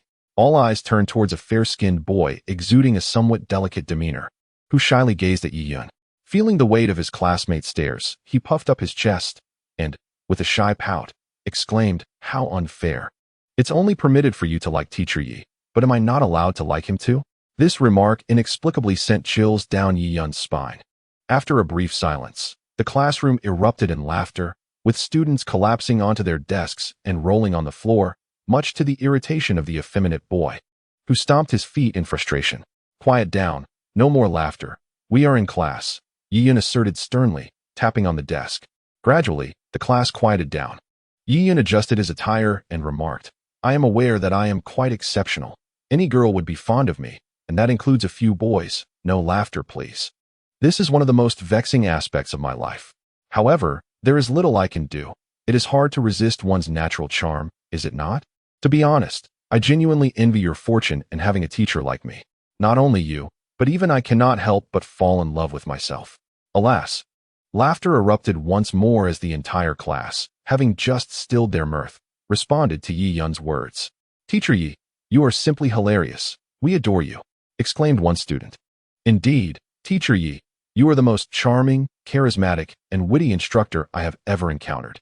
As the laughter gradually subsided, Yi Yun noted, Now, let us channel our enthusiasm into the lesson. Otherwise, a class devoid of energy would feel as dreary as a graveyard, and one might as well return home for a long slumber. Wouldn't you agree? Indeed, the class chorused in unison. Yi Yun nodded, chuckling lightly, and added, Well, the jesting has reached its limit. It is time to delve into the main topic. As per our custom, we shall proceed with roll call. Those whose names are called, please stand and introduce yourselves, allowing me to gain a fundamental understanding of you. With that, Yi Yun picked up the attendance sheet and read the first name aloud, Zhao Jiaoling. A girl rose to her feet and softly stated, I am Zhao Jiaoling. I enjoy singing, dancing, shopping, and eating. After 5 minutes, Yi Yun interjected, Ah, Zhao Jiaoling, I find your aunt's overseas studies quite intriguing, but time is of the essence. Perhaps you could share more with us at a later date. Zhao Jiaoling, feeling somewhat unsatisfied, closed her mouth. She had begun recounting her family, having just spoken of her parents and grandparents, and with much yet to share about her aunts, uncles, and cousins. In truth, teacher, I primarily wish for you to have a comprehensive understanding of me, Zhao Jiaoling confessed, her cheeks flushed. Well, another declaration of affection concluded the chapter. Chapter 85. The teacher versus the drunken student. During the subsequent introductions, nearly every student spoke for several minutes, particularly the girls, who seemed eager to recount every detail of their lives to ensure Yi Yun's thorough understanding of them. Lin Xiaoxua, Yi Yun continued, calling the next name. Teacher Yi. Xiaoxua has not attended class for several days, one girl remarked. Several days? What has happened to her? Yi Yun inquired, taken aback. I'm not entirely sure, but I heard she has been working outside. I don't know the specifics. She has simply not been seen these past few days, replied the girl. Isn't your advisor aware? The advisor has been on marriage leave for a week and won't return for another month, the girl responded again. Yi Yun nodded, choosing not to elaborate further. Suddenly, the classroom door swung open with a loud crash, and a boy stumbled in, reeking of alcohol, causing his classmates to cover their noses and step back. Halt! Yi Yun commanded firmly. The boy, with bleary eyes, squinted at Yi Yun on the podium and slurred. Who are you? I am Yi Yun, your new teacher. And you? Are you a student in this class? Yi Yun asked sternly. Oh, so you are teacher Yi, the boy mumbled. The young man let out a burp, waved at Yi Yun, and said, I am Xiao Long. Apologies. I've been drinking a bit too much while accompanying my older brother today. Please don't take offense. Teacher Yi, I'll treat you to a drink another day. Xiao Long. Yi Yun furrowed his brow slightly and checked the list, confirming that this individual indeed existed. After speaking, Xiao Long walked in unceremoniously. Stop. Yi Yun commanded once more. Hearing the stern voice, Xiao Long paused, looked up at Yi Yun, and defiantly pointed at him, exclaiming, Who do you think you are? A mere teacher daring to command me? Do you even know who I am? Do you believe I could have you killed in an instant? Drag him to the restroom, give him a good wash, and bring him back once he sobers up. Yi Yun instructed, pointing to a particularly strong-looking student with an impassive expression. Understood, teacher. The sturdy young man replied, smirking as he approached Xiao Long. Who dares to touch me? Do you wish to die? Xiao Long warned. My older brother is formidable. Unfazed, the young man seized Xiao Long by his ankles and dragged him out of the classroom. The students in the class held Yi Yun in high regard and readily obeyed his commands. Bam! After being doused with cold water from head to toe in the restroom, Xiao Long was dragged back to the classroom by Li Fan and carelessly tossed beneath the podium. You scoundrel! Yi Yun, you will pay for this. Do you know who my older brother is? Do you have any idea how wealthy my father is? I assure you, the way you treated me today will land you in the hospital tomorrow. And you can't escape either. You two should brace yourselves for my brother's wrath. Xiao Long bellowed, pointing at Yi Yun and Li Fan. I might even grant you a chance. If you kneel and call me grandfather, I may show you mercy. Xiao Long, believing that Yi Yun's intervention had intimidated him, adopted a more arrogant demeanor. Yi Yun regarded Xiao Long with disdain, gently shaking his head. In my life, I have witnessed many phenomena. For instance, I have seen heavily tattooed individuals offering their seats on public transport. I have observed educators dancing more exuberantly than anyone else in nightclubs, and I have even witnessed high school students in uniforms wielding knives on the streets. These experiences have imparted a profound truth. An elegant appearance does not guarantee one is a gentleman, nor does revealing attire indicate one is virtuous. Those who appear intimidating and robust need not be truly formidable. You, with your repeated attempts to intimidate me through your self-perceived frightening expressions and tone, perhaps only reveal that you are a weakling, one whom anyone could easily trample upon. For those with true strength and formidable backing typically would not resort to such words in circumstances like this. Your fear of being bullied compels you to feign greatness, to project an image that instills fear in others, thereby concealing your own inner trepidation. Am I correct? Yi Yun smiled as he regarded Xiao Long. Xiao Long gazed at Yi Yun, his expression one of bewilderment, his eyes filled with shock. You're lying. Let me tell you. My elder brother is quite renowned in Donghai City. Countless individuals have been maimed or even killed for offending him. I am not as useless as you claim. Xiao Long vehemently protested. Are you truly competent? Yi Yun inquired with a hint of amusement gracing his features. If that is the case, I shall grant you an opportunity to prove your worth. I will stand right here. Feel free to strike at me. If you can touch my clothing, I shall concede defeat and apologize to you. Do you dare to try? Are you serious? Xiao Long looked at Yi Yun in astonishment. If we were to engage in a brawl, where the first to fall is the loser, that might be somewhat equitable. But to declare that merely touching your clothing signifies victory seems rather preposterous, does it not? Indeed, Yi Yun maintained his smile. What? Do you lack the courage? Damn it. Who says I'm afraid? Today, I shall defeat you. Xiao Long, filled with indignation, launched a punch toward Yi Yun's left cheek. The chapter concludes here. As Yi Yun entered the home of Master Hua, he immediately noticed Hua Mingyi sitting despondently on the sofa, lost in thought.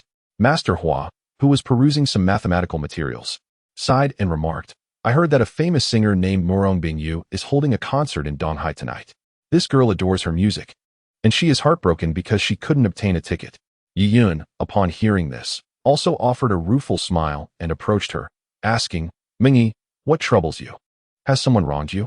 Brother Yi, the tickets are sold out. I can't go? Hua Mingyi lamented. What tickets are you referring to? Yi Yun inquired, perplexed. The tickets for Murong Bingyu's concert in Donghai. She only holds one concert a year. I missed last year and this year as well. Woe is me. I feel so useless. Yi Yun was at a loss for words. All right, Do not cry.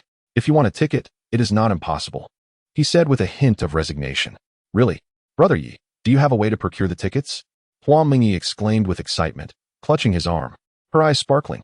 I'll make an inquiry, whether it works or not. I cannot guarantee anything. Yi Yan knew he could not refuse her. Wonderful. Brother Yi, I knew you were the best to me. Hua Mingyi beamed with joy as she embraced him. Yi Yan took out his phone and dialed Murong Bingyu's number. Hello. Stunning superstar, what brings you to my call? Am I interrupting something? Yi Yan laughed, having overheard her earlier remarks. How come you have the time to call? It's usually quite challenging to reach you, Murong Bingyu responded, her tone tinged with mild displeasure, though underlined by excitement and delight. Yi Yan chuckled and quickly explained that he had been rather busy lately.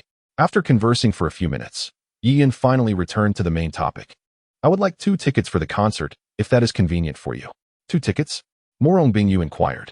Who are you bringing along? Please do not misunderstand. It is merely the girlfriend of my university mentor, a girl who has just begun her college journey. She holds you in great admiration and has requested that I inquire about the concert tickets, Yi Yan hastily clarified, sensing the implications in Murong Bingyu's words. Oh, I see. Murong Bingyu on the other end of the line sighed with relief. That is fine, but you must agree to one condition. What condition? Yi Yan felt an unsettling premonition. After the concert, you must bring flowers to the backstage to find me, Murong Bingyu declared. What? That seems rather inappropriate. If I approach you so abruptly. What if I am photographed by the press? Yi Yan exclaimed anxiously.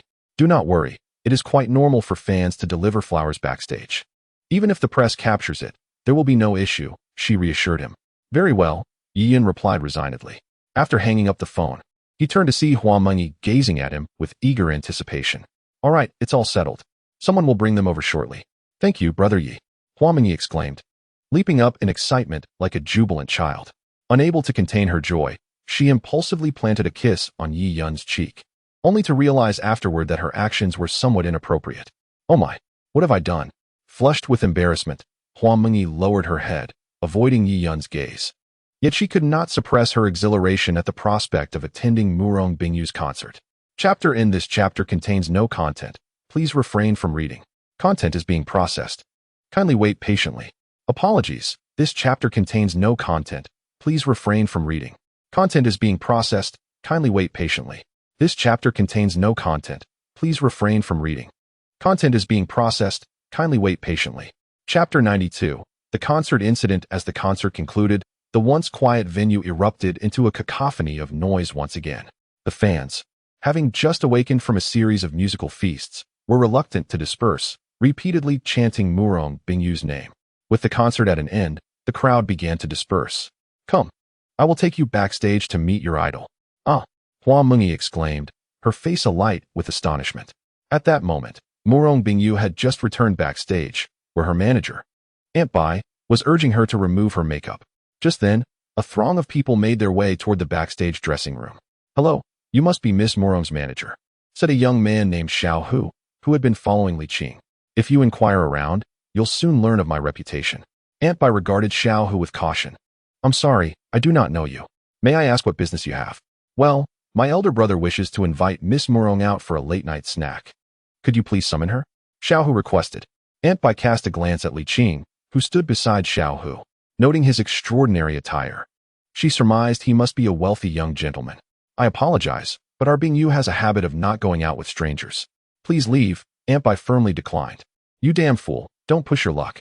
I tell you, she will accompany me today, whether she wants to or not. Otherwise, you shall not leave Donghai City. Xiao Hu seized Aunt Bai by the collar and forcefully shoved her back. Aunt Bai lost her balance and fell. Chapter 92. Yi Yan takes action at that moment. A strong hand steadied her. Are you all right? Yi Yan inquired.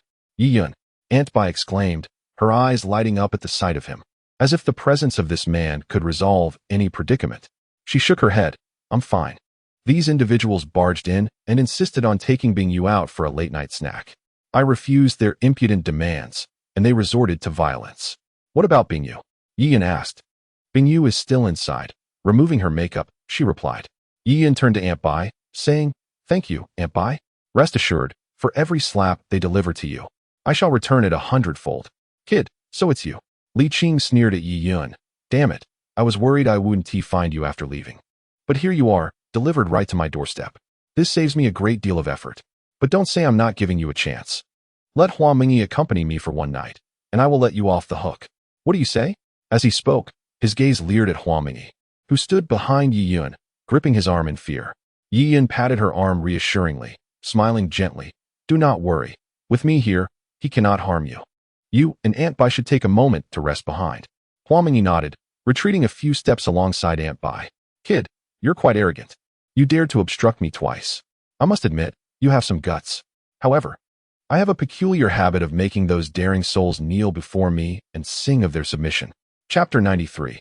This guy is truly ruthless. I have a habit. Yi Yun remarked. "Whatever tactics others employ against me or my friends, I shall reciprocate in kind. Fortunately, I'm in a good mood today, so I'll return your aggression threefold. On a typical day, it would be tenfold. So consider yourself fortunate." As he spoke, he extended his hand and struck the face of the man standing to Li Qing's right. The man was caught off guard by Yi Yun's swift action. Did he not realize they had two people against his one? In a moment of alarm, he quickly raised his left hand to block, demonstrating a commendable sense of crisis and agility. However, he underestimated Yi Yun's strength. As he reached out to defend, Yi Yun struck not only his hand but also his face, sending him flying into a nearby table. The onlookers were left dumbfounded. With a single slap, one could send a person flying. Are we filming a movie? How could such force be possible? Yi Yun smiled at the other man, who, after a moment of surprise, adopted a fighting stance. "If I were you, I would choose to abandon any notion of resistance." "You witnessed how your companion was sent reeling with just one attempt to intervene," Yi Yun kindly advised. "Kid, if you have the guts, just wait," the man shouted, pointing at Yi Yun. "I'll go call for help. Stay here, and we shall settle this later. I fear I may not have the luxury of time." Yi Yun replied with a gentle shake of his head. "And you would flee so easily? Isn't that somewhat lacking in loyalty? I am not particularly fond of those who lack integrity." As he spoke, Yi Yun delivered a swift slap. The man barely had time to react before a wave of numbing force struck his face, sending him tumbling backward. Yi Yun, of course, was not merciful with the one who had been coercing Li Qing, nearly delivering a kick that could have shattered his very essence. "Only you remain." Yi Yun smiled as he turned his gaze to Li Qing. "Do not come any closer," Li Qing exclaimed, his face pale as he regarded Yi Yun. Was this man a devil? How could he possess such strength? Did he truly intend to strike me? Are you trying to imply that your family holds significant power and wishes to intimidate me, suggesting that I should refrain from striking you or face dire consequences? Yi Yun inquired with a chuckle. To be candid, I am not particularly fond of violence, as it lacks grace. My lifelong ambition has been to embody the image of a refined gentleman, and I have no desire to tarnish that image. However, you assaulted my friend in a manner that was both unreasonable and brutish, which incited my anger. I tend to disregard all decorum when enraged. If I cannot be the elegant gentleman, perhaps I shall embrace the role of a violent little prince." Li Qing gazed at this narcissistic man, who had previously sent someone flying with a mere slap. Was this the same violent fiend? "I warn you, should you dare to strike me, my father will not let you off easily." Li Qing stammered, attempting to threaten him. "Do not attempt to intimidate me," Yi Yun replied, extending his index finger and shaking it slightly. "I do not appreciate threats. When you strike others, you must be prepared to face retaliation." No sooner had he uttered those words than a sharp sound echoed. 5 distinct finger marks appeared on Li Qing's face. Yi Yun had moderated his strength, refraining from sending him flying. Li Qing, stunned, touched his face in disbelief. Had he truly been slapped? This scoundrel dared to strike him? "You bastard! How dare you hit me?" Li Qing exclaimed, his expression one of incredulity, his eyes fixed on Yi Yun. Finally, he recalled the need to retaliate, raising his small fist to strike at Yi Yun's eye. Crack! His fist landed squarely in Yi Yun's hand. "You bastard, if you have the guts, let me go," she cursed. "I possess quite a bit of skill, yet just a modicum suffices when it comes to you." With these words, Yi Yun struck once more. Li Qing stumbled and fell to the ground. "You despicable bastard, how dare you strike me? I will ensure your demise." Slap. "Despicable wretch. Do you even know who I am? I shall inform my father. You will end up in prison." Slap. "You scoundrel, I will kill you. Then I shall sell all the women in your household to a brothel, where they will become the playthings of the masses." Slap. "You." Slap. "My lord. Spare me. I was wrong, my lord." Initially, Li Qing's demeanor was defiant, hurling every kind of profanity imaginable. However, He soon realized that with each insult he uttered, Yi Yun's strikes grew increasingly severe. His vision faded, his face swelled to an unrecognizable state, and his speech became incoherent. He ultimately comprehended that this man intended to annihilate him. Thus, Li Qing began to plead for mercy. I'm sorry, I was wrong, he implored. Yet, Yi Yun paid him no heed, continuing his relentless assault. Once Yi Yun delivered the final blow, Li Qing lost consciousness, albeit on a subconscious level. His body remained unyielding, convulsing as if struck by electricity, with bubbles of blood forming in his mouth. His entire visage was devoid of any unblemished skin. Throughout Yi Yun's brutalization of Li Qing, the backstage remained eerily silent. Aside from the heavy sounds of labored breathing, no one dared to speak or intervene. Even Huang Mingyi and Aunt Bai appeared somewhat pallid. The other girls were ashen-faced, their legs trembling, and standing upright was a formidable challenge. What transpired? Almost as soon as Yi Yun ceased his assault, and Li Qing lost consciousness entirely, Murong Bingyu returned to the backstage. Upon witnessing this gruesome scene, she was understandably horrified. Aunt Bai promptly explained the situation to Murong Bingyu. After listening, Murong Bingyu glared fiercely at Li Qing, exclaiming, "These two scoundrels dare to bring their malice upon me. They truly deserve punishment. Very well. Hasten to have these ruffians transported to the hospital. I have no fear of inflicting injuries upon them, but should they die, it would indeed spell trouble." Yi Yun chuckled. Murong Bingyu nodded and summoned several security personnel to carry the four away. Each security guard tread cautiously past Yi Yun, fearful that a mere misstep might provoke his wrath, resulting in their fate mirroring that of Li Qing. This fellow truly strikes with ferocity. End of chapter. Chapter 94, The Great People's Teacher. After escorting Huang Mingyi home, Yi Yun's phone rang. Hello? Yi Yun, it's me. The cold voice on the other end was instantly recognizable. Xiao Long. Ah, it's you, Xiao, Yi Yun remarked with a smile. What brings you here so late? Looking to invite your teacher out for a drink? Indeed, do you dare to join? Xiao Long provocatively inquired. Why would I refuse an invitation to drink? Yi Yun replied. Where shall we go? At the Nightingale Bar. The Nightingale Bar? Yi Yun paused momentarily, then smiled. Very well. I shall arrive in 10 minutes. By the way, what kind of teacher do you have? Even you dare to confront him? At a table in the Nightingale Bar, 4 or 5 men sat, some embracing the hostesses from the club, with bottles of liquor scattered haphazardly beneath the table. What teacher? I've inquired and found he is merely a college dropout, a temporary teacher assigned to my class. I hope Brother Ming can give him a thorough lesson tonight. I would be immensely grateful. Brother Ming, the man addressed by Xiao Long, laughed heartily, placing his arm around Xiao Long's shoulder. Rest assured, you are under my protection. For that kid to strike you is tantamount to slapping my face. Tonight, I shall ensure he understands the consequences of provoking someone like me. Thank you in advance. Brother Ming, Xiao Long expressed, raising a glass. Here's to you. Before long, Yi Yun arrived at the Nightingale Bar. As soon as he entered, Xiao Long spotted him immediately. He leapt up, shouting, but the cacophony drowned out his voice, rendering Yi Yun oblivious to his calls. However, Yi Yun scanned the room and soon spotted Xiao Long, walking over with a smile. Brother Ming, that's the guy who hit me. Xiao Long leaned in to introduce, his demeanor overly flattering as he eagerly filled Brother Ming's glass. One wonders if you show such filial piety to your mother at home, Yi Yun mused silently. Oh, you must be my little brother Xiao Long's teacher. I am his elder brother, Brother Ming. Please, take a seat. Xiao Long, what are you waiting for? Pour your teacher a drink. How clumsy of you. Brother Ming exclaimed, playfully smacking Xiao Long on the head. Oh, how could I dare drink with my elder brother? That would be quite embarrassing for me. Yi Yun feigned a smile. Yi Yun was well aware of their charade. Brother Ming merely sought to display his authority before him. As he spoke, he surveyed the table's occupants.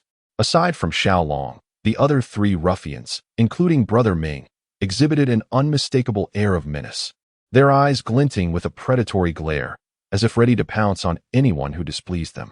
Humph, indeed a coward, Xiao Long thought, observing Yi Yun's demeanor with disdain, unaware that he had once mirrored that very attitude. Brother Ming, noticing Yi Yun's respectful demeanor, felt a surge of satisfaction. Fear not. You are Xiao Long's teacher, and as such, you are also somewhat my teacher. It is only natural for a student to toast their teacher, wouldn't you agree? Brother Ming offered Yi Yun a glass of beer. Ah, Brother Ming, you jest, but I must confess, I do not drink, Yi Yun replied awkwardly. A man who cannot drink is a rarity, Brother Ming insisted. Moreover, we are somewhat familiar with one another. If the teacher were to refuse this drink, it would be tantamount to disregarding my presence as a student. Generally, those who do not show me respect do not meet with favorable outcomes. So I implore you to consider this carefully, dear teacher. Ming Gu ignited the cigarette in his hand, inhaling deeply before speaking. Very well, then.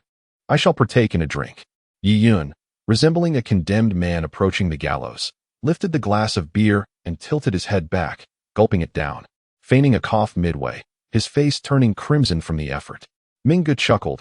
I never imagined that a teacher, who appears so refined, could also possess such a bold spirit. By the way, Xiaolong, your teacher seems quite different from what you described. Xiaolong found himself at a loss for words. Yi Yun's current demeanor starkly contrasted the aloof and imperious figure he had presented in the classroom earlier, leaving Ming Gu to ponder whether it was worth the effort to confront him. Teacher Yi, Ming Gu began. I heard that my younger brother Xiaolong had a rather unpleasant encounter with you this afternoon. Thus, I invited you here tonight, so we could collectively resolve this misunderstanding. What do you believe would be the best way to proceed? Ming Gu reclined with one leg crossed over the other, his left arm draped around a lady, while his right hand held a cigarette, his laughter resonating through the air. Yi Yun sighed softly and replied, Ming Gu, to be candid, I anticipated such occurrences even before I was assigned as their university instructor.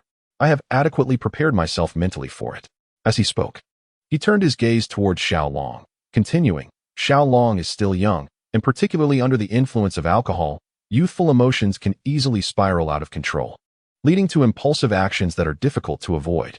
Nonetheless, I understand that, regardless of the situation, Xiaolong is still my student, and I must exercise greater patience and understanding towards him. Xiaolong and the others stared at Yi Yun in astonishment. They had initially intended to summon him to demand an apology, but to their surprise, he had come only to praise Xiaolong while subtly criticizing him instead. This was entirely contrary to the scenario they had envisioned.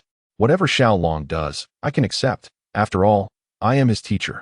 I came here tonight to engage in a sincere conversation with him and help him recognize his mistakes. Ming Gu, you truly need not have gone through the trouble of bringing me here for comfort.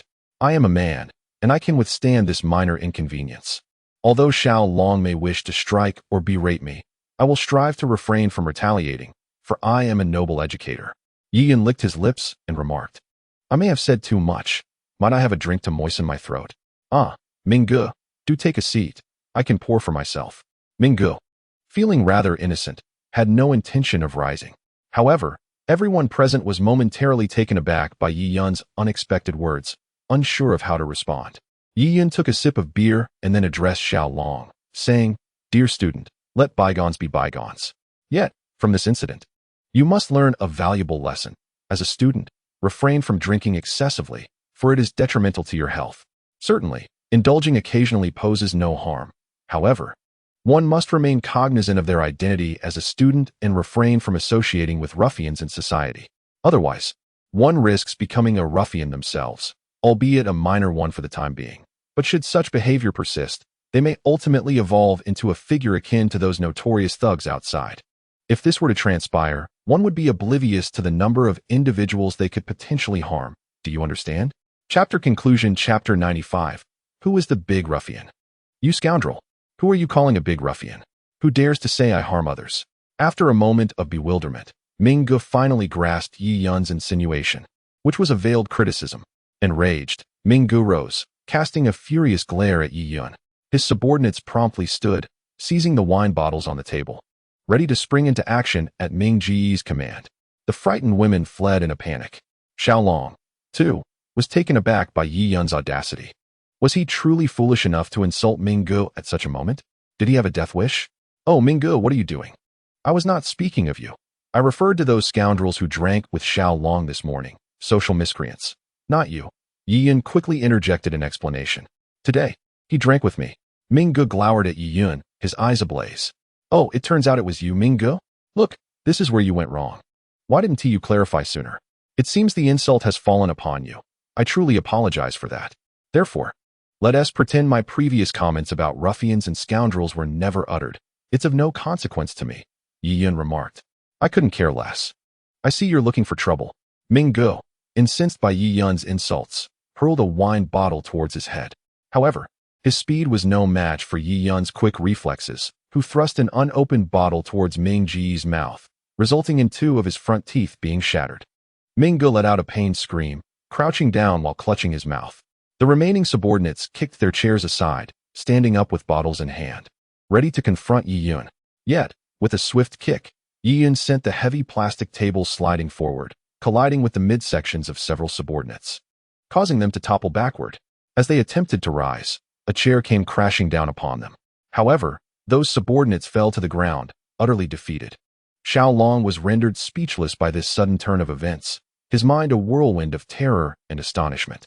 While he had been accustomed to Ming Ji's dominance, they had typically faced no opposition, resulting in fewer confrontations. The scene unfolding today was unprecedented in Xiao Long's experience alongside Ming Ge. Xiao Long, is this what you call a big brother? He seems rather unimpressive, Yi Yun remarked as he resumed his seat, producing a cigarette and offering it to Xiao Long. Xiao Long, still in a daze, accepted it. Yi Yun ignited a cigarette for him and then lit one for himself. Taking a puff, he remarked, "Do you see? This is the true underworld. What you have experienced before was merely child's play. When the underworld truly engages in battle, it leaves a trail of bodies. From your demeanor, it seems you have never encountered such violence, have you? Teacher, what was your profession before?" Xiao Long inquired, his tone laced with a hint of reverence. "Just like you. I was a student, but I left university before graduation. If you weren't my student, I wouldn't bother with you at all." At that moment, Ming Ji's phone rang. "Hey, brother, I've been attacked at the Nightingale bar. Come and save me," Ming Ge cried, tears streaming down his face. "What the hell? Who dares to touch you? Just wait. I'm on my way to the Nightingale bar," came the voice from the other end before the call abruptly ended. "You're dead now that my brother is coming." Ming Ge, momentarily forgetting his pain, became cocky knowing his brother was on the way. Yi Yun intended to educate Xiao Long properly today, so he refrained from leaving, waiting for Ming Ji's so-called brother to arrive, ready to deal with him too. "Teacher, you should leave quickly. I've seen Ming Ji's brother. He is ruthless and terrifying. You are no match for him." Xiao Long, touched that Yi Yun had come to this meeting for his sake, felt all resentment towards him dissipate. What is there to fear? They are merely a bunch of ruffians. Yi Yun replied nonchalantly while sipping his drink. "Xiao Long, let me tell you, when dealing with thugs, one must be even more unscrupulous than they are. Only then will they fear you and refrain from provoking you." At that moment, 7 or 8 imposing figures strode through the entrance of the Nightingale bar, advancing towards Yi Yun. "Who the hell hit you, Xiao Ming? Just watch as I deal with him." One of the newcomers growled fiercely. "Brother, it was this guy?" Ming Ge pointed at Yi Yun. "Of course, my men are not to be trifled with." The man, known as Scorpion, approached Yi Yun and kicked aside a nearby stool, bellowing, "Was it you who struck my brother?" Yi Yun looked up and recognized a familiar face. The expression of the newcomer mirrored his surprise. "Scorpion, it seems we are truly fated." Yi Yun smiled slightly. This man was none other than Zhao Lifeng, the security department head who had once hired someone to deal with Yi Yun, only to be defeated by him in return. Scorpion now contemplated taking a bank card to 5 Elements Mountain to seek a divine sign, pondering what sins he must have committed in his past life to be perpetually haunted by this devil in this one. Scorpion vowed that upon leaving this encounter, he would design a set of clothing emblazoned with Yi Yun's likeness, accompanied by the inscription, "This person is a devil. Anyone who crosses him shall meet their demise." He intended for all his subordinates to wear such attire, as a warning to never oppose this formidable figure in any circumstance or setting. This truly is a devil incarnate. It truly is ubiquitous. Scorpion felt an overwhelming urge to kneel before Yi Yun, exclaiming, "Brother, surely you are not a punishment sent by heaven to torment me?" He had yet to recover from his own injuries. However, Ming Ge seemed oblivious to Scorpion's expression and smugly said to Yi Yun, "Kid, I warned you that I would not spare you. With my elder brother here, you might as well prepare for your demise." "Oh, so this esteemed individual is your elder brother? My sincerest apologies. I failed to recognize such greatness and inadvertently offended you all. I humbly beseech your leniency." Yi Yun feigned fearfulness. Just as Ming Ge was about to respond, Scorpion interjected, shouting, "Silence." Chapter 96. Teacher, who exactly are you? Ming Ge thought Scorpion was rebuking Yi Yun and quickly echoed, "Did you hear that? My elder brother commands you to be silent. Keep babbling, and beware of your tongue. I am the one telling you to shut your mouth." Scorpion kicked Ming Ge away and then turned to Yi Yun, donning a respectful smile. Brother Yi, I sincerely apologize. I did not realize it was you. Please forgive my rudeness and do not hold it against us petty rascals. Minggu, sprawled on the ground, stared wide-eyed at Scorpion, perplexed that his elder brother seemed fearful of the very person who had struck him. What was happening? Oh dear, Scorpion, your words are truly overwhelming. How could I dare to contend with you? With so many brothers under your command, would I not be courting death? Yi chuckled. Brother Yi, please do not jest with me. You are frightening my delicate heart. Please, enjoy your drink, and we shall not disturb you, Scorpion said, bending slightly as he turned to swiftly distance himself from the formidable Yi. Wait, come back. Yi's voice resonated slowly from behind. At that moment, Scorpion nearly lost control of himself. What further instructions could Brother Yi possibly have for him?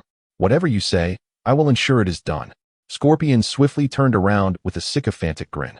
Now that Yi had spoken, he dared not leave. He was well aware of Yi's prowess.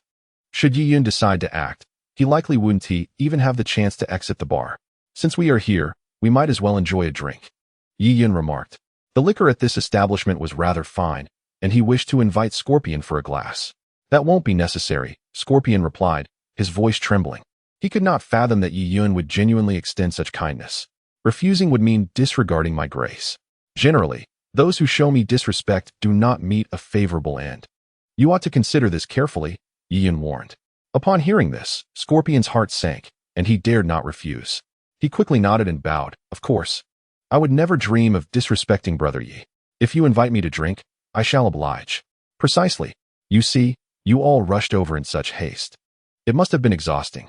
You ought to replenish your strength, Yi continued, then called out to the waiter, bring me 30 bottles of 6-degree vodka. Upon hearing this, Scorpion and his companions felt their legs weaken, collapsing onto the ground in a state of utter shock. The liquor was swiftly brought forth. This time, Scorpion had brought along only 7 or 8 brothers, with 30 bottles of vodka, amounting to 4 bottles for each of them. Although they prided themselves on their drinking capacity, consuming 4 bottles in one go, especially of 6-degree alcohol, was beyond their limits. Come on, don't just sit there in a daze. You have 3 minutes to finish these 30 bottles of vodka. If time runs out and you haven't consumed it all, I shall make you regurgitate every drop you've ingested and then drink it again, Yi commented, casting a slight smile at the nearly despondent Scorpion. Now, the timer starts. After a moment of bewilderment, Scorpion suddenly smacked one of his subordinates on the head, bellowing, "Drink up. Down it all. If you can't finish it, I will flay your skin when we return." Prompted by Scorpion's fierce command, his subordinates snapped back to reality, disregarding any semblance of shame, and eagerly seized a bottle of vodka, gulping it down as if they had not had water for days. Onlookers were utterly astonished. How could 8 individuals consume 30 bottles of vodka? It seemed impossible to them, yet Yi believed it entirely feasible. When one truly confronts the specter of life and death, the body unleashes immense potential, transforming the seemingly impossible into possible. Scorpion and his crew were indeed in such a state. It was no exaggeration. Even if there were 50 bottles, they would undoubtedly manage to consume them. As Yi had anticipated, within 3 minutes, all 30 bottles of vodka were down by Scorpion and his companions. Upon finishing, Scorpion was already feeling lightheaded, but managed to suppress the urge to vomit. Observing the disheveled appearance of Scorpion and his crew, Yi laughed. Scorpion truly honors me. Yi, since you have done this, I shall overlook it. You and your brothers should head back for a late-night snack. It must be quite late, and you must be hungry after all this exertion. Late-night snack? Are you joking? You just forced us to drink 30 bottles of vodka, and now you expect us to eat? Have I been kicked in the head by a donkey? Scorpion and his crew were left with a mix of anger and helplessness. Their faces were flushed. Some had already rushed to the restroom to vomit. Upon hearing Yi words, they felt as if a great weight had been lifted, scrambling towards the bar's entrance. Wait, Yi called out again.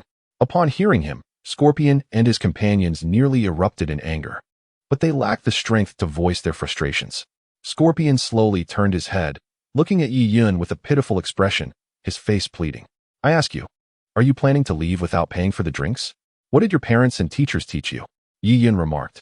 The Scorpions, believing that Yi had further plans for them, were taken aback when they heard him demand payment. They hastily rummaged through their pockets, without even counting, and tossed a wad of red bills to the waiter. After settling the bill, The scorpions turned to Yi Yun with pleading expressions, amused by their antics. Yi Yun decided not to press them further and waved his hand dismissively. With Yi Yun's permission, the group of scorpions staggered out of the bar.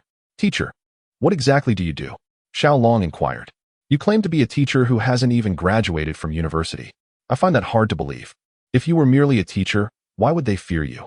Xiao Long continued. Because, as your teacher, I am exceedingly handsome, making them feel inadequate in comparison. Yi Yun replied with a smile.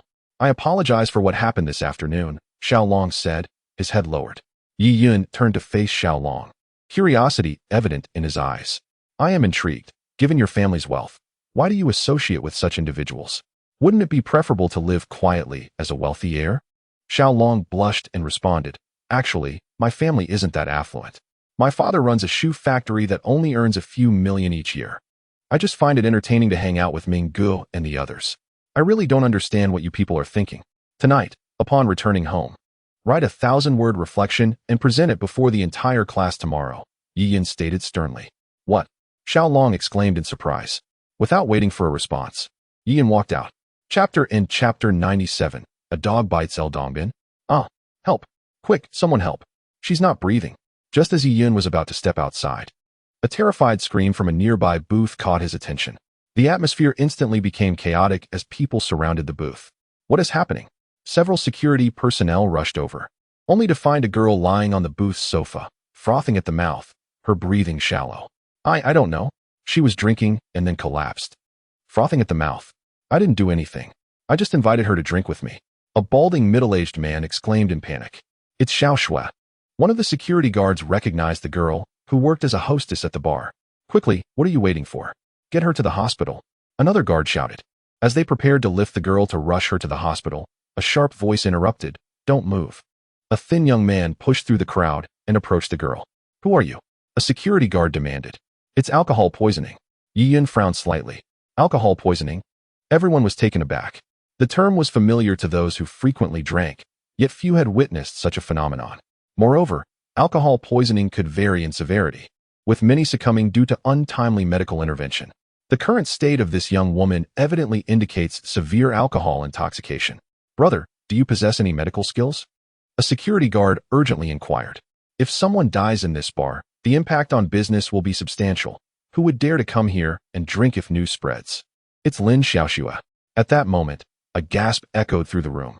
And who else could it be but Xiao Long? Who are you referring to? Yi Yun asked, momentarily taken aback as he turned to Xiao Long. Lin Xiaoxue from our class.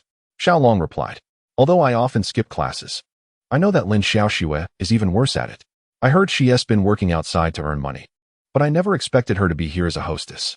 Yi Yun suddenly recalled that during roll call, Lin Xiaoxue had indeed been absent. Furthermore, classmates mentioned she was working elsewhere. He never anticipated seeing her in this bar. Without further ado, Yi Yun swiftly retrieved a silver needle from his pocket and expertly inserted it into several acupuncture points on Lin Xiaoxue's body. After approximately 2 minutes, the onlookers observed that Lin Xiaoxue's previously pale complexion had suddenly blossomed with color, and her breathing became more even. She's breathing. A security guard exclaimed in delight. Brother, you're amazing. Yi Yun ignored him and turned to Xiao Long, saying, she'll be fine. Just let her sleep it off. Do you know where she lives? No. Xiao Long shook his head. All right, let us find a nearby hotel to get a room, Yi Yun declared, lifting Lin Xiaoxue in his arms and exiting the bar. Xiao Long, you must not disclose tonight's events, understood? After settling Lin Xiaoxue in a hotel room, Yi Yun turned to Xiao Long and cautioned him. Teacher Yi, am I that kind of person? Xiao Long replied with a troubled expression. I don't care what kind of person you are. Just ensure that this remains confidential from anyone else. As Yi Yun spoke, he cast a glance at Lin Xiaoxue and sighed. Though I do not comprehend why my student would work as a hostess in a bar, it's evident that a girl under 20, who has the opportunity to attend a prestigious university, would choose such a path for reasons we may not fully understand. What reasons could there be? Women today are quite vain. For money, they would do anything, Xiao Long scoffed. Just then, with a thud, Yi Yun lightly struck Xiao Long on the head. Do not speak carelessly, he admonished, glaring at him. She is your classmate, your friend. How can you not trust her? Besides, even if it is for financial reasons, it is not a grave matter. Everyone has aspirations in life. As long as one realizes their mistakes and seeks redemption, any past misdeeds can be forgiven. At this point, Yi Yun was startled by his own words. When did his temperament become so broad-minded and clear? Was he still the ruthless mercenary king he once was? Who are you? A startled voice came from the bed. What do you want? You're awake? Xiao Long exclaimed in surprise. At that moment, Lin Xiaoxue abruptly sat up, clutching the cup tightly against her body, her eyes wide with terror as she gazed at Yi Yun and Xiao Long. She had mistakenly perceived them as lecherous intruders. It seemed that her fears were unfounded. Observing Lin Xiaoxue's demeanor, Yi Yun spoke gently. Xiaoxue, take a closer look. It's me, Xiao Long. Xiao Long quickly added. Xiao Long. Lin Xiaoxue squinted slightly, scrutinizing him intently. At last, she recognized him as the affluent classmate notorious for bullying others. Xiao Long, what have you done to me? Why am I here? Lin Xiaoxue asked, her face a mask of fear. Let me warn you, if you dare to lay a finger on me, I will call the police. They will not let you off lightly. Xiaoxue, don't bite the hand that feeds you, showing such ingratitude, Xiao Long retorted. It was me and teacher Yi who saved you. Otherwise, you would have perished long ago. Save me? Lin Xiaoxue was taken aback. An hour ago, you were at the bar drinking with clients, which led to your alcohol poisoning. Coincidentally, teacher Yi and I were present at the bar. He is well-versed in medicine and managed to save your life. Do you remember? Lin Xiaoxue pondered deeply, recalling that she had indeed been at the Nightingale bar, drinking with clients, when suddenly her heart had begun to ache intensely, causing her to lose consciousness. Was it true that she had suffered from alcohol poisoning and that they had rescued her? However, this young man appeared too youthful to be a teacher at our traditional Chinese medicine hospital. Lin Xiaoxue looked at Yi Yun with a hint of skepticism, which Yi Yun recognized. He promptly produced his teacher's identification card, freshly issued by the vice president that very day. Lin Xiaoxue took the card from Yi Yun and saw that it indeed confirmed his position as a teacher at the hospital. Finally feeling reassured, she turned to Yi Yun apologetically and said, Teacher Yi, I'm so sorry. I didn't know you were a teacher earlier, so, do you now believe us? You wrongfully accused us of being lechers? I, a wealthy heir, can have any woman I desire. Why would I need someone like you? A mere barmaid? Xiao Long declared disdainfully. Upon hearing the term barmaid, Lin Xiaoxue's expression dimmed instantly. She lowered her head, unable to meet the eyes of Yi Yun and Xiao Long. The chapter concludes here. Chapter 98. Lin Xiaoxue's ordeal. Yi Yun shot a glare at Xiao Long, who shrank back slightly, yet still muttered under his breath, It is true. One cannot wish to indulge in both desires and preserve their reputation. The world does not operate in such a favorable manner. Yi Yun chose to ignore the spoiled rich kid and instead approached the bedside, pulling up a chair to sit. He turned to Lin Xiaoxue and said, Come, let me examine your condition and see if you are fully recovered. Lin Xiaoxue lifted her gaze slightly, her face pale, and with a tremor in her voice, she asked, Teacher Yi, do you not despise me? Why would I despise you? You merely accompanied clients for drinks. It is not as though you sold yourself. Yi Yun smiled and said, Moreover, even if you were to sell your body, what of it? Everyone has their own way of life.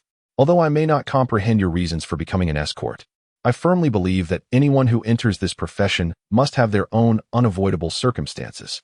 As Lin Xiaoxue listened to Yi Yun's words, tears streamed down her face, falling onto the back of her hand. She had lost track of how she had endured these past days. Every day spent in the bar, accompanying men who could easily be her father or grandfather, drinking with them, being embraced and subjected to unwanted advances. She couldn't even dare to vomit, all while maintaining a forced smile. Yet, for the sake of earning a living, she had no other choice. She feared that her classmates would discover her as an escort, that the school would find out. Such a revelation would surely lead to her expulsion and the ridicule of her peers, and she would become the subject of scorn from society. Everyone would point at her and label her as a shameless woman. The physical and psychological torment was pushing her to the brink of collapse. However, now her teacher expressed understanding of her work. Even without knowing her reasons for becoming an escort, he still believed that her situation was one of necessity. His gaze was so pure and clear, devoid of disdain or contempt, filled only with concern and empathy. In that moment, Lin Xiaoxue could no longer hold back her tears and covered her face as she wept. Teacher Yi, are you saying that I am merely accompanying others for drinks and not selling my body? Xiao Long was taken aback. To him, there seemed to be no distinction between a bar hostess and a prostitute. Yi Yun paid no mind to Xiao Long, as he could clearly see that Lin Xiaoxue was still a virgin. Xiaoxue, may I ask why you chose this profession? Yi Yun inquired softly. Lin Xiaoxue nodded, taking a while to compose herself before she spoke. My younger brother suffers from kidney failure, and our parents left us when we were very young. I worked while studying to support both myself and my brother. However, early last year, shortly after I had started university, my brother was diagnosed with kidney failure and now relies on medication to manage his condition. 6 months ago, his health deteriorated further, and the doctor stated that he needed a kidney transplant urgently, otherwise, he would not survive. But the surgery costs 50,000 yuan, and a kidney would require at least 300,000. I do not have that much money, and so I had to work tirelessly. Yet, regular jobs pay so little that aside from buying medicine for my brother, I could save nothing for his surgery. Eventually, through a friend's recommendation, I learned that working as a hostess in a bar could yield better earnings. Initially, I refused, but seeing my brother's condition worsen day by day, I could only grit my teeth and enter this line of work. By the end of her recounting, Lin Xiaoxue was in tears. Sometimes I feel so dirty. Teacher Yi, you must also think I am a filthy woman, unworthy of being your student. Everyone faces hardships at some point. Yi Yun quietly observed Lin Xiaoxue's trembling form. It is particularly poignant for a young woman to find herself in such a predicament. One would only resort to such measures out of dire necessity. You have sacrificed so much for your brother. You are not tainted in the slightest. On the contrary, your spirit is purer than anyone else's. Hearing Yi Yun's words deepened her sorrow, prompting her to embrace Yi Yun and weep openly. Crying is a release. Yi Yun gently patted Lin Xiaoxue's back, maintaining a calm demeanor as she spoke. Such burdens, when held within the heart, will inevitably lead to turmoil. At that moment, Xiaolong, who had been standing nearby, felt his eyes welling with tears. He struck himself across the face with great force, filled with self-loathing for having uttered such thoughtless words. Lin Xiaoxue's plight had already caused her immense suffering, and he had only added fuel to the fire. How could he still consider himself human? Lin Xiaoxue, I am truly sorry. I spoke without thinking. I had no knowledge of your brother's illness. I mistakenly believed you pursued this path out of vanity. I was wrong, and I sincerely apologize. Bowing deeply before Lin Xiaoxue, Xiaolong expressed his profound remorse. After a moment, Lin Xiaoxue slowly released her hold on Yi Yun, only to find Yi Yun offering her a tissue. Lin Xiaoxue glanced at Yi Yun and took the tissue to dab at her tears before addressing Xiaolong. It's all right. I understand you did not mean it. What are your plans moving forward? Yi Yun inquired. Will you continue down this path? I don't know. Lin Xiaoxue shook her head vehemently, clutching her head in evident distress. My brother is still ill. I cannot abandon him, even if it means forsaking my education. I must gather funds to ensure his recovery. I have no other options. I understand. Yi Yun sighed softly, nodding in acknowledgement. Here is the plan. Take a couple of days to rest and recuperate. Then, come to me, and I shall assist you in seeking treatment for your brother. You are still young. You cannot ruin your future. Indeed, indeed. Xiaolong interjected eagerly. Teacher Yi possesses remarkable medical skills. Previously, when you suffered from alcohol poisoning, a few acupuncture sessions from her had you right as rain. She is indeed a miraculous healer. I believe your brother's condition can be addressed. Lin Xiaoxue, initially grateful for Yi Yun's assistance, was taken aback by the revelation of her medical prowess. Motivated by Xiaolong's words, she sprang from the bed, ready to kneel before Yi Yun. Teacher Yi, please, you must save my brother. I would repay your kindness, even if it meant laboring like a beast. Yi Yun quickly supported Lin Xiaoxue, chuckling softly. I am neither a farmer nor a beast of burden. What need have I for such things? Your best repayment would be to heed my advice and focus on your studies. At that moment, Lin Xiaoxue, her voice choked with emotion, declared, I will go out now. Teacher Yi, are you free? I wish to take you to see my brother immediately. I think it would be best for you to rest for a day or two first, Yi Yun insisted, gently lifting Lin Xiaoxue back onto the bed. If your brother sees you in this state, it may cause him unnecessary worry, potentially affecting his health. Upon hearing Yi Yun's reasoning, Lin Xiaoxue could only nod in agreement. Yi Yun took out his wallet and glanced at it before turning to Xiaolong, inquiring, How much money do you have on you? Xiaolong was taken aback, clearly not comprehending at first. Yi Yun reiterated, What do you mean, ah? I am asking how much cash you have. Oh, Xiaolong hastily retrieved his wallet, producing over 1,000 yuan in cash. Yi Yun accepted it, and then withdrew nearly 1,000 yuan from his own wallet. He approached Lin Xiaoxue's bedside and placed the money beside her pillow. As Lin Xiaoxue reached for the money to return it to Yi Yun, he pressed his hand on the cash and spoke firmly, "Do not refuse it. Otherwise, I will not treat your brother. Take the money and focus on your recovery." "Thank you, Teacher Yi. You are truly kind." Lin Xiaoxue was once again moved to tears. "Rest well." Yi Yun gently patted her hand, reminding her, "Remember my words and refrain from making foolish decisions in the future." After leaving the hotel, Xiaolong sighed and said, "I was really a jerk earlier for saying such hurtful things." Yi Yun chuckled and gave Xiaolong a light tap on the head, saying, "So you do realize your words can be hurtful. Therefore, do not take yourself too seriously, nor should you disregard others. Many matters are not as simple as they appear on the surface." "Teacher Yi, I understand my mistakes. Feel free to scold me," Xiaolong said, lowering his head. "Why would I scold you?" Yi Yun replied, amused. "Everyone makes mistakes. I made far more than you did when I was younger. Just be mindful to correct them in the future." "Yes, Teacher Yi, rest assured, I will reform and start anew." Xiaolong nodded earnestly, as if preparing to undertake something monumental. The chapter concludes. Chapter 99. Yi Yun, do you have time tonight? "Yi Yun, you haven't shown up for work in 2 days." Lin Feiyu exclaimed angrily from her office. "I was ill and had to visit the hospital." Yi Yun lied nonchalantly, knowing he could not reveal the truth at that moment. "You were ill?" Lin Feiyu was startled, her expression softening as she reproached, "Even if you were sick, you should have called to inform me. How are you feeling now?" Yi Yun thought to himself that this girl was truly naive, easily deceived. "I'm feeling better," he replied with a smile. "That is good," Lin Feiyu said. "You need not go out for business today. Just stay in the office and rest." "I'm fine. I can manage," Yi Yun insisted, although his cheeks flushed slightly despite his thick skin. "No, your health is paramount. You cannot be reckless," Lin Feiyu countered firmly. "All right, you may go out and work." "Fine." Yi Yun nodded, preparing to leave, but Lin Feiyu called out, "Wait a moment. Manager Lin, is there anything else?" Yi Yun asked with a smile. "Do you have time tonight?" As she asked this, Lin Feiyu's face turned crimson. It was the first time in her life she had so openly posed such a question to a man. Yi Yun was taken aback, but then nodded, saying, "Are you inviting me, Manager Lin?" "What do you mean inviting you? Don't misinterpret." Lin Feiyu spoke somewhat anxiously.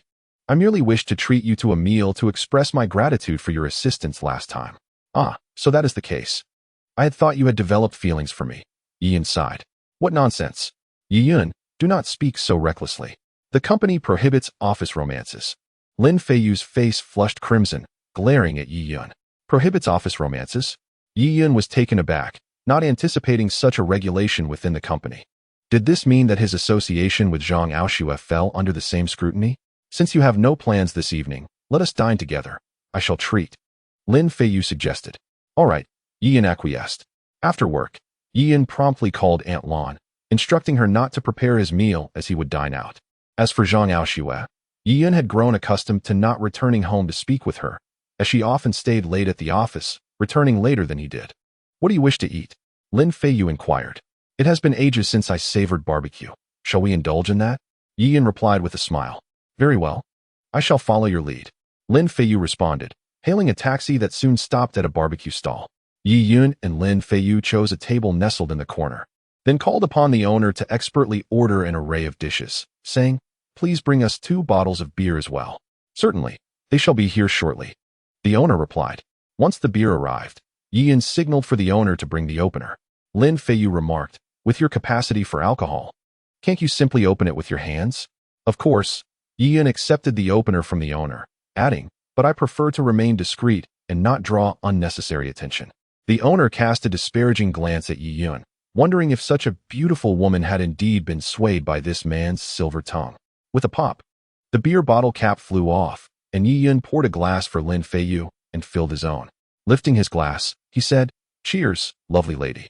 This must be your first time enjoying barbecue at a roadside stall, isn't it?" "I suppose so. I've had it before, but it's always been takeout. Since graduating from university, I haven't had it at all," Lin Feiyu replied, clinking her glass with Yi Yun's before finishing her drink in one go. "Slow down. As a lady, you ought to exhibit some restraint," Yi Yun chuckled, advising her. Lin Feiyu remained silent, merely gazing intently at Yi Yun, feeling a bit shy under her scrutiny. Yi Yun's face flushed as he asked, "Why do you keep staring at me? I can't shake the feeling that you are unlike any other man. You possess an air of mystery." Lin Feiyu voiced her deepest curiosity. Yi Yun's shyness vanished instantly, replaced by a charming smile as he said, at last, "You recognize my allure. Uft. With your looks, you lack both beauty and physique, and as for wealth, you possess none. I truly fail to see where your charm lies." Lin Feiyu scoffed. Yi Yun shook his head and said, "You do not understand. If one must rely on external adornments, then it is not true masculinity. The essence of a man's charm lies in being understated and introspective, appearing rather ordinary on the outside, yet possessing a wealth of depth within." Feeling slightly embarrassed, he added, "Am I being too coy? In truth, I am rather bold." Lin Feiyu could not help but laugh at Yi Yun's words. "Thank you for that day," she said earnestly as she gazed at him. "It was but a trivial matter, hardly worth mentioning. However, if you truly wish to express your gratitude, a kiss would suffice. Or perhaps a warm embrace in bed. What do you think?" Yi Yun teased with a grin. "Oh, stop with your lewd remarks." Lin Feiyu playfully scolded him. After finishing the barbecue, night had fully descended. "Yi Yun, do you usually wear this outfit?" Lin Feiyu scrutinized his attire. "Is there a problem?" Yi Yun was taken aback. He did own other clothes, particularly the expensive suit that Zhang Aoshua had bought for him, but he would never dare to wear it out. It was a top-tier brand worth thousands. As a mere salesman, he feared the unwanted attention such a suit would attract. He preferred to remain low-key and unassuming. It's fine to dress simply for work, as the company's dress code is not strict. Decency is what matters. However, you should consider purchasing a suit. It would be more appropriate. All right, after dinner, let's go and see if we can find something suitable. Yi Yun agreed. Sounds good, Lin Feiyu replied with a smile. Chapter 100. The suit endorser Wanda International is one of the largest shopping centers in Donghai, and Yi Yun rarely ventured out, especially to such bustling places. Accompanied by Lin Feiyu, he felt somewhat like a country bumpkin entering a grand garden. Shopping with a beautiful woman was not tiring at all. However, Wanda International was overwhelmingly vast, leaving Yi Yun disoriented amidst the throngs of people. Were it not for Lin Feiyu leading the way and occasionally pausing to wait for him, he would have surely lost himself in the crowd. Lin Feiyu led Yi Yun into a clothing store and selected a suit for him to try on. Reluctantly, he took the suit and walked into the changing room. He was not fond of wearing such ostentatious garments, which felt tight and stifling, especially in the summer. Yet, as Lin Feiyu had pointed out, he could not continue wearing his old attire to work indefinitely. After changing into the suit, Yi Yun stepped out, and the entire store fell silent. All eyes were on him, including Lin Feiyu's. Feeling somewhat self-conscious, he glanced at his reflection in the mirror.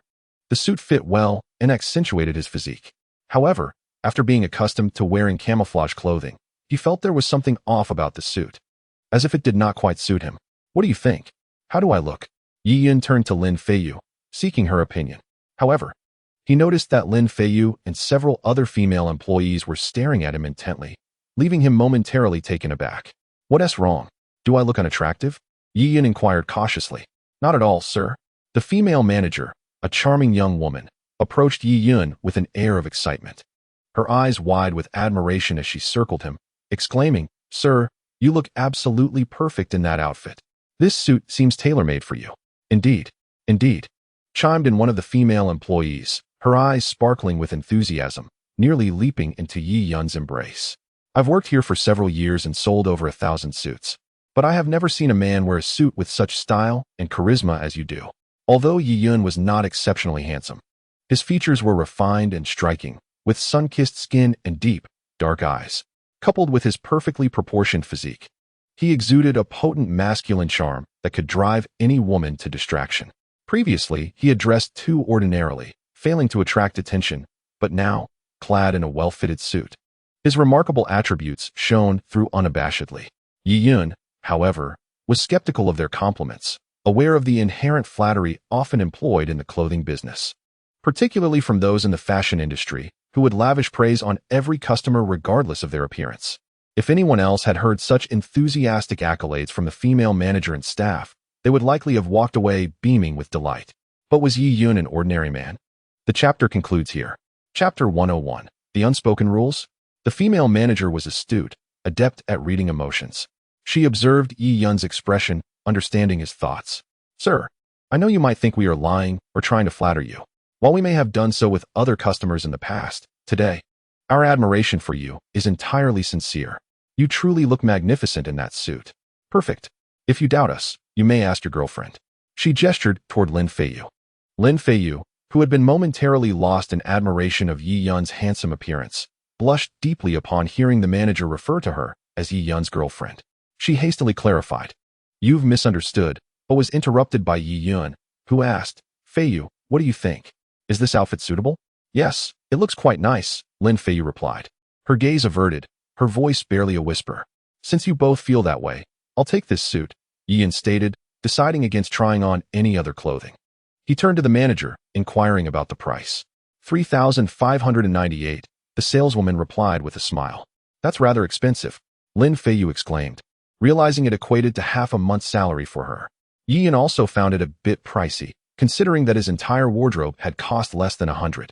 How about this? If you are willing to let us use you as a spokesperson for this suit, I'll gift it to you, the manager proposed with a smile. Spokesperson? Yi Yun and Lin Feiyu were both taken aback. Indeed, as long as you are willing to don this outfit, let us capture a few photographs, the proprietress elucidated. We not only have a physical boutique, but also an online store. I am confident that once we showcase your images in our suit on our official website, our sales will undoubtedly soar. If we reach a certain threshold, I shall also reward you handsomely. Online. Yi Yun exclaimed in astonishment, quickly waving his hands. I'm afraid I have no intentions of modeling. Sir, might you reconsider? There's no need for contemplation. I shall take this one, he declared, pulling out his money to purchase the suit, and he promptly led Lin Feiyu out of the clothing store. What a jest. He, the esteemed king of mercenaries, would have to model to afford a suit? It was merely that he was reluctant to wear such an extravagant outfit. What a pity.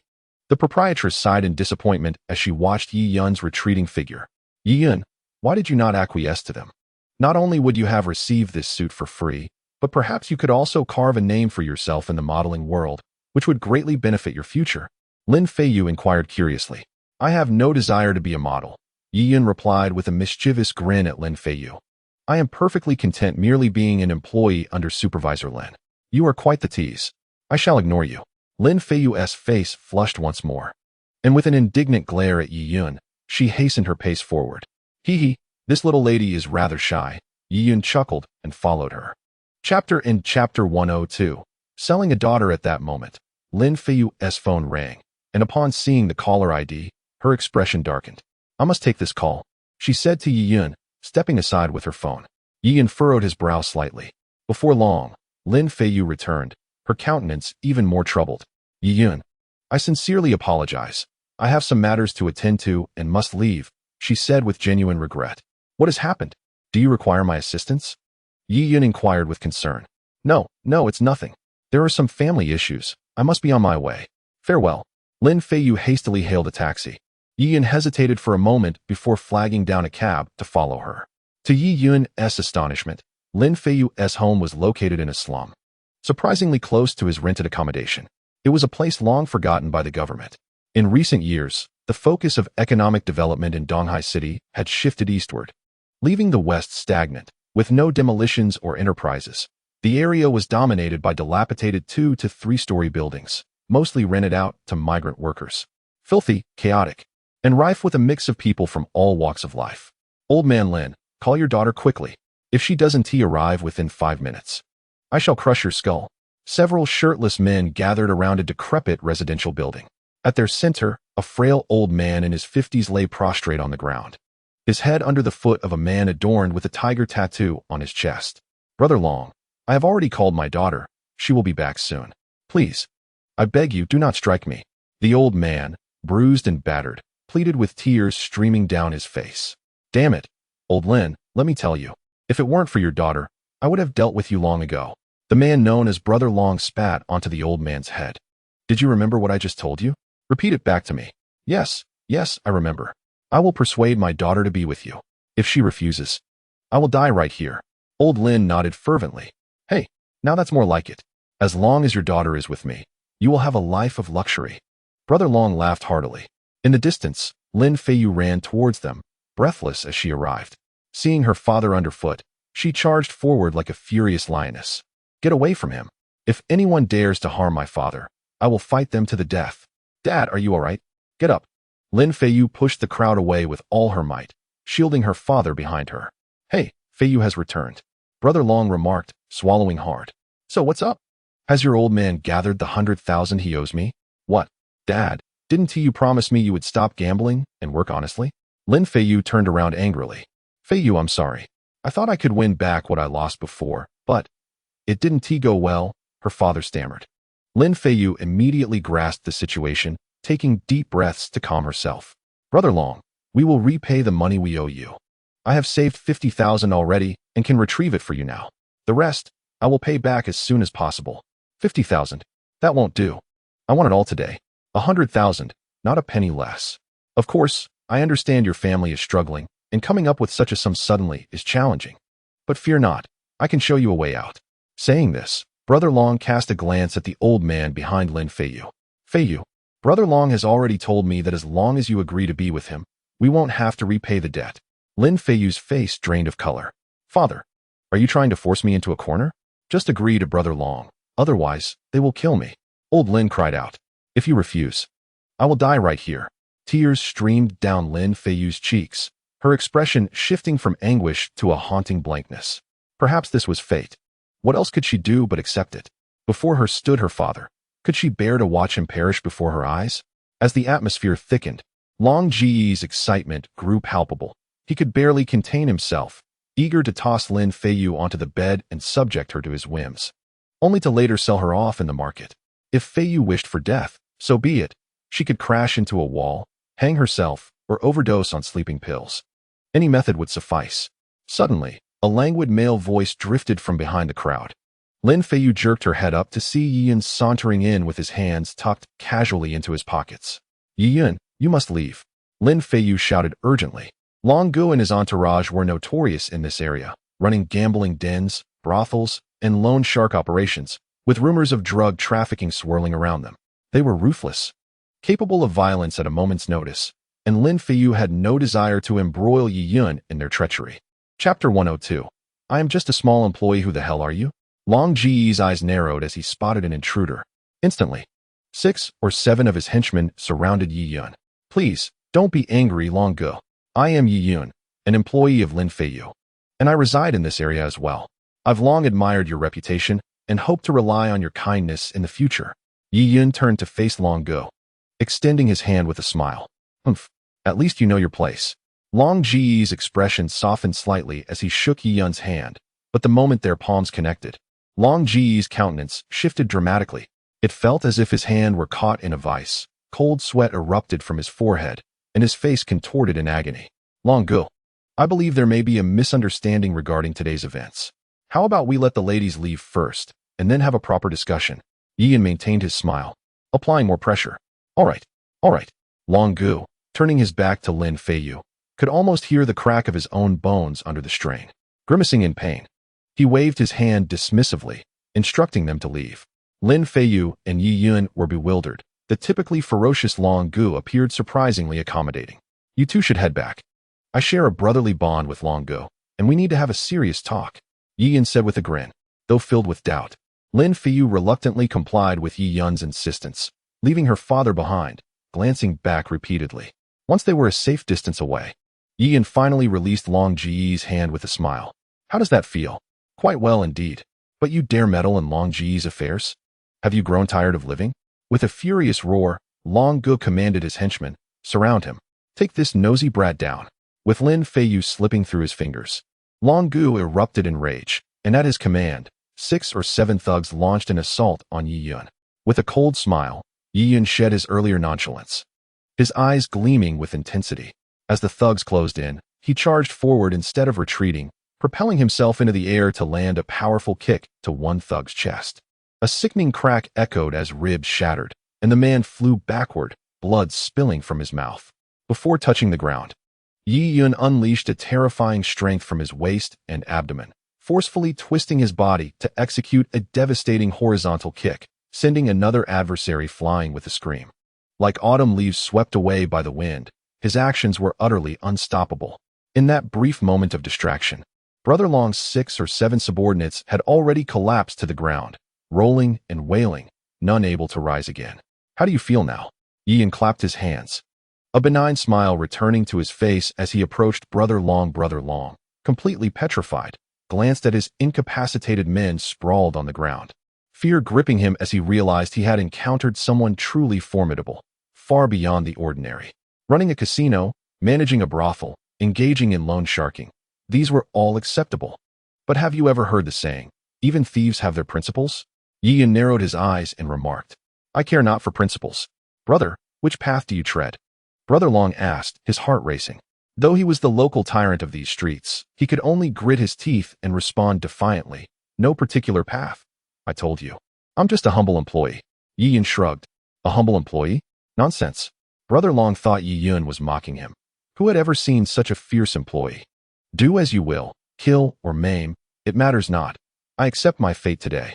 But you'd best finish me off now, for as long as I, Brother Long, draw breath, you can expect your demise. Threatening me? Yi Yun scoffed, suddenly seizing Brother Long by the throat. With a slight exertion, he lifted the man, who weighed around 170 to 180 pounds, off the ground with a single hand. Brother Long's face turned crimson as he struggled helplessly, his feet flailing in the air, while Yi Yun's grip held him firmly aloft like a vice. Killing you is no different from squashing an ant. However, today I shall spare you. Listen well. From this moment forth, all debts between you and Lin Feiyu's family are hereby nullified. Should you have any objections, come directly to me, Yi Yun. I am always ready to oblige. But if you dare to trouble her again, I will annihilate your entire family. I mean every word. Furthermore, you are never to lend money to old Lin again, or you shall meet the same fate. Yi Yun's eyes narrowed, his tone unwavering. Brother Long, as if struck by lightning, felt the weight of Yi Yun's gaze as though death itself loomed over him. A shiver coursed through his body, and a pungent odor permeated the air. Yi Yun, are you all right? Lin Feiyu, noticing Yi Yun emerge, followed him with a worried expression. I'm fine. These few lackeys are no match for me, Yi Yun replied with a smile. Rest assured, they will not dare to disturb you again. How can that be? Lin Feiyu exclaimed, astonished. Just trust me. However, it's imperative that your father refrains from provoking them again. Yi Yun sighed as he looked toward old Lin. I swear, if I gamble again, may I meet a terrible fate, old Lin declared, genuinely shaken after nearly losing his daughter. He was not a heartless man. He never intended to sell his daughter unless absolutely necessary. Father, you have truly disappointed me. Lin Feiyu shed tears of anguish, exclaiming that if it weren't for Yi Yun today, our family would have been doomed by your actions. Mother lies paralyzed on the hospital bed. My younger brother is still in high school, and you continue to gamble, accumulating debts that threaten our very existence. Are you trying to destroy us? Feiyu, I am so sorry. It is all my fault. I promise I will never gamble again. Please trust me just this once. If you don't believe me, I will smash my own hand right now, Lin Laotu declared, crouching down to pick up a stone, ready to strike his wrist. Father, no. Lin Feiyu's countenance changed drastically. Sighing softly, Yi Yun intervened. A slender needle, as fine as a hair, pierced Lin Laotu's arm, rendering it numb. The stone fell from his grasp. I believe you. I believe you. How could you be so foolish? We are family, Lin Feiyu cried, embracing her father, overwhelmed with emotion. Lin Laotu, equally heartbroken, began to weep profusely. After a considerable time, the two finally calmed down. Yi Yun, allow me to wipe my eyes. They are swollen, Lin Feiyu said. Yi Yun produced a tissue and handed it to her. Thank you, Lin Feiyu replied gratefully as she accepted the tissue. Young brother, I truly appreciate your help. I was foolish and reckless. If it weren't for you, Lin Laotu began to choke on his words again. There is no need for thanks. Just promise me you will not gamble again and cease to burden your daughter, Yi Yun advised. I will not gamble. Absolutely not. Lin Laotu nodded vigorously. Feiyu, I heard you mention that your mother is paralyzed. As it happens, I possess some medical knowledge. Would you allow me to examine her? Yi Yun offered. You know medicine? Lin Feiyu gazed at Yi Yun in astonishment, recalling how he had previously utilized traditional Chinese massage techniques to remedy issues that even cosmetic surgery could not rectify. I studied under an old traditional Chinese doctor in my hometown for a few years, so I have a basic understanding, Yi Yun explained. Having witnessed Yi Yun's capabilities in recent days, even subduing someone like Long Gu with ease, Lin Feiyu recognized that he was not an ordinary individual. His modest claim to medical knowledge suggested he possessed remarkable skills. With great anticipation, Lin Feiyu hurried Yi Yun toward her home. Her residence, though located in a slum, was relatively well kept, a flat-roofed house in a somewhat secluded area. Despite its simplicity, the house was impeccably clean and appeared quite refreshing. Yiyun, my mother, is inside. Lin Feiyu guided him into a bedroom. There, they found an elderly woman with gray hair, half reclining on the bed, a cup covering her lower body, while her hands busily stitched a scenic embroidery. Mother, Lin Feiyu affectionately called out to the elderly woman. Upon seeing her daughter, the woman's face lit up with joy. She set down her embroidery and grasped Lin Feiyu's hand. Feiyu, you have returned. You must be tired from today? Not at all. Lin Feiyu replied with a smile. Who is this? At that moment, the elderly woman noticed Yiyun standing nearby and curiously inquired, My dear, who is this? Mom, this is my friend Yiyun. He is a traditional Chinese medicine practitioner, and I invited him to come and take a look at your condition, Lin Feiyu explained. Hello, Auntie. Yiyun greeted her with a smile. Hello. Please sit down. Don't stand on ceremony. The elderly woman warmly welcomed Yiyun, then remarked, Young man, my illness is beyond cure. You need not waste your time. However, since you're here, do stay for a meal. Mom, how can you say that? The doctors at the hospital have assured us that your illness can still be treated. As long as I gather the necessary funds, you can recover. You must not lose hope, Lin Feiyu urged anxiously. Mother knows her own condition. Besides, the medical expenses will amount to hundreds of thousands. I am old now, and whether or not I receive treatment matters little. You should save that money for yourself, indulge in some good food, and don't forget about your younger brother's education. The elderly woman said, gently stroking Lin Feiyu's delicate face with concern. Upon hearing this, Lin Feiyu's nose tinged with emotion, and she could not help but shed tears. My dear child, why are you crying again? We have a guest here. Aren't you afraid of being ridiculed? The elderly woman tenderly wiped away Lin Feiyu's tears. Yiyun, observing the bond between the mother and daughter, felt deeply moved. Auntie, I do possess some folk remedies. Would you allow me to examine you? Perhaps I might be able to assist. What do you think? Yiyun proposed. Indeed, Mom, Yiyun is quite skilled. Let him take a look, Lin Feiyu encouraged. Then I must trouble you, young man, the elderly woman said, extending her hand willingly. Auntie, there is no need for pulse diagnosis. May I examine your legs instead? Yiyun inquired. Isn't traditional Chinese medicine all about pulse diagnosis? The elderly woman was taken aback. Some conditions require it, while others do not. In your case, Auntie, it is unnecessary, Yiyun patiently explained. If you wouldn't mind, could I take a look? Of course, I don't mind. I'm just an old bone, unable to move. As long as you do not find it distasteful, she replied, pulling back the quilt to reveal her legs. Yiyun gently squeezed the elderly woman's thigh and found no apparent issues, then proceeded to apply pressure to her lower back. Lin Feiyu watched anxiously. Auntie, you've had a back injury, haven't you? Furthermore, the paralysis in your lower body is a result of severe trauma to your lower back, Yiyun asserted. Exactly. Young man, you are truly remarkable. You discerned it instantly. The elderly woman exclaimed in astonishment. Lin Feiyu elaborated, My mother worked in a factory, and 2 years ago, she was accidentally struck in the back by a box filled with materials. After being taken to the hospital, the doctors declared that her spinal nerves had been damaged, causing misalignment of the bones and resulting in lower body paralysis. The doctors were correct. However, the primary issue lies with the spinal nerves. The lower back is a particularly sensitive area of the human body, highly susceptible to paralysis. Many individuals become paralyzed due to injuries to the lower back that do not receive adequate treatment. Your case is no exception, Auntie. At present, given the medical standards of our nation, unless one undergoes surgery at a premier hospital, it is exceedingly difficult to restore nerve function. However, this does not pose a significant challenge for me. A few sessions of acupuncture should suffice for a complete recovery, Li Yun remarked with a smile. Are you truly serious? Lin Feiyu exclaimed, gripping Li Yun's hand with excitement. Little brother, can you really cure this? The elderly woman interjected joyfully. If she could stand again, it would undoubtedly bring her immense happiness. Over the years, her condition had caused her daughter untold suffering. If she could regain her health, her daughter would no longer need to endure such hardship. Indeed, it is true. Come, Feiyu, assist me in turning Auntie over.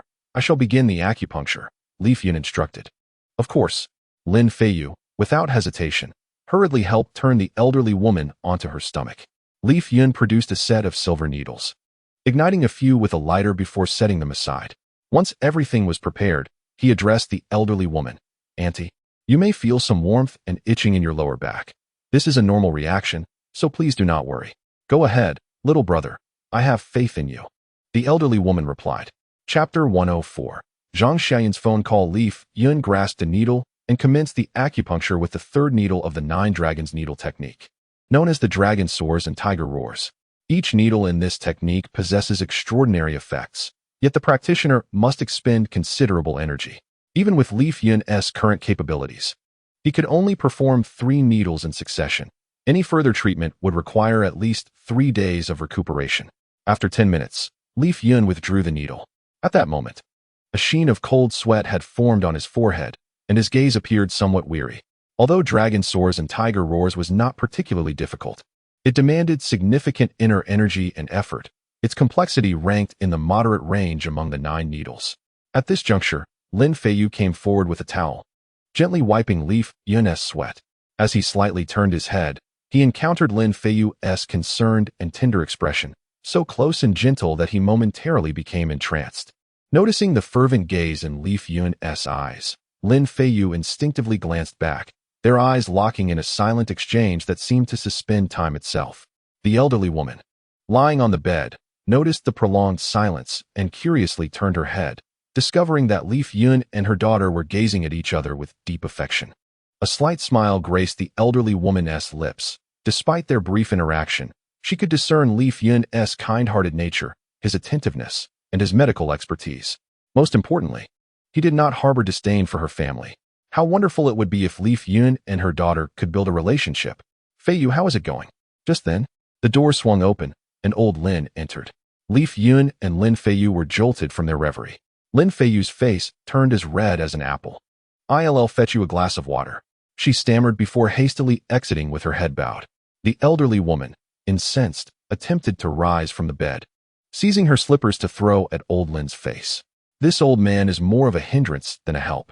Old Lin, noticing the expressions of those around him and the fierce glare in his wife's eyes, realized he had once again stirred up trouble. He quickly excused himself, claiming he needed to use the restroom, and hurriedly left the room. "Auntie, please take a moment to feel if you have any sensation in your lower body." Yi Yun responded promptly, a smile gracing his lips. The elderly woman nodded and began to subconsciously assess her condition.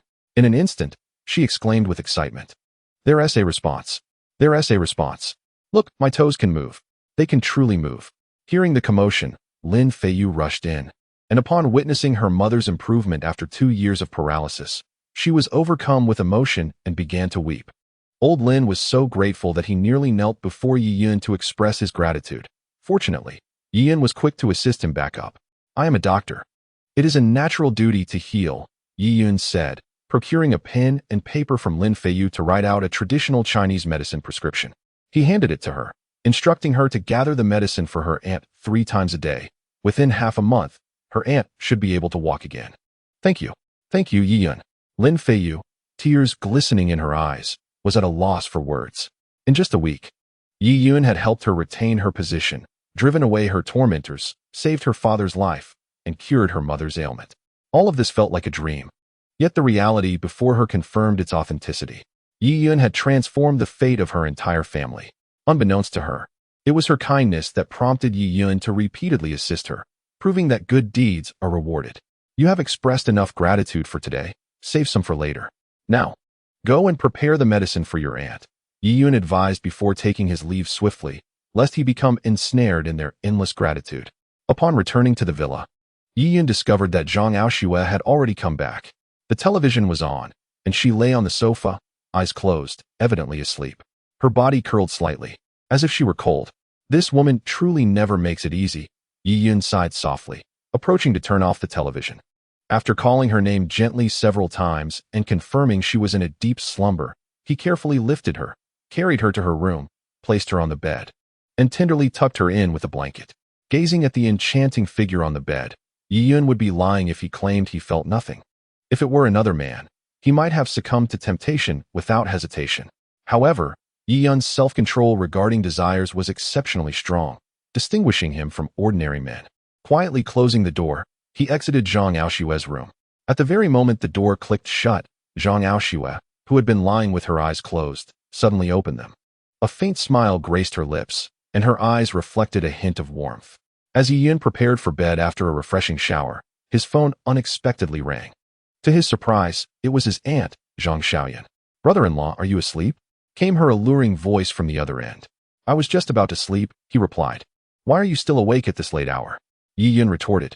"I just finished my shower and am enjoying the breeze on the balcony in my pajamas. I'm not ready to sleep yet." Speaking of pajamas, Yi-Yun couldn't help but recall the alluring black nightwear of Zhang Xiaoyan, which momentarily stirred his heart. But he quickly suppressed the feeling. This little girl was surely teasing him again. For delightful reads, please follow the WeChat public account Yo Can Shu. Chapter 105. The Emissary of Traditional Chinese Medicine. "Alright, please tell me. What brings you to me? I need to sleep." Yi-Yun said. "Did you not promise me last time that you would find a medicinal formula for me? You are untrustworthy." Zhang Xiaoyan exclaimed from the other end of the line. "Creating a medicinal prescription is not an easy task," Yi-Yun replied with a slight grimace, but then added, "Alright. As it happens, I have previously researched several traditional Chinese medicine prescriptions. I will come find you tomorrow to discuss them." "Really? It's a promise then." Zhang Xiaoyan's spirits lifted instantly upon hearing this. "I wouldn't dare deceive anyone but you, young lady," Yi-Yun said with a wry smile. A night of silence ensued. The following morning, Yi-Yun arrived at the school office. He had 2 classes scheduled for the day.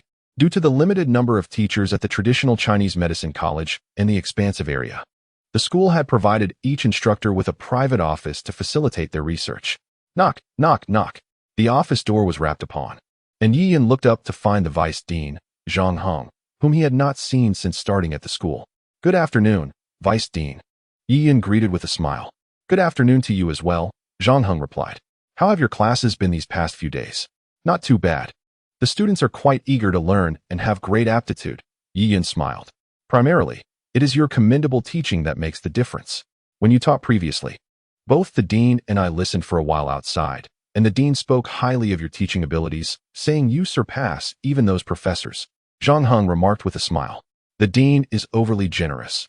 I merely teach according to my understanding. I hardly deserve such praise," Yi-Yun said, feeling somewhat embarrassed. "Being humble and composed is commendable," Zhang Heng said, increasingly pleased with Yi-Yun. He then sighed. "Promoting traditional Chinese medicine is indeed our duty. However, as it declines, we grow anxious. Yet, we are aging, and while our hearts are willing, our strength falters. We must entrust this mission to the younger generation like you. Yi-Yun, I hope you can forge a path for traditional Chinese medicine to thrive sustainably. When the day comes that everyone learns and utilizes it, those of us who have dedicated our lives to this field can rest in peace." "Vice Dean, that's a heavy responsibility. I fear I may not be able to bear it," Yi-Yun said with a bitter smile.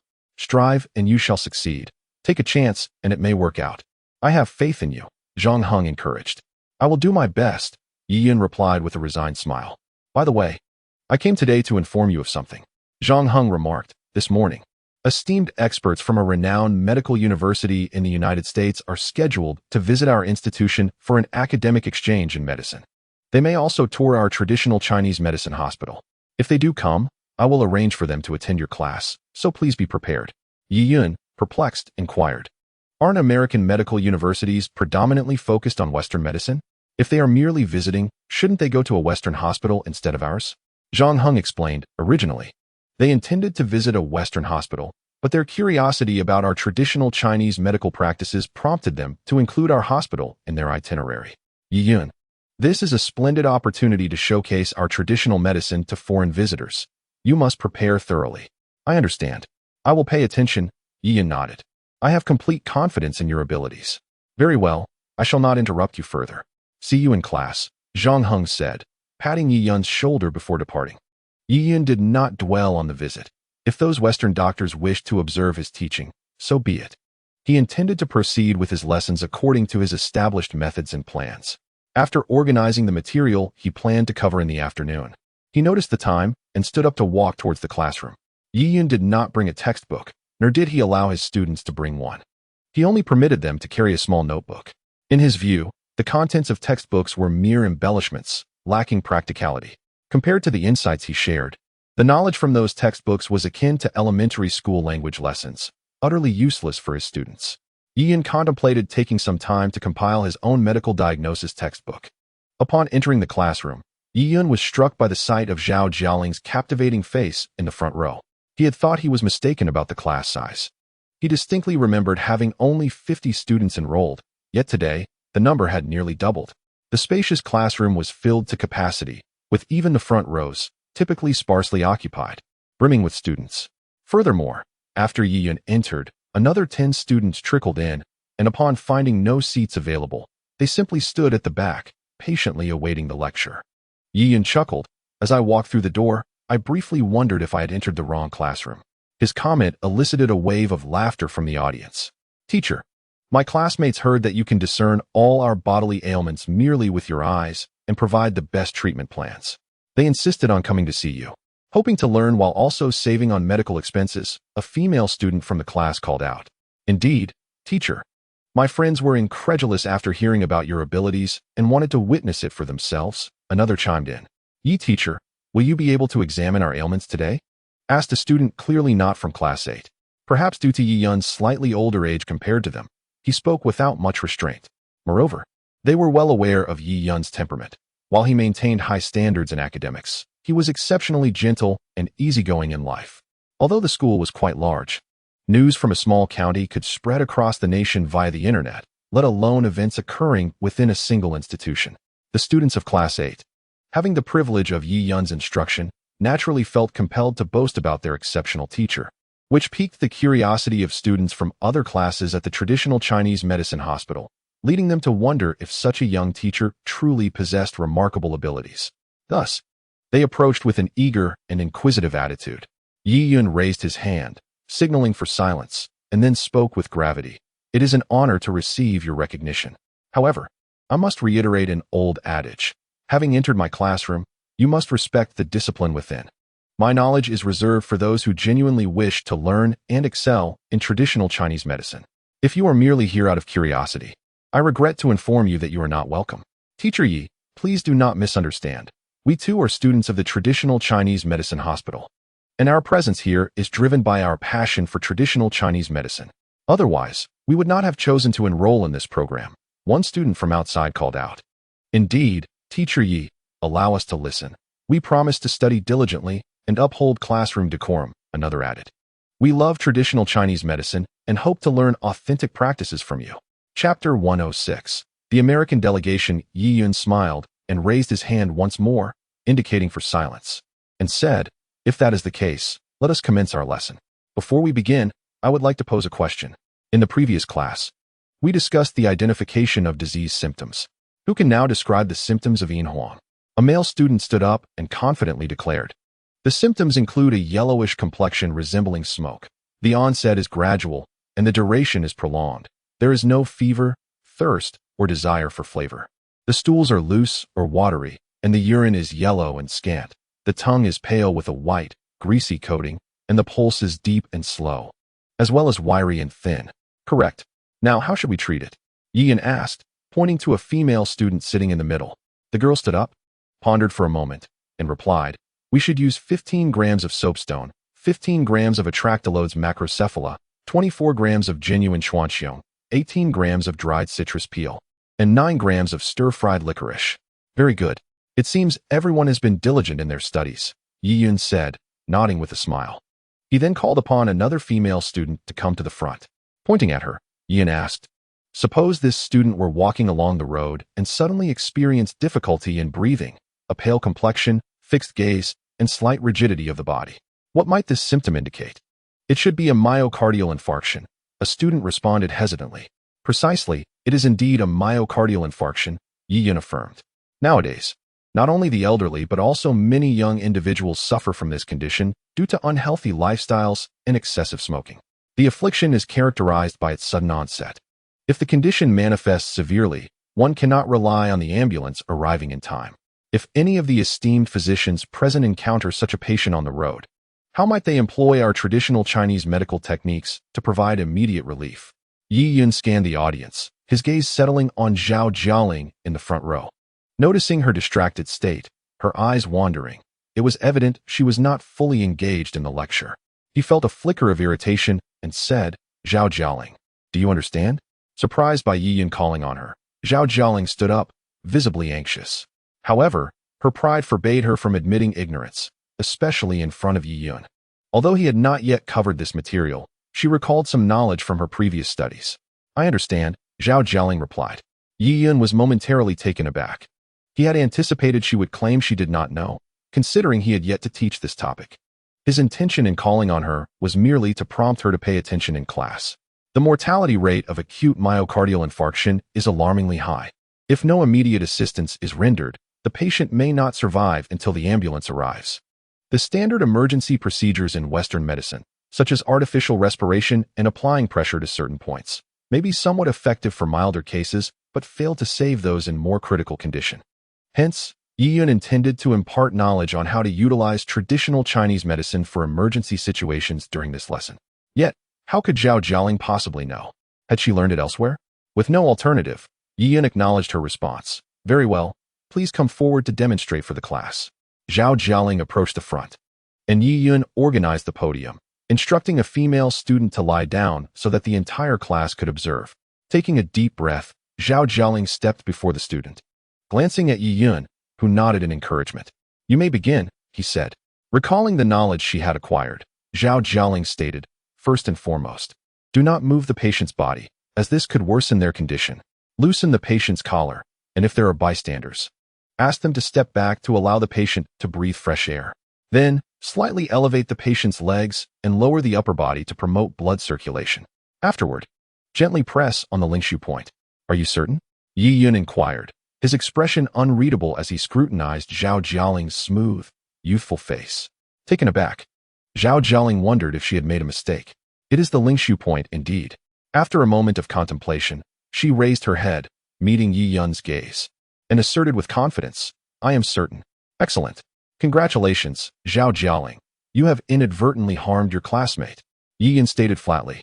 At this juncture, you should be applying pressure to the Kaiman point.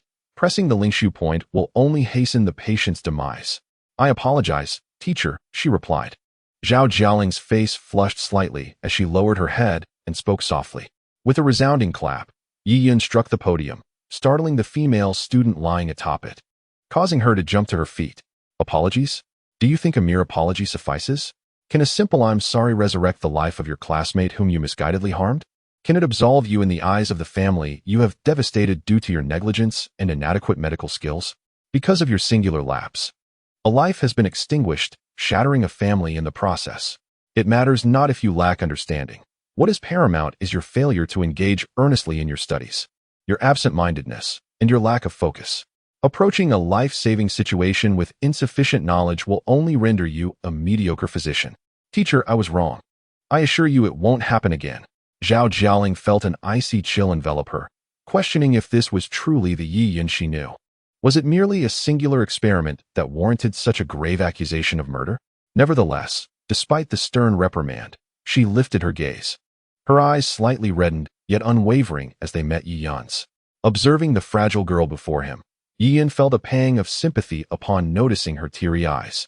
He sighed softly, stating, acknowledging your error is a start, but I implore you to remember this. You have taken a life. You have killed someone. Upon witnessing the profound seriousness in Yi Yun's expression, Zhao Jialing, though harboring some resentment, yielded. For from another perspective, while this was merely an experiment, what if it were a real-life scenario? If she encountered a patient in distress, she would undoubtedly rush to assist. What could the consequences be? Realizing this, Zhao Jialing suddenly grasped Yi Yun's intentions.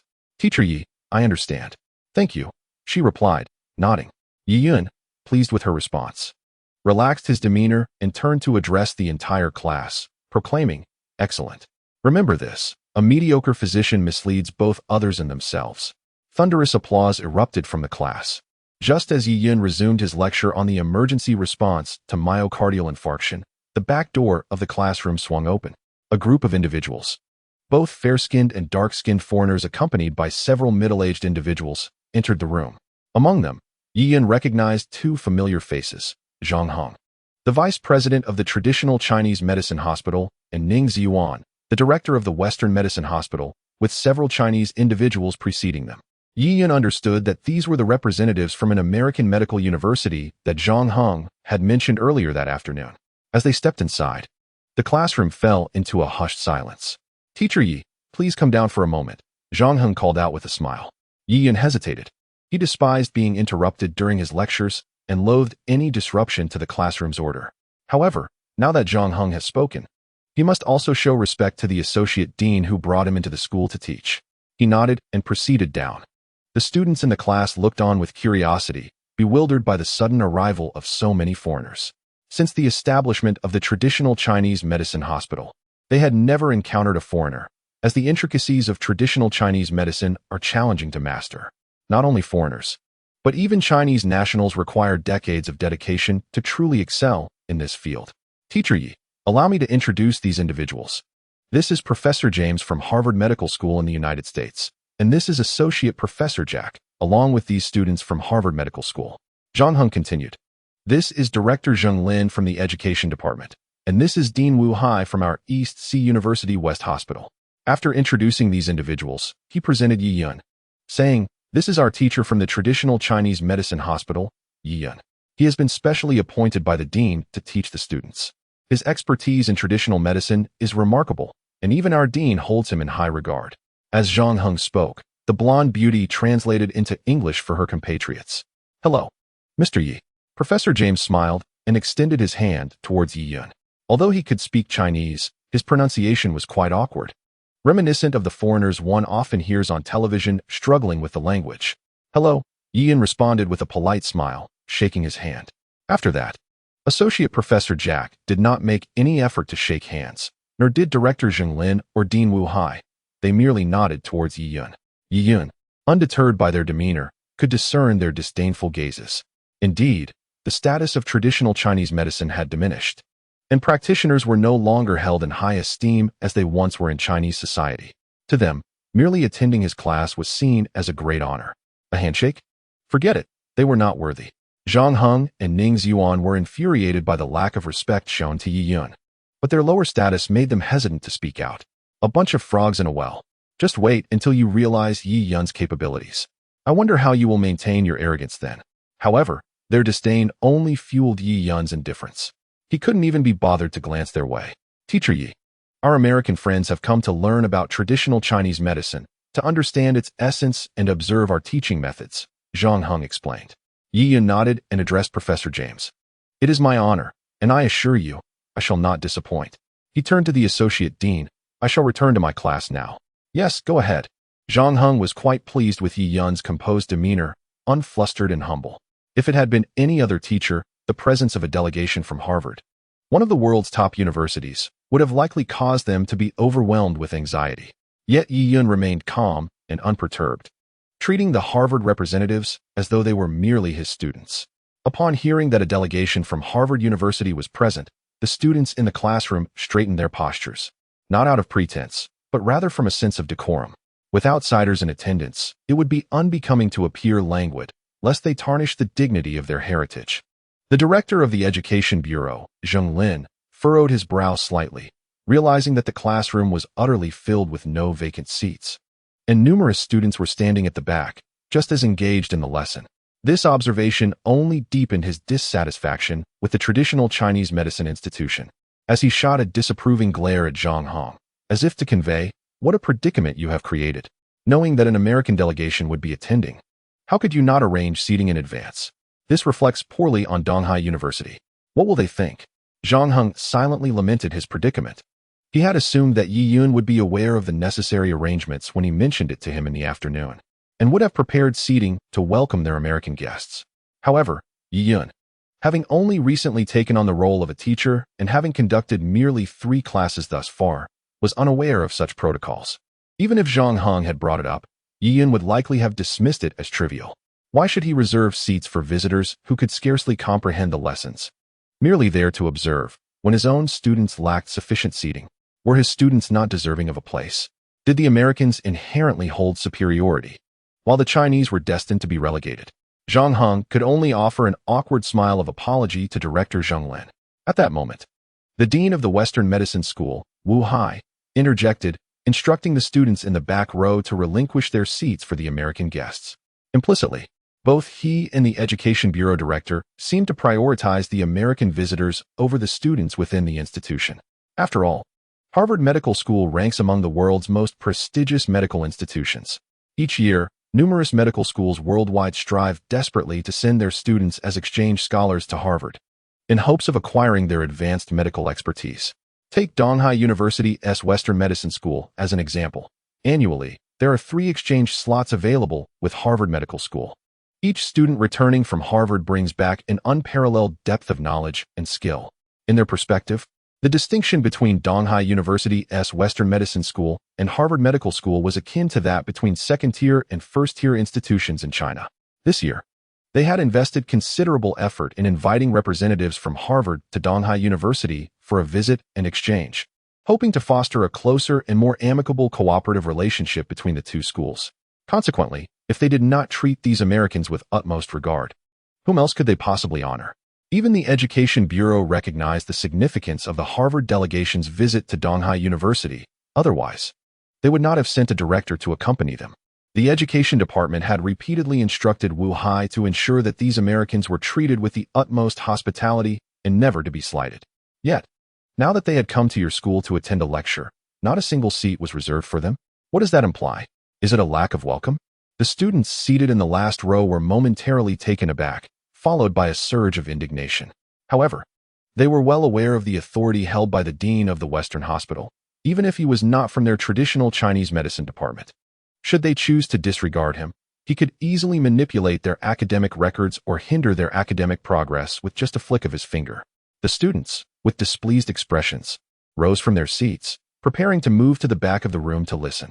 At that moment, a loud bang echoed from the podium as someone struck the table, startling everyone. Yi Yun furrowed his brow and coldly commanded, "Sit down. Who permitted you to move without my consent?" The students were momentarily stunned. What did Teacher Yi mean? Was he prohibiting them from giving up their seats? Yet, it was the dean of the Western Hospital who had spoken. Did they dare to defy him? They stood there, bewildered, unsure whether to leave or remain seated. After a brief moment of astonishment, Wu Hai became enraged, but he had to suppress his fury in front of the foreigners. He spoke in a low voice. "Teacher Yi, it is a tremendous honor for our Donghai University to host the delegation from Harvard Medical School. Now, they wish to attend your lecture. This is even more of an honor for you.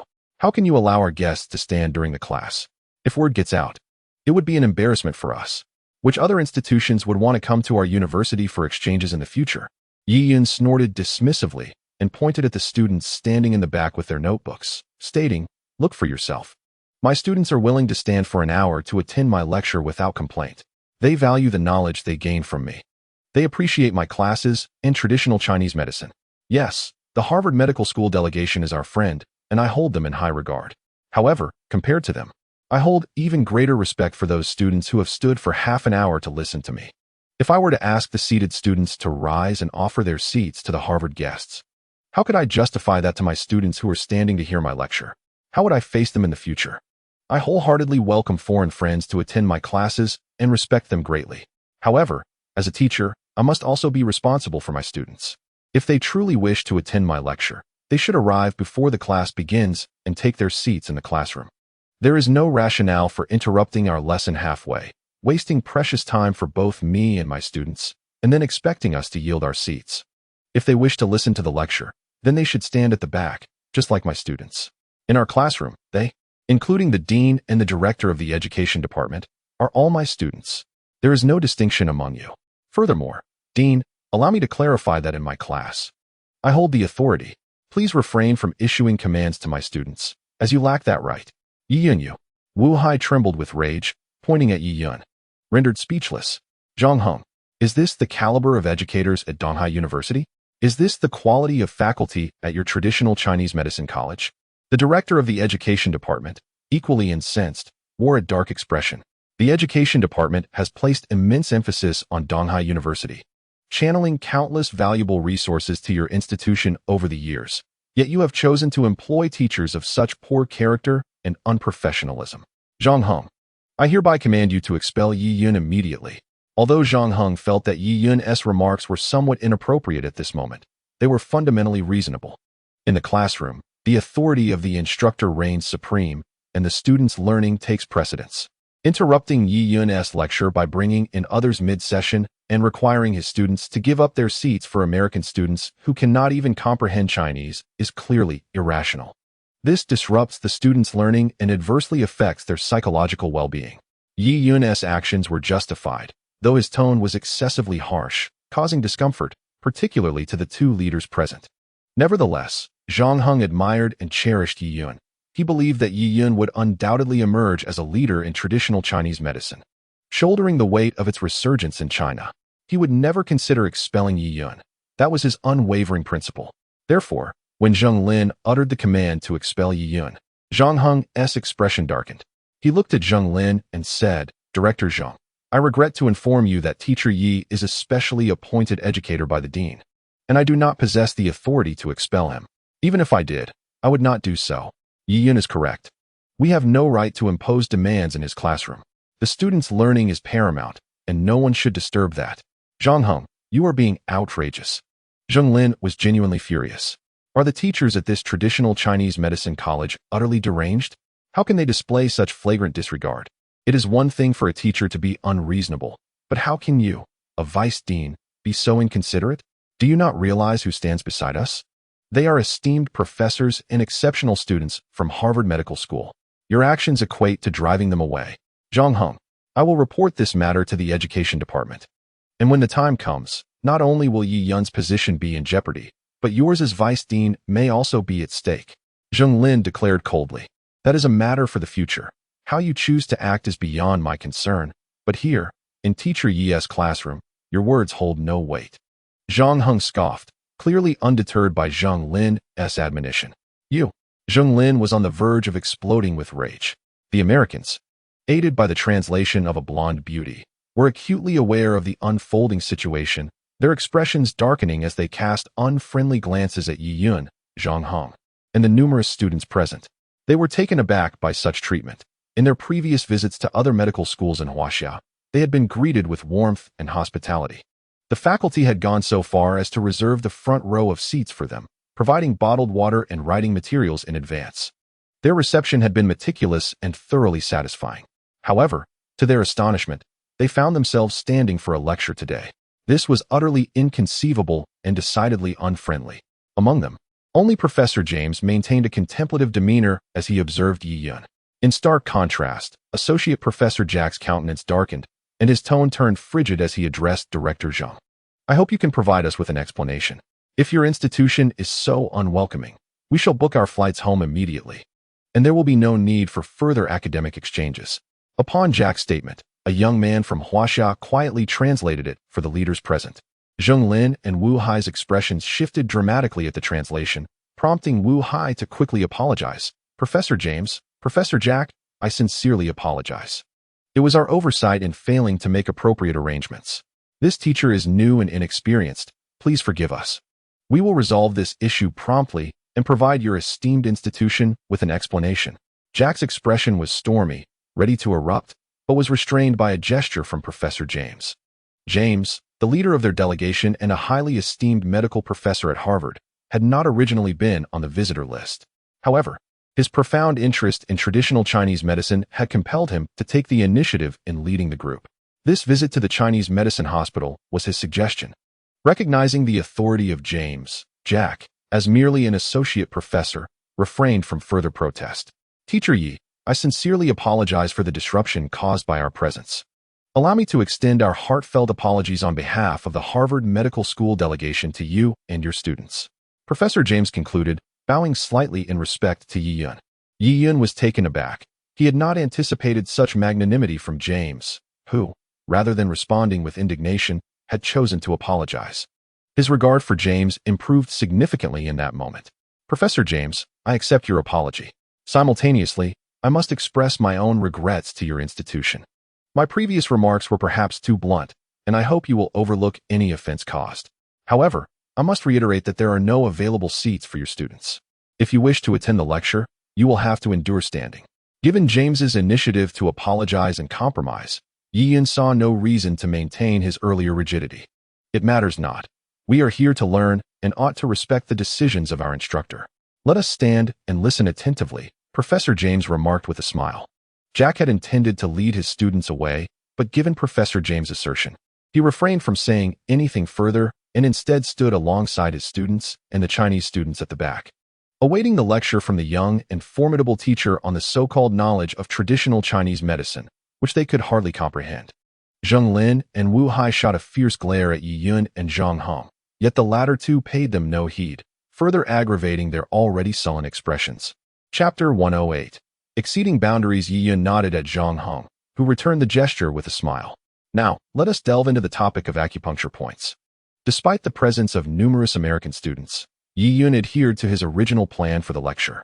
He would not reiterate previous content nor tailor his teachings to elicit awe or favor from those who could not even understand Chinese. His lesson was intended for his own students, not for those who were entirely lost in translation. Teacher Yi, I have a question. Professor James suddenly raised his hand. Yi Yun welcomed this mode of inquiry, finding it refreshing. After all, in the pursuit of knowledge, one must ask questions to dispel confusion. Without inquiry, problems remain unresolved. He often conveyed this sentiment to his students. Professor James, please go ahead. Yi Yun gestured invitingly. I have been listening intently to your discussion on acupuncture points. But I am quite curious. Do these points truly exist within the human body? Why is it that we do not feel them? Professor James inquired, a look of puzzlement on his face. Yi Yun understood that not only Professor James, but even 98% of the Chinese populace remained oblivious to this matter. They were aware of the concept of acupuncture points, yet their specific locations and functions were a mystery to them. This is precisely why Yi Yun deemed the subject of acupuncture points as significant. They are the foundation of traditional Chinese medicine, upon which practices such as acupuncture and massage are built. As Professor James posed his question, the students looked on with curiosity. Yi Yun addressed Professor James, stating, there are approximately 52 single points, 300 paired points, and 50 extraordinary points throughout the human body. We recognize 108 critical points. Among them, 72 are not typically fatal, while the remaining 36 are indeed lethal, commonly referred to as death points. Of course, it is understandable that you have not systematically studied traditional Chinese medicine and therefore may not grasp these concepts. To facilitate your understanding, how about I conduct an experiment to allow you to experience the effects of acupuncture points firsthand? That would be splendid. Professor James exclaimed with enthusiasm. I have always heard that traditional Chinese medicine and acupuncture are remarkably effective. I have long sought an opportunity to witness them in action. Teacher Yi, I appreciate your assistance. To resolve the doubts and difficulties faced by students is my duty as an educator, Yi Yun remarked with a smile. Upon hearing this, Professor Jack and several American students displayed expressions of indignation. How could this impudent young teacher dare to claim that their most esteemed professor was merely his student? After all, he was an authoritative medical professor at Harvard Medical School. What audacity! Yet, in Yi Yun's perspective, everyone in that classroom, save for himself, was but a student. Moreover, had not James posed a question? As the saying goes, in a group of three, one can always find a teacher. If one is truly earnest and humble in their pursuit of knowledge, why concern oneself with the hollow accolades of the accomplished? James, upon being referred to as a student by Yi Yun, exhibited no sign of annoyance. Rather, he appeared eager to learn. Since we are to conduct an experiment, we need a volunteer to serve as a model. Who among you would like to assist? Yi Yun inquired. At this, the students below eagerly raised their hands, clamoring for the opportunity to learn from Teacher Yi in close proximity, a dream they all cherished. I'll do it. I want to experience it firsthand, Professor James enthusiastically declared. Absolutely not, Professor James. What if his medical skills are lacking and you sustain an injury? Professor Jack quickly interjected. Indeed, Professor James. It would be best to let our students take part, added Director Wu Hai of the Western Medicine Hospital. Yi Yun narrowed his eyes slightly, his gaze turning icy as he regarded Wu Hai. Did such a person truly believe that Professor James's body was so exalted, while his own Chinese students were deemed so inferior that they could be used as mere subjects for experiments? It's all right. I have faith in Teacher Yi's medical skills, James asserted. Director Wu has a point. It is prudent for Professor James not to take unnecessary risks, Yi Yun replied with a smile. Wu Hai was momentarily taken aback. He had not anticipated that Yi Yun would speak in his defense. It seemed this young man understood that Professor James was a person of significance who must not be harmed in the slightest. Consequently, Wu Hai's opinion of Yi Yun improved slightly. However, I observe that Director Wu appears quite robust, having just raised his hand. Since he is so willing, why not let Director Wu take part? Yi Yun suggested, addressing James directly, thereby precluding Wu Hai from outright refusal. That would be troublesome for Director Wu, James conceded. Turning to Wu Hai. At this moment, Wu Hai felt an overwhelming desire to eliminate Yi Yun. When did I raise my hand? However, since James had already voiced his intent, he had no choice but to comply. Casting a fierce glare at Yi Yun, he reluctantly stepped forward. Who among you possesses silver needles? Yi Yun inquired. I have some, a female student responded, retrieving a box of silver needles from her bag. Although Yi Yun himself carried silver needles, they were specially crafted and reserved for extraordinary circumstances. For a simple experiment such as this, the ordinary silver needles would suffice. Yi Yun took one needle, found a lighter, and purified it with fire. Director Wu, are you ready? Yi Yun smiled at Wu Hai. Wu Hai gazed at the long, slender silver needle, feeling a chill run down his spine. However, with the arrow drawn, he had no choice but to release it. He was not genuinely afraid of this diminutive silver needle. As an esteemed Western medicine scholar with decades of teaching experience, he had endured countless needle pricks. Yet, the crux of his concern lay not with the needle itself, but with the one wielding it. Although he specialized in Western medicine, he possessed a modicum of understanding regarding traditional Chinese medicine. Indeed, as Yi Yun had asserted, the human body contained numerous acupoints. He worried that if Yi Yun were to err in his aim, particularly striking a fatal point, what would become of him? Would he not meet his demise? I'm ready, Wu Hai replied, his throat somewhat parched. Yi Yun, you must be careful and ensure you strike the right spot. Rest assured, Director Wu. I have great confidence in my medical skills. Yi Yun responded with a smile, then turned to Professor James. Professor James, pay close attention. The acupoint I am about to needle is called the mute point. No sooner had Yi Yun finished speaking than the silver needle swiftly pierced the air, embedding itself 2 inches below Wu Hai's ear. The moment the needle penetrated, Wu Hai felt as if his throat had been obstructed, struggling to articulate any words. Yet no matter how much strength he exerted, he could not produce a sound, only managing to emit muffled sounds. His eyes widened in astonishment as he looked at Yi Yun, his face flushed and cold sweat pouring down. This is truly remarkable, Professor James exclaimed, his face alight with wonder. The texts had not erred. Indeed, the human body harbored various acupoints. The students were equally exhilarated. They knew of the existence of the mute point, but understood that locating it was exceedingly difficult, and few practitioners of traditional Chinese medicine could achieve such precision. Yet, here was Yi Yun, demonstrating it before their eyes. Could it be that they are colluding? Pondered one skeptical American student. Oh, is that so? Yi Yun, fluent in multiple languages, understood the English remark. With a smile, he swiftly launched the silver needle, which struck the very student who had spoken. Instantly, the student's expression mirrored that of Wu Hai, filled with astonishment. No one dared to doubt Yi Yun any longer. Professor James was in a state of continuous awe, exclaiming how extraordinary it was. As Yi Yun retrieved the needle from the American student, the latter felt as though his throat had been reborn.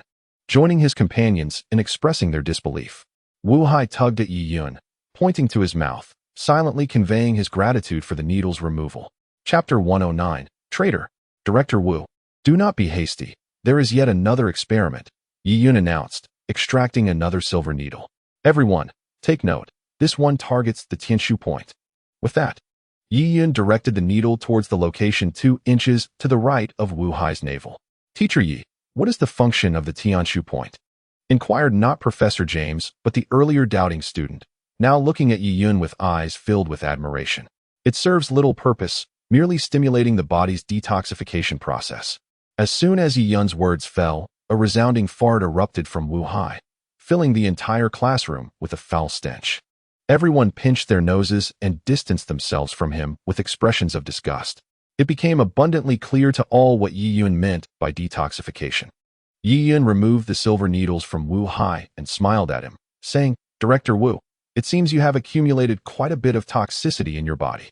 If you have the time, I suggest you purchase some traditional Chinese medicine, as Western medicine can be quite ineffective. Yi Yun. Wu Hai was seething with rage, wishing he could strangle Yi Yun for making him fart in front of so many people, leaving him utterly humiliated. Just as he was about to unleash a torrent of curses upon Yi Yun, his stomach suddenly let out a loud rumble. He felt an overwhelming and irresistible force racing from his belly towards his rear. What the hell? Yi Yun, what have you done to me? He exclaimed, cursing as he confronted Yi Yun. You did say it was a detox, Yi Yun replied with a grin. Director Wu, you better hurry to the restroom, or you might find yourself in quite the predicament. Upon hearing this, the classroom erupted in laughter. Yi Yun, just you wait. This matter is far from over, Wu Hai threatened, clutching his stomach and moaning as he dashed out of the classroom. His hurried exit only elicited more laughter from everyone present. Zhang Heng shot Yi Yun a glance, but couldn't help but chuckle. Yi Yun shrugged, indicating his own helplessness in the situation. Zhang Heng found it both amusing and exasperating. However, witnessing Wu Hai being put in his place by Yi Yun brought him a sense of relief. Teacher Yi, your traditional Chinese medicine is truly remarkable, James exclaimed loudly. Indeed, I concur, Yi Yun responded with a smile. The profound essence of traditional Chinese medicine lies in its understanding of the human body's vital processes. The circulation of qi ensures the flow of blood. When qi stagnates, so too does blood. The movement of blood through the meridians is entirely dependent on the propulsion of qi, which is generated through various acupoints in our bodies. Thus, mastering the art of acupoints allows us to alleviate ailments through appropriate techniques such as massage or acupuncture. Teacher Yi, since you speak so highly of traditional Chinese medicine, I have a question, interjected Professor Jack, who had always held a skeptical view of Yi Yun. He spoke in English, accompanied by a translator for the audience. If acupuncture is as effective as you claim, I am curious to know, in the case of a person suffering from malignant tumors, which method yields faster results, Western medical treatment or your acupuncture and herbal remedies? This question posed a considerable challenge. Malignant tumors are often regarded as one of the most formidable ailments worldwide. While there are numerous cases of cures, the majority have been achieved through Western medicine, with very few instances of recovery attributed to traditional Chinese medicine. Moreover, even if there were some, only the people of Huaxia would be aware of it, while foreigners remain oblivious. Jack's inquiry was clearly fraught with difficulty. Once again, all eyes turned to Yi Yun, eager to see how he would respond. Yi Yun regarded Professor Jack and replied, according to your Western medical practices, the approach is simply chemotherapy and excision. The tumor's location dictates that surgery must separate the body to remove the malignancy. To the layperson, this method appears to be the most effective and straightforward. Yet it leaves significant sequelae. The body's functions are severely diminished due to the toxic effects of chemotherapy, and even if the tumor is eradicated, the individual may still succumb to other ailments. The overall physical condition deteriorates, fundamentally harming the body. In contrast, traditional Chinese medicine emphasizes uncovering the root cause. We analyze the superficial traits of the patient to ascertain the reasons behind the tumor's development, subsequently administering targeted treatments. The principles of Chinese medicine advocate for expelling the pathogenic factors without harming the body's inherent strengths, thereby avoiding the risks associated with high recurrence rates and numerous side effects of surgical interventions. In my view, utilizing traditional Chinese medicine to treat malignant tumors is the optimal approach. At this point, Yi Yun couldn't help but lament. Nowadays, very few in our country believe in traditional Chinese medicine. Many hold the notion that it has fallen into decline and is incapable of curing cancer, prompting numerous patients to seek surgical remedies in Western hospitals. It is only after realizing the futility of Western medicine that they approach traditional Chinese medicine with a sense of desperation, unaware that they have already missed the most opportune moment for treatment. Upon hearing this, Jack contemptuously remarked, "This is merely a theory within your traditional Chinese medicine, is it not? With so many patients suffering from malignant tumors worldwide, those who have been cured have done so through Western medical practices. Forgive my ignorance, but I have yet to encounter any evidence of traditional Chinese medicine successfully treating malignant tumors unless you can provide proof that it can cure cancer." The students from the traditional Chinese medicine hospital were incensed by this affront. How can we prove this? Our knowledge of traditional Chinese medicine is prevalent domestically, yet you, a foreigner residing in America, have no understanding of the events unfolding in Huaxia.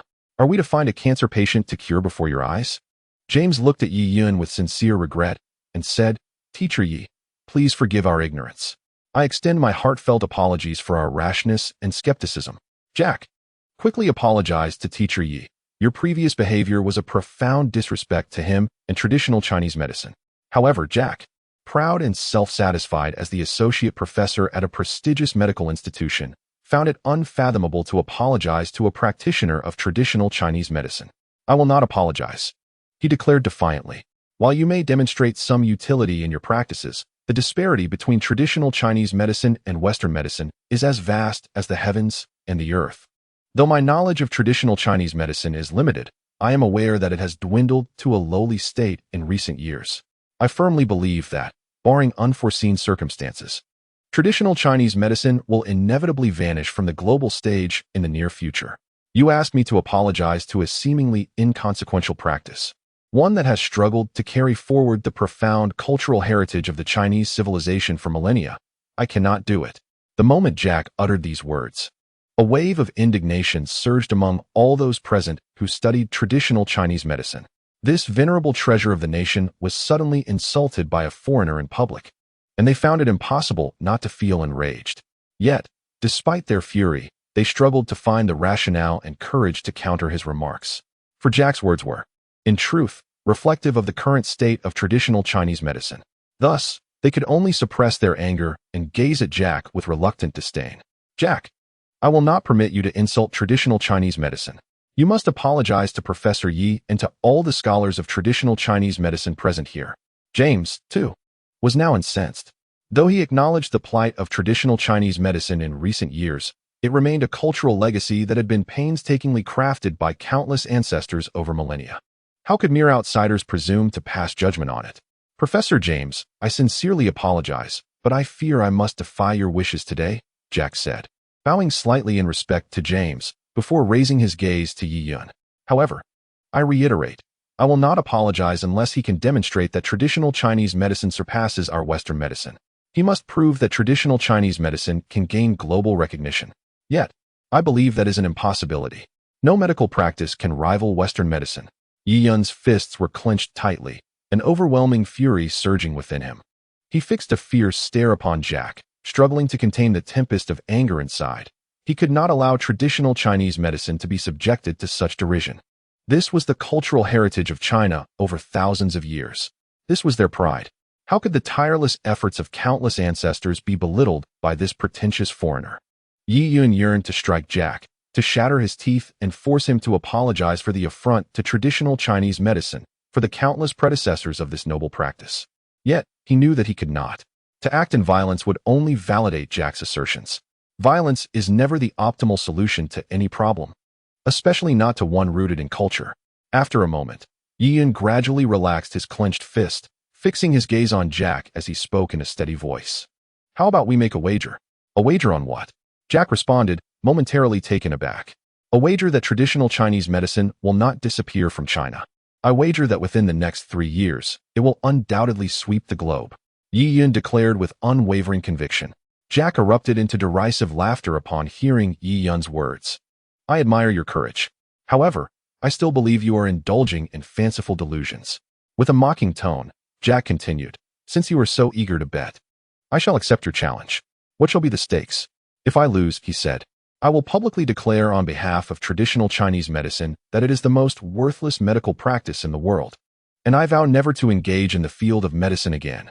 Yi Yun gazed intently at Jack and declared resolutely, should I emerge victorious, you must publicly apologize to the world for your words today, addressing our esteemed traditional Chinese medicine and its venerable practitioners who have upheld its legacy for millennia. Furthermore, you shall henceforth be barred from any association with the medical profession. Do you dare to wager? What? Jack finally adopted a serious demeanor, realizing that this young man was not jesting.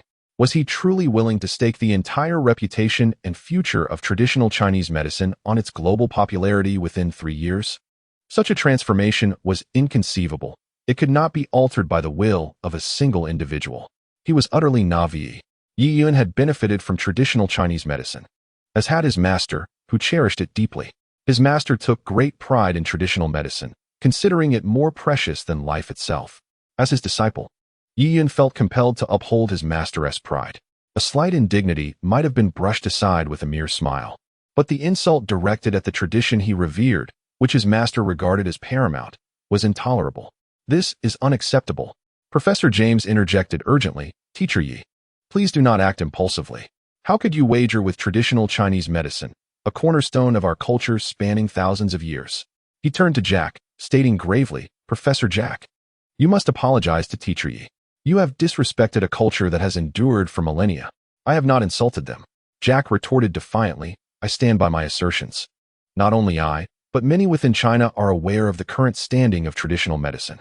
Its future, overshadowed by Western medicine, is merely a matter of time. Very well. Jack's assertion was met with indignation. Zheng Lin, his face contorted with anger, glared at Yi Yun and admonished. Do you comprehend the severe negative repercussions public gambling could have on the educational landscape in China? Who will bear the responsibility when the time comes? Moreover, the stakes involve our foreign friends visiting China. If this were to be reported by the media, the international repercussions would be dire. As a teacher in a traditional medicine institution, you do not merely represent yourself. You embody our entire nation. This is not gambling.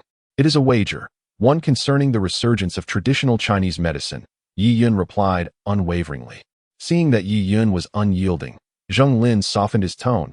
Teacher Yi, I understand your passion for traditional Chinese medicine and empathize with your stance. However, Professor Jack was merely joking. This situation is not as grave as you perceive. Let us all take a step back, diffuse the tension, and resolve this matter amicably. Yi Yun's countenance darkened, his heart heavy with profound sorrow. He felt as though the very essence of his strength had been sapped away. Indeed, this reflected the true sentiment of many within the nation. Why should it matter if others dismissed the issue as trivial? Why take it so seriously? They remained indifferent, cold, and unfazed, as if this bore no consequence for them. Their profits would not diminish, regardless. As for bearing some scorn, it is merely directed at traditional Chinese medicine, not specifically aimed at oneself. Is it truly necessary to engage in a heated dispute with them? Zheng Lin is aware that his bet with the foreign delegation being reported by the media may tarnish the reputation of Huaxia. However, why do they not understand that if the members of the foreign delegation insult traditional Chinese medicine and no one from Huaxia stands up to refute them, that would be the real disgrace? Yi Yun fixed his gaze intently on Zheng Lin and coldly remarked, Does Director Zheng believe this is merely a jest? Zheng Lin, confronted by Yi Yun's earnest stare, found himself at a loss for words, fully cognizant that Jack's disdain for traditional Chinese medicine was no mere joke. Yet, could he admit it? No. In his position, he could only serve as the intermediary. Jack looked at Yi Yun and said, Teacher Yi, since you have proposed this wager, I shall take you up on it. However, you are merely a teacher. Can you truly represent traditional Chinese medicine? If you lose, your words will carry no weight. Jack, noting Yi Yun's obstinacy in pushing the matter, felt a surge of anger. Yi Yun had his pride, but so did Jack. Then I shall join in. At that moment, Zhang Heng, with a grim countenance, stepped forward, casting a cold glare at Jack. As a practitioner of traditional Chinese medicine and the vice president of the hospital, he could not remain silent now that even Teacher Yi was standing up against the opposition. Vice President Zhang, what are you doing? Is it not enough that this matter has escalated? Zheng Lin exclaimed. Professor Jack is our friend, representing Harvard Medical School. Your actions are exceedingly impolite.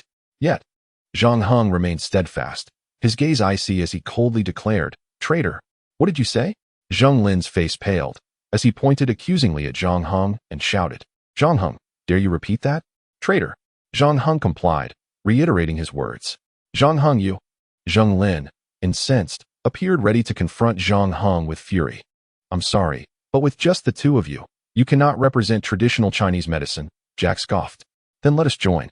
At this moment, Zhao Jialing rose and proclaimed loudly, If Teacher Yi loses, I am willing to fulfill this wager alongside him. Upon hearing this, the remaining students from Class 8 and other students who had come to observe stood up in unison, declaring, We also wish to support Teacher Yi in honoring this wager. In an instant, the classroom ignited with fervor. The students rallied in response, leaving the American delegation astonished. Jack had not anticipated Yi Yun's considerable influence. And just as he was about to speak, a deep voice resonated. If Professor Jack feels this is insufficient, how about adding me, the dean of the hospital? Everyone's expression transformed dramatically as they turned to the entrance, where the dean of the traditional Chinese medicine hospital, He Jinxiong, entered with a somber demeanor. Dean He, how could you be involved in this? Zheng Lin's countenance shifted between hope and despair upon seeing He Jinxiong.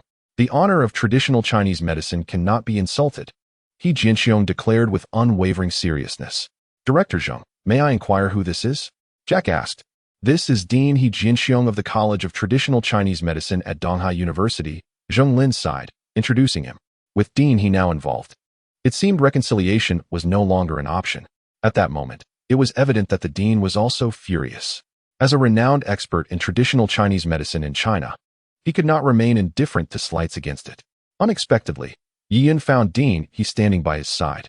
He politely nodded to Dean He, who returned the gesture before addressing Professor Jack in a grave tone. Professor Jack, I am He Jinxiong, the Dean of the Traditional Chinese Medicine Hospital at Donghai University.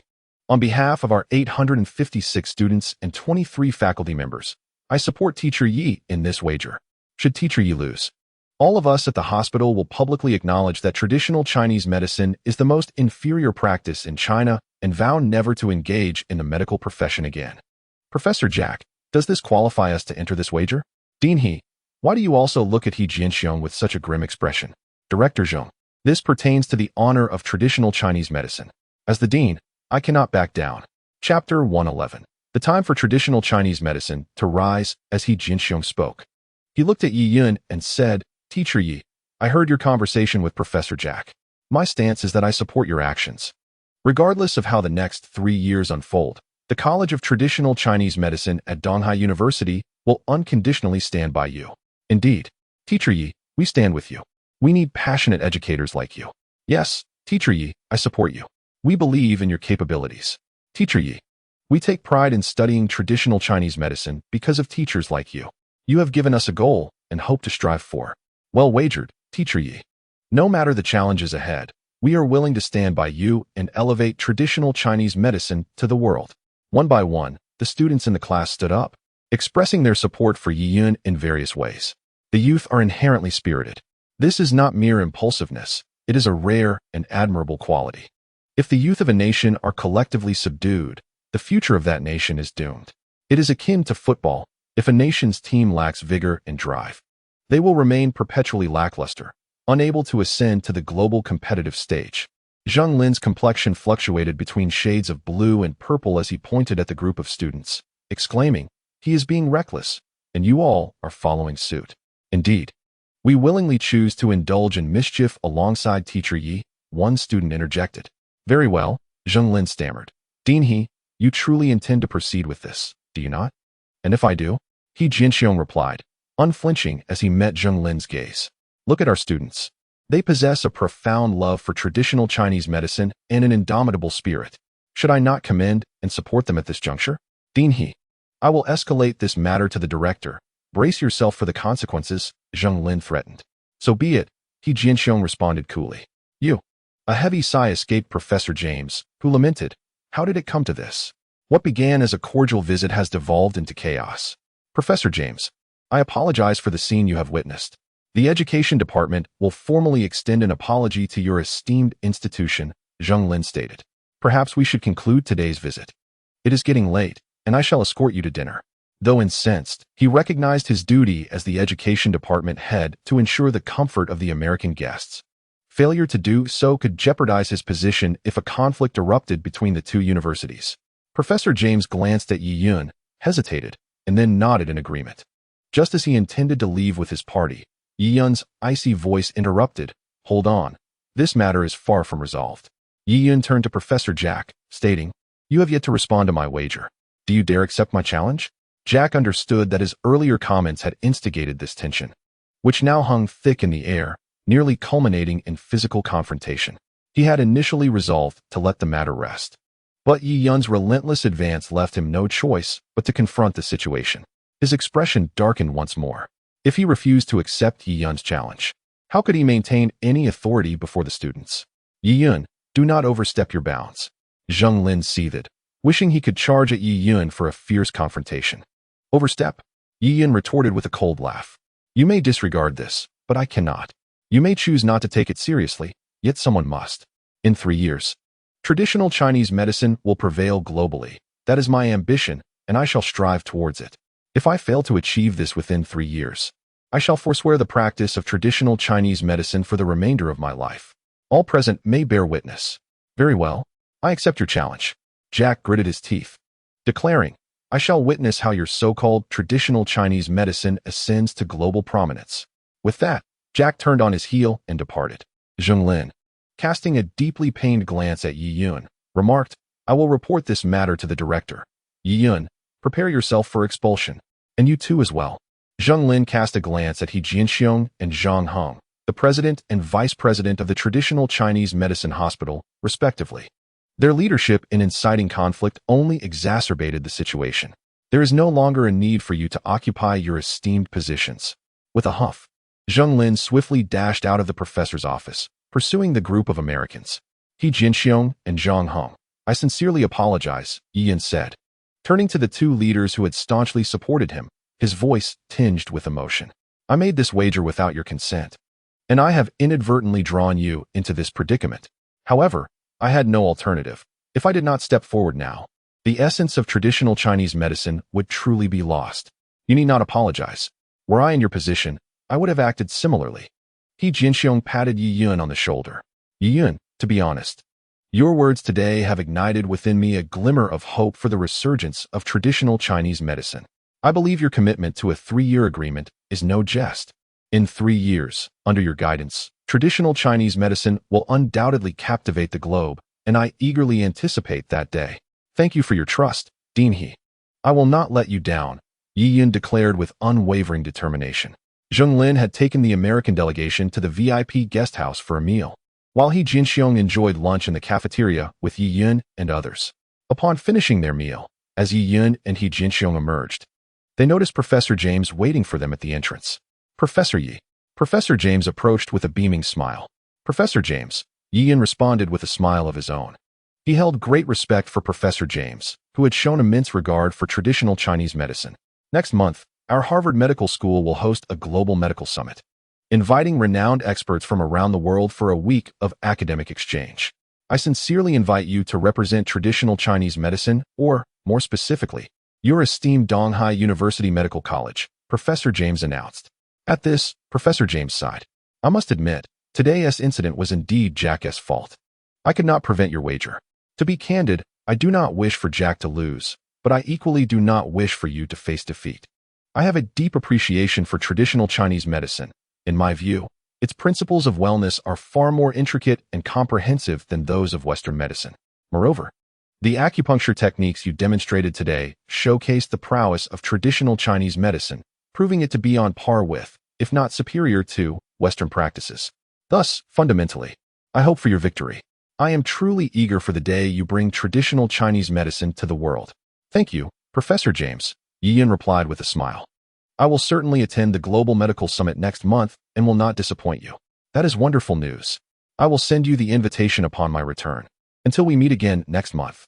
Professor James joyfully shook Yi Yun's hand before boarding his vehicle and departing with his team. "Yi Yun, this is a tremendous opportunity," Zhang Heng exclaimed with excitement.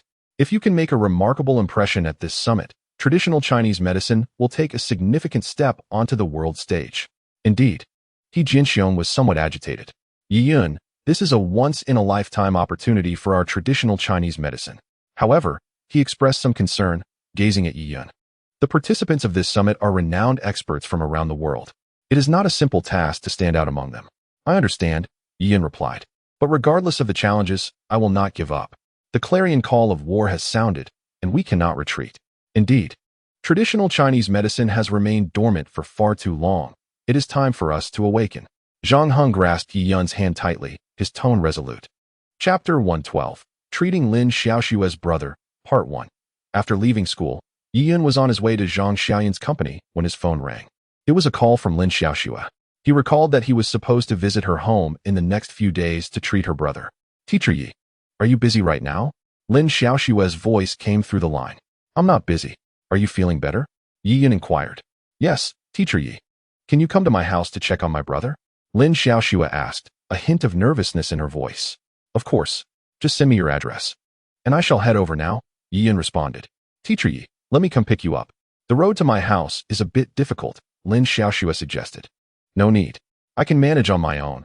There's no need for you to come all the way here," Yi Yun replied. Seeing that he was resolute, Lin Xiaoxue did not insist further and sent him her address. As Yi Yun prepared to take a taxi to Lin Xiaoxue's home, a sudden, piercing roar of a car engine interrupted him from behind. "Teacher Yi," Xiao Long leaned out of a red Porsche, calling out to him. "You little rascal. Didn't you promise me you would stop skipping class and study diligently? Yi Yun's face darkened as he noticed Xiaolong. He hadn't seen him in class today. Teacher Yi.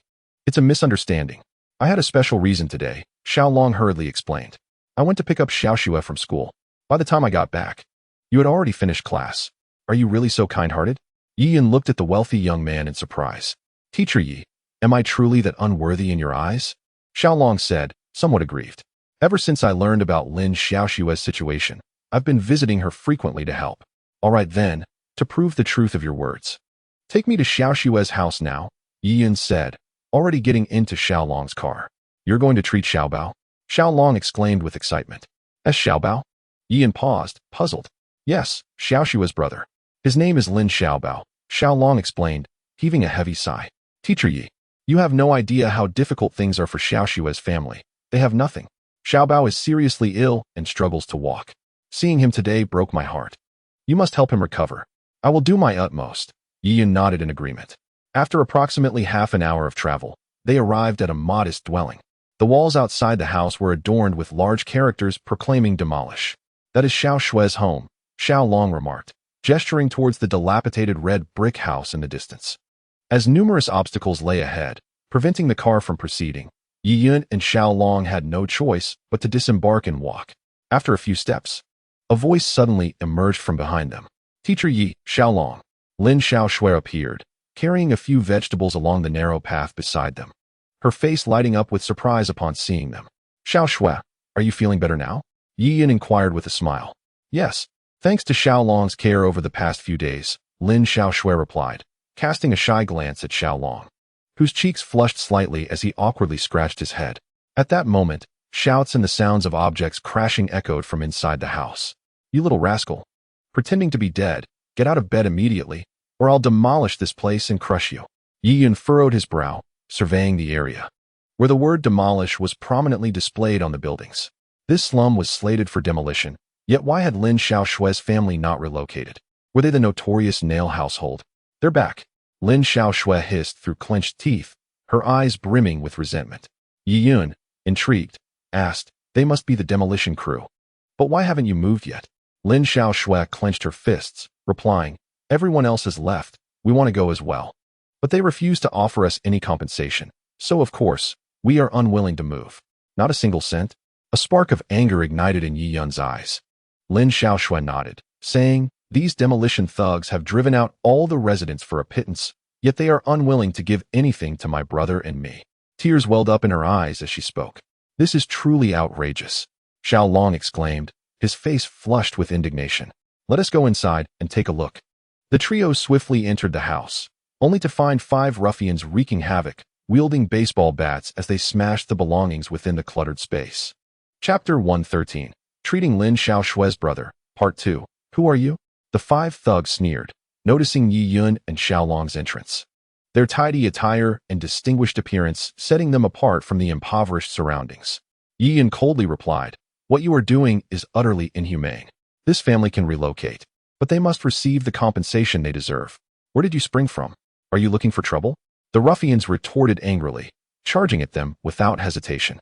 Yet, soon cries of distress filled the air. Yi Yun quickly made his way into the bedroom, thankfully finding that the thugs had not laid a hand on Lin Xiaoxue's brother, who lay on the bed, a boy of about 10 years old. Xiaobao. Lin Xiaoxue rushed to her brother's bedside, her face etched with concern. Xiaobao, are you all right? Sister, I'm fine. They didn't hurt me. Lin Xiaobao quickly reassured her sister. It was evident that Xiaobao was quite sensible. That's good. That's good. Lin Xiaoxue sighed deeply, her eyes glistening with tears. At that moment, Lin Xiaobao appeared utterly devoid of any vitality, her pale complexion heartbreaking. With an expression of astonishment, her hollow gaze fell upon Yi Yun as she said, Sister, who is this? Xiaobao, this is Teacher Yi, whom your sister has invited to help treat you. Lin Xiaoxue gently assisted Lin Xiaobao onto the bed. Hello, Teacher Yi. Brother Xiaolong is well. Lin Xiaobao smiled at Yi Yun, having previously known Xiaolong. Xiaobao, right? I'm here to take a look at your condition. Yi Yun said with a smile as he approached the bedside, examining Lin Xiaobao's complexion. His gaze then shifted to the medicines on the stool beside the bed, all of which were prescribed for renal failure, although a few bottles contained merely standard nutritional supplements. Brother, Can my illness really be cured? Lin Xiaobao inquired. Of course. Yi Yun nodded reassuringly. He then turned to Lin Xiaoxue and asked, were these medications prescribed by the hospital, or did you purchase them yourself? They were all prescribed by the hospital. Lin Xiaoxue hurriedly replied. They were quite expensive, and sometimes my brother hesitates to take them. Yi Yun glanced at the medicine bottles in his hand, aware that such ordinary nutritional supplements would not exceed 100 yuan each, even in a pharmacy. However, the crucial point was that if Lin Xiaobao were indeed suffering from renal failure, there would be no necessity for these medications. Yi Yun then asked Lin Xiaoxue, do you still have the doctor's prescription? I don't know. Lin Xiaoxue quickly responded. I'll go look for it. With that, she left the room to rummage through the cabinets in the lobby. Seeing Yi Yun's concerned expression, Xiaolong promptly asked, is there a problem? Yi Yun remained silent, setting down the medicine bottles. He then turned to Lin Xiaobao and said, let me check your pulse first. Xiaolong quickly vacated his spot, taking a seat on a nearby stool as Yi Yun sat beside the bed, grasping Lin Xiaobao's thin arm and placing his thumb on her pulse. Both Xiaolong and Lin Xiaobao were silent, watching Yi Yun intently, while the quietude of the room allowed them to hear Lin Xiaoxue rummaging through the cabinets outside. Yi Yun eventually released his hold, and Xiaolong anxiously inquired, Teacher Yi, what is the current situation? After glancing at Xiaolong, Yi Yun addressed Lin Xiaobao. You may rest assured and take care of yourself. Your illness is not a grave concern. I will take care of it. Really? Lin Xiaobao looked at Yi Yun in disbelief, her frail hands tightly gripping his. Brother Yi, can I truly be cured? Absolutely. Yi Yun affirmed with a nod. I am both a teacher and a doctor, and I never joke about matters of health. At that moment, Lin Xiaoxue's voice was heard from outside the room. Yi Yun quickly offered a few words of comfort to Lin Xiaobao before stepping out of the inner room. Upon receiving the case and prescription from Lin Xiaoxue, he couldn't help but snicker, realizing the truth of the matter. Xiaolong had just inquired of Yi Yun about Lin Xiaobao's condition when he noticed an unusual glint in Yi Yun's gaze, indicating he should refrain from speaking. At that moment, Xiaolong offered a few words of comfort to Lin Xiaobao before stepping outside, where he immediately whispered to Yi Yun, Teacher Yi, what exactly is wrong with Xiaobao? He is certainly not suffering from renal failure. Yi Yun promptly replied to Xiaolong and Lin Xiaoxue, rather, it is merely a case of gastric ulcer. What? Xiaolong and Lin Xiaoxue exclaimed, their faces etched with disbelief. These doctors, to line their pockets, they shamelessly mistreat their patients. They are nothing short of despicable, Xiaolong declared with deep frustration. He then posed a question to Yi Yun. If the hospital has made an erroneous diagnosis, can we demand an explanation from them? Perhaps even compensation? Yi Yun understood that no physician could guarantee a lifetime devoid of errors. However, timely rectification of mistakes could mitigate significant issues. Yet, in a situation where a misdiagnosis persisted for 3 to 4 years, and the patient had undergone follow-up consultations without the error being recognized, it indicated a willful blindness rather than an oversight. Yi Yun advised Xiaolong and Lin Xiaoxue, let us keep this matter discreet for the time being. I will investigate thoroughly before we speak of it, and we must refrain from informing Xiaobao to avoid causing emotional distress. His health is currently fragile and cannot withstand any agitation. Starting tomorrow, I will come regularly to administer acupuncture and will prescribe some remedies to strengthen his stomach. Chapter Content Violation. No content available. Please refrain from viewing. Chapter content is under processing. Kindly be patient. Chapter 115. 1 million clap, clap, clap. Zhang Yong began to applaud. A sinister smile on his face. Impressive, impressive. You truly are remarkable for daring to assault a police officer. Prepare for the entire precinct to pursue you. Is that so? Who witnessed me striking an officer? Yi Yun inquired. Upon hearing this, even Lin Xiaoxue behind him was taken aback, her cheeks flushing slightly. Yi Yun, even if I claimed I had not seen it, what about all those others? Zhang Yong burst into laughter. Do you think we are all fools or blind? We all witnessed it. Your time is up. His minions echoed. However, at that moment, 2 police officers, their heads spinning from the blows, rose from the ground. Clutching their swollen cheeks, they glanced around and shouted, Who struck me? At this, everyone was taken aback, staring blankly at the officers, wondering if they had been rendered dazed. Zhang Yong, feeling the absurdity of the situation, pointed at Yi Yun. It was he who hit you. Without hesitation, the 2 officers charged again, ready to strike Yi Yun with their batons when, slap, 2 more resounding blows sent them crashing to the ground once more. Is this young man challenging fate? One slap was insufficient. Another followed swiftly, causing everyone to gasp in shock, though they were merely junior officers. The dynamics between Zhang Yong and these officers suggested that this incident could escalate dramatically, leading to Yi Yun being pursued citywide by the police. As the two policemen rose once more, they exchanged bewildered glances and exclaimed, "It seems we have been struck again. Who dares to assault an officer? Is there no law left?" Zhang Yong felt a chilling sensation creep over him, unnerved by the eerie aura surrounding Yi Yun. How could these two officers forget who had attacked them? A shiver ran down everyone's spine. Zhang Yong discreetly pointed at Yi Yun, and the two policemen stood frozen, realizing he had delivered the blows to himself, yet they could not recall anything. In truth, Yi Yun had merely utilized a hint of internal energy to jolt their minds, causing a brief amnesia of their prior actions. How dare you assault an officer? You seek death. The two policemen thought little of the situation. Having provoked young Master Zhang, they felt compelled to teach him a severe lesson. They spoke in unison, but before they could finish their words, they were met with a swift slap across the face.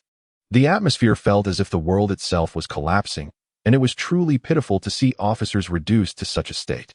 Zhang Yong finally grasped that Yi Yun was not to be trifled with. Even if the police were summoned, he possessed the means to resolve the matter. He was already contemplating an escape. When the policemen stood up again, their eyes were misty with tears, their faces nearly swollen from the blows. Yet they remained oblivious to the identity of their assailant. "We're done here. Young Master Zhang, you handle this yourself," they lamented as they drove away in disarray.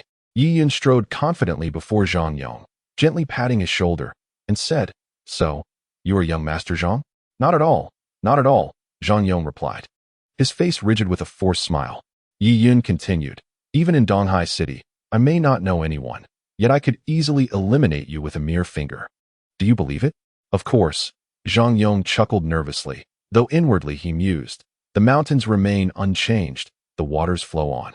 I will always find a way to deal with you." The ferocity of Yi Yun left Zhang Yong nearly kneeling, his martial prowess astonishing and decidedly sinister.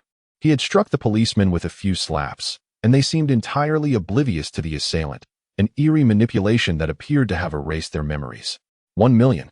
"Now hand it over," Yi Yun declared coldly. Zhang Yong promptly instructed his underling to transfer the funds to Yi Yun. Lin Xiaoshui's home was a mere 60 square meters, and with the market price estimated at 10,000 per square meter, Zhang Yong generously provided them with an additional 400,000. "Should you provoke me again, I assure you, it will not just be a simple slap," Yi Yun warned icily. "I wouldn't dare. How could I ever provoke you again?" Zhang Yong hastily retreated, not out of cowardice, but rather in recognition of the formidable opponent that Yi Yun presented. "Xiaoshua, I will transfer that 1 million to you shortly," Yi Yun stated. "Is this 1 million truly for us?" Lin Xiaoshua gazed at Yi Yun in astonishment. She had anticipated that the demolition of their house would yield no more than 500,000. Yet now, they were unexpectedly receiving 1 million, far exceeding her expectations. "Of course, the house is yours, and this money rightfully belongs to you," Yi Yun smiled. At this moment, Xiaolong finally came to his senses, grasping Yi Yun's hand and exclaiming, "Teacher Yi, you are truly remarkable. I wish to become your disciple." Yi Yun replied, "All right, but only when you prove yourself as a diligent student will I consider imparting my martial arts knowledge to you." Turning to Lin Xiaoshua, he added, "This place is no longer suitable for you. Now that you have some funds, it would be wise to relocate to a better environment. I will have Xiaolong assist you."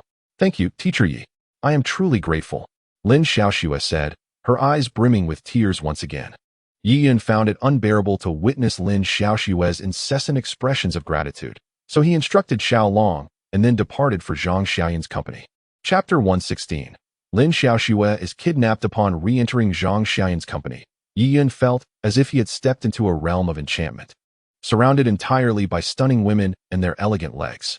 His previous heroic demeanor had left an indelible impression on the female staff, and as he walked down the corridor towards Zhang Xiaoyun's office, he was met with their fervent gazes, reminiscent of women starved for male attention. "Brother-in-law, it seems you are quite the favorite in my company," Zhang Xiaoyun remarked with a smile in her office. "Would you consider leaving my sister's nest to work here? I could make you my secretary." "What would I do as a secretary?" Yi Yun chuckled. "What do you wish to do?" Zhang Xiaoyun inquired, leaning closer. "Isn't there a saying that a secretary handles tasks when needed and enjoys leisure when not? Having grown accustomed to her flirtatious demeanor, Yi Yun deftly sidestepped her advances. Unperturbed, Zhang Xiaoyan settled beside him, her waist swaying enticingly. "Brother-in-law, what was the prescription you mentioned on your phone last night?" she asked. "It is a type of bruise remedy," Yi Yun replied. "A bruise remedy?" Zhang Xiaoyan's eyes sparkled. Although numerous such remedies exist in the market, most do not yield satisfactory results. The most renowned is the Bai Yao liquid, which has gained immense popularity in recent years, primarily using traditional Chinese medicine. Bai Yao now commands a market share worth billions, initially targeting bruise remedies before expanding into other areas, demonstrating remarkable efficacy, such as in Bai Yao toothpaste. "What do you think of this iron bruise remedy's effectiveness?" Zhang Xiaoyan inquired. "It can alleviate pain for even those with fractures within 15 minutes. How does that sound?" Yi Yun smiled. "Are you serious?" Zhang Xiaoyan's expression changed dramatically as she stared at Yi Yun with wide eyes. If such a miraculous medicine truly exists, its value would be immeasurable. "I have no reason to deceive you," Yi Yun said, producing the prescription from his pocket and handing it to Zhang Xiaoyan. Upon examining it, she discovered a list of traditional Chinese herbs, many of which she could not even identify. "Are these herbs available in the market?" Zhang Xiaoyan asked, her excitement palpable.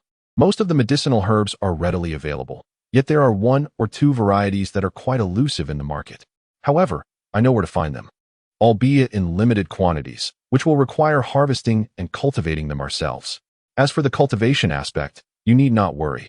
As long as you provide me with the farm, I shall take care of the rest, Li Yun stated. "How long will it take to grow?" Zhang Xiaoyan inquired. "This is a type of grass that you may not be familiar with. From the moment of planting to maturity, it takes less than 3 months, Li Yun replied. "Nevertheless, there is no need for haste. In a few days, I will procure some and prepare a sample for you to evaluate the effects before deciding whether to proceed with production." Zhang Xiaoyan nodded, recognizing her inability to assess the market for this medicinal concoction without first witnessing the actual product. "All right, it's settled then," she said, smiling at Li Yun. "Brother-in-law, with your generous assistance, aren't you worried my sister will find out and make you kneel on the washboard?" "Who said I was helping you?" Li Yun replied. "I never claimed that this prescription was given to you free of charge." "Oh, are you implying that my sister's younger sister should repay you with something more personal?" Zhang Xiaoyan teased, inching closer to Li Yun. Li Yun, however, disregarded her banter and stated plainly, "Rest assured, I seek neither your body nor your money." "Neither your body nor your money?" Zhang Xiaoyan exclaimed in surprise. "Then what is it that you desire?" "I have but one request." "What is that request?" "Patience. I will reveal the finished product to you before we discuss it further," Li Yun responded, recalling the wager he had made with Jack earlier that morning. He was indeed serious about this bet. Having resolved to promote traditional Chinese medicine on a global scale, he was determined to exert every effort in this endeavor. This medicinal product, the herbal remedy for trauma, he aimed to surpass Western anesthetics, establishing it as the preferred temporary surgical solution across all medical practices worldwide. This was merely the first step. In the future, he would ensure that the world recognized the extraordinary nature of traditional Chinese medicine. At that moment, Li Yun's phone suddenly rang. It was a call from Xiaolong Teacher Yi. "Something terrible has happened. Xiao Shui has been abducted." Xiaolong's voice was laced with urgency. Li Yun's expression hardened as he asked, "What transpired?" "It was those demolition thugs," Xiaolong replied quickly. "After you left, I was helping Xiao Shui pack her belongings to find her a better place to stay. Just as we were about to leave, Zhang Yong and a group of thugs stormed in and forcibly took Xiao Shui away. I was no match for them. They demanded you come alone to an abandoned factory in the outskirts, or they would kill Xiao Shui. These scoundrels are courting death." Li Yun's expression turned icy. "Send me the exact address." "Teacher Yi, shouldn't we contact the police?" Xiaolong suggested. "There's no need. Just send me the address, and I will handle it. Take care of Xiao Bao until I return," Li Yun concluded before hanging up. Zhang Xiaoyan, noting the change in Li Yun's demeanor, curiously asked, "Brother-in-law, what happened?" "Just a minor issue," he replied. "You attend to your matters first. Once the medicine is prepared, I shall deliver it to you." With that, Yi Yun swiftly departed from Zhang Xiaoyan's company. At this moment, his phone buzzed with an address sent by Xiaolong. Chapter 119. Take your own life. The location of warehouse number 2 lay in the outskirts of Donghai, not far from the city center. A mere 20-minute drive sufficed. This area was sparsely populated, filled with dilapidated buildings, yet all were devoid of inhabitants. Yi Yun entered an abandoned structure 3 stories high. The floors were unadorned, with the flat rooftop visible from all levels. Presently, dozens of men of varying ages stood scattered throughout, each wielding a vegetable knife. Their eyes fiercely fixed on Yi Yun as he approached the lobby on the ground floor. In the center of the lobby rested 2 stools. One bore the unconscious and bound Lin Xiaoxue, while the other supported Zhang Yong, whose head was wrapped in bandages. Behind Lin Xiaoxue stood a bald man, brandishing a knife. Upon seeing Yi Yun's entrance, he pressed the blade against Lin Xiaoxue's throat. "Speak, what do you desire?" Yi Yun, relieved to see Lin Xiaoxue unharmed, exhaled deeply. "Surprised, are you?" Zhang Yong sneered. "Though I know not your connection with her, your hasty arrival suggests a profound bond. Release her. Any grievances can be directed at me." Yi Yun replied darkly. At this moment, a murderous intent radiated from him, his entire being exuding a fierce aura akin to that of a deity of death. A presence Zhang Yong could not ignore. Zhang Yong chuckled coldly. "Do you take me for a fool? I recognize your strength, yet with this woman in my grasp, the moment you make a move, I shall end her life without hesitation." The blade remained poised at Lin Xiaoxue's neck, and Yi Yun realized he could not intervene in time to prevent the impending strike. As Yi Yun's pupils gradually turned crimson, the despicable tactics further inflamed his tumultuous emotions. "What do you wish for, then?" A flash of cold light appeared as Yi Yun adeptly caught another sharp knife. Zhang Yong's lips curled into a cruel smile. "Take your own life." Zhang Yong, having trained in martial arts, understood the necessity for decisiveness. His experience also rendered him aware of Yi Yun's formidable prowess. Thus, even with dozens of subordinates at his back, he dared not command them to attack Yi Yun. Should they fall to Yi Yun's might, who would safeguard him? If a skirmish ensued, it could provide Yi Yun the opportunity to strike him down, sealing his fate. Hence, the most prudent course was to compel Yi Yun to end his own life. At that moment, Lin Xiaoxue, who had been unconscious, gradually regained her senses. Slowly lifting her head, she caught sight of Yi Yun, her visage transforming into one of alarm and concern. "Teacher Yi, you needn't worry about me. Even if you perish, he will not spare me. But if he lives, you will surely die," Zhang Yong declared confidently, recognizing Yi Yun's deep sense of loyalty, a vulnerability he intended to exploit. Upon receiving Zhang Yong's call, Yi Yun hurriedly arrived at the scene, acutely aware of how Zhang Yong might confront him. Yet, he found himself with no alternative. He could not bear to witness Lin Xiaoxue's demise. Yi Yun picked up the sharp knife from the ground. Lin Xiaoxue, taken aback, anxiously cried out, "Teacher Yi, no?" Zhang Yong furrowed his brow, slightly raising his hand, poised to deliver a slap to Lin Xiaoxue's cheek when Yi Yun shouted, "Zhang Yong, if you wish to avoid mutual destruction, dare to lay a finger on her." As Zhang Yong's hand halted midair, Yi Yun turned to Lin Xiaoxue and said, "This is a matter between men. You should refrain from meddling." "No," Lin Xiaoxue cried out vehemently, tears welling in her eyes. Yi Yun raised the knife and plunged it directly into his own heart. With a gruesome sound, the blade pierced through flesh and bone, a sound that was utterly chilling. "Teacher Yi, no?" Lin Xiaoxue shrieked, tears streaming down her face, never imagining that Yi Yun would resort to suicide for her sake. "Why are you so foolish? You know that if you die, he will not spare me either." Lin Xiaoxue could not fathom why, despite their brief acquaintance of merely a few days, Yi Yun would sacrifice his life for her. He had assisted her immensely today, in a manner she could never repay. Now he sought to exchange his life for hers. Why would he do such a thing? Overwhelmed with sorrow, Lin Xiaoxue cried inconsolably, witnessing the smile on Yi Yun's lips and the tremble of his body. Her heart tore asunder with pain. Did he wish to die so easily? It was not that simple. Zhang Yong bellowed, his face contorting with rage. "I want you to be torn apart to quench my hatred." Seizing the knife from the bald man's hand, he charged at Yi Yun, swinging the blade with lethal intent, aiming to sever Yi Yun's head from his body. As the knife neared Yi Yun's throat, in that fleeting moment, Yi Yun, who had seemed on the verge of closing his eyes, suddenly opened them wide, radiating an overwhelming aura of murderous intent. Zhang Yong's heart sank, fear flashing in his eyes. How could this be? He had clearly seen the blade pierce Yi Yun's heart. Yet, Zhang Yong soon realized that Yi Yun was a martial artist, capable of precisely controlling the trajectory of the knife aimed at his heart, veering it slightly off course, so precise that even he had been deceived. But a strike of such magnitude should have left a man half dead. How could he still exude such formidable fighting spirit? Zhang Yong's heart quaked violently, utterly astounded by the existence of such a powerhouse. With a thunderous roar, Yi Yun lunged forward like a fierce tiger, retreating swiftly to evade the knife, then unleashed a punch imbued with a brilliant white energy. This was an unstoppable strike, unmatched in power. Caught off guard, Zhang Yong had no means of escape. He clapped his hands together in a futile attempt to block the blow. With a resounding crack, his bones shattered, accompanied by a terrifying cacophony. He was sent flying, and in midair, a swift shadow darted forth, a hand like iron grasping his throat. Too swift, too swift. This embodies unparalleled strength. Zhang Yong roared within, then cried out desperately, "Do not kill me. I beg you, spare my life. I realize my mistakes. Grant me a chance." "Isn't it a tad too late to beg for mercy?" Yi Yun replied with a cold smirk. I understand. Zhang Yong shouted in terror. "As long as you spare my life, I can offer you an abundance of wealth. You will never have to worry about sustenance for the rest of your days." Yi Yun tightened his grip gradually, sneering, "Wealth? Do you presume I am a person in dire need of money? No. If you take my life, my father will ensure your entire family suffers the consequences."